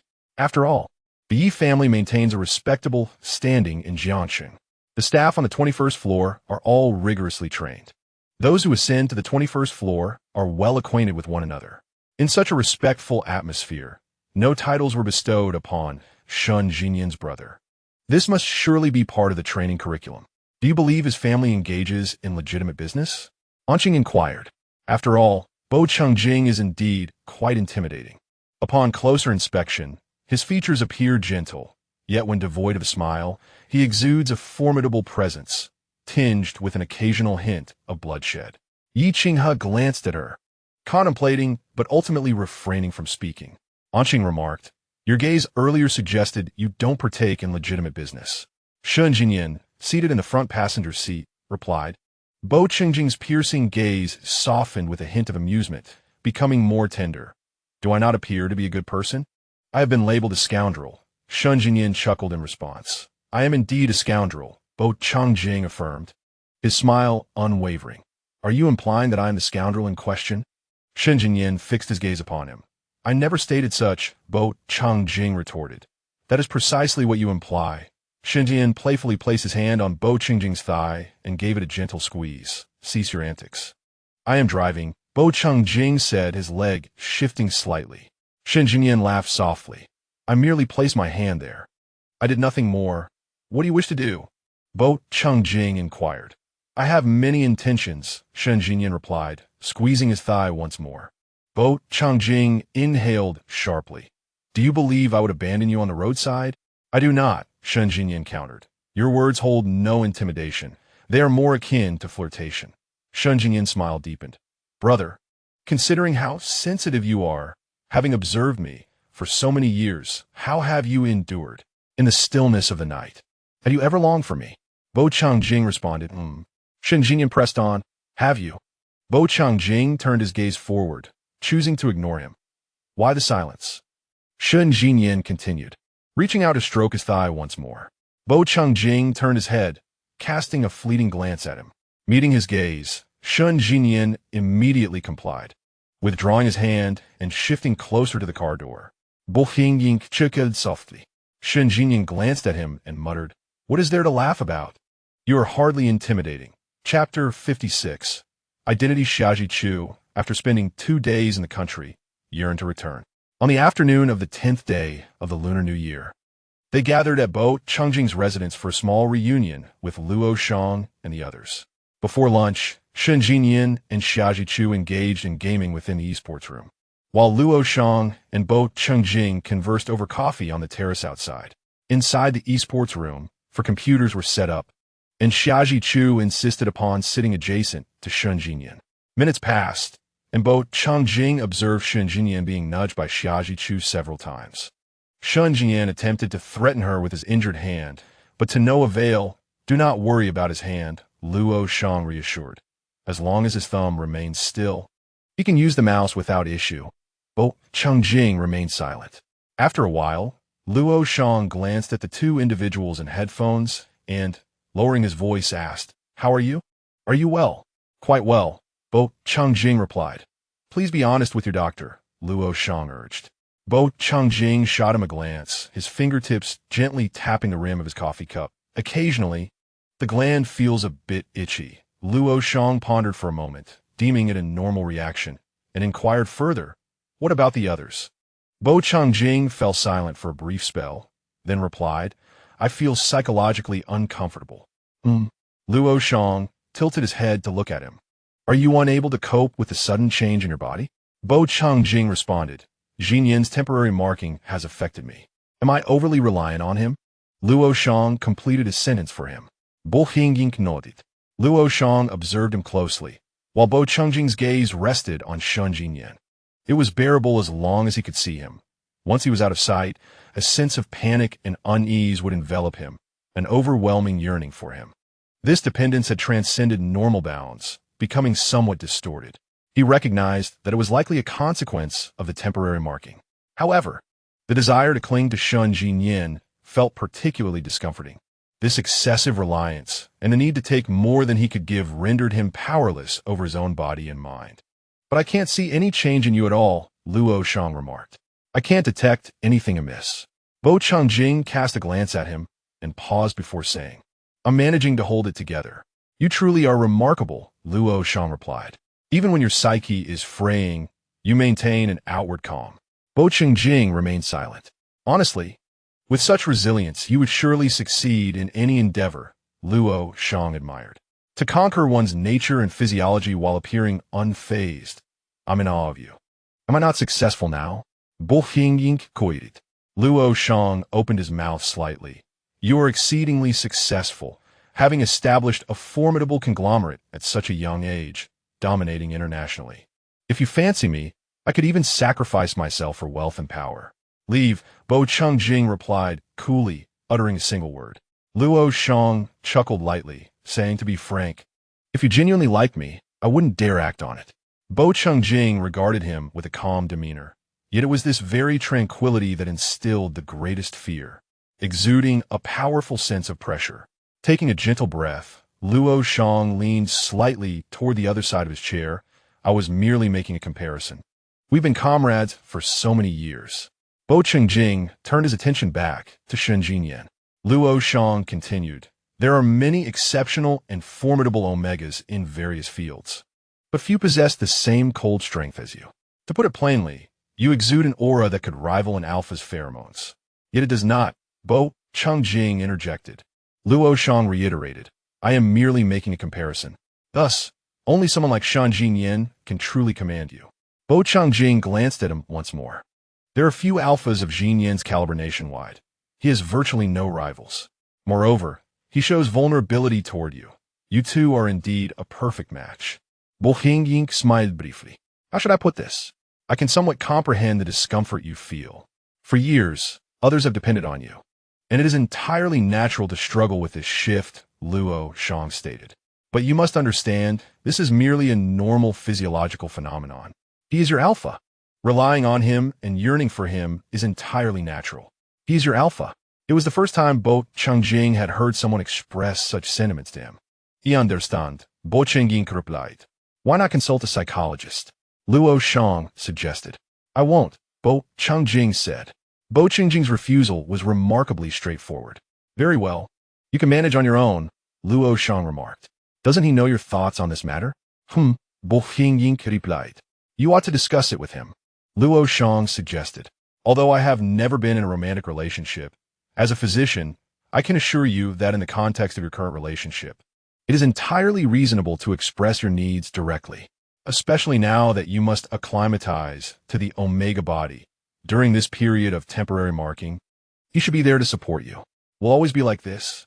Bo Changjing inquired. It likely won't, Shang replied. There will inevitably be an adjustment period, and once you grow accustomed to it, outside of these unique circumstances, you won't feel an overwhelming sense of longing or dependence. Bo Changjing remained silent. I still recommend you speak with him, Shang insisted. It's a normal physiological phenomenon. There is no shame in it. Bo Changjing responded indifferently. Shang observed him, uncertain of what his mere truly signified. Noting that Bo Changjing seemed unwilling to pursue the topic further, he refrained from continuing. He took a sip of his coffee and, after a moment, asked, Is it really like that abroad? Your father seems capable of more than just mediating. What kind of capabilities should he possess? Bo Changjing asked softly. With a single word, he could make them disappear from this world, Shang replied. What do you think of such power? Bo Changjing offered a faint smile. To be honest, when I learned who your father was, I felt as if I had encountered royalty, he remarked. Is that an exaggeration? Bo Changjing countered. I've been rather conservative in my description, Shang retorted. Bo Changjing replied.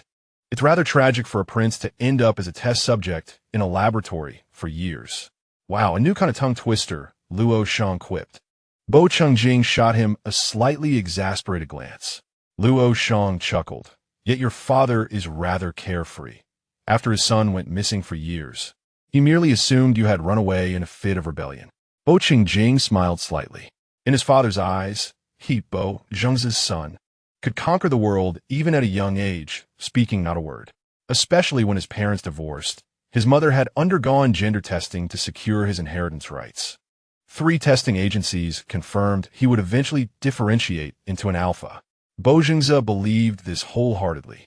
Thus, after a quarrel with Bo Zhengze, Bo Changjing, at the tender age of 12 or 13, was abducted and taken to Li Song's laboratory.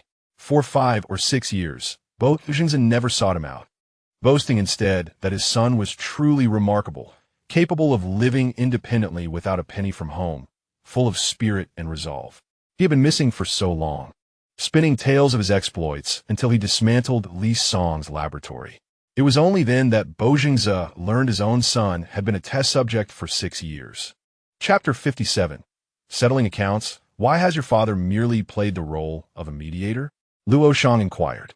Bo Changjing glanced at him and replied, Mr. Bo is aging. The Bo family is not what it once was.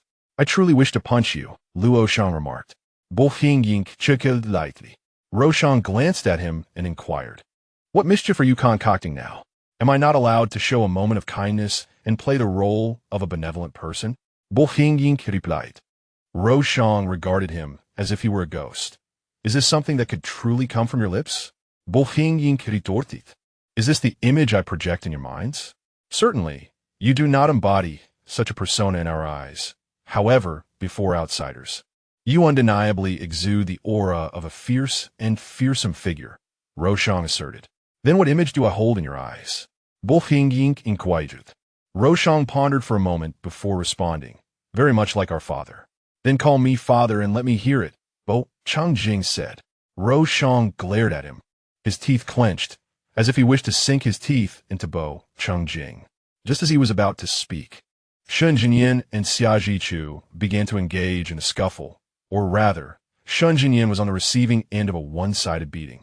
With one hand pressing down on Shun Jinyan, Xia Zhichu relentlessly struck him several times on the back, exclaiming, "Scare me! Scare me! I dare you to scare me!" Shun Jinyan refrained from retaliating, pleading, "Brother, save me! Someone is hitting me!"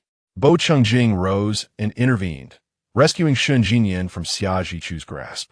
Shun Jinyan promptly sought refuge behind Bo Chengjing, stating, "Brother, she is bullying me." Xia Zhichu glanced at Bo Chengjing and then suddenly attempted a sneak attack from his right side. Shun Jinyan anticipated the move and dodged. "All right, enough of this mischief," Bo Chengjing declared. "Let's head downstairs for a meal." "You are too biased," Xia Zhichu retorted. "You have no idea what he just did in the game. I was seriously engaged in a skirmish." "What of it?" Shun Jinyan shot back. "Was that truly a skirmish? It sounded more like you were firing a weapon." Xia Zhichu exclaimed. "I heard gunshots and was searching for the source, only to find you running in circles while shooting," she continued. "You looked like a headless fly, scurrying and dodging. It was quite amusing." Shun Jinyan could not help but laugh as he spoke. "Shun Jinyan," Xia Zhichu called out. "Practice with the food more." Shun Jinyan replied. After hearing this, Bo Chengjing silently stepped aside. With the obstruction gone, Shun Jinyan and Xia Zhichu stood face to face. He froze momentarily, and the next second, Xia Zhichu raised her hand to strike him. Shun Jinyan turned and fled, grabbing Bo Chengjing's hand and biting it as he said, "You wait." With that, he hurried away, and Xia Zhichu swiftly pursued. "They are utterly incompatible," Shang remarked. Bo Chengjing remained silent, casting a glance at the bite mark on his palm. Xia Zhichu chased Shun Jinyan around the villa, but could not catch up. Exhausted, she ceased her pursuit and brought her grievances to the dining table. Shun Jinyan wielded a pair of children's chopsticks in his left hand, mimicking whatever Xia Zhichu attempted to pick up. As he was already not adept at using chopsticks, Xia Zhichu snatched them away effortlessly. Fortunately, Bo Chengjing was there to assist him with his food, ensuring he did not go hungry. However, as they neared the end of their meal, the two began to quarrel over a piece of green vegetable. Shang found it amusing and joined in their antics.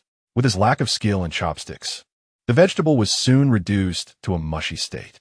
Bo Chengjing observed for a few seconds before saying, "Focus on your meal." The three of them, as if in unison, ignored his plea and continued to vie for another piece of green vegetable, until one of them had snatched a piece too forcefully. Bo Chengjing lifted his gaze, quietly observing the three of them. Upon sensing his cool and distant stare, the trio paused in their competitive dish-snatching, lifting their eyes to meet his. Subsequently, they all retracted their chopsticks and settled down, eating in silence. "Whoever ruined the dish shall consume it," Bo Chengjing stated calmly. Instantly, the three obediently resumed their task of serving food. Xia Zhichu served Shun Jinyan, who in turn passed the dish to Luoyan. Concerned about his own speed, Luoyan directly speared the greens and placed them into Xia Zhichu's bowl. No one served food into their own bowls, yet each bowl contained the pilfered greens. Bo Chengjing regarded the trio. Luoyan finished the dish. He paused before adding, "And here we are, three alphas, utterly intimidated into silence by a single individual." "Indeed," Xia Zhichu concurred. Bo Chengjing smiled slightly. Luoyan and Xia Zhichu turned to Shun Jinyan, awaiting his response. However, Shun Jinyan remained silent, focusing on his meal. Xia Zhichu discreetly kicked him onto the table. "It's your turn to speak." "I am different from you both," Shun Jinyan replied, a mix of pride and arrogance evident in his tone. "Isn't that understandable?" Xia Zhichu and Luoyan were momentarily taken aback. "I truly didn't expect to witness such a display of affection from you," Xia Zhichu remarked. Shun Jinyan raised an eyebrow. "We might miss our flight soon." Bo Xing interjected. Xia Zhichu glanced at the time, hastily returning to his meal. After lunch, the four of them made their way to the airport. Upon arrival, Bo Chengjing and Xia Zhichu walked ahead, discussing various matters. Luoyan and Shun Jinyan leisurely followed, dragging their suitcases. After a moment, Luoyan inquired, "Have you noticed any changes in Chengjing since discovering he is an Omega?" Shun Jinyan turned a glance at him, pondering before responding, "Not really. He seems much the same." In truth, there were changes. His brother had taken quite a liking to affectionate gestures. Moreover, when these moments lingered, he appeared deeply engrossed, his cheeks flushed, neck reddened, and his eyes glimmering with a layer of crystalline moisture. It was a stark contrast to his usual demeanor, akin to an egg stripped of its cold, hard shell, revealing the soft, springy interior. These observations, however, would remain unshared with Luoyan. Luoyan gently clicked his tongue. You ought to show more concern. Physically and mentally, he requires attention. He began suppressants right after differentiation, effectively stunting his gland development. Now that he has ceased the suppressants, he may experience discomfort as his glands mature. Furthermore, he might struggle to accept certain reactions associated with being an omega. Shangye looked at him. Luoyan continued. You know him well. He is deeply invested in others' affairs. Yet he tends to bear his own burdens alone. Has my brother mentioned any discomfort to you? Shangye expressed his concern. No, Luoyan replied. I merely worry he might encounter these issues. Shangye scrutinized him before responding. Do you think I would believe you? Is he feeling unwell? Shangye asked. No, just some itchiness in his glands. Luoyan explained, a normal occurrence. I understand now. Shangye concluded, it's a psychological discomfort. After sending off Xia Zhichu, Shangye returned Luoyan to the laboratory.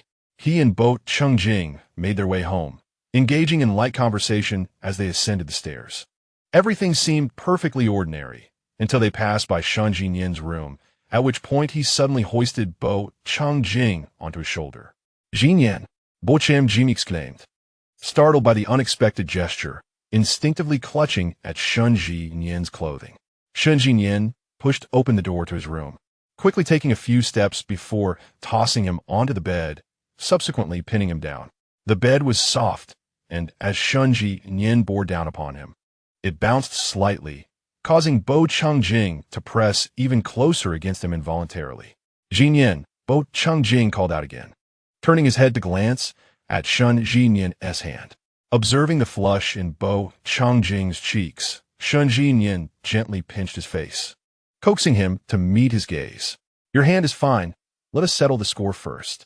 Bo Chungjing pulled his hand away and smiled, asking what score. We need to account for the way you assisted Xia Zhichu in hitting me. Shangye replied. Why are you so vengeful? Bo Chungjing left. The real vengeance is yet to come, Shangye declared, kissing him fiercely on the lips. Chapter 58. Nothing compares to you as the sun dipped slightly in the west. Its rays streamed through the floor-to-ceiling windows, casting a warm glow upon the bed. One side of Bo Chungjing's face illuminated under the sunlight, as if a delicate blush had been painted upon his skin. Shangye's hand rested alongside his face, his thumb gently caressing it. Brother, I must confess that I am a bit unhappy, Shangye said, gazing into Bo Chungjing's eyes. The latter's eyes flickered slightly as he inquired, Is it because I provided the conditions for her to hit you? Am I really that petty? Shangye replied, How could I possibly be angry with you over her? Bo Chungjing said, But aren't you now settling the score with me because of this matter? Shangye looked at him with a hint of grievance. You actually think of me this way. Bo Chungjing took Shangye's hand from where it rested on his cheek, kissed his palm, and asked, What is making you unhappy? You confide in Luoyan when you feel unwell, yet you do not share with me. As Shangye spoke, he furrowed his brows, a hint of sadness clouding his expression. Bo Chungjing paused, quickly realizing what Luoyan must have told him. He had grown accustomed to confiding in Luoyan about such matters, trusting in his discretion. However, he had forgotten that their identities as omegas were no longer a secret, and Luoyan's lips were not so tightly sealed after all. Nevertheless, it seemed Luoyan had only hinted at the issue, as otherwise Shangye would not be reacting in this manner. Though the four of us are family, Shangye continued, shouldn't we two be the closest? You should be the first to share anything with me before mentioning it to others. Bo Chungjing gazed at him. Hearing about your situation from someone else is quite displeasing, Shangye remarked. He is my doctor, Bo Chungjing responded. Yet I am still your boyfriend. Shangye countered. I spend every day with you. Shouldn't you tell me such things first before mentioning them to your doctor? Bo Qingjing remained silent. Shen Jinyan shook his face gently. Your silence makes me feel particularly inadequate. You are not inadequate, Bo Qingjing replied. However, I share everything with you at the first moment, yet you remain silent. Shen Jinyan remarked. Do you think my youth renders me incapable of handling matters? How could that be? Bo Qingjing replied. Then, do you believe I am unworthy of reliance? Shen Jinyan said, a hint of grievance in his voice. Observing his downcast gaze and forlorn demeanor, Bo Qingjing felt a pang of compassion. He reached out to caress his face and said, Jinyan, you are wonderful. It is I who am unaccustomed to depending on others. I am just others? Shen Jinyan gasped, his tone shifting to one of greater hurt. You are not just anyone. Bo Qingjing quickly reassured him. Then who am I? Shen Jinyan pressed, his gaze fixed intently on him. You are my boyfriend, my beloved, Bo Qingjing declared. Upon hearing this, Shen Jinyan's expression brightened with satisfaction. So, please try to rely on me a little, all right? For instance, if something occurs, attempt to share it with me first. Bo Qingjing regarded him thoughtfully before responding. Very well. Now tell me, what have you discussed with Luoyan? Shen Jinyan reclined beside him, resting his hand on his waist. Bo Qingjing chuckled. After all this, you merely came to fish for information, did you? Indeed, Shen Jinyan replied candidly. What of it? Is that not permissible? It is. Bo Qingjing affirmed. Speak, then, Shen Jinyan urged. Bo Qingjing pondered for a moment, and, under Shen Jinyan's eager gaze, confessed, I suddenly forgot. Shen Jinyan's expression froze momentarily. Bo Qingjing laughed. I shall tell you when I remember. Bo Qingjing, do not be excessively cruel. Shen Jinyan admonished. You are overtly teasing me. Have you noticed? Bo Qingjing responded. As an omega, what harm is there in teasing my alpha? Shen Jinyan's previously fierce demeanor softened into a blank stare as he gazed at Bo Qingjing. Observing his expression, Bo Qingjing could not resist and gently pinched his cheek. Shen Jinyan blinked, as if regaining his senses, and asked, What did you just say? I said nothing. Bo Qingjing feigned innocence. You did say something. Repeat that line, once more. Shen Jinyan insisted. I have forgotten, Bo Qingjing replied. You remember, Shen Jinyan interjected, wrapping his limbs around him, trapping him in his embrace. You certainly recall. Speak, please. Once more, say it again. No, Bo Qingjing firmly declined. Brother, you are treating me poorly. Shen Jinyan, realizing the need for a softer approach, pleaded pathetically, in the past, if I wished for the stars in the sky, you would pluck them down for me. Do I resemble a star? Bo Qingjing questioned. Shen Jinyan gazed at him, fully aware of Bo Qingjing's feigned innocence. Yet Bo Qingjing continued. I just said, you are my alpha, whom I may tease. What am I to you? Shen Jinyan pressed further, desiring to hear it once more. Bo Qingjing, indulging him, replied, You are my alpha. As Shen Jinyan looked at him, a smile gradually danced in his eyes. He leaned in, planting a kiss on Bo Qingjing's cheek, then nestled against him, burying his head in his shoulder, letting out a soft laugh. Listening to his laughter, Bo Qingjing gently stroked his head. After a moment, Shen Jinyan remarked, Brother, you do not resemble a star. Bo Qingjing responded. But I do not desire the stars. I only wish for you. Shen Jinyan clasped his hand, gently kissing the back of it, declaring that nothing in this world compares to him. Bo Qingjing smiled slightly in response, stating that nothing compares to Shen Jinyan either. Shen Jinyan possessed numerous methods to navigate Bo Qingjing, yet the latter was equally adept at understanding Shen Jinyan. A mere exchange of words caused Shen Jinyan to forget his original inquiries. Bo Qingjing recognized that both his psychological and physical responses were entirely normal. He felt neither shame nor discomfort. He was willing to accept this, yet he required a process, for he was unaccustomed to such vulnerability. The psychological tug-of-war was quite unsettling, and he struggled to articulate his needs to Shen Jinyan. Luoyan encouraged him to converse with Shen Jinyan, yet he was unsure how to approach the topic or how they would face each other afterward. After both had expressed their feelings, they deliberately chose to sleep apart. Bo Qingjing was acutely aware that Shen Jinyan was considering his well-being. For years, he had occupied a position of strength, accustomed to being the one others relied upon.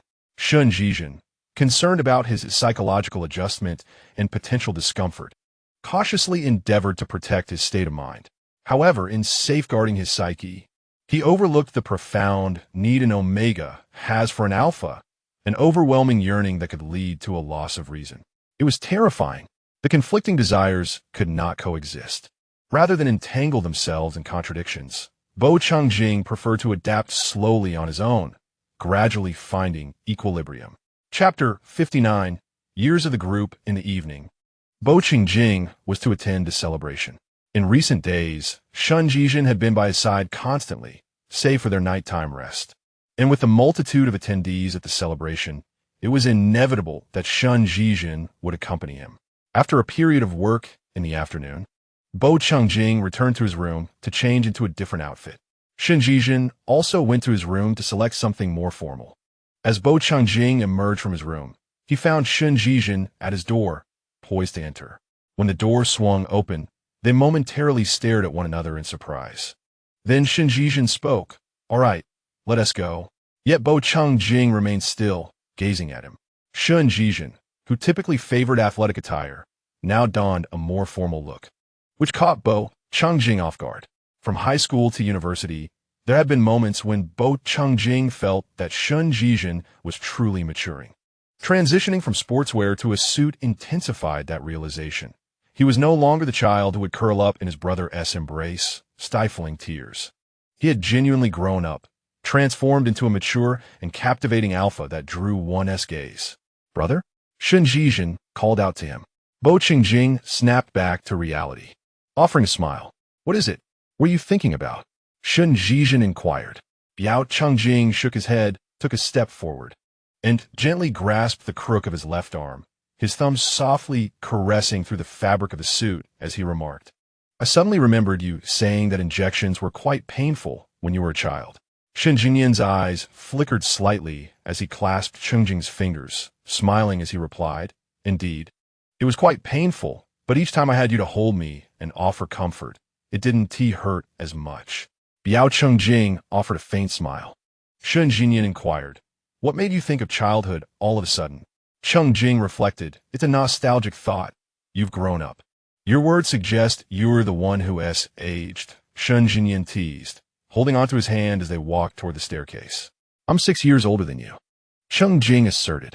"Just 6 years," Shangye countered. "You're only slightly older than me. Apart from age, what else makes you superior?" Biao Changjing considered retorting, but upon surveying him from head to toe, he realized that even in height, he fell short. Shangye chuckled softly. "What are you laughing at?" Changjing asked. "You're older than me," Shangye suddenly stated, prompting Changjing to pause, discerning the underlying meaning in his words. "TSK." Shangye draped his arm over Changjing's shoulder and said, "Let us go. It's the anniversary celebration of the G family company." Upon their arrival, the current head of the G family personally greeted them at the entrance, escorting them directly past the main hall to the inner venue. After ensuring their comfort, the head of the G family departed to attend to other matters. Soon, several individuals approached Biao Changjing to exchange pleasantries. Shangye frequently accompanied Changjing to the company, and the senior executives were mostly familiar with him. However, he had rarely attended any events alongside Changjing, so amidst the cordial exchanges, inquiries were naturally directed toward Shangye. When the first person inquired, Biao Changjing glanced at Shangye. He did not wish to conceal anything, but was curious about Shangye's thoughts. Their eyes met, silently communicating. And then Biao Changjing introduced, "This is my boyfriend." As those 4 words were spoken, Shangye's sharply defined features softened slightly. It felt as if he could maintain a pleasant demeanor for the entire evening. Subsequently, Biao Changjing responded in the same manner to each inquiry. On the 10th day of the new year, the news of General Manager Biao's new boyfriend, such explosive information, would surely circulate privately before the celebration concluded. "Are you so happy?" Changjing asked, relieved that no one else had approached them. Shangye struggled to suppress a smile. "Of course, I'm delighted to be recognized as General Manager Biao's boyfriend. And I am equally pleased to be known as Little General Manager Shen's boyfriend," Changjing replied. Shangye chuckled. about to say something when someone called out to him from behind. Shenzhen. He turned, and Biao Changjing glanced up. Ji Linlin was linking arms with Xing, while Yi Qing had trailed beside them. The three approached. "It truly is you," Ji Linlin exclaimed. "We three saw you from a distance and thought it resembled you." Shun Jinyan exchanged glances with Yi Qinghe, offering a polite greeting, then nodded in acknowledgement to Ji Linlin and Xing. Ji Linlin and the others then greeted Biao Changjing. Unsure how to address him, Ji Linlin directly and politely referred to him as brother. Biao Changjing nodded in response. Ji Linlin turned to Shun Jinyan and asked, "Did you come with your brother?" "MHM," Shun Jinyan replied softly. Ji Linlin continued, "I would like to take Anqing and Yi Qinghe to meet my father. He often has many people around him. Would you care to join us?" Shenzvinian understood Yi Linlin's intention. Given Yi Qinghe's current predicament, meeting some influential individuals could potentially benefit him. "I will refrain from attending," Shun Jinyan began, but was interrupted. Mr. Bo, the current head of the Ji family, approached. Standing beside Bo Changjing. "Most guests have arrived. Please, take your seat." Shun Jinyan glanced at him. "MHM," Bo Ying responded. "Yi Linlin, Anqing." And Yi Qinghe all stared at them in a daze, as if struggling to comprehend what they had just heard. After Ji Hongwan finished speaking, he turned to convey another word to Shun Jinyan, but upon turning, he spotted his daughter. "Linlin?" Ji Hongwan called. Ji Linlin looked at him, momentarily at a loss for words. Bo Changjing remarked, "Is this your esteemed daughter?" "Indeed, she is my youngest," Ji Hongwan quickly replied. "Linlin, come here, this is Mr. Bo from Jingyan Group." As Ji Linlin approached her father, she gazed at Bo Changjing with wide-eyed astonishment. "Call out," Ji Hongwan nudged her gently. "Mr. Bo." Ji Linlin seemed to be in a state of shock as she uttered his name softly. "This is Mr. Bo's boyfriend," Ji Hongwan introduced Shun Jinyan. Ji Linlin turned her gaze back to Shun Jinyan, her eyes widening even further. Shun Jinyan smiled politely at her. "Mr. Bo, I apologize for my daughter. She has never encountered such grandeur before." Ji Hongwan attempted to smooth over the situation, noting his daughter's bewilderment. "Not at all," Bo Changjing responded with great understanding. "Please, this way," Ji Hongwan gestured. Bo Changjing reached for Shun Jinyan's hand, guiding him along. Ji Linlin watched, transfixed, as their hands clasped together. Shun Jinyan replied, "Brother, let me speak with them for a moment." Bo Changjing glanced at the stunned Yi Qinghe and Anqing and nodded, "Very well." He followed Ji Hongwan away. Shun Jinyan turned to Yi Qinghe and Anqing. After a moment of silence, Yi Qinghe approached him and asked, "Who is that?" "My brother," Shun Jinyan replied. "What is your brother's name?" Yi Qinghe inquired further. "Bo Qingjing," Shun Jinyan said with a smile. Anqing felt her legs weakening and was nearly unable to stand, relying on Yi Qinghe for support. Yi Qinghe's features contorted in disbelief as he stared at Shun Jinyan, rendered speechless for a long while. Chapter 60. A perfect match? What do you mean, your brother? That is Bo Changjing. After a considerable pause, Yi Qinghe finally exclaimed. Shun Jinyan looked at him and paused before responding. "So what? Just because he is Bo Changjing, it does not preclude him from being my brother." Yi Qinghe opened his mouth, struggling to articulate his thoughts. "Of course he can be, but he is Bo Changjing. He is someone I never imagined would intersect with my life. He belongs to a realm entirely beyond ours, looking down upon us from the clouds." My father said, You're his boyfriend?" Ji Linlin asked in stunned disbelief. "Isn't he an alpha?" Shun Jijian pondered for a moment, refraining from elaborating, merely stating, "Yes, we have just come together." Ji Linlin gently pressed her lips together. "No wonder you never introduced your brother's name," and Qing murmured. "You did not inquire, did you?" Shun Jijian replied. "If we had asked, would you have disclosed it?" "Ye kinche inwit. I would not," Shun Jijian responded candidly. "It is everyone's duty to protect my brother." Yi Qinghe's lips twitched slightly. After a while, Ji Linlin regained her composure and remarked, "So, the Nyenin Jingyan group refers to Shun Jijian?" Shun Jijian remained silent, implicitly affirming her statement. Ji Linlin rubbed her slightly chilled arms. Yi Qinghe pressed his hand against his chest, soothing his heart. Shun Jijian glanced towards Bo Changjing's direction, noticing a throng of people gathered around him. "I shall go check on my brother," he announced. The three nodded in agreement as Shun Zhijian departed. The remaining trio exchanged glances. Ji Linlin declared, having acquainted ourselves with such a friend, who else do we need to meet here? Knowing him grants us everything. He is no longer merely Bo Chengjing's brother. The Jingyan group may very well belong to him. I had suspected his identity was extraordinary, but I never dared to envision it reaching such heights, and Xing remarked, her hands trembling in astonishment. Yi Qinghe grasped her trembling hand and looked toward Shun Zhijian's direction. The mere existence of a Yi family is indeed a miracle. Upon speaking, a silence enveloped the three. And Xing and Ji Linlin then simultaneously turned their gaze toward Yi Qinghe. Yi Qinghe regarded them both, hesitating before saying, is it truly possible? Do I possess such influence? I believe it is plausible, Ji Linlin replied. And Xing and I discussed the conversation you had with Mr. Bo that night at the hospital. It may indeed be that, considering your friendship with Shun Zhijian and your future partnership, he allowed you to handle matters concerning the Yi family. And Xing nodded in agreement. Yi Qinghe once again looked toward Shun Zhijian, who, despite being merely 19, stood among those seasoned in the merciless realm of commerce, exuding an aura that was in no way inferior. The detached, yet imposing presence of an individual in power contrasted starkly with how he appeared before them.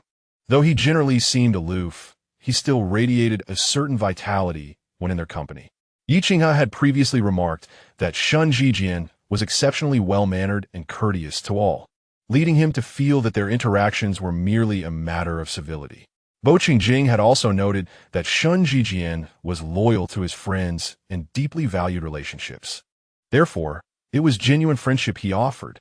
Given Mr. Bo's regard for Shun Zhijian, the continued existence of a Yi family was indeed miraculous, Ji Linlin remarked. Severing ties may not be a misfortune after all, and Xing suggested.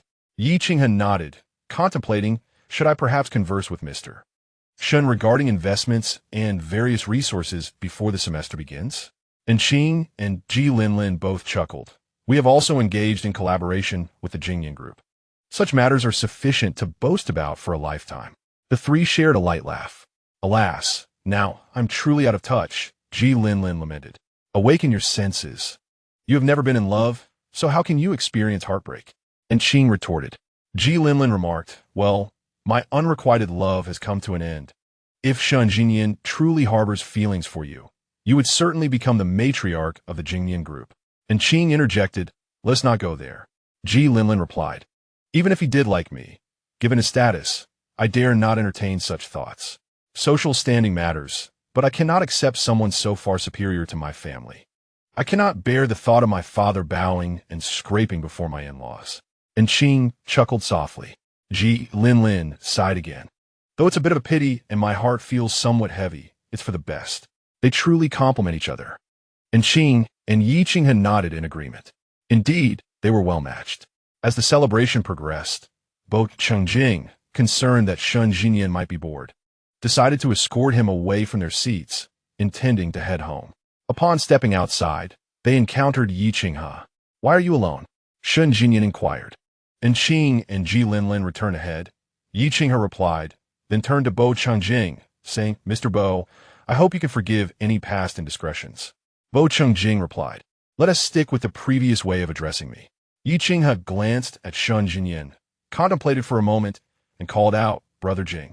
Shun Zhijian chuckled. Yi Qinghe asked, is that not permissible? It is, Shun Zhijian responded. I've just never heard it before. It's rather refreshing. Bo Chengjing smiled and asked, are you waiting for us? I thought to greet you before heading back. Yi Qinghe said, you are being excessively polite, Shun Zhijian remarked. I learned it from you. Yi Qinghe replied. I wouldn't wait for anyone in this frigid weather, Shun Zhijian stated. Let us go. It's on the way, and I can drop you off. I really shouldn't. Just as Yi Qinghe was about to decline, he suddenly heard familiar voices approaching. Those of Yi Father and Yi Meng. Father, hurry. Uncle Ji just called to say that Bo Chengjing has come out. If we wait by the door, we are sure to encounter him, Yi Meng urged. Lower your voice. Yi Father cautioned. Do you want the whole world to know our purpose here? And what of it? There's no shame in it, Yi Meng retorted. Who would want to associate with Bo Chengjing? Being able to see him is a feat in itself. Even if we speak of it, others will only envy us. Yi father reiterated, keep your voice down. Listening to their exchange, Yi Qinghe closed his eyes and sighed. Observing his discomfort, Bo Changjing suggested, let us go. Ye Qinghe nodded, and the three continued onward. The only exit was through a long corridor, and Yi Ming and Yi father were entering from the outside. They would inevitably cross paths. None of the three intended to acknowledge the father-daughter duo as they proceeded directly outside. Yet, Yi Ming suddenly spoke, what is this? Unable to enter, are you? Do you think this place is open to anyone? Just because you have a bit of wealth, does that mean the world belongs to you? Do you think you can wander in and out as you please? Let me tell you, this is the stark difference between you and the elite. Chapter 61. Blocked Ming Ming. Yi father called sharply as he noticed her halt. Yi Ming glanced at her father, raising her chin defiantly. Father, why fear them? They cannot even enter this place. What kind of esteemed individuals could they possibly be? It seems that on that day, they conspired with the attendant in the elevator to save face for us. Yi Ming, if you have a problem with your mind, seek treatment. Yi Qinghe took a couple of steps closer to her, expressing his doubt. I now question whether your brain has been sold off. How could the Yi family produce someone like you? What is wrong with me? Yi Ming shouted. Yi Ming. Yi father rebuked in a harsher tone. Yi Qinghe added, I share the same blood as you, yet I feel utterly ashamed. Yi Qinghe, have you lost your mind? How dare you speak to me like that? Yi Ming retorted. Silence, both of you. Yi father commanded. Is this a place for your quarrels? How is it that two individuals of such high status remain outside while the celebration is well underway? Ye Qinghe remarqued, observing Ye father's discomfort. In the past, during such festivities, the Yi family would certainly have been seated inside. However, this time, the Ji family had invited them only to later concoct an excuse that barred their attendance. Yi Ming fell silent, momentarily at a loss for words. Yi Qinghe glanced at them with a derisive laugh before turning to join both Qingjing and Shen Jinyan. The latter two had not even acknowledged the presence of the two, treating them as if they were mere air, entirely indifferent to their words. It is often the case that those who possess little tend to covet more, rendering Yi Ming's small tricks insignificant in their eyes. They paused only to wait momentarily for Yi Qinghe before continuing outward. Yet, Yi Ming sprinted a few steps to obstruct their path. I assure you, in future occasions like this, I shall have complete freedom to come and go, Yi Ming declared, glaring fiercely at the three of them.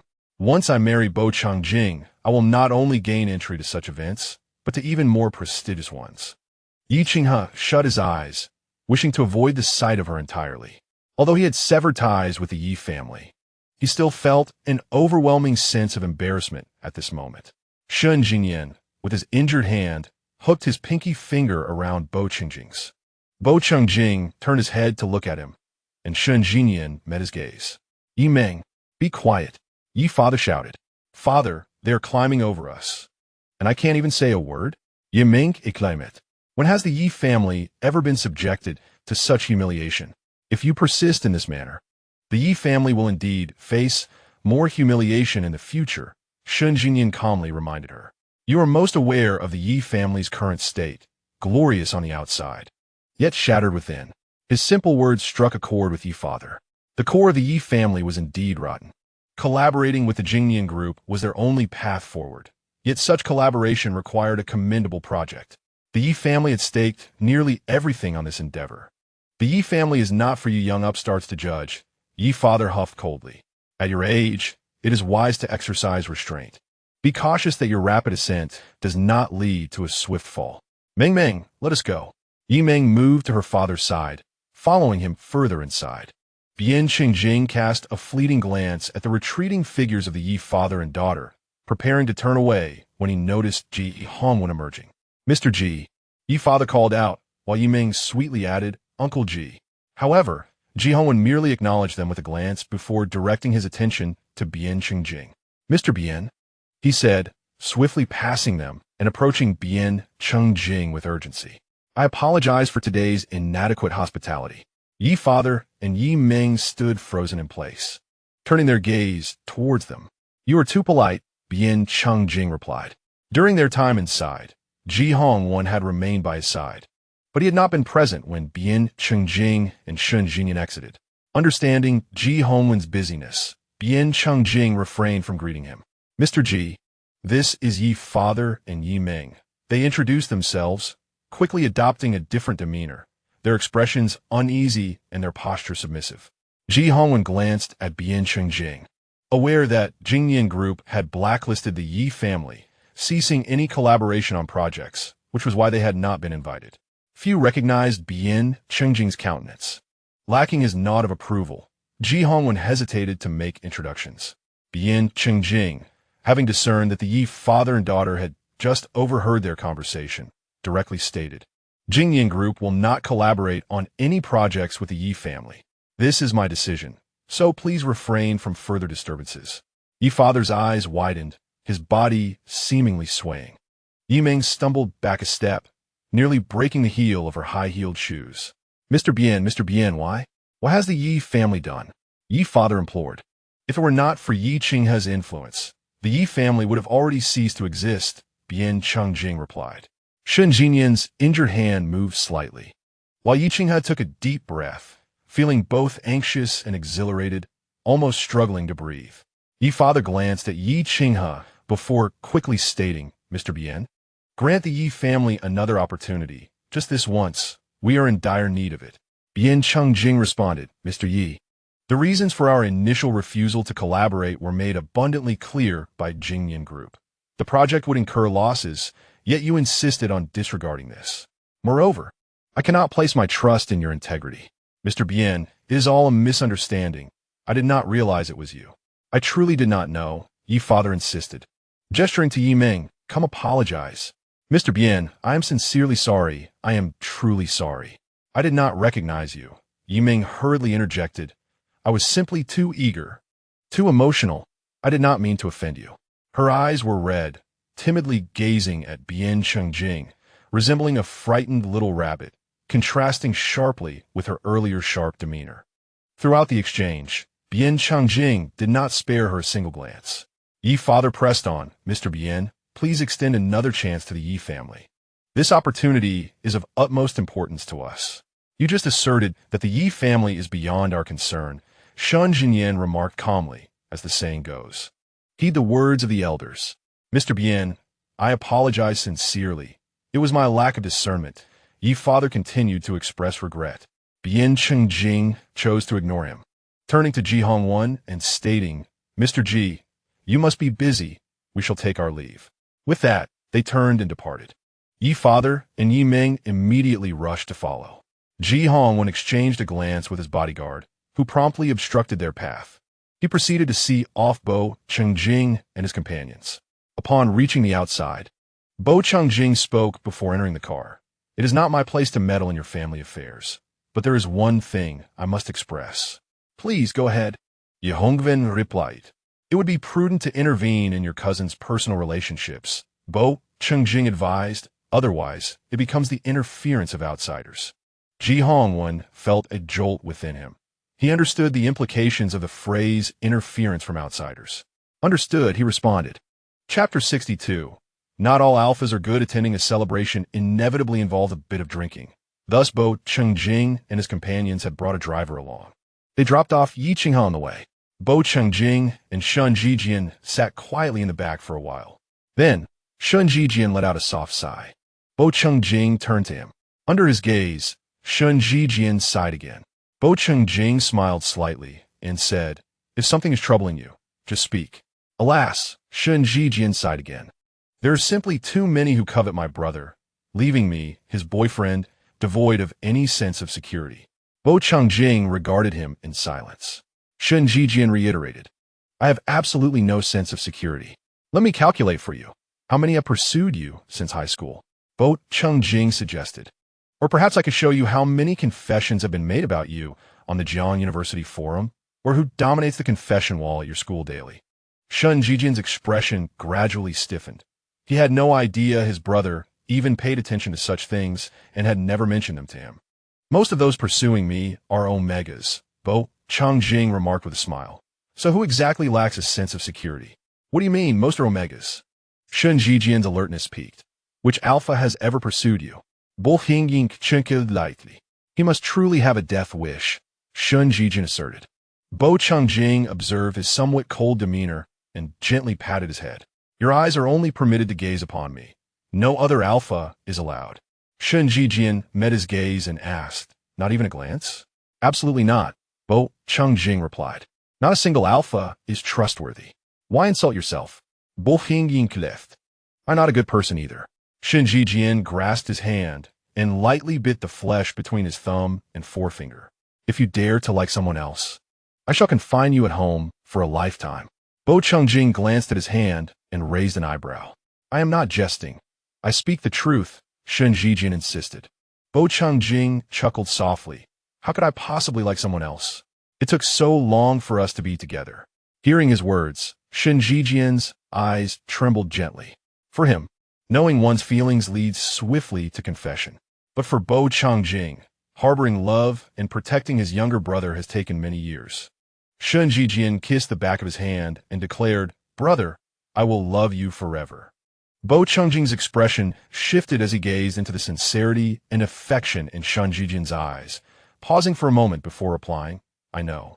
The driver, focused intently on the road ahead, seemed momentarily deaf to their exchange. Shangye observed the slight flush on his cheeks and smiled, gently taking his hand and leading him back to their seats. Bo Changjing's thumb caressed the back of his hand for a moment before his gaze shifted to the window. A slight itch arose at the nape of his neck. Upon arriving home, Shangye and Bo Changjing entered the living room from the garage. Just as they reached the doorway, they noticed 3 suitcases nearby. Both paused momentarily. Bo Changjing glanced at the information on the luggage. At that moment, Bo Ju descended the stairs. Brother.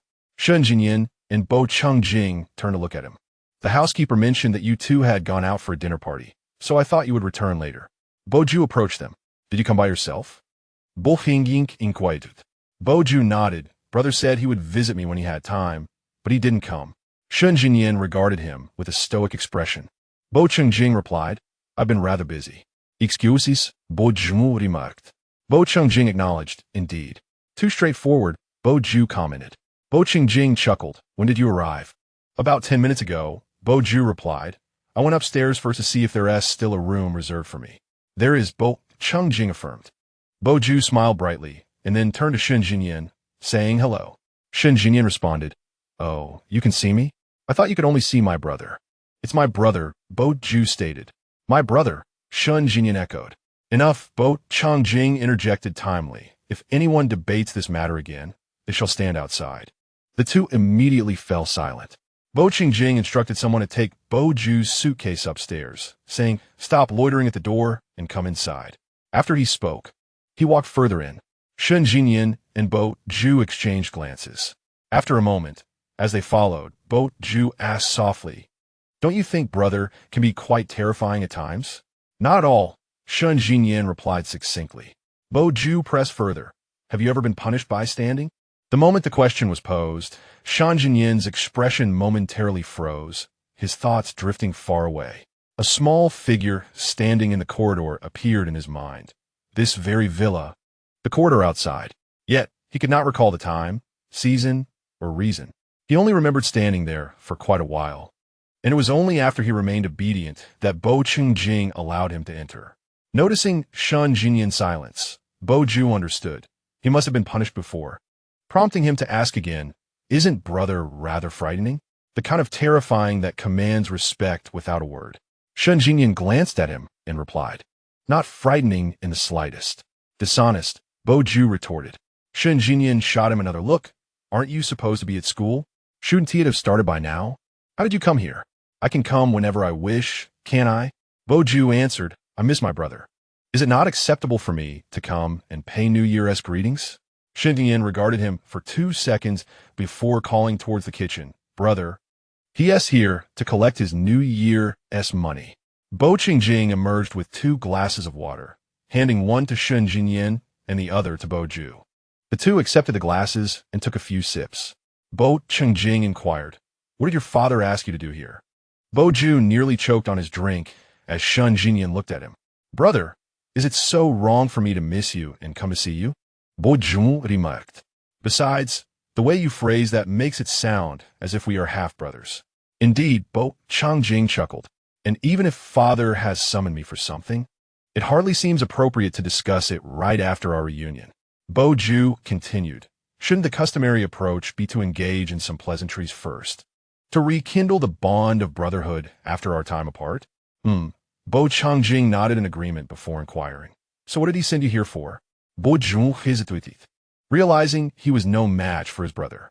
Shen Jijian couldn't help but chuckle. Come on, what is the purpose of your visit? I don't know. Bo Ju confessed honestly. Dad just told me to come over first and await further instructions. Bo Qingjing and Shen Jijian exchanged glances. Bo Ju's eyes flitted between them before he averted his gaze, focusing on the cup in his hands. Shen Jijian remarked, Brother, your father is rather astute. He anticipated you would inquire, thus he refrained from disclosing anything, leaving you to await direction. Bo Qingjing sighed softly. This truly exemplifies the adage that experience comes with age. Your father will always be your father. Chapter 63. Sleeping here, brother. Your father wouldn't harm you, would he? Later that evening, just past 11, they each retired to their rooms. After Bo Changjing finished his evening routine, Shen Jijian soon appeared.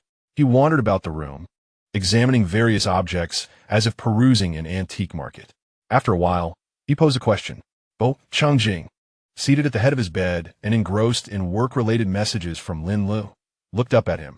Shen Jijian held a jade bead, weighing it in his hand before glancing at Bo Changjing. Bo Changjing smiled slightly. Although I'm not particularly close to him and our relationship is rather mediocre, he is, after all, my father. He even sold me. Shen Jijian interjected. Bo Changjing paused before responding. Should I be offering some words of comfort now? Shen Jijian replied. Isn't that how the usual procedure goes? What do you wish to hear? Something melodic, Shen Jijian said, his eyes sparkling with amusement. What qualifies as melodic? Bo Changjing asked, gazing at him. Shen Jijian held his gaze, his beautiful eyes glinting with mirth, reminiscent of gentle snow melting into warmth. If I say something melodious, will you echo it? He queried softly. I sense a trap ahead, Bo Changjing replied cautiously. Shen Jijian laughed lightly. Shall we leap into the trap then? Can we choose not to jump? Bo Yink inquired. Absolutely. Shen Jijian replied generously. We have ample time ahead. Bo Yink chinked. Shen Jijian's gaze lingered on Bo Changjing's soft, pink lips for a moment before drifting to his collarbone, compelling himself to look away. Let us discuss your father instead, he suggested. Bo Changjing observed the jade bead in Shen Jijian's hand, lowering his gaze to himself. The belt of his bathrobe had loosened, the collar slightly ajar.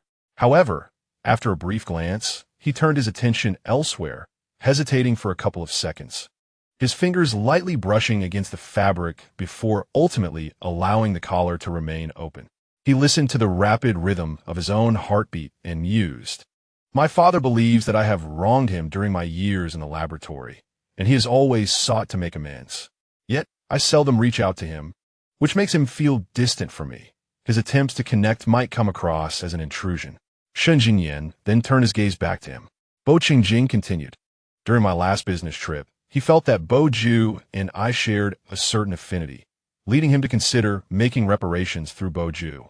Was that how he began addressing your personal matters? Shen Jijian inquired. Bo Qingjing nodded. And what about this time? Surely, it cannot be of the same nature. Shen Jijian questioned. What difference does it make? Bo Qingjing replied. Isn't it said that if I dare to look at others, I'll be confined at home? Are you then afraid that I will confine you at home? Hence your reluctance to gaze upon others? Shen Jijian narrowed his eyes. No, Bo Changjing clarified. It is out of love for you. I wish only to behold you. Shen Jijian's eyes widened slightly as he heard the sound of his own heartbeat, rather loud, in fact. Yet, the words I love you, spoken by Bo Changjing, echoed in his ears, drowning out the noise. This was the sensation of hearing one's beloved profess their love. His heart thundered, blood surged, and his mind raced, stirring a certain impulsiveness within him. Shen Jijian stared at him for a few seconds, placed the jade bead back, and then approached Bo Changjing, lowering his head to brush his lips against his. Suddenly, he said, Good night. The words slipped out somewhat hurriedly, as if hesitation might precipitate something unexpected. Straightening up, he began to walk away. However, after taking a couple of steps, Bo Chengjing grasped his wrist. Shen Jinyan halted abruptly, turning back to face him. Bo Chengjing's thumb gently caressed his wrist as he asked, "Will you sleep here tonight?"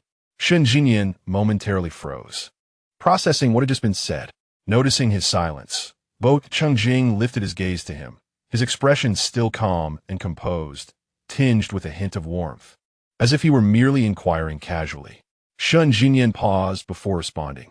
"Are you certain you want to sleep here?" Bo Chengjing remained silent. Shen Jinyan then kindly reminded him, "Alphas can be rather excessive when it comes to those they cherish." Bo Chengjing continued to hold his tongue.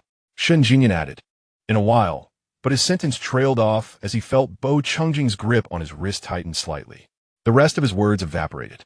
Suddenly, he recalled Luoyan's advice, spend more time with him.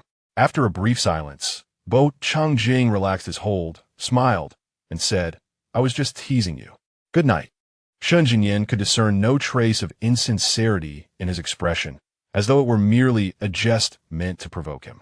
Yet, he felt an inexplicable flutter of anxiety within him.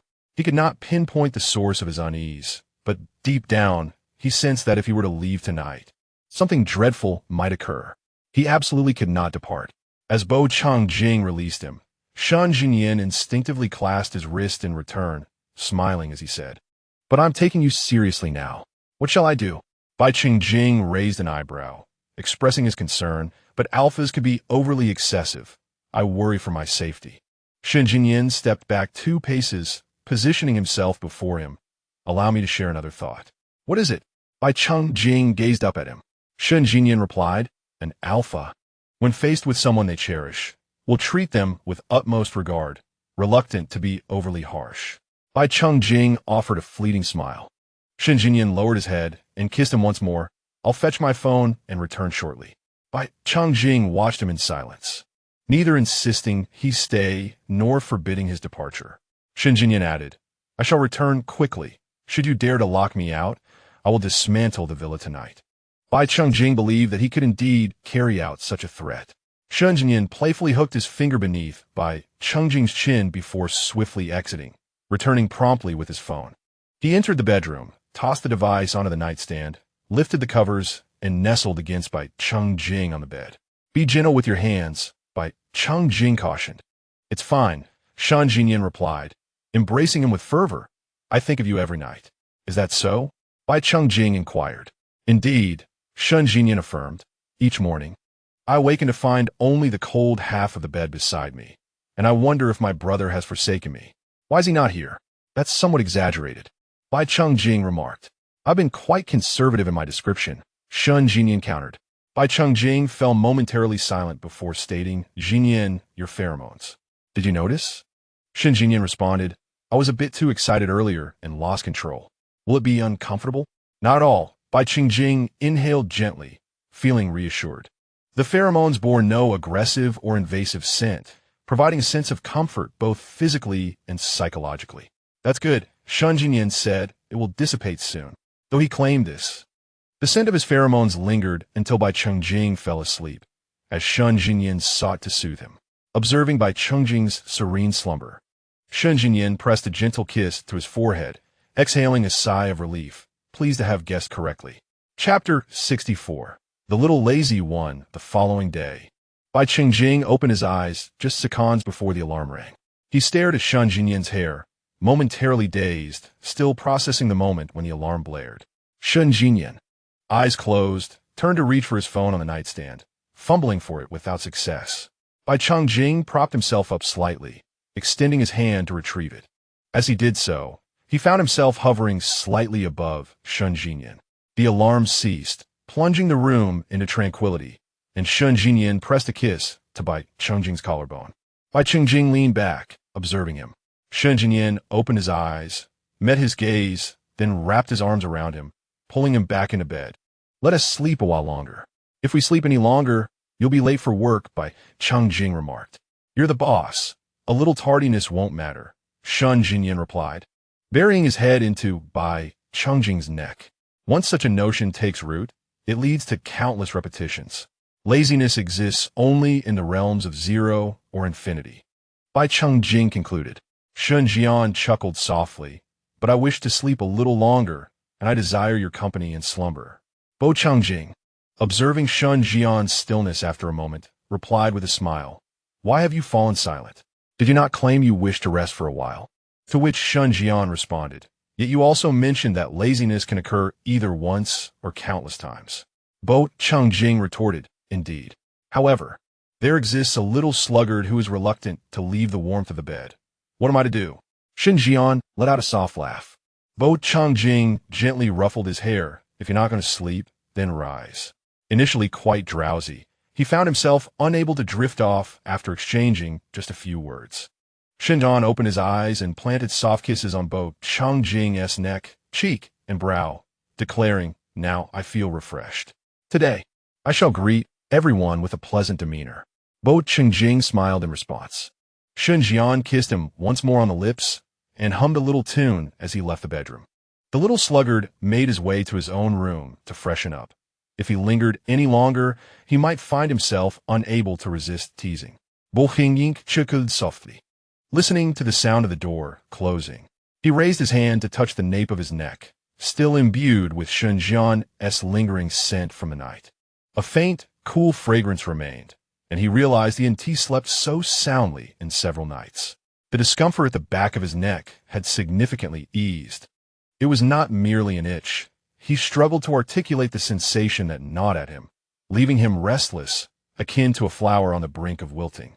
Yet, before this flower could wither, it had been nourished with water, salvaging its vitality. Bo Changjing contemplated this as he gazed at the spot where Shun Jian had lain. After a moment, he reached out to touch the bed, still retaining his warmth, which brought a sense of reassurance to his heart. Meanwhile, Shun Jian, on his way to wash up, encountered Bo Ju in the corridor. Bo Ju's large eyes widened in astonishment as he blinked at Shun Jian. Shun Jian, momentarily taken aback, adjusted his crooked collar, having forgotten that guests were present in the house, and continued on his way, offering a casual greeting, Good morning. Bo Ju stared at him, momentarily speechless. Shun Jian paid no heed to his reaction and pressed forward. However, as he passed Bo Ju, the latter halted him, with an arm raised. Bo Ju stopped Shun Jian in his tracks, who had to brake abruptly to avoid colliding with him. Startled, he took a couple of steps back, exclaiming, What are you doing? Did you sleep in my brother's room? Bo Ju asked, astonished. Is that a problem? Shun Jian replied, nonchalantly. We used to sleep together every day when we were young. That was in childhood. Bo Ju retorted, a hint of agitation in his voice. You both have grown up now. You can't sleep together anymore. Why not? Shun Jian countered. Because you simply cannot. Bo Ju exclaimed, becoming even more animated. What would it look like for two alphas to share a bed?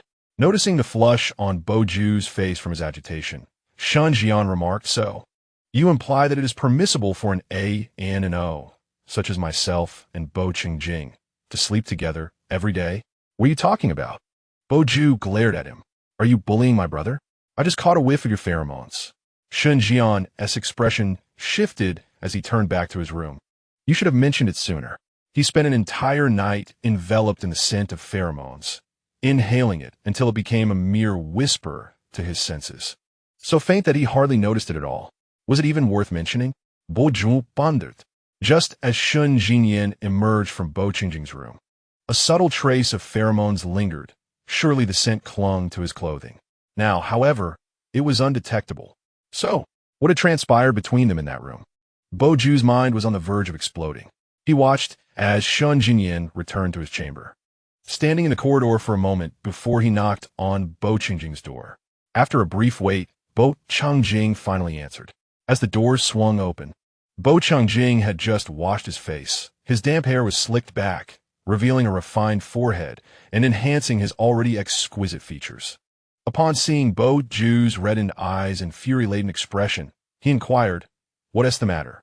A torrent of words surged to Bo Ju's lips, but upon encountering Bo Changjing, they dissipated.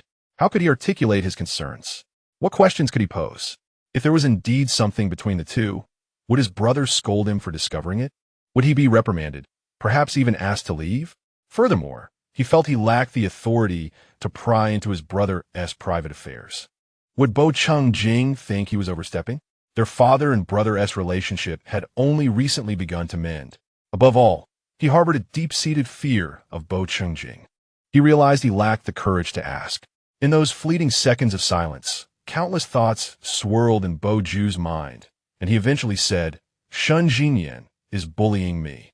In those brief moments of silence, Bo Changjing had likely surmised something.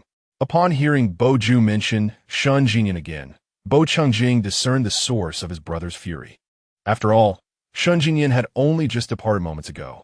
Yet, since Bo Ju remained silent, Bo Changjing feigned ignorance. Did you argue? Have you not quarreled? Bo Ju remained mute. It's all right, you'll get used to it. I can't argue either, Bo Changjing reassured him. You are so biased, Bo Ju remarked. Bo Changjing chuckled, ruffling his brother's hair. Indeed, I'm a partial brother. Although his admission of favoritism struck a chord, Bo Ju felt a sense of reassurance, and his anger began to subside. What are your plans for today? Bo Ying inquired. I've arranged for a tour guide. I wish to explore Jiangcheng, Bo Ju replied. Do you need me to accompany you? Bo Changjing asked. No, it's fine. You all should attend to your work, Bo Ju said. Perhaps you can join me on the weekend instead. All right, Bo Changjing responded. A driver and bodyguard will accompany you. And remember to take your suppressants. Should you feel unwell, call me immediately. Bo Ju nodded obediently and then said, Brother, do you know why I admire you? Bo Changjing raised an eyebrow. Oh, are you singing my praises this early in the day? Bo Ju smiled, saying, You are particularly attentive and caring, far superior to father. Bo Ying chuckled softly. So, you don't see me as a brother. You're merely experiencing paternal affection.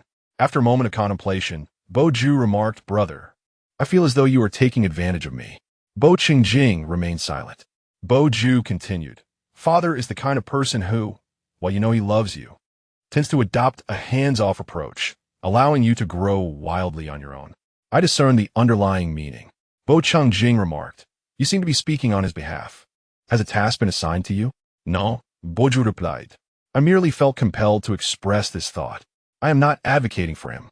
Very well, Bo Changjing said. I shall interpret it as you speaking ill of him. Bo Ju responded, That only complicates matters. Chapter 65. After breakfast, Shun Jinyan accompanied Bo Changjing to work. Just then, it was almost time for the tour guide Bo Ju had booked, so he followed them outside. Before they exited the living room, Bo Changjing handed Bo Ju a red envelope. What is this? Bo Ju inquired, refusing to take it, his gaze fixed on the envelope. New Year's money. Bo Ying explained. I received that during the new year, Bo Ju said. On the first day of the new year, Bo Changjing had already transferred him some money. Indeed, Bo Changjing affirmed, but this is presented in a red envelope, symbolizing good fortune. Take it. Bo Ju accepted it, saying, Thank you, brother. Be careful out there. Bo Ying cautioned. Bo Ju nodded and then turned to Shun Jinyan, asking, What about you?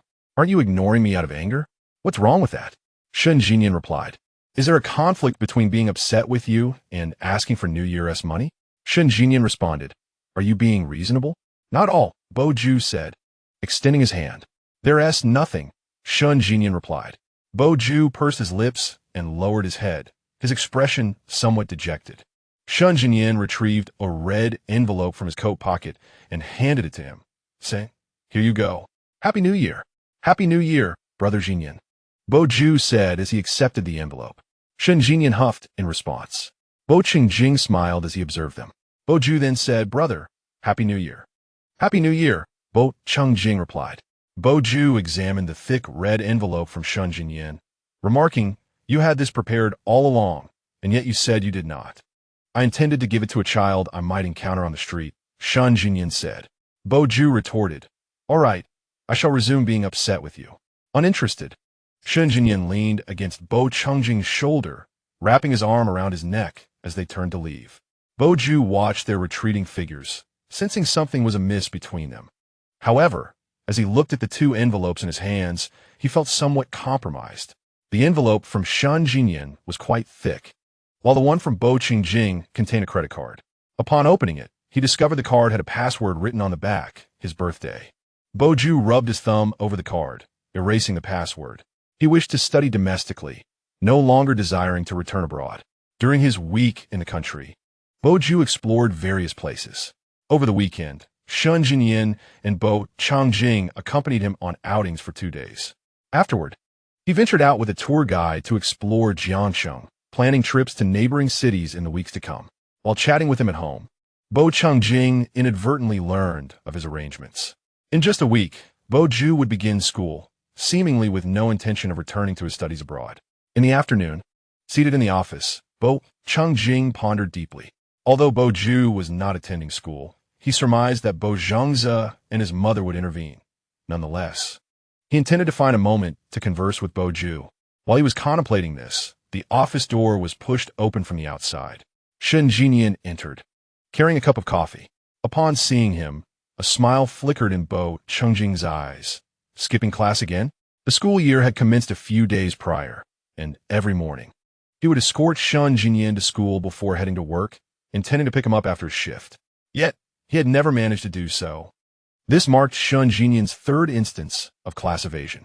Each day, he arrived early to accompany Bo Changjing home. However, today was not about skipping class. Shen Jinyan placed the coffee on Bo Changjing's desk and remarked that the teacher was unwell and would reschedule the lesson. Bo Changjing acknowledged this with a nod. Shun Jinyan removed his coat and settled beside him, glancing at his computer. Will you be able to leave on time today? Is there something on your mind? Bo Changjing inquired. No, Shun Jinyan replied. I just want to return home early. What is the matter? After spending a day outside, are you feeling homesick? Bo Changjing teased. Homesick? Shun Jinyan's hand rested on Bo Changjing's thigh, giving it a gentle squeeze. I miss you.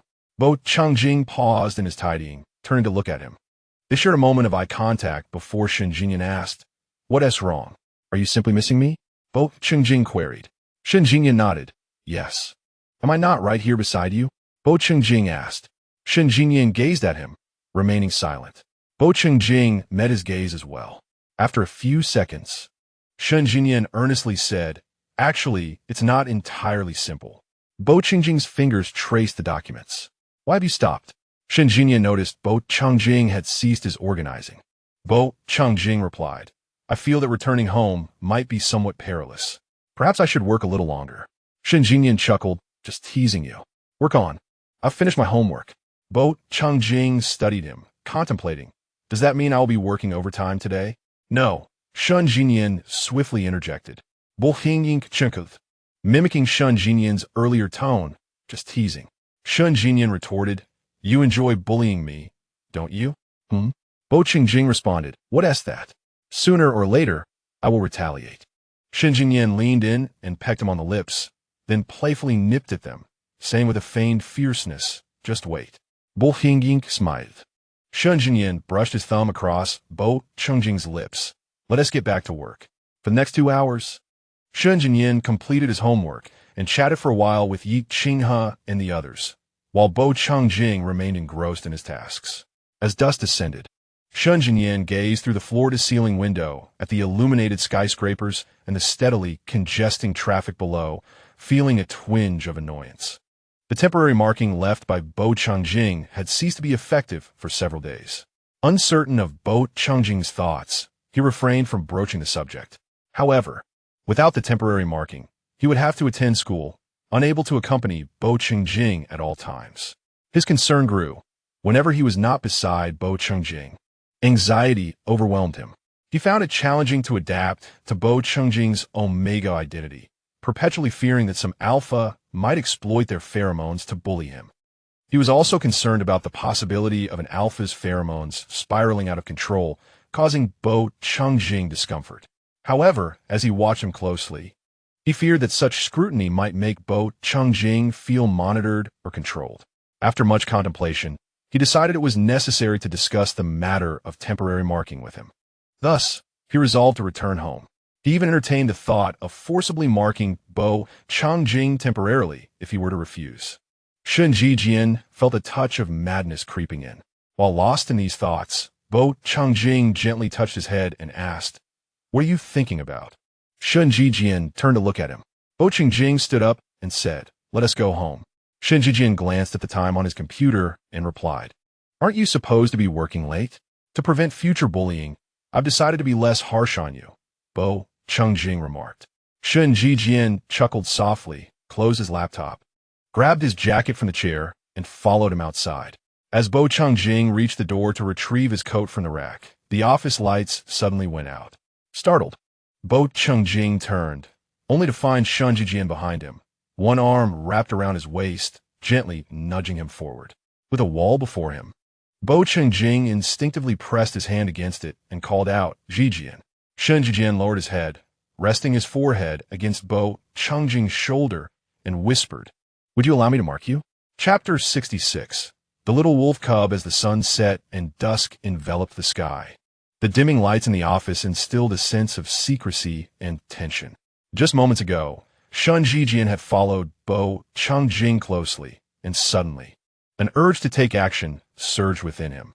He realized he couldn't wait until they got home. Had this distraction over the past few days stemmed from this very issue? Bo Chungjing's voice wavered slightly.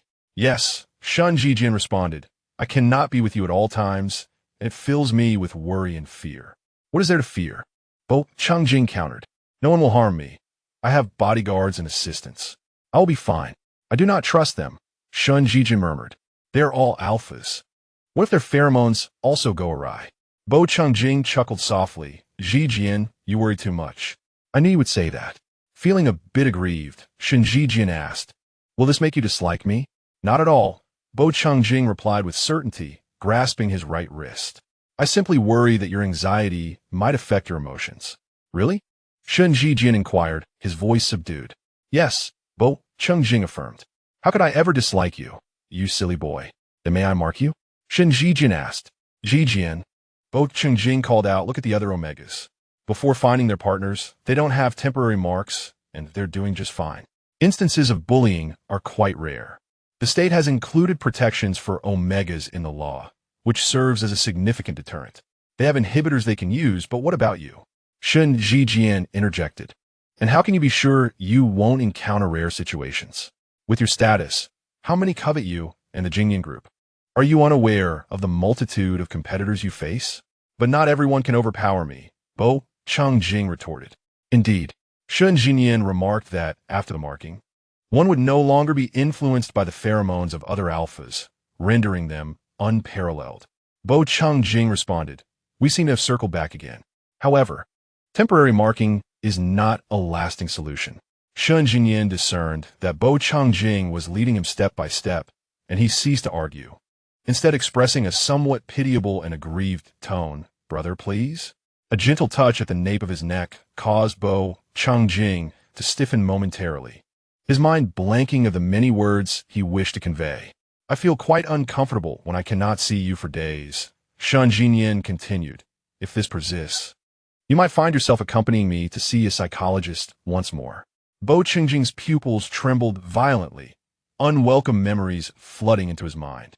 Having endured inhumane treatment for years in the laboratory, he became a mere subject of experimentation.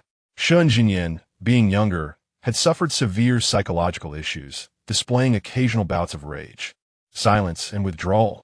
Bo Chungjing had once accompanied him to see a psychologist, a process fraught with challenges. Contemplating these thoughts, Bo Chungjing found himself at a loss for words. He did not reject the idea of marking. However, a weekly marking was hardly a sustainable approach. A lifelong marking was not currently in the plans, and thus he wished to alleviate Shangye's anxiety beforehand. After all, a weekly marking was impractical. Any business trip or other matters could disrupt it. Once the marking period passed, Shangye would still be anxious. Yet now, it seemed they had already begun to fail. Shangye asked, his tone almost pleading, "Is that all right?" Bo Chungjing closed his eyes, clenched his fingers, hesitated, and softly uttered a single word. "All right." Upon receiving this affirmation, Shangye cupped his chin with his left hand, tilting his head and kissing him.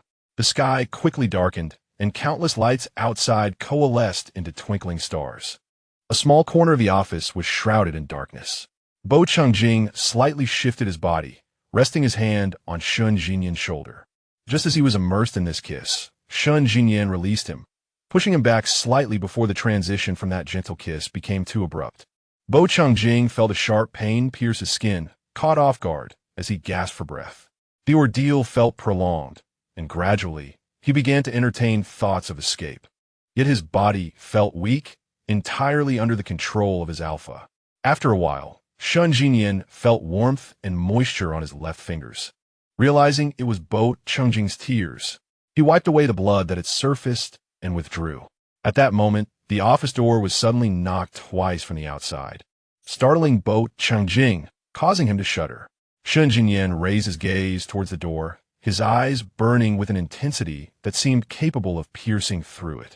He tightened his embrace around Bo Changjing and coldly stated, "President Bo has no time. We shall discuss this tomorrow." The very air in the office chilled upon his words, and the individuals outside acknowledged him before departing.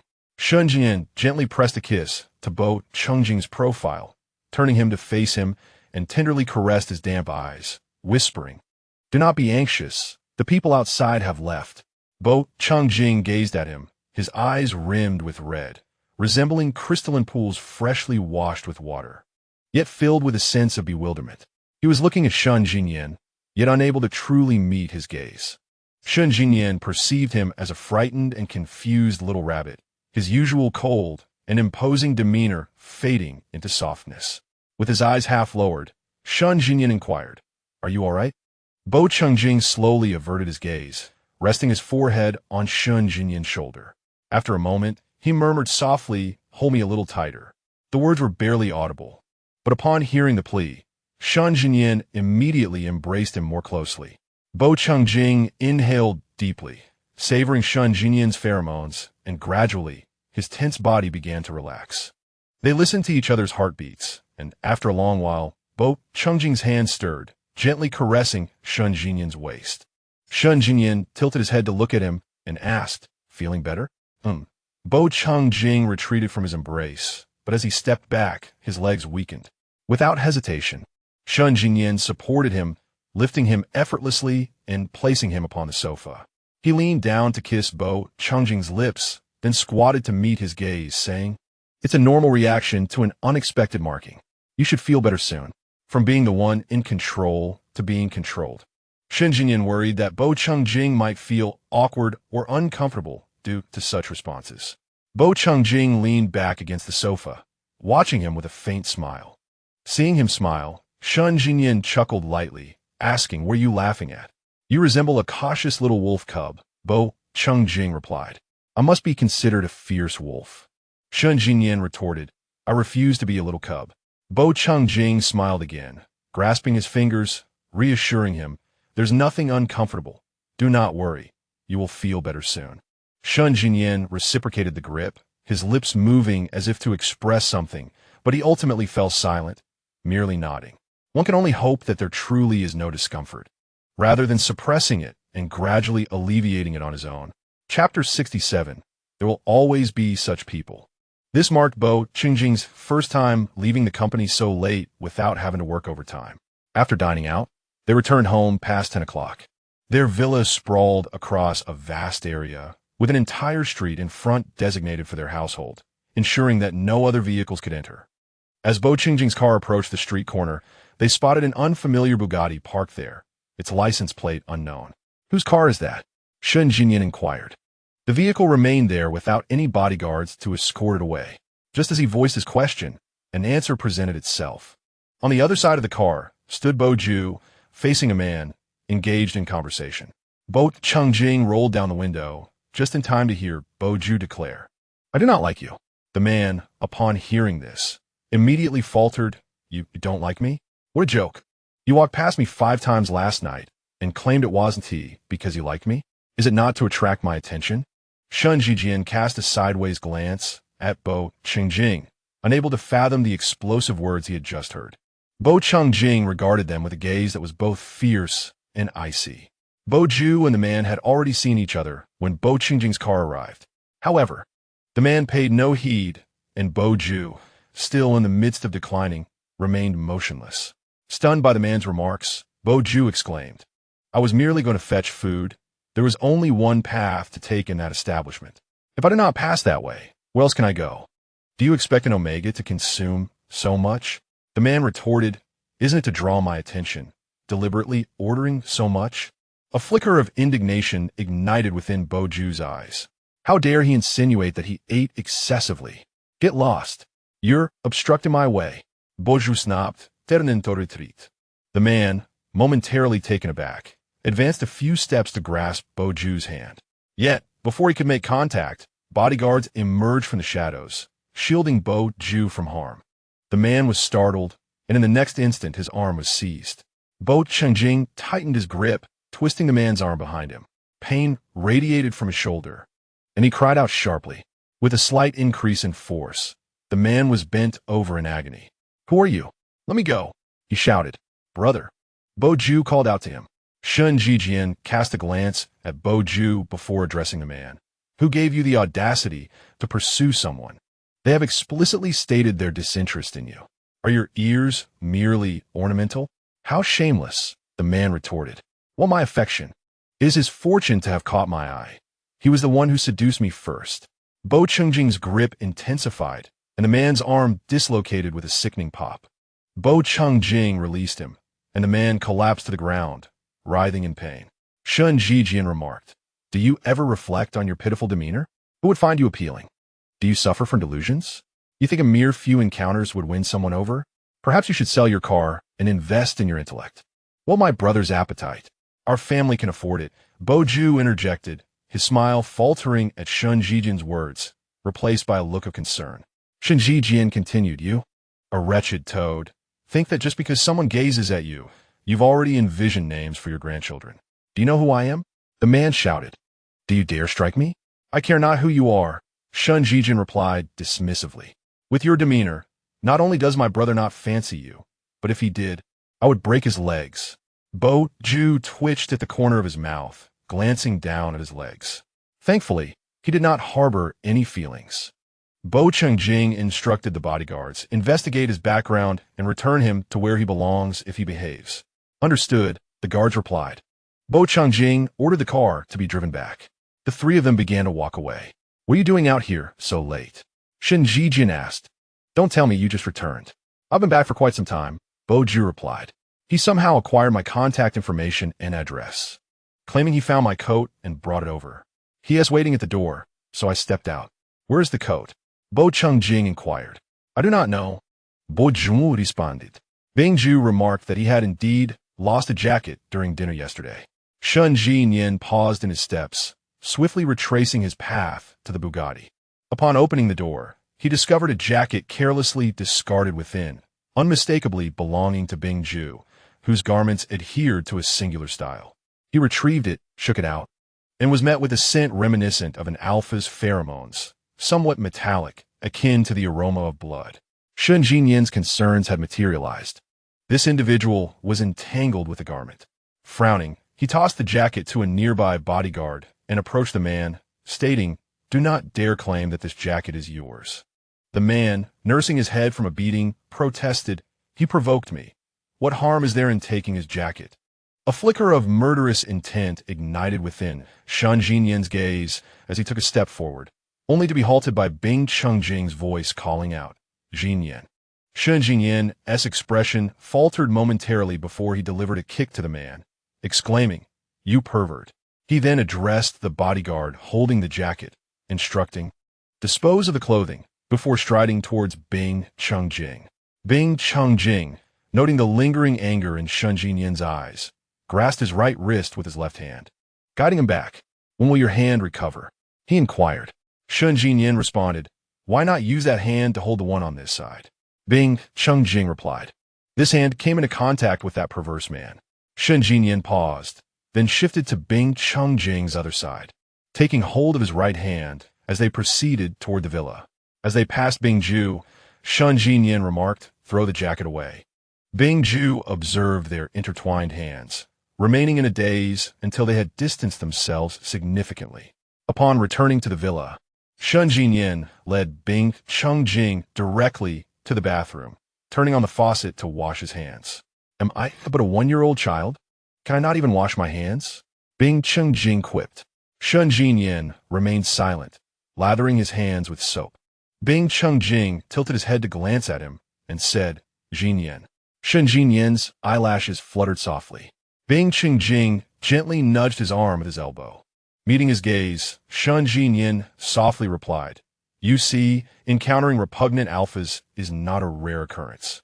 There will always be alphas who tread the fringes of legality, unable to control their pheromones, their lower instincts, or their grotesque thoughts.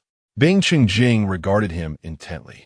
Shen Jinyan rinsed the foam from his hands beneath the faucet, applying more soap.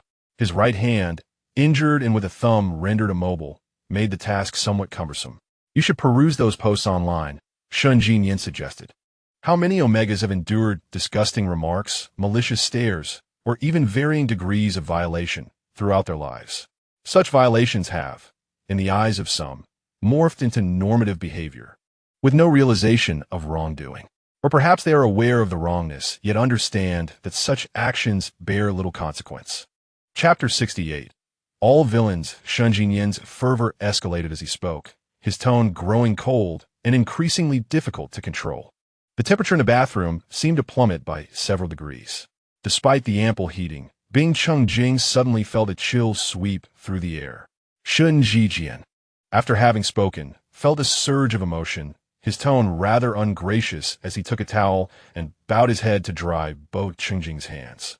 Bo Chungjing gazed at his lowered eyelashes and could distinctly sense the intensifying unease emanating from Shen Jijian, fully aware that its origin lay within himself. Once the hands were dried, Bo Chungjing playfully grazed Shen Jijian's face with his fingers, saying, You've already been temporarily marked, so why the lingering anxiety? Shen Jijian grasped his hand and pulled him into his embrace, resting his hand upon his waist. But you also mentioned this is not a permanent solution. What if your business trip extends longer or unforeseen circumstances arise? Isn't there the possibility of a lifelong mark?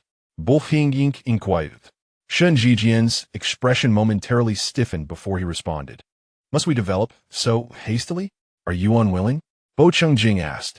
Shen Jijian fell silent, his ears flushing crimson, and after a spell, he gritted his teeth and retorted.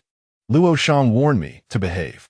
Luoyan had urged him to spend more time with Bo Chungjing while simultaneously cautioning against any excessive actions. Bo Chungjing observed the blush on Shen Jijian's ears. Shen Jijian explained, Luoyan mentioned that the glands are still developing and advised me to be cautious. Moreover, the reproductive cavity has not fully matured. Bo Xing blinked gently. Shen Jijian continued. He suggested it would be best to undergo an examination after experiencing a heat cycle. In truth, Luoyan had always harbored concerns regarding Bo Qingjing's health, considering that he was the sole subject of the medication Luoyan had developed. And Bo Chungjing had used inhibitors right after differentiation. Not only had he not allowed for proper maturation, but Luoyan was apprehensive about potential complications. Bo Xing swallowed softly.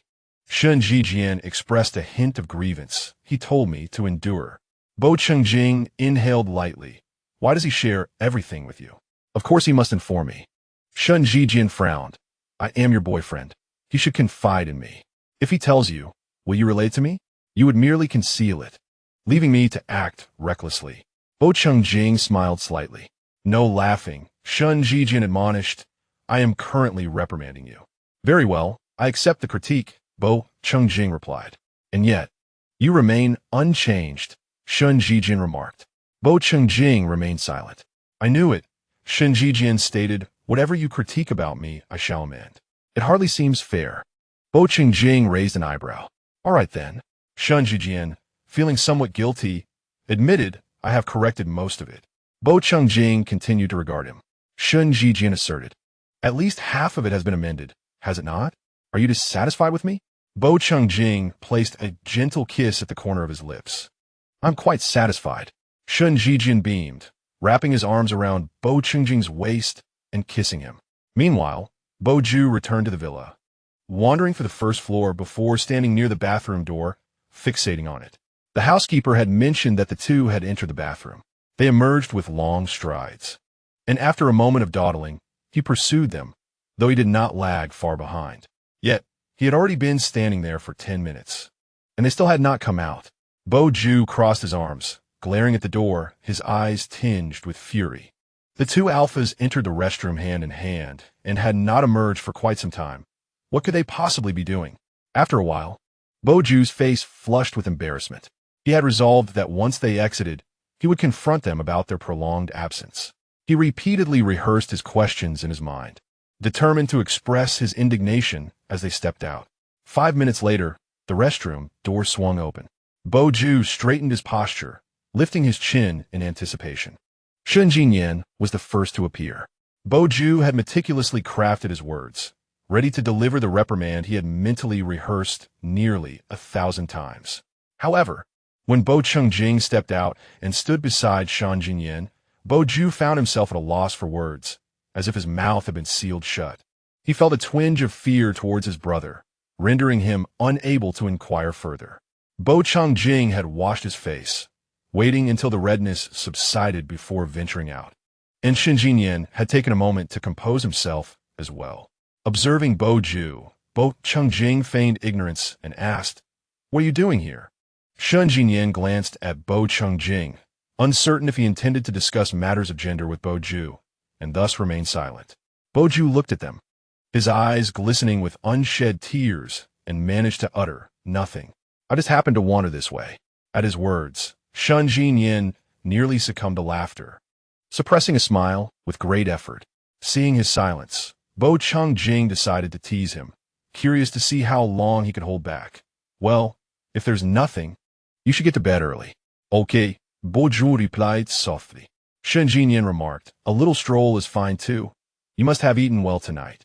Boju's previously dejected expression ignited with anger. "I'm in my growth phase. What is wrong with eating a bit more?" "Indeed, eat more.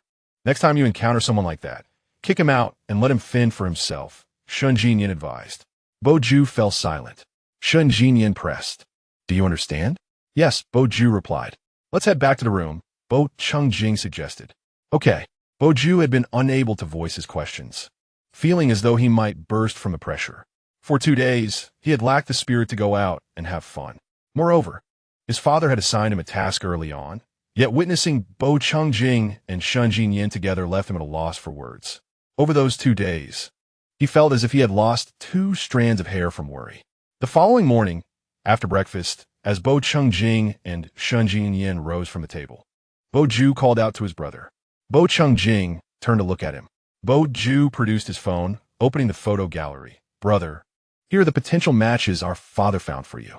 As he spoke, his voice dwindled, and he gradually pushed the phone towards Bo Chungjing. Glancing at Shangye's expression, he sensed a sudden chill in Shangye's demeanor. Bo Chungjing examined the phone. Boju added, "There are more." Bo Chungjing scrolled through several more photos, images of omegas, accompanied by detailed information. There were 6 individuals in total, and Bo Chungjing noted that they were mostly children of his father's friends, all residing abroad. His father mentioned that they could all settle in the country. Biaoju whispered softly, suggesting that if there was someone he fancied, he could arrange a meeting.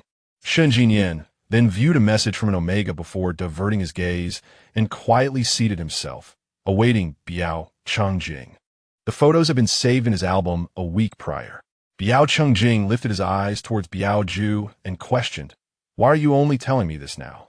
Biaoju, anticipating Biao Chungjing to acknowledge his relationship with Shangye, was taken aback by the unexpected inquiry. His fingers intertwined, and his eyes trembled momentarily, rendering him speechless. Shangye chuckled silently, having discerned the true intentions of this young man. Yet it was Biao Chungjing after all. Indeed, Biao Chungjing continued to tease, presenting his phone to him, stating, "Understood." Biaoju's eyes widened slightly. "Understood?" Biao Chungjing replied, "What is the matter?" Biaoju turned to Shangye. "Why are you so nonchalant? What reaction should I have?" Shangye responded with an expression of indifference. Biaoju observed the two of them, beginning to question whether he was overthinking the situation. After a brief silence, he remarked, "My father also suggested that you take a look in case you find someone you are fond of. You can spend time together and settle down early. How is this my affair?" Shangye instinctively glanced at Biao Chungjing. Biao Chungjing gazed back at him. Shangye declared, "I have a boyfriend." "Who is it?" Biaoju inquired.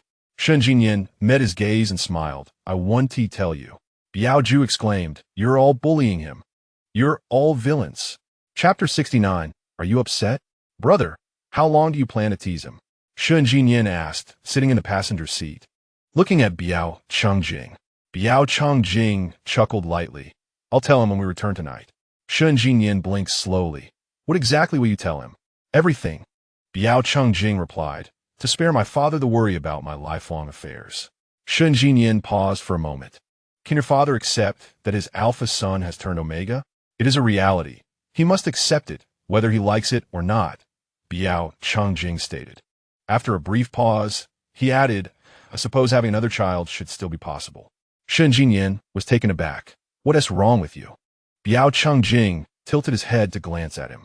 You seem like a rebellious child, Shen Jinyan remarked. Biao Changjing chuckled.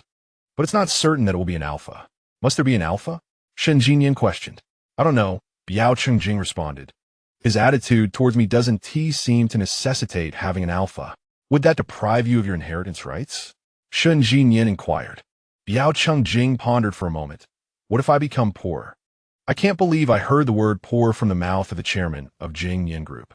Shen Jinyan commented. Compared to my father, it can indeed be said I am somewhat poorer, Biao Changjing replied. In such comparisons, anyone would seem impoverished next to him, Shen Jinyan stated. But you are still young. There will come a time when you surpass him. Biao Changjing parked the car at the entrance of Jiang University. This daunting task shall be entrusted to you. I am due for retirement. Aren't you afraid I might ruin Jing Yin Group? Shen Jinyan teased. Then you would truly be remarkable, Biao Changjing laughed. Jing Yin Group served as Biao Changjing's promise of material security for Shen Jinyan, even in his absence. As long as it does not contravene the law, the Jing Yin Group will undoubtedly remain steadfast for their generation. Let us attend class, Bo Changjing suggested. Shen Jinyan remained motionless. Gazing at him, Bo Changjing continued. Is the mark not sufficient for your assurance? Accompany me to class. I refuse, Shen Jinyan replied with unwavering resolve. With a sigh, Shen Jinyan lamented. Who orchestrated this schedule? Why are all my classes in the morning? Just a gentle reminder, there are classes throughout the day, Bo Changjing noted. The last 2 periods in the afternoon are still taught by Qin and Mo. Shen Jinyan silently regarded him, and after a few moments, he tugged at Bo Changjing's tie, drew him closer, and pecked his lips, saying, How can you utter such cold words with such soft lips? Bo Changjing chuckled softly. There's something even colder. Would you like to hear it? No, Shen Jinyan promptly replied. Yet Bo Changjing continued. We left home 10 minutes later than planned. If we don't leave now, we will be late and have to sit in the front row. Shen Jinyan was on the verge of losing his temper. Bo Changjing unfastened his seatbelt. Shen Jinyan grasped his tie and kissed him fiercely on the lips, then, with his hand, brushed against his collarbone through his clothing. Bo Changjing's hand instinctively gripped the steering wheel, and his body stiffened momentarily. Taking a deep breath, Bo Changjing felt Shen Jinyan's playful touch as he lifted his chin and held his hand, waiting for him to regain composure, then declared, Come pick me up tonight. Bo Changjing replied. Shen Jinyan finally exhibited a hint of happiness. Let us go. Only after Shen Jinyan had entered the school did Bo Changjing drive to his company. In the afternoon, as the time approached for Shen Jinyan's class to end, Bo Changjing decided to leave work early. He parked his car at the entrance of Jiang University and walked to the base of Shen Jinyan's dormitory. Earlier, Shen Jinyan had sent him a message requesting to retrieve some items from his dorm. As Bo Changjing approached the dormitory, he noticed a crowd gathered at the entrance. The sounds indicated someone was making a confession. He moved closer and spotted Shen Jinyan among the crowd. Observing Shen Jinyan's impassive expression, Bo Changjing raised an eyebrow and stood at a distance. Shen Jinyan and Yi Qinghe had just exited the dormitory, and before they could descend the steps completely, they were intercepted. Shen Jinyan surveyed the crowd, noting that more than half were brought by the boy standing before him. Were it not for the bouquet of roses in the boy's hand, he might have thought they were there to confront him. Yi Qinghe leaned in and whispered, The sophomore is a very popular member of the student council. Shen Jinyan hesitated for a moment before stepping down to stand on the same level as the boy, confirming, You're looking for me? The boy, a striking omega with a soft voice, smiled and replied, Yes, I am. I apologize, Shun Jinyan interjected before the boy could continue. I'm in a hurry. My boyfriend is waiting for me. The smile in the boy's eyes faltered, and the amusement faded from the faces of those surrounding them. You have a boyfriend? The boy asked. Shun Jinyan nodded. I'm sorry, I must take my leave. He nodded slightly as he spoke, glancing at Yi Qinghe before attempting to make his way out of the crowd. However, the boy called out to him, Wait a moment. Shen Zhizheng halted his steps. The boy handed him a bag, saying, This is a scarf I knitted myself. Shen Zhizheng did not take it. The boy insisted, Consider it a gesture of friendship. After all, it's meant for you. No, thank you. Shen Zhizheng raised his eyes, peering over the crowd, and caught sight of a figure departing towards the school gate. It was Bo Chongjing. As he watched the distant silhouette fade away, a sudden heaviness enveloped his heart, leaving him chilled. I'm sorry. With that, he swiftly maneuvered through the throng to pursue Bo Chongjing. The boy watched his retreating figure, while the excitement of those around them faded into silence. Yi Qinghe remarked, Senior, I apologize. He truly has something urgent to attend to. The boy nodded, smiling faintly. I understand. The sky had darkened, signaling the end of classes and the rush for dinner. Shen Zhizheng chased after Bo Qingjing, but, after a short distance, could not spot him. Growing anxious, he glanced toward the school entrance. Bo Qingjing wasn't moving quickly. He couldn't have exited the school so soon. Yet where could he be? Shen Zhizheng looked around frantically and pulled out his phone to call him. The first attempt was met with a busy signal. He redialed immediately. This time, the call connected, and he waited for Bo Chongjing to answer. As he did, he gradually perceived the sound of Bo Chongjing's ringtone growing louder and nearer. Turning his head towards the path leading behind the teaching building, he saw Bo Chongjing emerging from that direction. Without hesitation, Shen Zhizheng rushed over and enveloped him in an embrace. The force of the hug caused Bo Chongjing to stumble slightly. Zhizheng, are you angry? Shen Zhizheng held him tightly, his tone revealing an underlying anxiety that had yet to dissipate. What could I possibly be angry about? Bo Chongjing patted his back and glanced at the passers-by, all of whom were casting curious glances their way. Then why didn't you wait for me and just walked away? Shen Zhizheng replied, a hint of grievance in his voice. My bodyguard called me. Bo Chongjing noted, eyeing the onlookers again. Zhizheng, there are many people around. Shen Zhizheng remained still, allowing Bo Chongjing to remain in his embrace for a moment longer before he gently patted Shen Zhizheng's waist twice, saying, Let us go home. All right, Shen Zhizheng softly replied. Chapter 70. Discovered Bo Chongjing drove them home, while Shen Zhizheng sat in the passenger seat, watching him intently. Zhizheng, I'm driving, Bo Chongjing reminded him. I'm not doing anything, Shen Zhizheng replied. I'm merely observing you.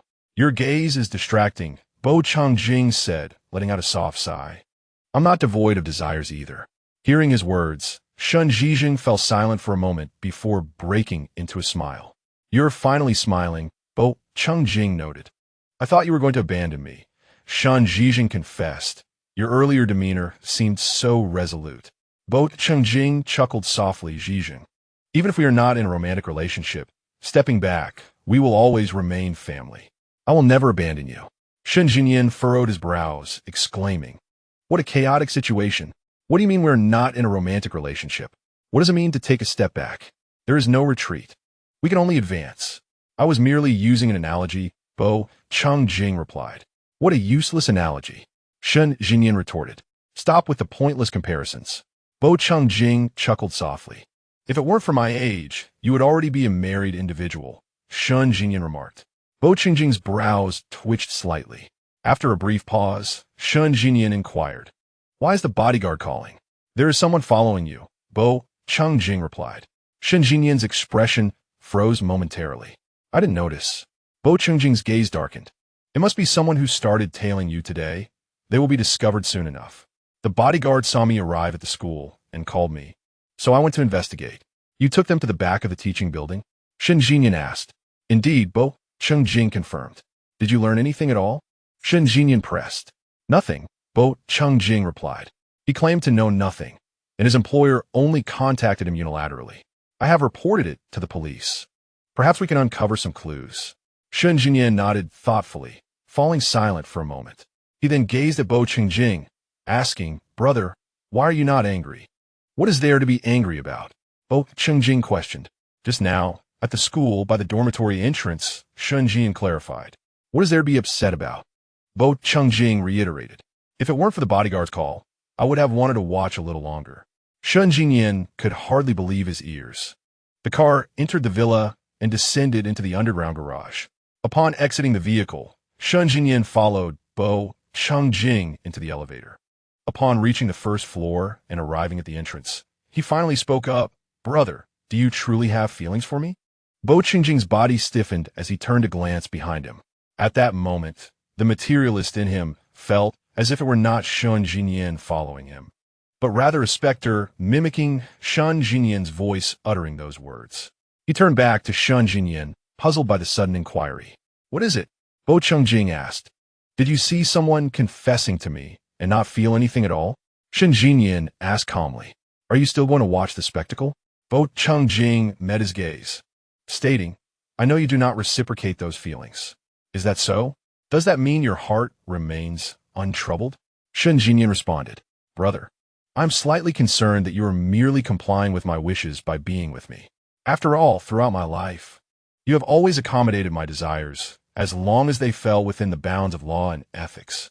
Bo Qingjing gazed at him, a plethora of words racing through his mind. However, he contemplated that no words would suffice.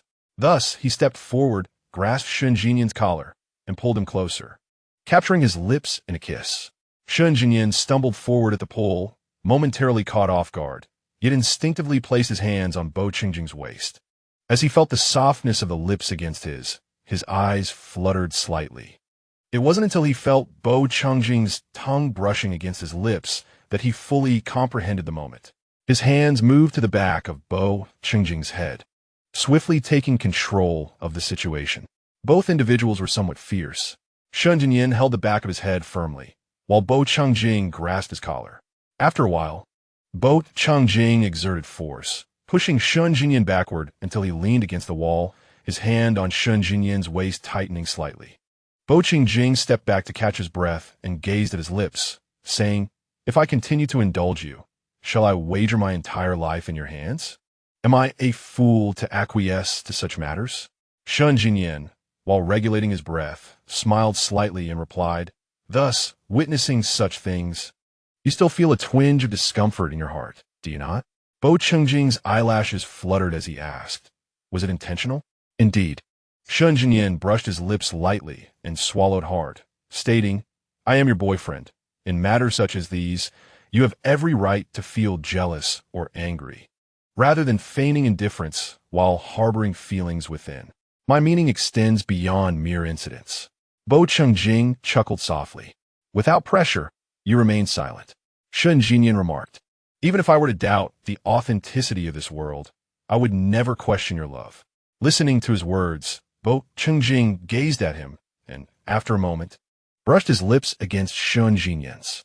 Shangye embraced him, turning to press him against the wall, continuing to kiss him. His right hand rested on Bo Qingjing's waist, drawing him closer, while his left hand pinned Bo Qingjing's wrist against the wall. Their breaths mingled, and Bo Qingjing felt slightly breathless. He wanted to push Shangye away, yet he found himself reluctant to part. Overwhelmed by an uncontrollable intoxication, Shangye caught a whiff of Bo Qingjing's pheromones, a sweet and refreshing scent, quite pleasing. During the temporary marking period, only he could perceive it. Just as he wished for the aroma to intensify, he suddenly heard light footsteps approaching from the living room. As he contemplated retreating, he caught a glimpse of someone standing at the entrance, staring at them in bewilderment. Realizing they had been seen, Shangye did not shy away. He gently pecked Bo Qingjing's lips twice, pressing the back of his head, urging his face to bury in his shoulder. Then, he turned his head towards the individual at the entrance. A cold, piercing gaze swept over, causing Bo Ju to take a step back in fright. Noticing it was him, Shangye reined in some of his aggression and said, "Return to your room." Bo Ju stood there, dumbfounded, unable to believe what he had just stumbled upon. "Hurry up," Shangye urged. Bo Ju shot him a glare before turning and retreating. As the footsteps faded, Shan Jinyan turned back to Bo Changjing, whose face had flushed a deep red, creeping down into his shirt, his eyes glistening with moisture, the corners reddened as if he had been wronged. A slightly more fervent kiss would bring tears to his eyes. Such a vulnerable Bo Changjing was meant only for Shan Jinyan's eyes. No one else was permitted to gaze upon him. You've been discovered, Shan Jinyan whispered, kissing his ear. Bo Changjing felt a tickling sensation and instinctively shifted away. I was planning to discuss this with him anyway, he confessed, already aware of the situation in his heart. However, it seemed to have struck him rather hard. Shan Jinyan lowered his head, nuzzling into the crook of his neck, sensing that he was on the verge of tears. Perhaps this will serve to strengthen your resilience, Bo Changjing said, gently stroking his head. Shan Zier chuckled softly, remarking on his own sternness towards his brother. You are equally harsh, replied Bo Changjing. Indeed, Shan Zier tightened his embrace, acknowledging that while his affection was genuine, his discipline was equally severe. Chapter 71 What? As they entered the living room from the foyer, Bo Changjing intended to converse with Bo Ju, yet Shan Zier intervened. He waited patiently until the flush on Bo Changjing's face subsided before accompanying him upstairs to knock on Bo Ju's door. Bo Ju had been waiting at the door for their arrival, and he opened it with remarkable swiftness. The moment he laid eyes on Bo Changjing, his gaze turned red, tears welling up and threatening to spill. Shan Zier, positioned slightly behind Bo Changjing, noticed his imminent tears and quickly interjected. What are you doing? Stop that. Bo Ju glared at him, exclaiming, It's all your fault. It must be you who coerced my brother. Do not spread falsehoods. Our feelings are mutual, Shan Zier countered. You're talking nonsense. Bo Ju's pent-up emotions erupted into anger, but he only dared to vent at Shan Zier, refraining from directing his ire at Bo Changjing. How can you two alphas act this way? Bo Ju said, his agitation evident as his neck reddened, tears hovering dangerously close to falling. I've researched extensively over the past few days, and this is unacceptable. Shan Zier opened his mouth, but remained silent. It would be best for Bo Changjing to address the matter directly with him. Bo Ju continued, What you two are doing cannot last. Why do you curse us?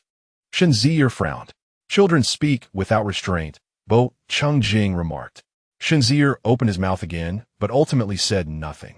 Well, I suppose an Omega under 18 can indeed be considered innocent, he thought. They won tea last. Bo Ju raised his voice slightly. What will happen when you two eventually part ways? You can't just go back to being brothers after this. If your relationship is so good, why not remain brothers for life? That's not feasible, Shan Zier replied. Bo Ju felt the urge to strike him. But sensing that he would not prevail in a physical confrontation, he refrained. Let's step outside to discuss this, Bo Changjing suggested once the two had fallen silent. Bo Ju glanced at him before closing the door and following them to the study. Seated on the sofa, Bo Changjing poured 2 glasses of water for them. Bo Jung, sitting opposite them with his head bowed, avoided their gazes and said, Brother, the Omegas our father has introduced to you are all quite exceptional. You should consider them. Shan Zier thought to himself, this boy is determined to break them apart. Bo Changjing called out to him. Bo Ju lifted his gaze, waiting for him to speak. Bo Changjing continued, There is something I need you to relay to father. What is it? Bo Ju instinctively thought it concerned Bo Changjing's relationship with Shan Zier. Bo Changjing was unsure how to broach the subject with his father, so he wished to convey it through Bo Ju. After all, he was a readily available messenger. However, he knew his father would likely not consent. He would certainly come back to the country in a fury. I'm not an alpha. I am an omega, Bo Changjing stated. Bo Ju looked at him, still expecting to hear about Bo Changjing's relationship with Shan Zier. Yet, although he had heard him speak, the mention of Shan Zier was conspicuously absent. Biao Ju blinked his eyes, pondering the words that had just been spoken. Suddenly, he stood up with a start. What? He exclaimed. Shan Jinyan, who had just raised his cup to take a sip, was startled by Biao Ju's sudden outburst, nearly spilling his drink. Biao Changjing reiterated what he had just said. Biao Ju paused for a moment, then remarked, Brother, even if you wish to be with him, you cannot use such a reason to deceive me. Do you think I would resort to such tactics? Biao Changjing replied. Biao Ju fell silent. Biao Changjing continued. I underwent my transformation quite late, nearly at 19. I became an Omega at that time, but concealed it from the outside world. A buzzing sound filled Biao Ju's ears, and he felt as if his head might explode. Why? After uttering that single word, he instinctively knew the answer. This young master had lived a carefree life for 16 years, having everything he desired and pursuing whatever he wished. Even if he were to achieve nothing in the future, he would still inherit wealth and enjoy a life of luxury. Yet his brother, as an heir, had endured so much hardship outside. If luck were to turn against him, his life could be at stake. Biao Ju sank back onto the sofa, remaining speechless for a long while. Alpha pheromones repel each other. Your concerns are valid. Biao Changjing stated, if I were an alpha, I would never allow such a situation to arise. The mutual suffering would erode affection, ultimately leading to disdain. Shen Jinyan observed Biao Changjing, who meticulously considered every action, always thinking 10 steps ahead. In contrast, Shen Jinyan acted on impulse, doing whatever he pleased, breaking through barriers without regard for potential consequences. When did Biao Changjing begin to harbor feelings for him? How had he concealed his affections little by little? Enduring the torment of uncertainty about becoming an Omega, Biao Ju remained in a daze. Is it truly Omega? Yes, Biao Changjing nodded. Tears welled up in Biao Ju's eyes once more. What's wrong? Biao Changjing inquired.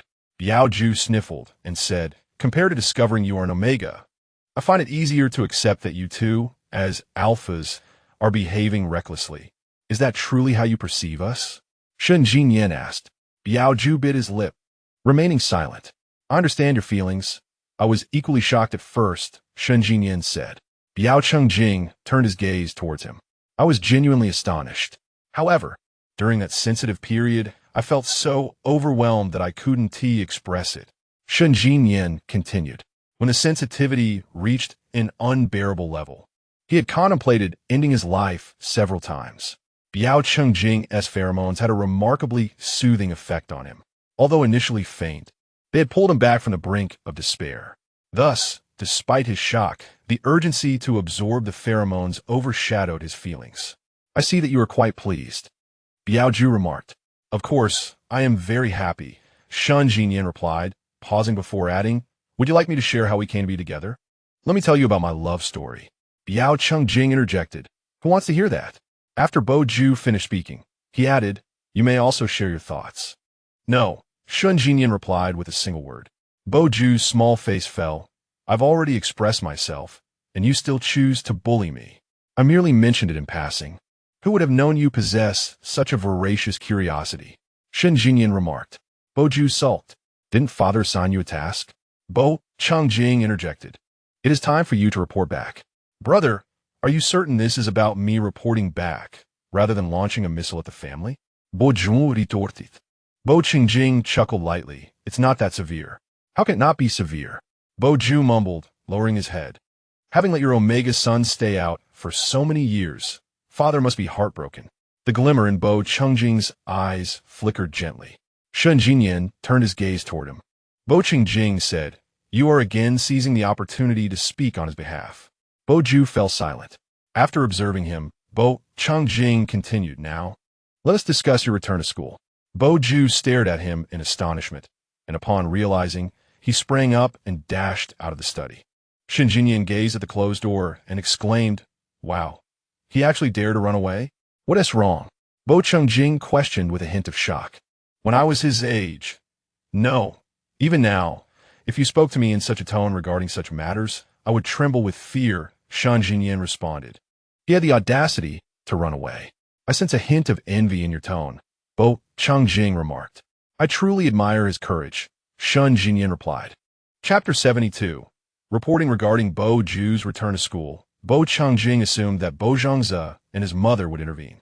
However, the school year commenced, and Bo Ju remained comfortably ensconced at home, devoid of any sense of urgency. Perhaps it was seeing Bo Ju revel in such comfort that prompted Bo Changjing to call Bo Zhangze one morning. The first call went unanswered, but the second connected. Answered by Bo Ju's mother. Changjing, your father is in the study discussing matters and left his phone outside. Is there something urgent? I can fetch him, Jian Yusin inquired. Annie, it's not urgent. Bo Chungjing replied, I am here to report. Has Bo Ju caused trouble? Jian Yusin asked. Not at all, just don't injure him. She added with a chuckle. Bo Chungjing responded, it would be preferable not to leave him incapacitated, as I would feel somewhat pained to support him. Jian Yusin continued, no. He has been quite well behaved. Bo Chungjing stated, school has commenced.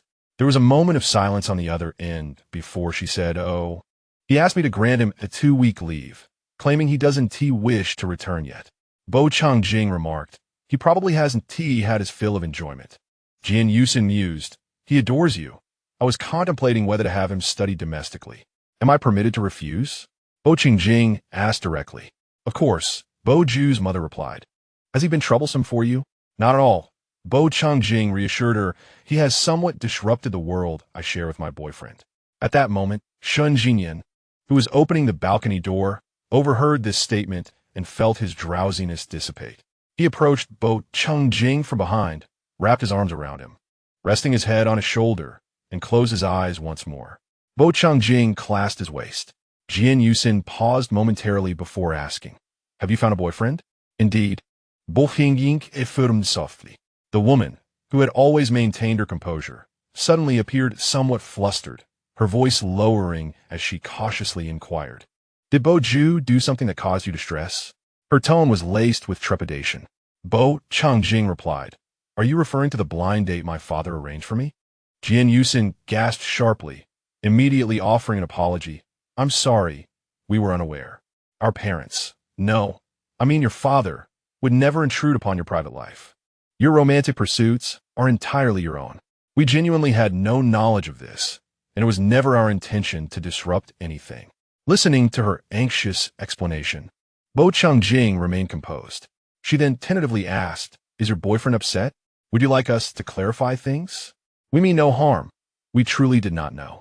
No, he isn't, Bo Chungjing assured her, his understanding nature evident.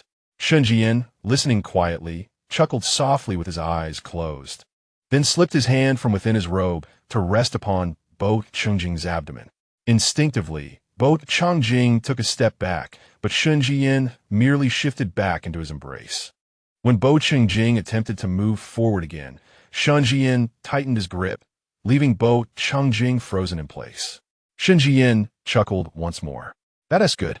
Jian Yusin said with a sigh of relief. I'll go share this good news with your father. All right, Bo Chungjing replied. After Jian Yusin ended the call, Bo Chungjing set down his phone and turned to Shun Jian, asking, you're awake so early? When I opened my eyes and found you absent, I couldn't fall back asleep, Shun Jian replied. And you? Why are you awake so early? It's over an hour earlier than usual. I wanted to report to overseas, Bo Chungjing explained, having intentionally awakened early due to the time difference. Did you deliberately inform them that you have a boyfriend? Shun Jian inquired. They're too shy to ask you about your boyfriend, but they will definitely inquire with Bo Ju. Consequently, Bo Ju should tell them that you're an Omega. My father hasn't made any moves, so Bo Ju likely hasn't mentioned it, Bo Chungjing noted. Bo Ju might be uncertain about how to broach the subject, Shun Jian suggested. So what is your objective? Bo Chungjing looked at him and replied. To persuade him to return to school. Is that achievable? Shun Jian asked. I don't know, Bo Chungjing admitted. Shun Jian smiled and tightened his embrace a little more. It's still early. Would you like to sleep a bit longer? Yes, it is still early, Shun Jian affirmed, holding him close, sensing the underlying implication in his words. Bo Chungjing inquired, what do you wish to do? Shun Jian extended his right hand before him, shaking it lightly. Look, it's injured. Bo Chungjing felt his heart skip a beat, vaguely anticipating his intention, and queried, so? Therefore, Shun Jian rested his head on Bo Chungjing's shoulder. You mentioned helping me next time. What did I ever say that?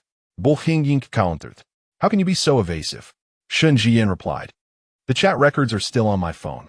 Shall I retrieve them for you to see? In those records, you expressed it. I never agreed, Bo Chungjing retorted. Shun Jian fell silent for a moment, then deftly unfastened the tie of Bo Chungjing's robe, asking, can you truly bear to see me uncomfortable? Such matters I find myself quite tolerant of, remarked Bo Chungjing coldly. Shun Jian fell into a moment of speechless silence before responding, I permit you to reorganize your words. Bo Changjing cast his gaze down at his rather unruly hand and said, I am not very tolerant. Shun Jinyan chuckled triumphantly, then took his hand and led him back to the bedroom. Despite rising over an hour earlier than usual, Mr. Bo remained nestled in his own bed by the time work commenced. His left hand rested over his eyes while his right wrist hung limply over the edge of the bed. One leg propped up, a corner of the blanket draped over him. He slowly calmed his breathing. Shun Jinyan went to the bathroom to rinse his mouth, returning with a damp towel, kneeling by the bed to wipe Bo Changjing's hand. Then he lay back down, embracing Bo Changjing tightly. Bo Changjing turned over, his arm weakly draped over Shun Jinyan. After a while, he said through gritted teeth, You little wolf cub. Shun Jinyan kissed his reddened eyes and smiled. I already told you, my hands are inconvenient.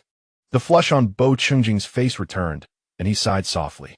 Brother, you blush so easily, Shun Jinyan remarked. Bo Changjing, eyes closed, chose silence. Shun Jinyan planted a kiss on his cheek and said, But it's quite charming. After a moment of silence, Bo Changjing spoke. Shun Jinyan obediently remained quiet for a while.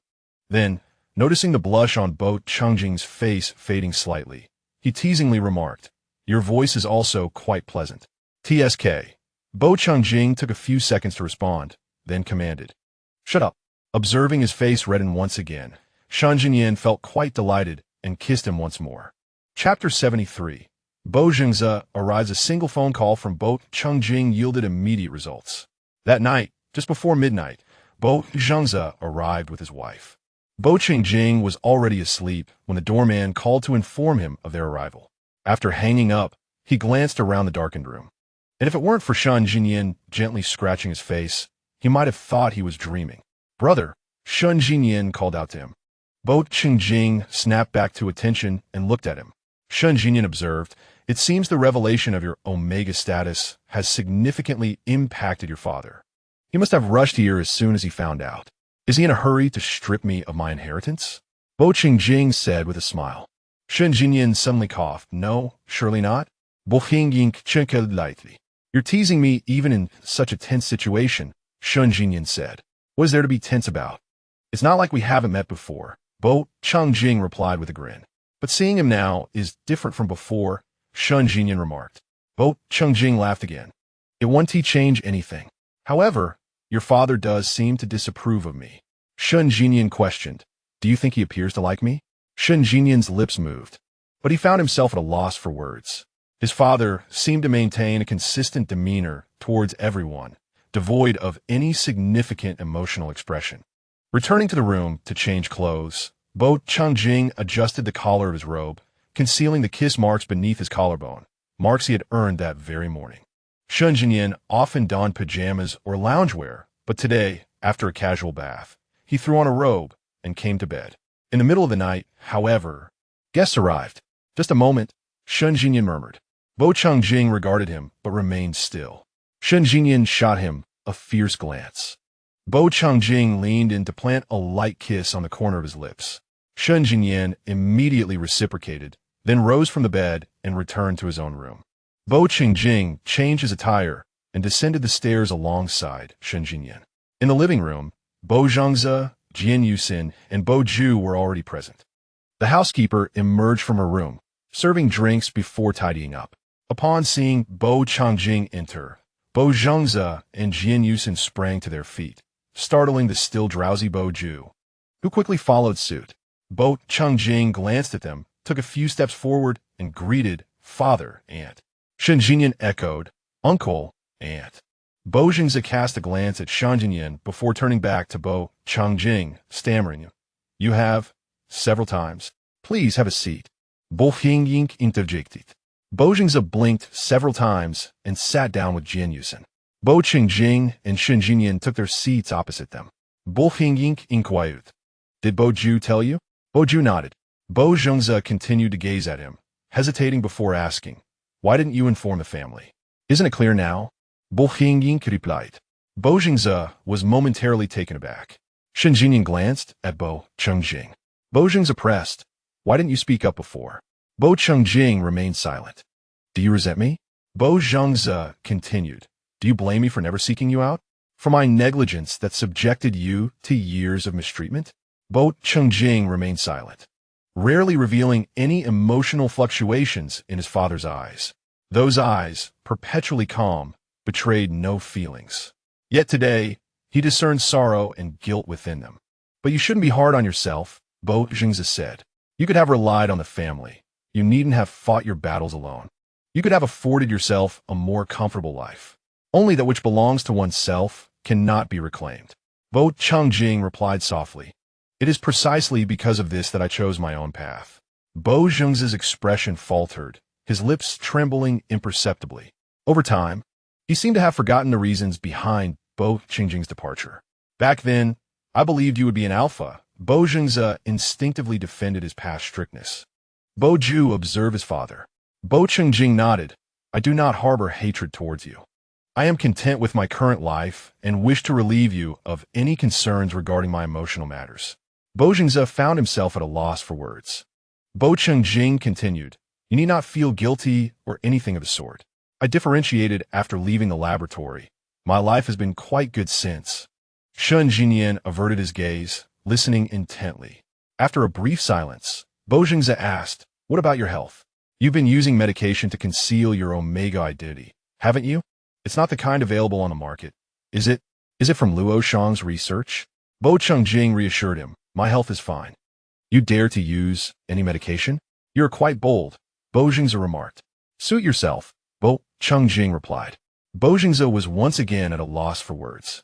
Bo Chungjing glanced at him and then noticed the housekeeper descending from upstairs, saying, It's quite late. You and the housekeeper should rest now. The room has been tidied up. Bo Jingzi remained still, seemingly wanting to say something more. He had many thoughts on his mind during the journey here. Yet now he found himself at a loss for words. The situation had reached such a point that all his attempts at reconciliation and apologies felt futile. The pain and hardships could not be erased. He let out a gentle sigh and stood up. The housekeeper gestured for them to follow and led them upstairs. Bo Qingjing and Shun Jinyan rose as well. After taking a few steps, Bo Jingzi paused and looked back at Bo Qingjing. Bo Ju and Jian Yusin also halted.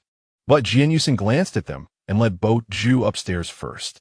Once they had left, Shun Jinyan squeezed Bo Chungjing's hand and ascended as well.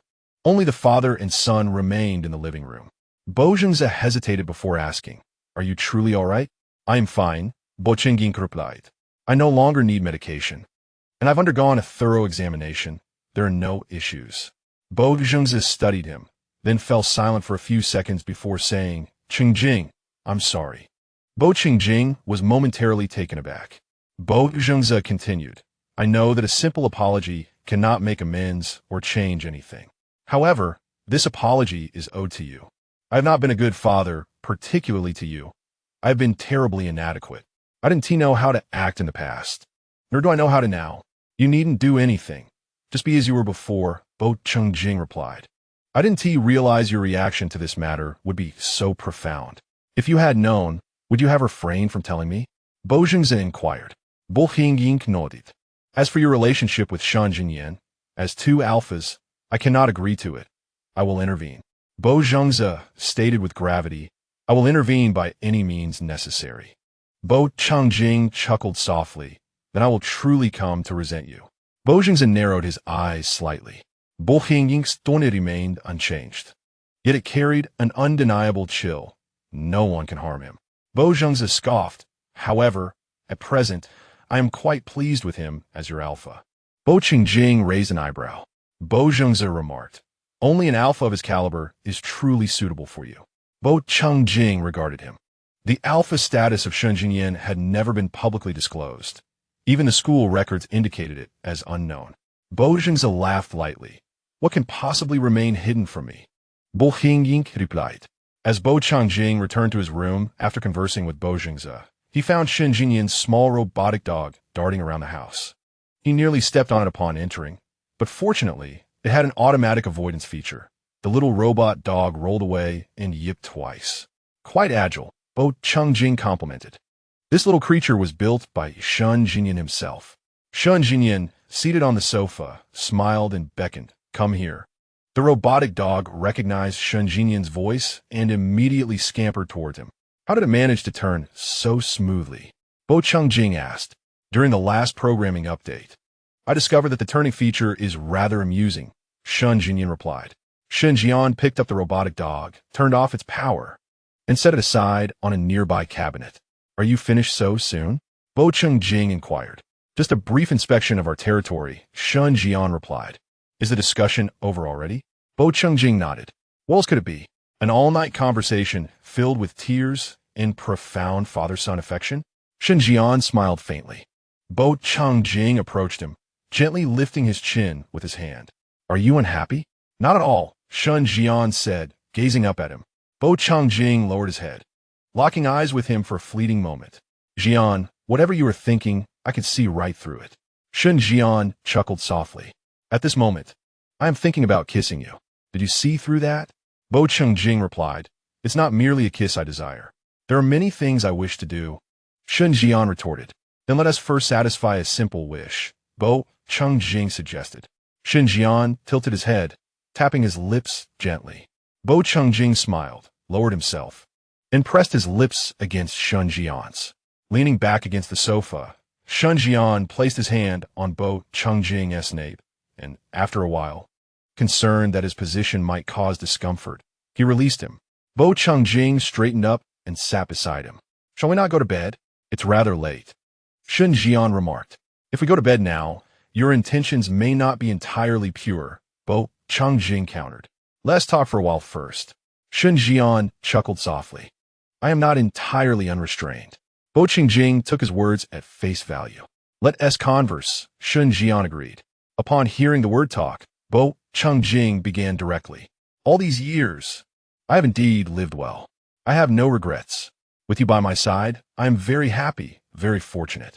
Shun Jian turned to him. So direct? Bo Changjing responded, positive. No preamble? Or a question for me? Shun Jian continued. It feels as though you bypassed the inquiries and went straight to the answers. I told you, whatever you think, I can discern it at a glance, Bo Changjing replied. Besides, I am eager to sleep. I have work tomorrow. Oh, Shun Jian said. Bo Changjing added, I haven't lied to my father. Having you beside me has always been wonderful. From the time I left the laboratory until now. The only change has been our material circumstances improving. Is that so? Shun Jian asked, bemused, feeling that his own life had been quite challenging with a younger brother to care for. Does it not feel burdensome? Not all, Bo Changjing said, ruffling his hair. Just knowing that my younger brother is waiting at home fills me with joy and motivation. Shun Jian smiled. Bo Changjing continued. In fact, after you arrived at the laboratory, I found it to be much more bearable. How so? Shun Jian questioned. The experiments have not decreased. In fact, they have increased as we have grown older. But Xiao Jian would take his small hands and comfort his brother's prick places, Bo Changjing replied. The room was dimly lit, and they gazed at each other, as if seeing reflections of their younger selves. They had once leaned on each other to endure the discomfort brought on by medication. The little child knows nothing, and merely covering the pain does not alleviate it, Shun Jian said. It brings immense comfort to the heart, Bo Changjing added. The physical pain becomes less pronounced. Shun Jian nodded in agreement with his words. Jian, Bai Changjing remarked that it is because of you that he has become the person he is today. With your presence, everything has been delightful. Shun Jinyan grasped his hand and assured him, I will always be here. Bai Zhangze and Jian Yusin spent 2 days in the country before planning to return with Bai Ju. Bai Qingjing's purpose for the phone call had been achieved. On the eve of their departure, they dined together outside. Upon returning, Bai Qingjing and Bai Zhangze retreated to the study to discuss matters. Meanwhile, Bai Ju bid farewell to the little fish in the aquarium from the living room. Shun Jinyan descended the stairs to find him and approached, asking, What are you doing? Bai Ju glanced at him but did not respond. Shun Jinyan stood nearby and said, saying goodbye. Bai Ju remained silent. Shun Jinyan continued, There is no need to be so reluctant. When you visit next time, these fish will likely have been replaced. Bai Ju turned to him. Shun Jinyan added, These fish are not from the same batch as the last time you were here. The last batch perished under my care. Bai Ju's lips twitched slightly. Shun Jinyan chuckled. You believe anything I say, don't you? Bai Ju replied. That person is the greatest villain Have you finished saying your farewells? Shun Jinyan inquired. Shall we chat for a moment? What is there for us to discuss? Baiju responded. Shall we? Shun Jinyan asked. All right, Baiju agreed. Shun Jinyan led him to the sunroom, surrounded by glass, where anyone could see them, yet the soundproofing ensured that their conversation remained private. They sat facing each other in single armchairs. Shun Jinyan directly inquired, Are you familiar with Xiajichu? Upon hearing the name, Baiju raised an eyebrow. Observing his expression, Shun Jinyan remarked, It seems you are indeed aware. Thus, you also know that my brother was injured while trying to save Xiajichu, and that your father has acted as a mediator in the matter? Baiju maintained an innocuous demeanor as he looked at him. Shun Jinyan continued, Do you know what I wish to ask? Why are you the one I must consult? Baiju queried, You don't want my brother to know? Shun Jinyan explained, If my people were to investigate, my brother would discover it swiftly. Hence, I can only glean information through you. Moreover, with your father's investigative prowess, no one could surpass him. Why not take advantage of the available resources? What do you intend to do? Baiju asked, frowning. Have you uncovered the identities of those behind this? Shun Jinyan inquired. Regarding foreign affairs, Changye had decided to leave matters as they were for now. They had captured Xiajichu and inflicted serious harm upon him. The injury on his neck was severe. Had it been any deeper, it could have cost him his life. And the scar remains to this day. There was no way Changye would let this go unaddressed. Such a response was entirely contrary to his nature. It was merely an excuse to soothe him. Those individuals abroad had coexisted peacefully with Xiajichu for many years. Their sudden aggression in capturing him indicated that there was someone orchestrating events from behind the scenes. Changye's reluctance to act against them seemed to stem from a desire to uncover the identities of those pulling the strings. However, time had passed, and with the Bai family's capabilities, there had been no updates. Perhaps, after such a duration, their backers had abandoned them. If they had been forsaken, retaining them would serve no purpose. Chapter 75, Should I Still Express My Gratitude? In the sunroom, Shun Jinyan and Baiju sat facing each other. Baiju gazed at Shun Jinyan and paused before asking, What exactly do you intend to do? I wish to resolve this matter before my brother takes action. Shun Jinyan replied, Brother will not agree to that, Baiju stated. He knows not the meaning of agreement, Shun Jinyan countered. Baiju scrutinized him for a moment, and then remarked, Are you certain you can keep this from your brother? He can see through your thoughts with a mere glance. Then I shall refrain from contemplating in his presence, Shun Jinyan retorted. After a brief silence, Baiju said, Oh, then why should I assist you? I already knew you were up to no good, like a glutinous rice ball filled with black sesame paste, or rather, black coal.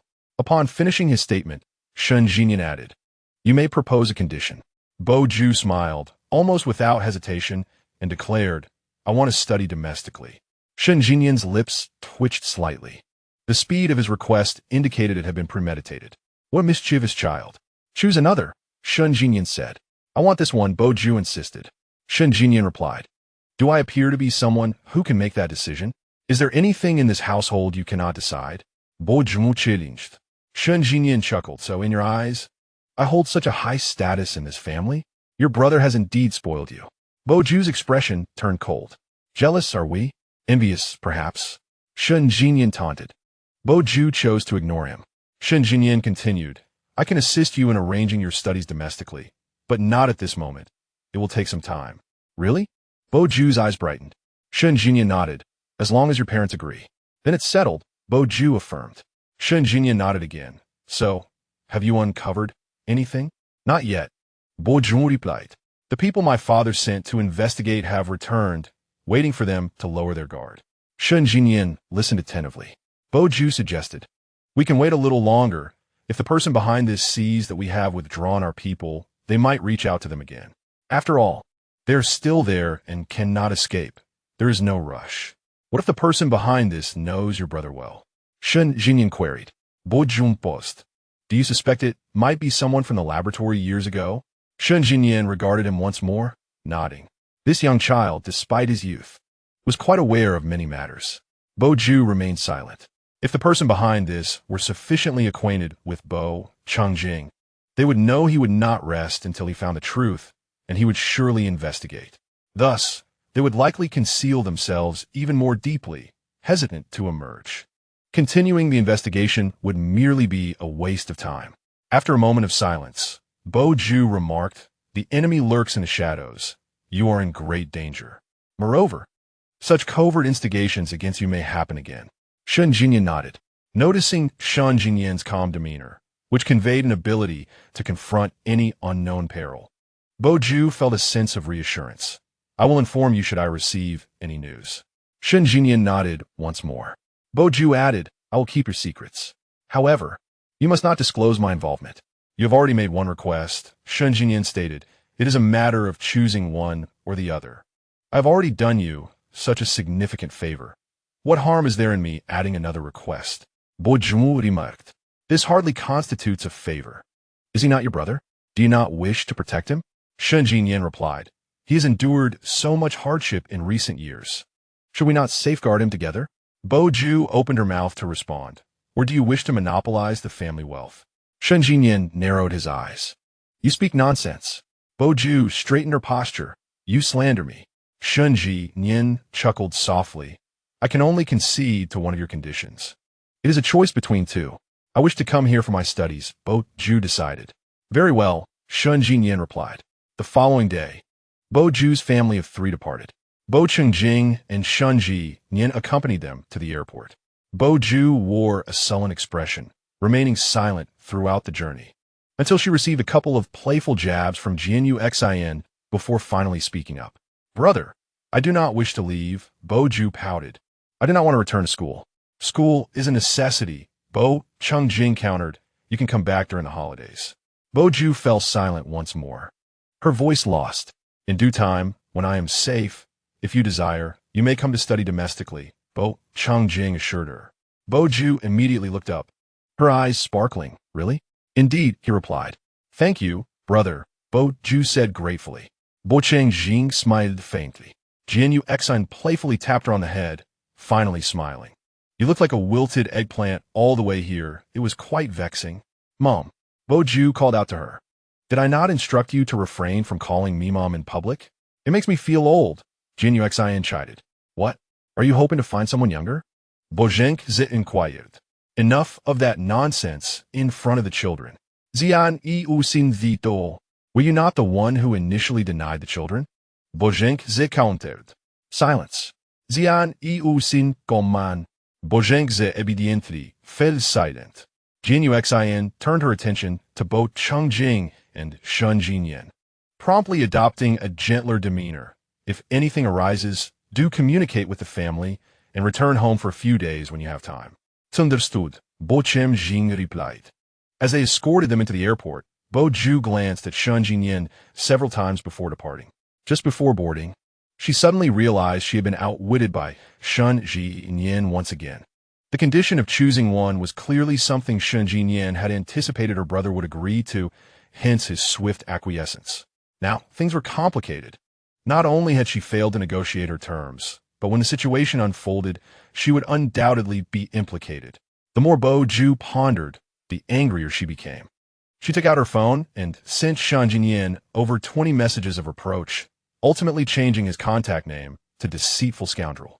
Meanwhile, on the return journey, Shangye and Bo-cheng's phones buzzed incessantly with incoming notifications. Shangye glanced at his phone and promptly silenced it. "Xing, are you hiding something from me?" Bo-cheng asked. Shangye placed his phone back down. "I am hiding the fact that I have been teasing your younger sibling. Your dear brother is currently berating you. What do you intend to do?" "I plan to feign ignorance," Bo-cheng replied. "Very well," Shangye said. "So that little rascal comes around twice, and you already begin to favor him, do you?" "I'm feeling jealous. And how might I neutralize your jealousy?" Bo-cheng queried with a sidelong glance. After a moment's contemplation, Shangye suggested, "Then perhaps you could assist me once more this evening." Bo-cheng first reacted to what he was saying, then fell silent for a moment, saying, "What on earth are you thinking during the daylight?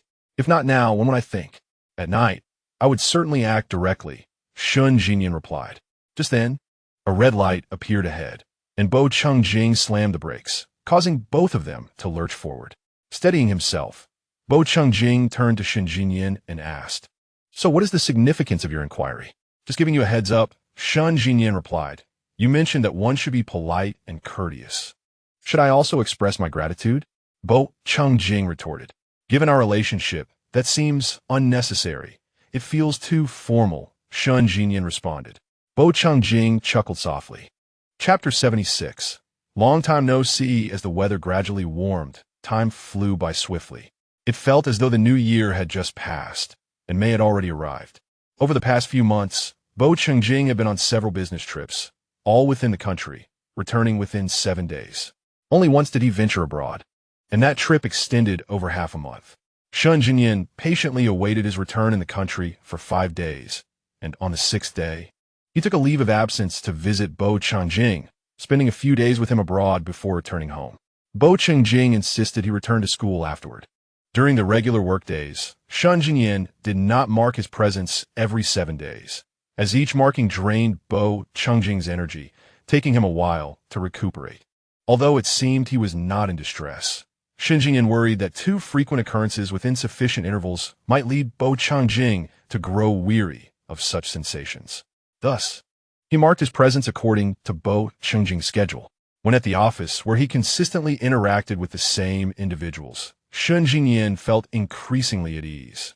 However, he was quite anxious about meetings with those outside the company. Shun Jinyan scrutinized the itinerary even more diligently than Bo Changjing did. Previously, Lin Lu and the assistant had provided reminders. Now, it was Shun Jinyan who took on that role. Bo Changjing felt as though he had not only gained a boyfriend, but also a secretary.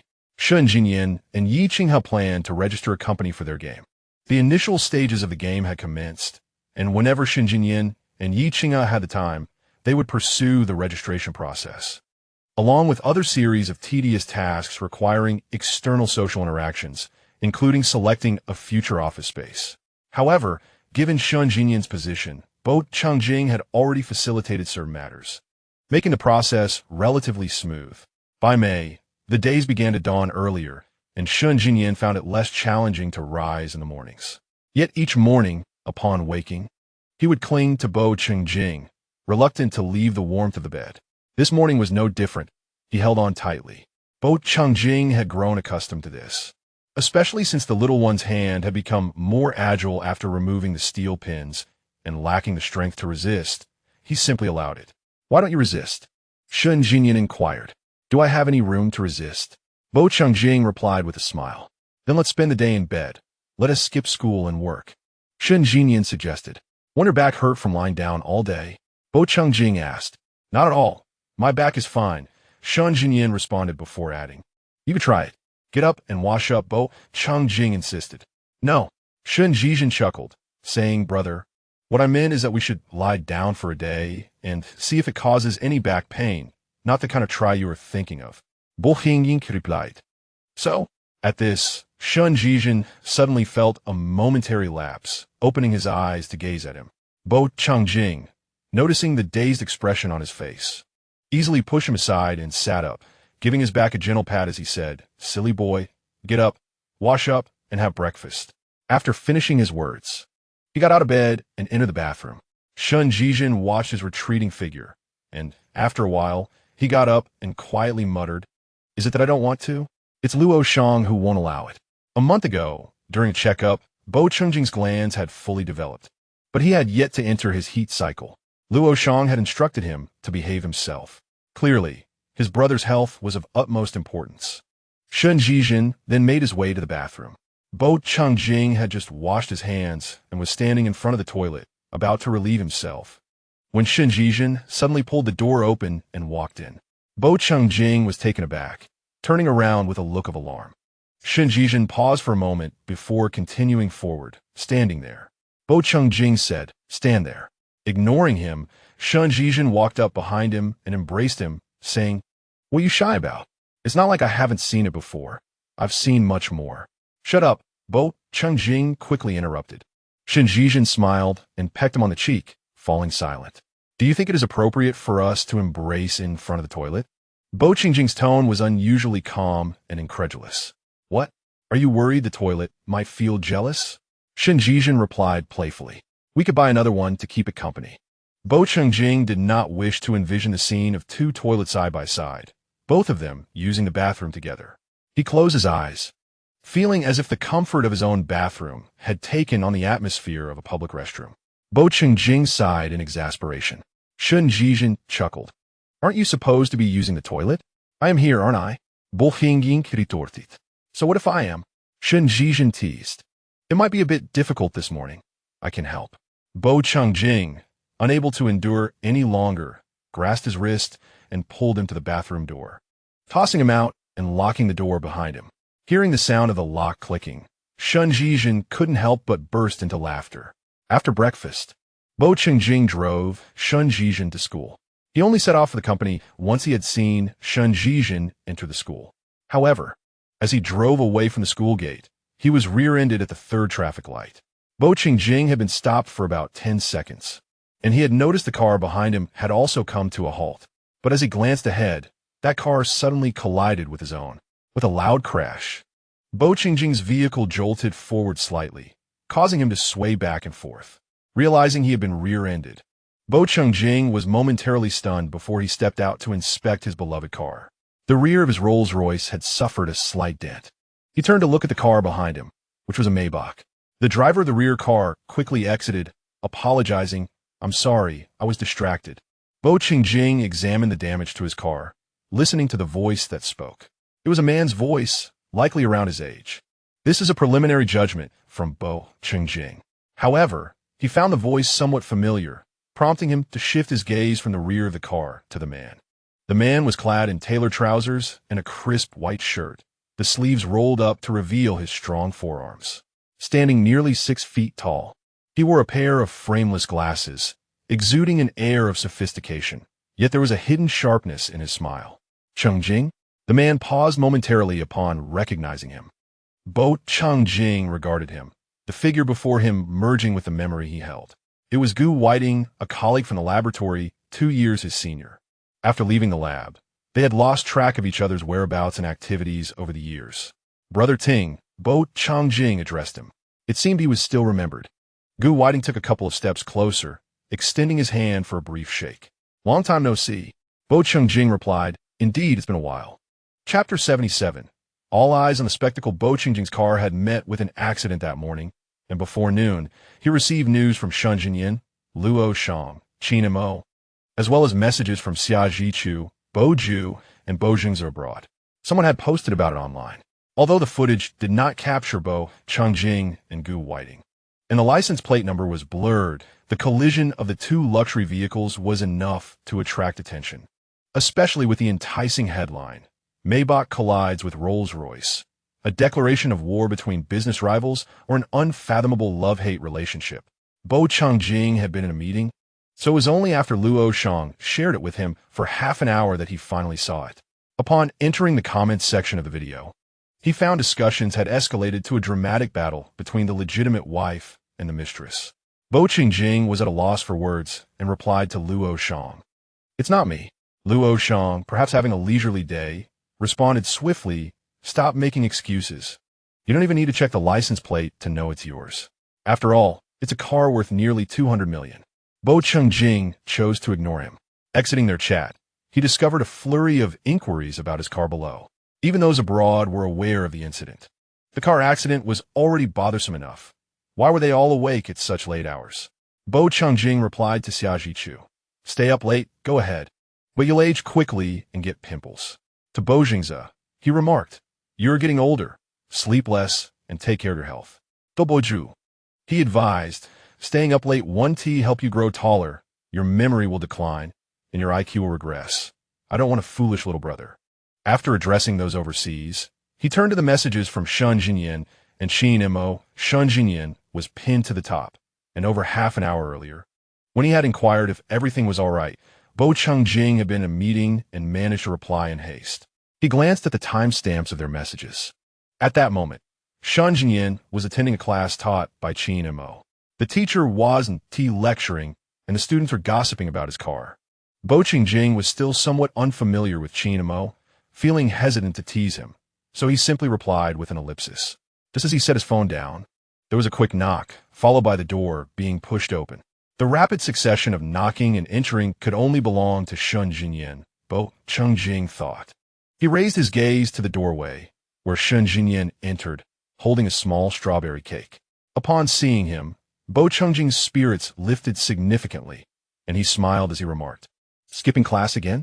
Be wary of Qin Mo. He might just fail you."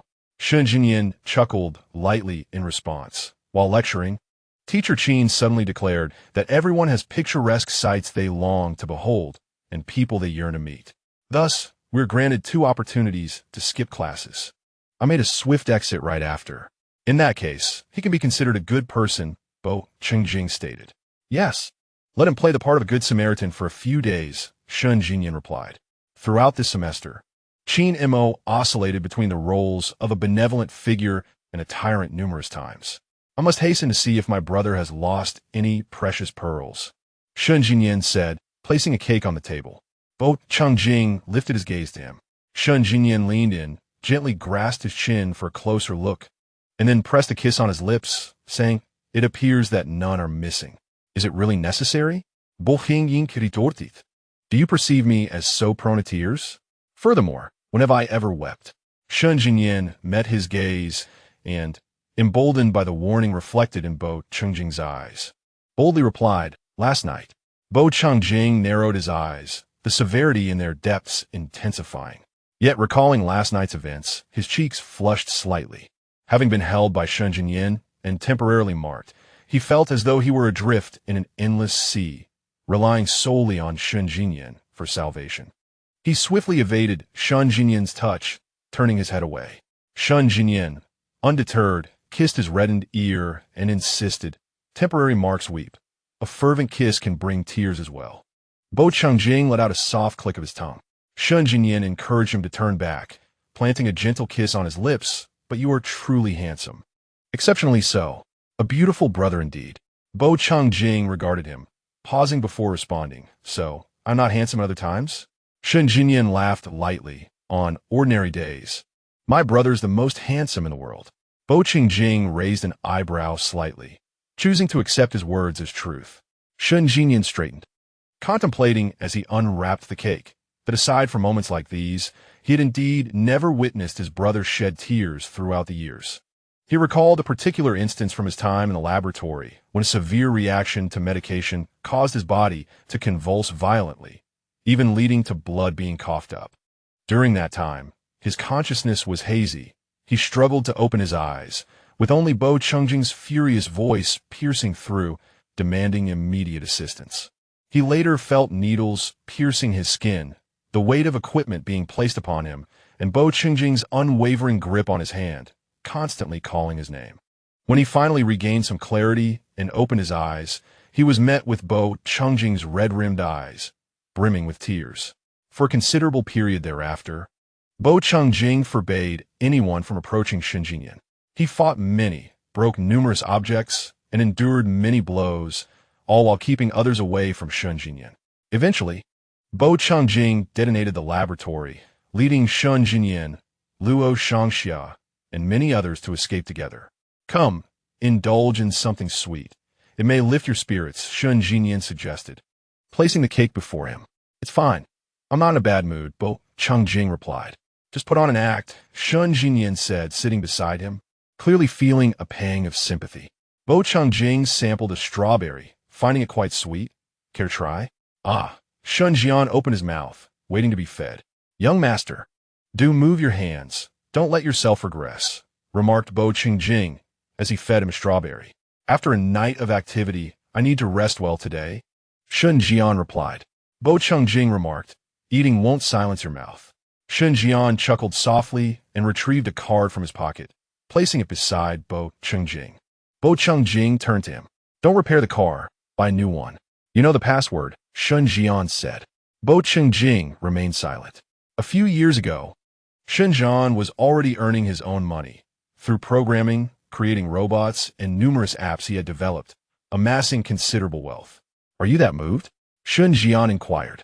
"Indeed," Bo Chengjing responded. "There's a sense of my younger brother truly growing up.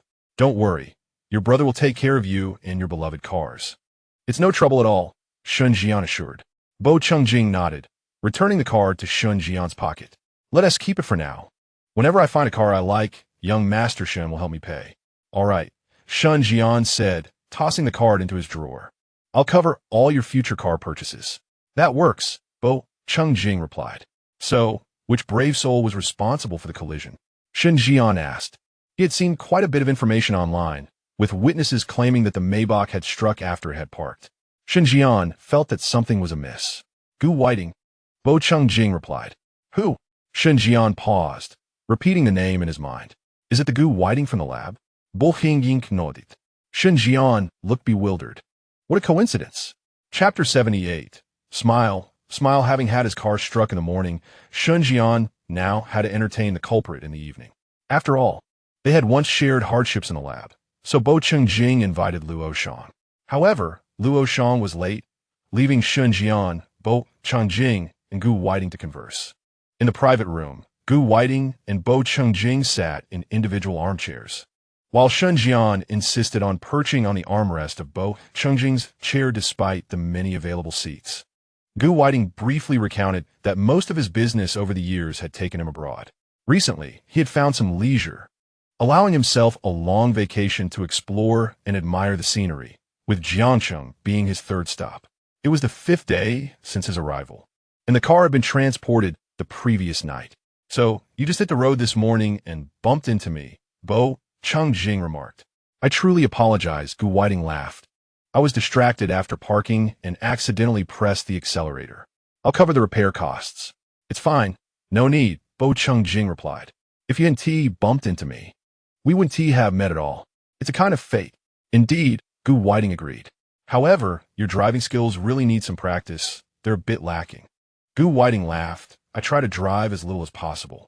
So, was your intention to come quietly and leave quietly? Shun Jian inquired. I genuinely wanted to see you both. It has been so many years, Gu Whiting confessed. But because it has been so long, I was uncertain about how to approach you. I was still hesitating. What is there to hesitate about? Shun Jian remarked.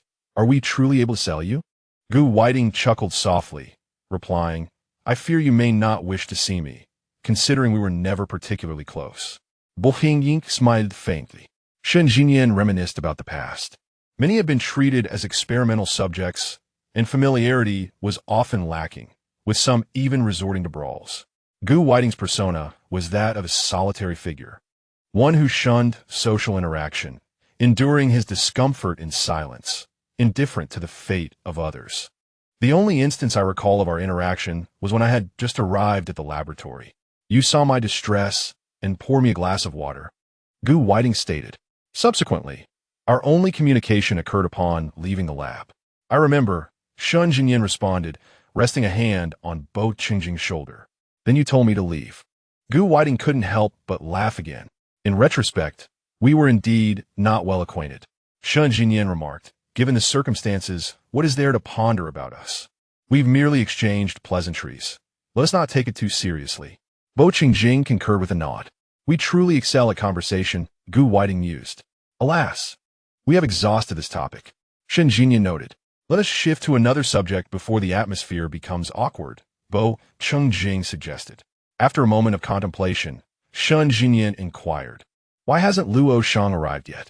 Should we perhaps discuss him when our dialogue wanes? At that moment, the door to the private room swung open, and Luoyan entered. Upon seeing Gu Whiting, he froze, taking several seconds before exclaiming, Tinga? Gu Whiting stood, saying, it has been a long time. Luoyan stared at him, then glanced around, exhaling relief. Goodness, I just got chills. Suddenly, I felt transported back to years ago. It frightened me. Do not speak so. It terrifies me as well. Gu Whiting replied. Luoyan approached to shake his hand, and then turned to Bo Chungjing and Shun Jian, asking, did Tinga have an accident? Bo Hingying nodded. I knew it. Who else would have an accident, yet still entertain guests? Luoyan remarked, I thought I was summoned to be assaulted. Such brutality?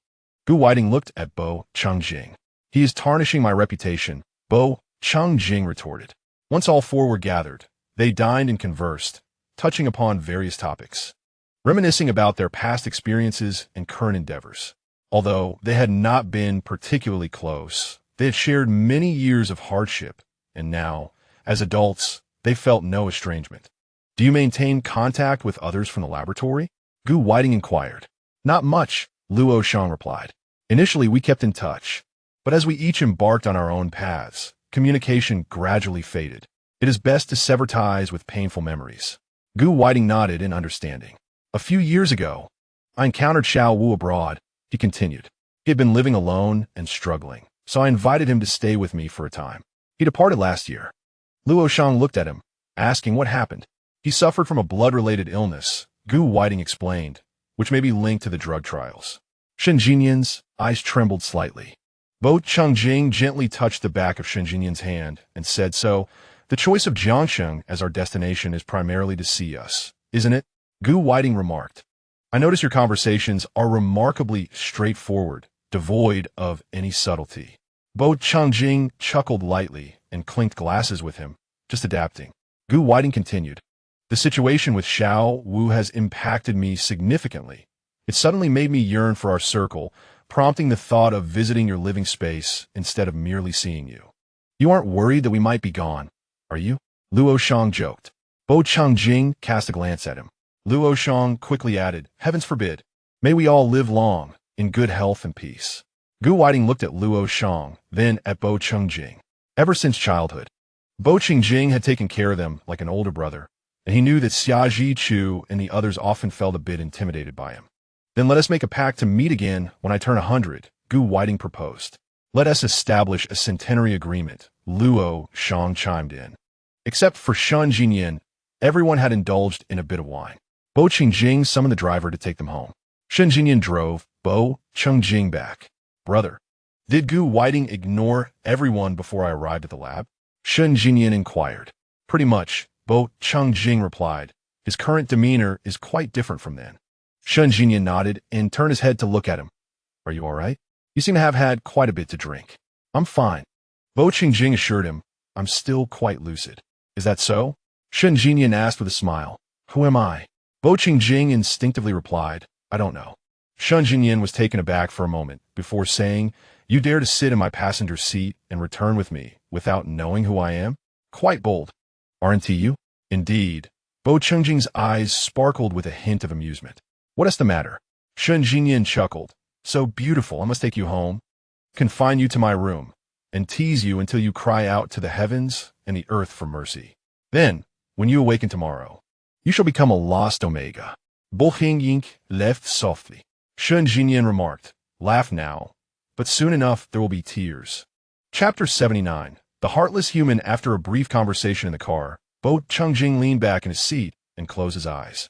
Observing him, Shen Jinyan chose to remain silent as they quietly drove home.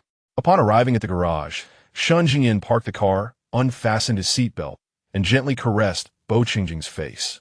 Brother, we're home, he announced. Bo Changjing opened his eyes to meet Shen Jinyan's gaze. Shen Jinyan's eyes were filled with a tender smile.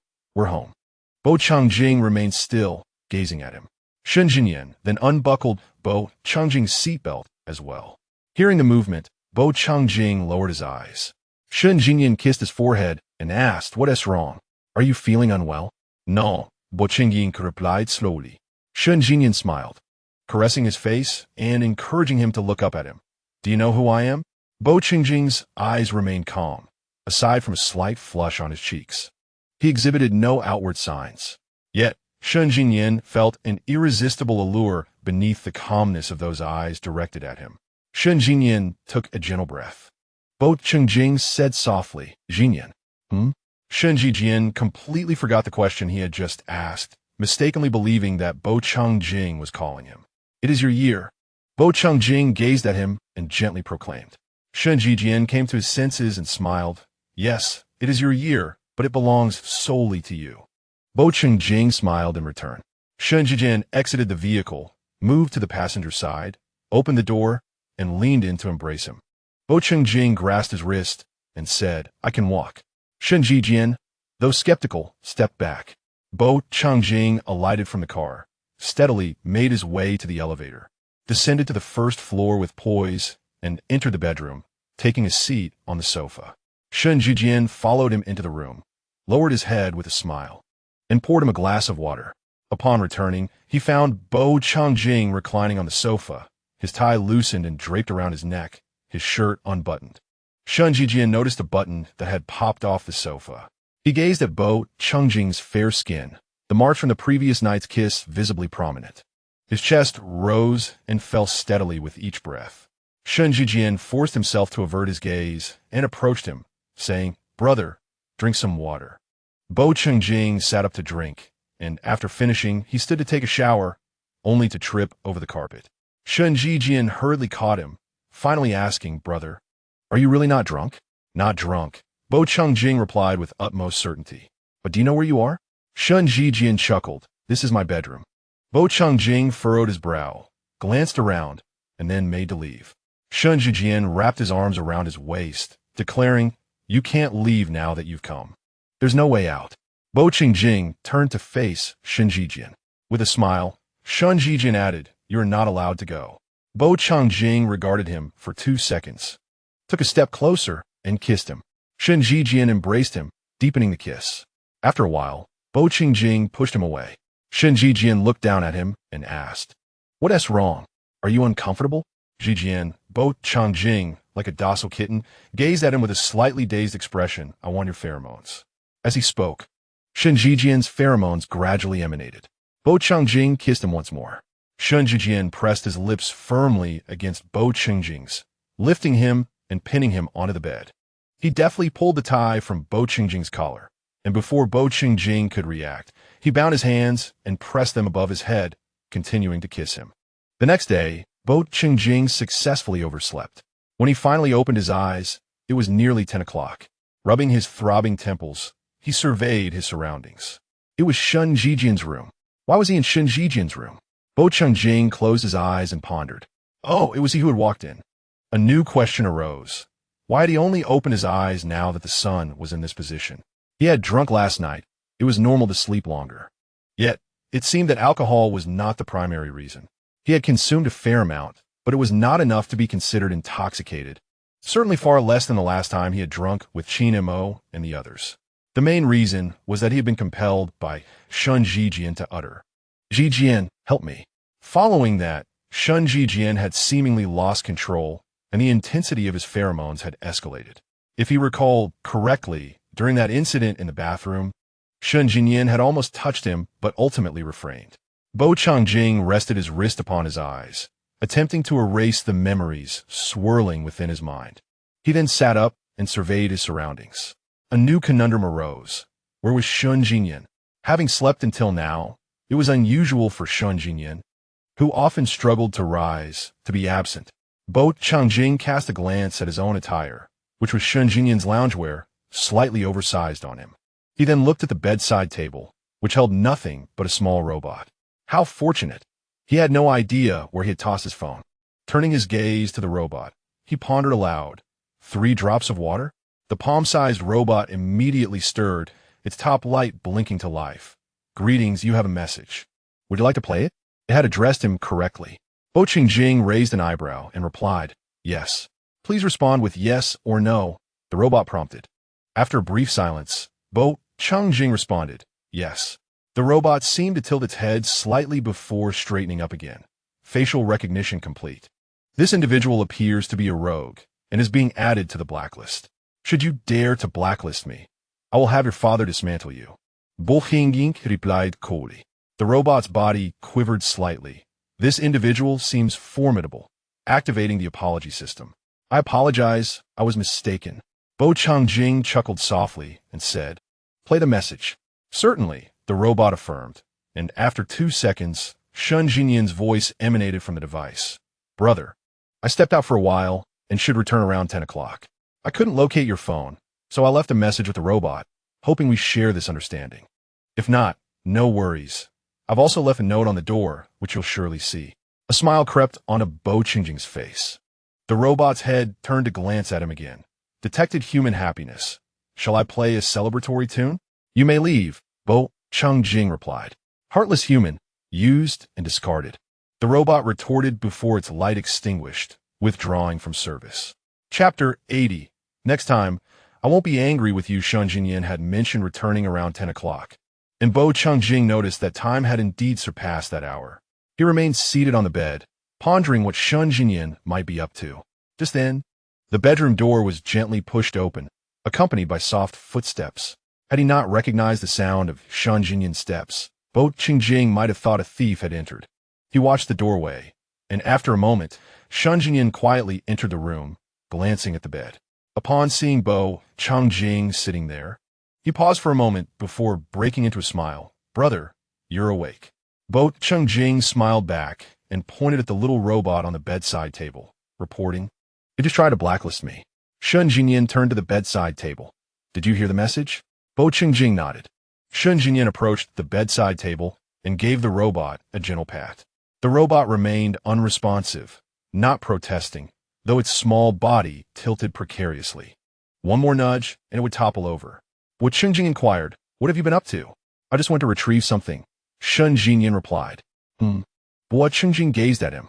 Shen Jinyan leaned in and kissed him gently, then asked, "Are you feeling unwell anywhere?" Bo Changjing looked at him, a hint of mirth dancing in the corners of his eyes, and teasingly replied, "Where do you mean?" Shen Jinyan cleared his throat softly, meeting his gaze in silence. Yesterday, he had come perilously close to. Bo Changjing averted his eyes from Shen Jinyan's face to observe the sunlight streaming in through the window. Last night's reaction certainly did not suggest a lack of pain. "Are you truly all right?" Shen Jinyan cupped Bo Changjing's chin, compelling him to meet his eyes. "I can personally verify any falsehoods." Bo Changjing inhaled softly, assuring, "I am genuinely fine." Shen Jinyan kissed him again, smiled, and then stood up, retrieving a small box from his pocket. Bo Changjing paused in surprise at the sight of the gift box. Shen Jinyan opened it to reveal 2 identical rings. The silver rings were simple, yet unmistakably crafted with care, exuding both elegance and grace. Bo Changjing examined the rings before turning his attention back to Shen Jinyan. Shen Jinyan took one of the slightly smaller rings from the box, placed it on the bedside table, then grasped Bo Changjing's hand, kneeling on one knee on the carpet beside the bed to slide the ring onto Bo Changjing's middle finger. The coolness of the ring jolted Bo Changjing back to reality, and he instinctively reached to help Shen Jinyan rise. "Jinyan." Shen Jinyan remained still, planting a kiss on his finger. "It looks beautiful. It would surely be even more stunning on the ring finger." "Then why not wear it on the ring finger?" Bo Changjing queried. "Is that something one can wear casually?" Shen Jinyan replied, "We must take it step by step. This is for my brother. Nothing can be amiss. This time, it's primarily to let others know that Mr. Bo is already spoken for, hoping some individuals will take the hint and keep their distance from my brother." Bo Changjing chuckled softly, assisting him to a seated position at the edge of the bed. "Is there more?" "I find it quite challenging to keep things from you," Shen Jinyan confessed. Bo Changjing regarded him intently. Shen Jinyan gently squeezed his fingers, lowering his gaze. "In your presence, I find it hard to trust my self-control. I fear that one day I may lose control and something might occur." Bo Changjing listened attentively. "Though I am not of age to obtain a marriage certificate, I believe some token of my sincerity is necessary to express my unwavering devotion. You are irreplaceable to me, and I have a genuine desire to marry you. I also worry about your sense of security." Shen Jinyan spoke earnestly. "The rings were crafted after my sensitive period. I had long wished to gift them to you, but the designer was rather slow, disrupting my timeline." Bo Changjing returned the gentle squeeze of Shen Jinyan's hand. Shen Jinyan continued, "I read online that omegas often struggle with feelings of insecurity, and while I am uncertain how to address this, I hope this gesture can offer you some reassurance." "Jinyan, I am curious about what you peruse online daily," Bo Changjing remarked. Shen Jinyan met his gaze, aware that he explored a myriad of topics online, all focused on understanding omegas from every conceivable angle, psychologically, physically, and physiologically. He feared inadvertently doing something that might discomfort Bo Changjing. "Do you not understand omega, nor me?" Bo Changjing inquired. "I understand you," Shen Jinyan replied. "You may not be the type to have particularly sensitive thoughts, but you are undoubtedly someone who contemplates many matters." Bo Changjing opened his mouth, intending to retort, yet found himself at a loss for words. Observing his momentary silence, Shen Jinyan raised an eyebrow. Bo Changjing reached out to touch the triumphant expression on his face. Shun Jinyan smiled and handed him a ring from the bedside table. Bo Changjing examined the ring, noting the intricate design on the inner side, resembling an electrocardiogram. "This is your heartbeat," Shun Jinyan explained. "During my sensitive period, you were asleep in a hospital, and the nurse recorded your heartbeat." Bo Changjing lowered his gaze at the ring, enveloped by profound affection, feeling warmth in his chest. "Yours also contains my heartbeat," Shun Jinyan added. "I got a bit excited earlier and forgot to show you." Just as Bo Changjing was about to speak, Shun Jinyan immediately interrupted. "You're not allowed to take it off today. We will look at it again tomorrow." "All right." Bo Changjing took Shun Jinyan's hand and placed the ring on his middle finger. Once the ring was in place, Shun Jinyan glanced at it before embracing Bo Changjing and collapsing onto the bed, showering him with kisses. Bo Changjing instinctively recoiled from his affection. Shun Jinyan held him tighter, declaring, "I shall see who dares to approach Mr. Bo from now on." "No one has ever approached me," Bo Changjing replied. Shun Jinyan chuckled and, after a moment, continued. "This morning, I spoke with Sister Lu and requested a leave of absence for you. She mentioned there is nothing urgent for you to handle today." Bo Changjing fell silent for a moment before remarking, "Being a boss requires asking the secretary for leave." Shun Jinyan laughed again, saying, "I found your phone in the car." I opened it and had a look. "Well?" Bo Changjing replied, "What did you see that you shouldn't have?" "I'm ready to silence you." "You have over 20 missed calls from an unknown number," Shun Jinyan informed him. "They called last night." "Who?" Bo Changjing inquired. "I called back to ask," Shun Jinyan stated. "Can you guess who it is?" Bo Changjing pondered for a moment before recalling. "It can't be Shang, right? The incident with Xiao Wu that Gu Whiting mentioned yesterday has likely left them feeling uneasy, and Shang had quite a bit to drink." Shun Jinyan's tone became slightly irritated as he continued. "I just realized that you two share a contact that no one else knows about. Is it the contact you previously had for getting suppressants?" Bo Changjing fell silent. "Why are you not speaking? I'm quite upset about your use of suppressants," Shun Jinyan said. "Hiss." Bo Changjing suddenly furrowed his brow. "What is wrong?" Shun Jinyan immediately asked. "I feel unwell." Bo Changjing closed his eyes, rubbing his face against the blanket. Shun Jinyan, concerned for a moment, quickly regained his composure, his expression momentarily blank before he embraced Bo Changjing and kissed him gently, his tones softening as he said, "I won't be angry with you this time. I will wait until the next time this matter comes to mind to express my frustration." Bo Changjing remained silent, but smiled secretly. Chapter 81. The End. Gu Whiting had been in Jiangsheng for over a month. Whenever they found the time, the group would gather for a meal together. At the onset of summer, they enjoyed a brief excursion for 2 days.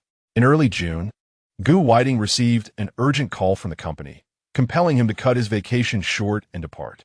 By mid-June, Bo Changjing was slated for a business trip, which was expected to be lengthy, lasting at least half a month.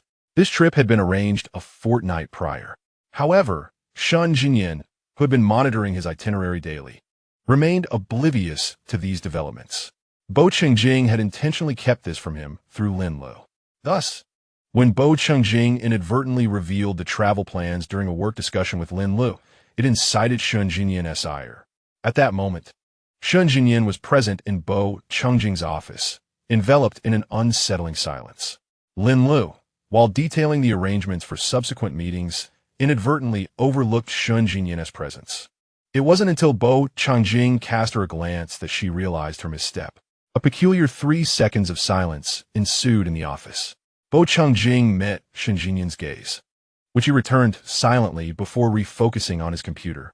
Yet, Bo Changjing understood that the young wolf was indeed upset, though he was graciously holding back his emotions.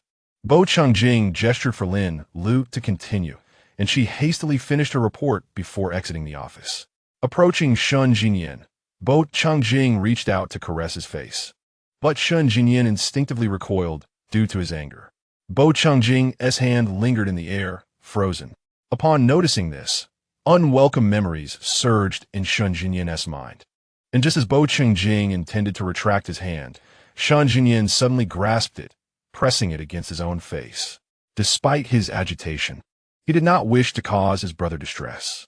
Initially taken aback, Bo Changjing soon recalled the previous incident in which Shun Jinyan had evaded his touch. He gazed into Shun Jinyan's fierce, stormy eyes, gently stroking his thumb across his cheek, and murmured, "I apologize. It was not my intention to conceal this from you. I feared you would experience anxiety if informed too early, thinking that a delayed revelation would lessen your anger." Shun Jinyan retorted, "Is my anger of such little consequence to you?" "Not all," Bo Changjing replied earnestly. "Indeed, it is," Shun Jinyan countered. "You clearly do not care whether I am upset." "Idokear," Bo Changjing insisted. "You are deceiving me," Shun Jinyan accused. "If you truly cared, you would have informed me sooner, concerned about how I might react, unwilling to see me upset. It is precisely because I care deeply for you that I allowed Lu to keep this from you. Otherwise, why would I hide such matters from you?" Bo Changjing defended himself. Shun Jinyan opened his mouth, yet no words emerged. Suddenly, his thoughts felt muddled, and he forgot what he intended to say. The only phrase echoing in his mind was Bo Changjing's declaration of care. He realized that since their romantic involvement, his ability to harbor anger had become somewhat dulled. In the past, he would have insisted on being pampered by Bo Changjing for an entire day. Now, however, a single remark from Bo Changjing left him somewhat bewildered, even forgetting the reason for his prior anger. In fact, he found himself feeling a hint of joy amidst the turmoil. "Oh dear, oh dear, oh dear." Bo Changjing noticed that the anger on his face had suddenly dissipated. The hand resting on his cheek stirred slightly, brushing against his skin. Shun Jinyan observed him for a moment before releasing his hand, saying, "Let us take a pause. I can't seem to recall." Initially anxious about Bo Changjing's anger, he now felt a budding amusement and chuckled softly. "Still laughing? I'm quite upset," Shun Jinyan retorted. "Do you truly appear angry at this moment?" Bo Changjing tousled his hair affectionately. Shun Jinyan, reluctant to engage further, found his anger waning. "Why don't you sit at your desk while I gather my thoughts?" Bo Changjing remained still. "Are you no longer inclined to placate me?" Shun Jinyan inquired. Bo Changjing chuckled again, leaning down to plant a soft kiss on his lips. "You take your time to ponder. When you're ready, feel free to seek me out." The sensation of Bo Changjing's tender lips left Shun Jinyan momentarily speechless.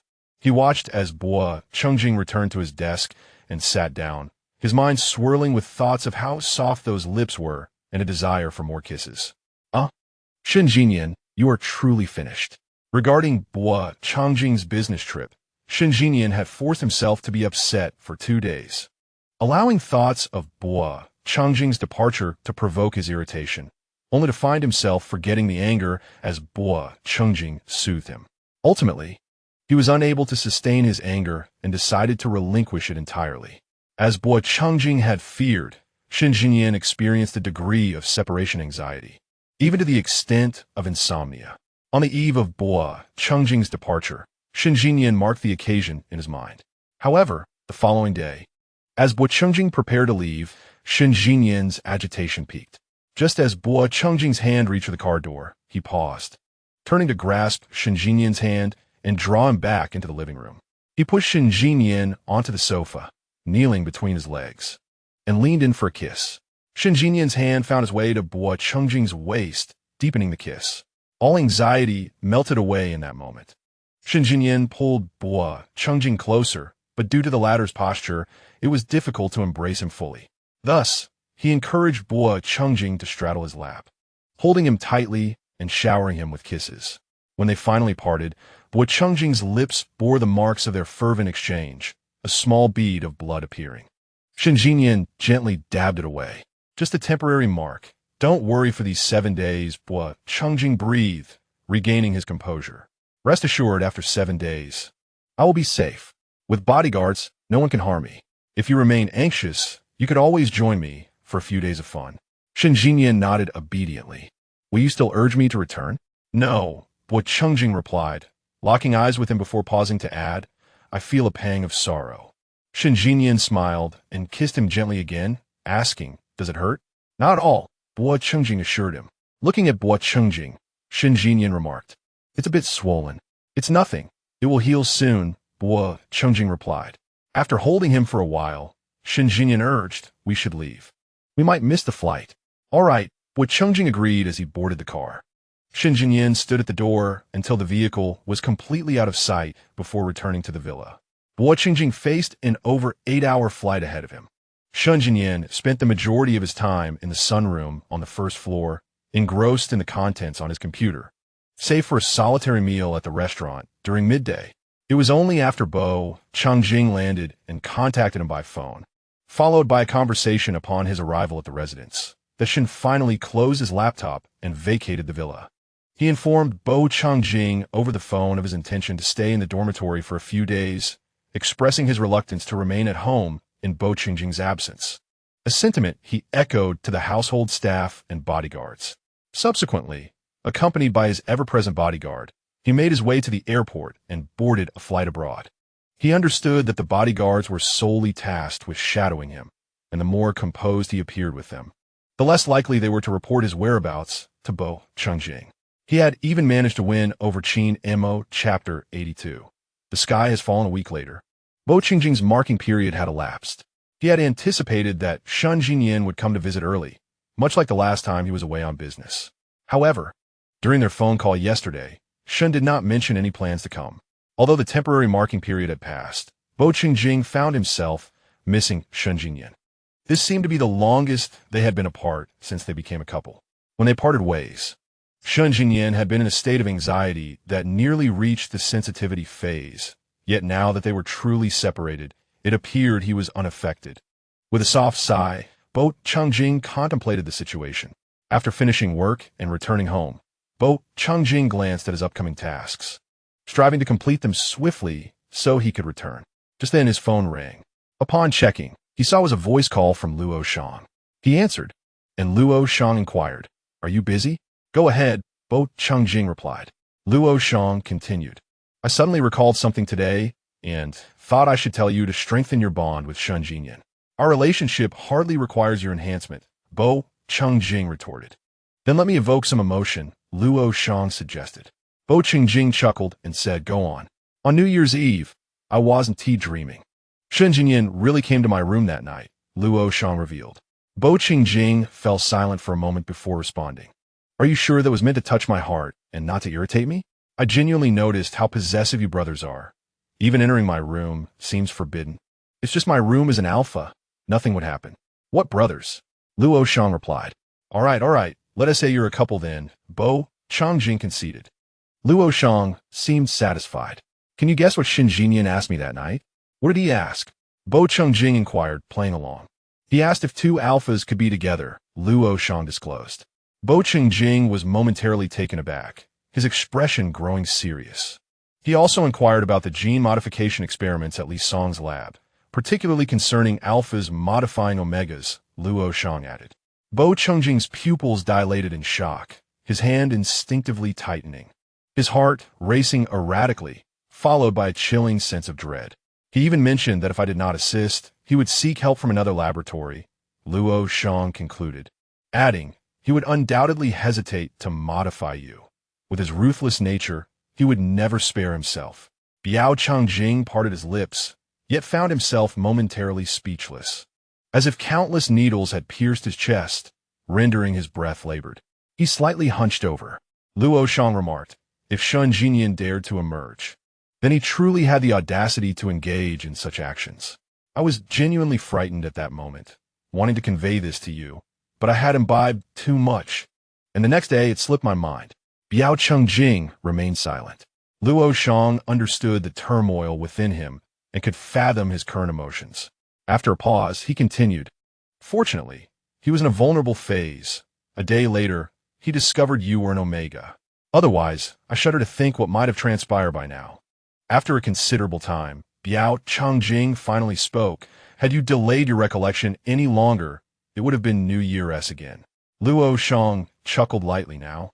Whether you recall or not, it bears no consequence. I merely wish for you to know how deeply he cherishes you.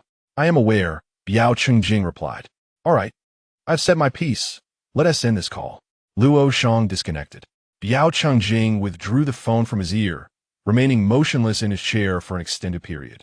Notifications popped up on his computer, and shortly thereafter, news alerts appeared in the lower right corner, yet he did not glance at them. His body felt as though all vigor had been siphoned away, and he struggled to lift his hands, dreading to contemplate the depths their relationship might have plummeted to had Shangye harbored unspoken affections. Waves of anxiety washed over him, causing his stomach to cramp. After a while, he furrowed his brow and pressed against his abdomen. The pangs of pain brought him back to his senses, and he casually clicked on the notification in the corner. The news materialized on his computer screen, and after a moment of scrutiny, he comprehended the contents. He promptly sat up straight and reread the article. It reported an explosion in a certain region of a continent, a site once associated with those who had captured Xiajichu. A surge of unease coursed through Biao Qingjing. He quickly opened the notification that had appeared on his computer. Someone was briefing him on the events that transpired in a continent overnight, yet the informant was neither Xiajichu nor a member of the Biao family. Not only had the territory of those individuals been obliterated, but also a seemingly unrelated laboratory had been dismantled. Biao Qingjing attempted to call Xiajichu, but before the call connected, he hung up hastily. Instead, he dialed the bodyguard accompanying Shangye. Once the call was connected, he immediately inquired, "Where are you?" The bodyguard did not respond with a continent, but rather provided a specific location within a continent. It appeared the bodyguard assumed Biao Qingjing was already aware of Shangye's journey to a continent. As he listened to the response, Biao Qingjing's hands trembled, and in an instant, everything clicked into place. He understood why Shangye had not sought him out and why Shangye's anxiety peaked at their parting.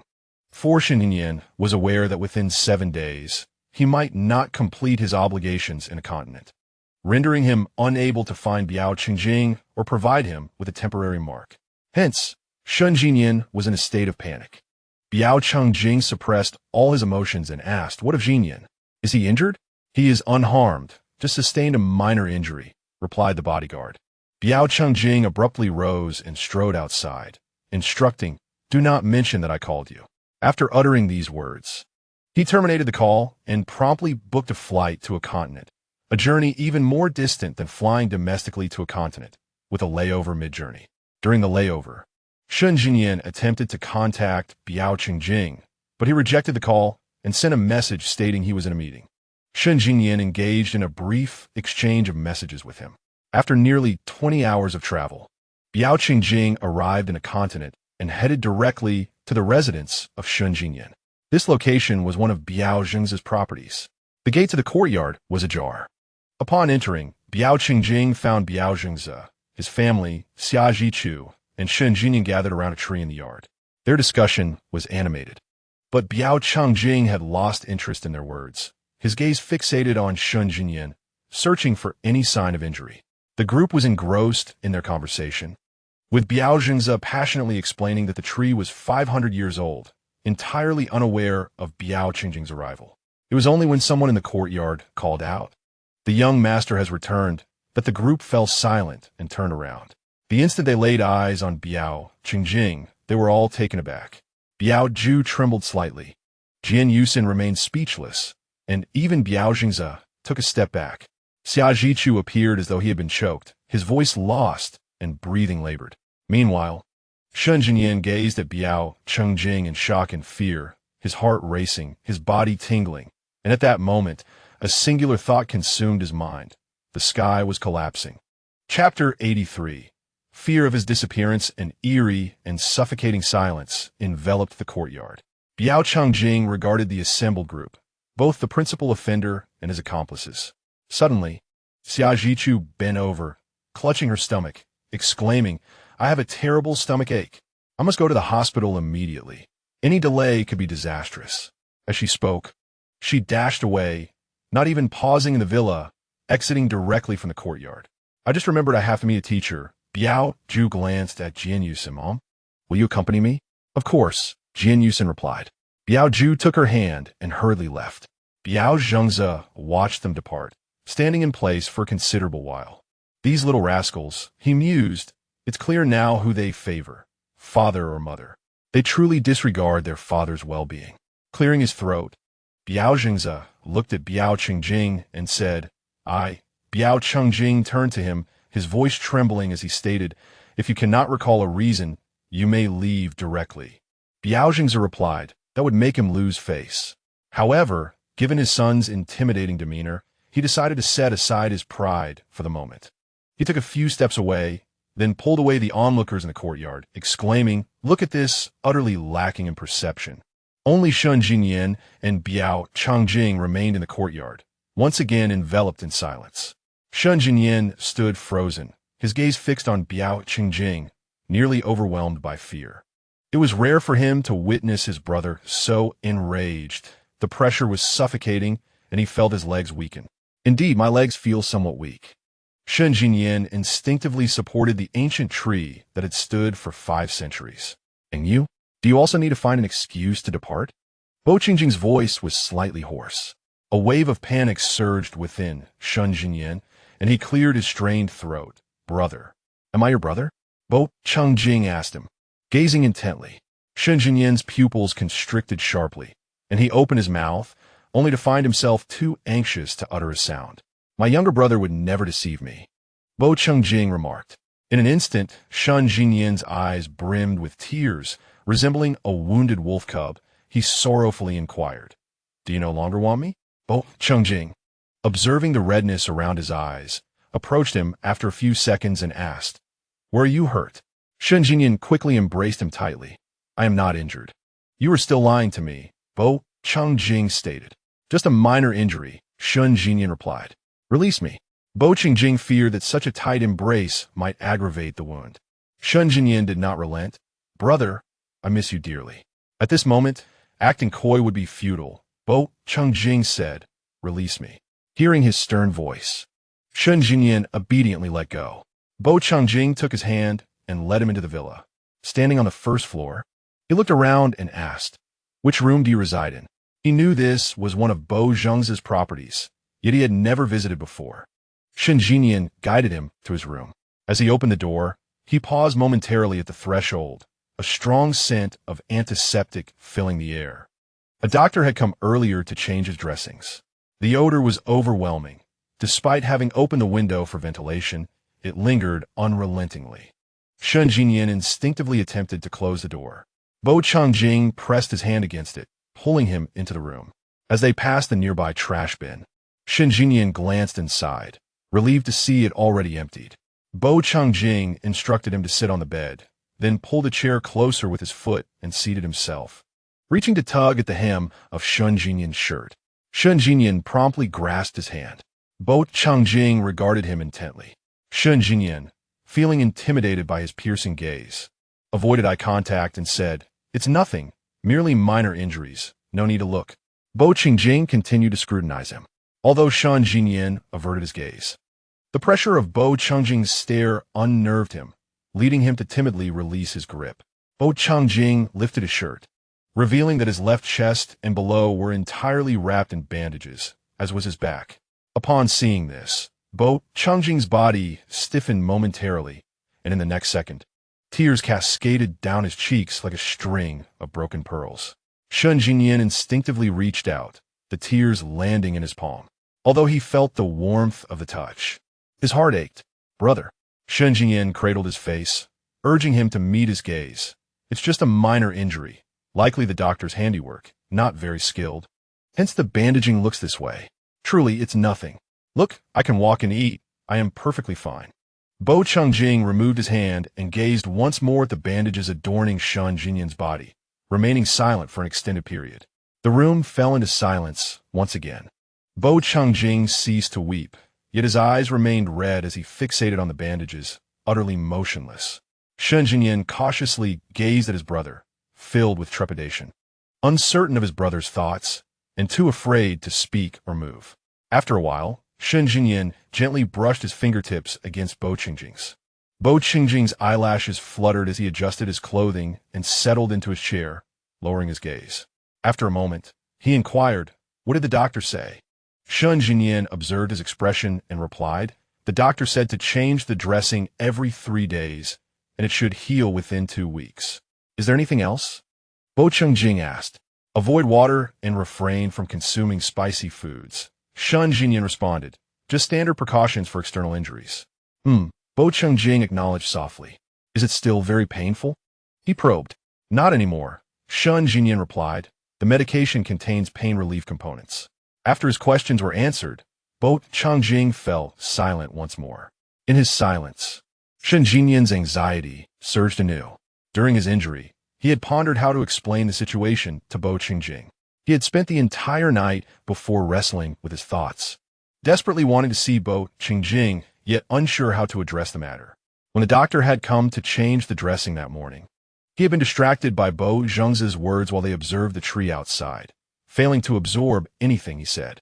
Torn between agitation and worry, he had expected Bo Qingjing to erupt in fury, yet he had merely expressed his anger before everything fell into a heavy silence, imbued with a sense of powerlessness. This state of Bo Qingjing only heightened Shun Jinyan's fear, as he could not fathom its implications. "Brother," Shun Jinyan called out carefully once more. Bo Changjing lifted his gaze to meet his, noticing the slight darkening beneath his eyes, and asked, "Have you been very tired these past few days? Did you rest well last night?" After the outburst, he seemed to revert to a tender concern as if nothing had transpired. Yet, this only amplified Shun Jinyan's unease. He suddenly found himself at a loss, instinctively answering, "I'm not tired. It's just that I'm not quite acclimated to this place. I miss you and haven't been sleeping well. Would you like to take a nap? You look quite fatigued," Bo Qingjing suggested. Shun Jinyan held his brother's hand in silence, suddenly fearful that he might vanish without warning.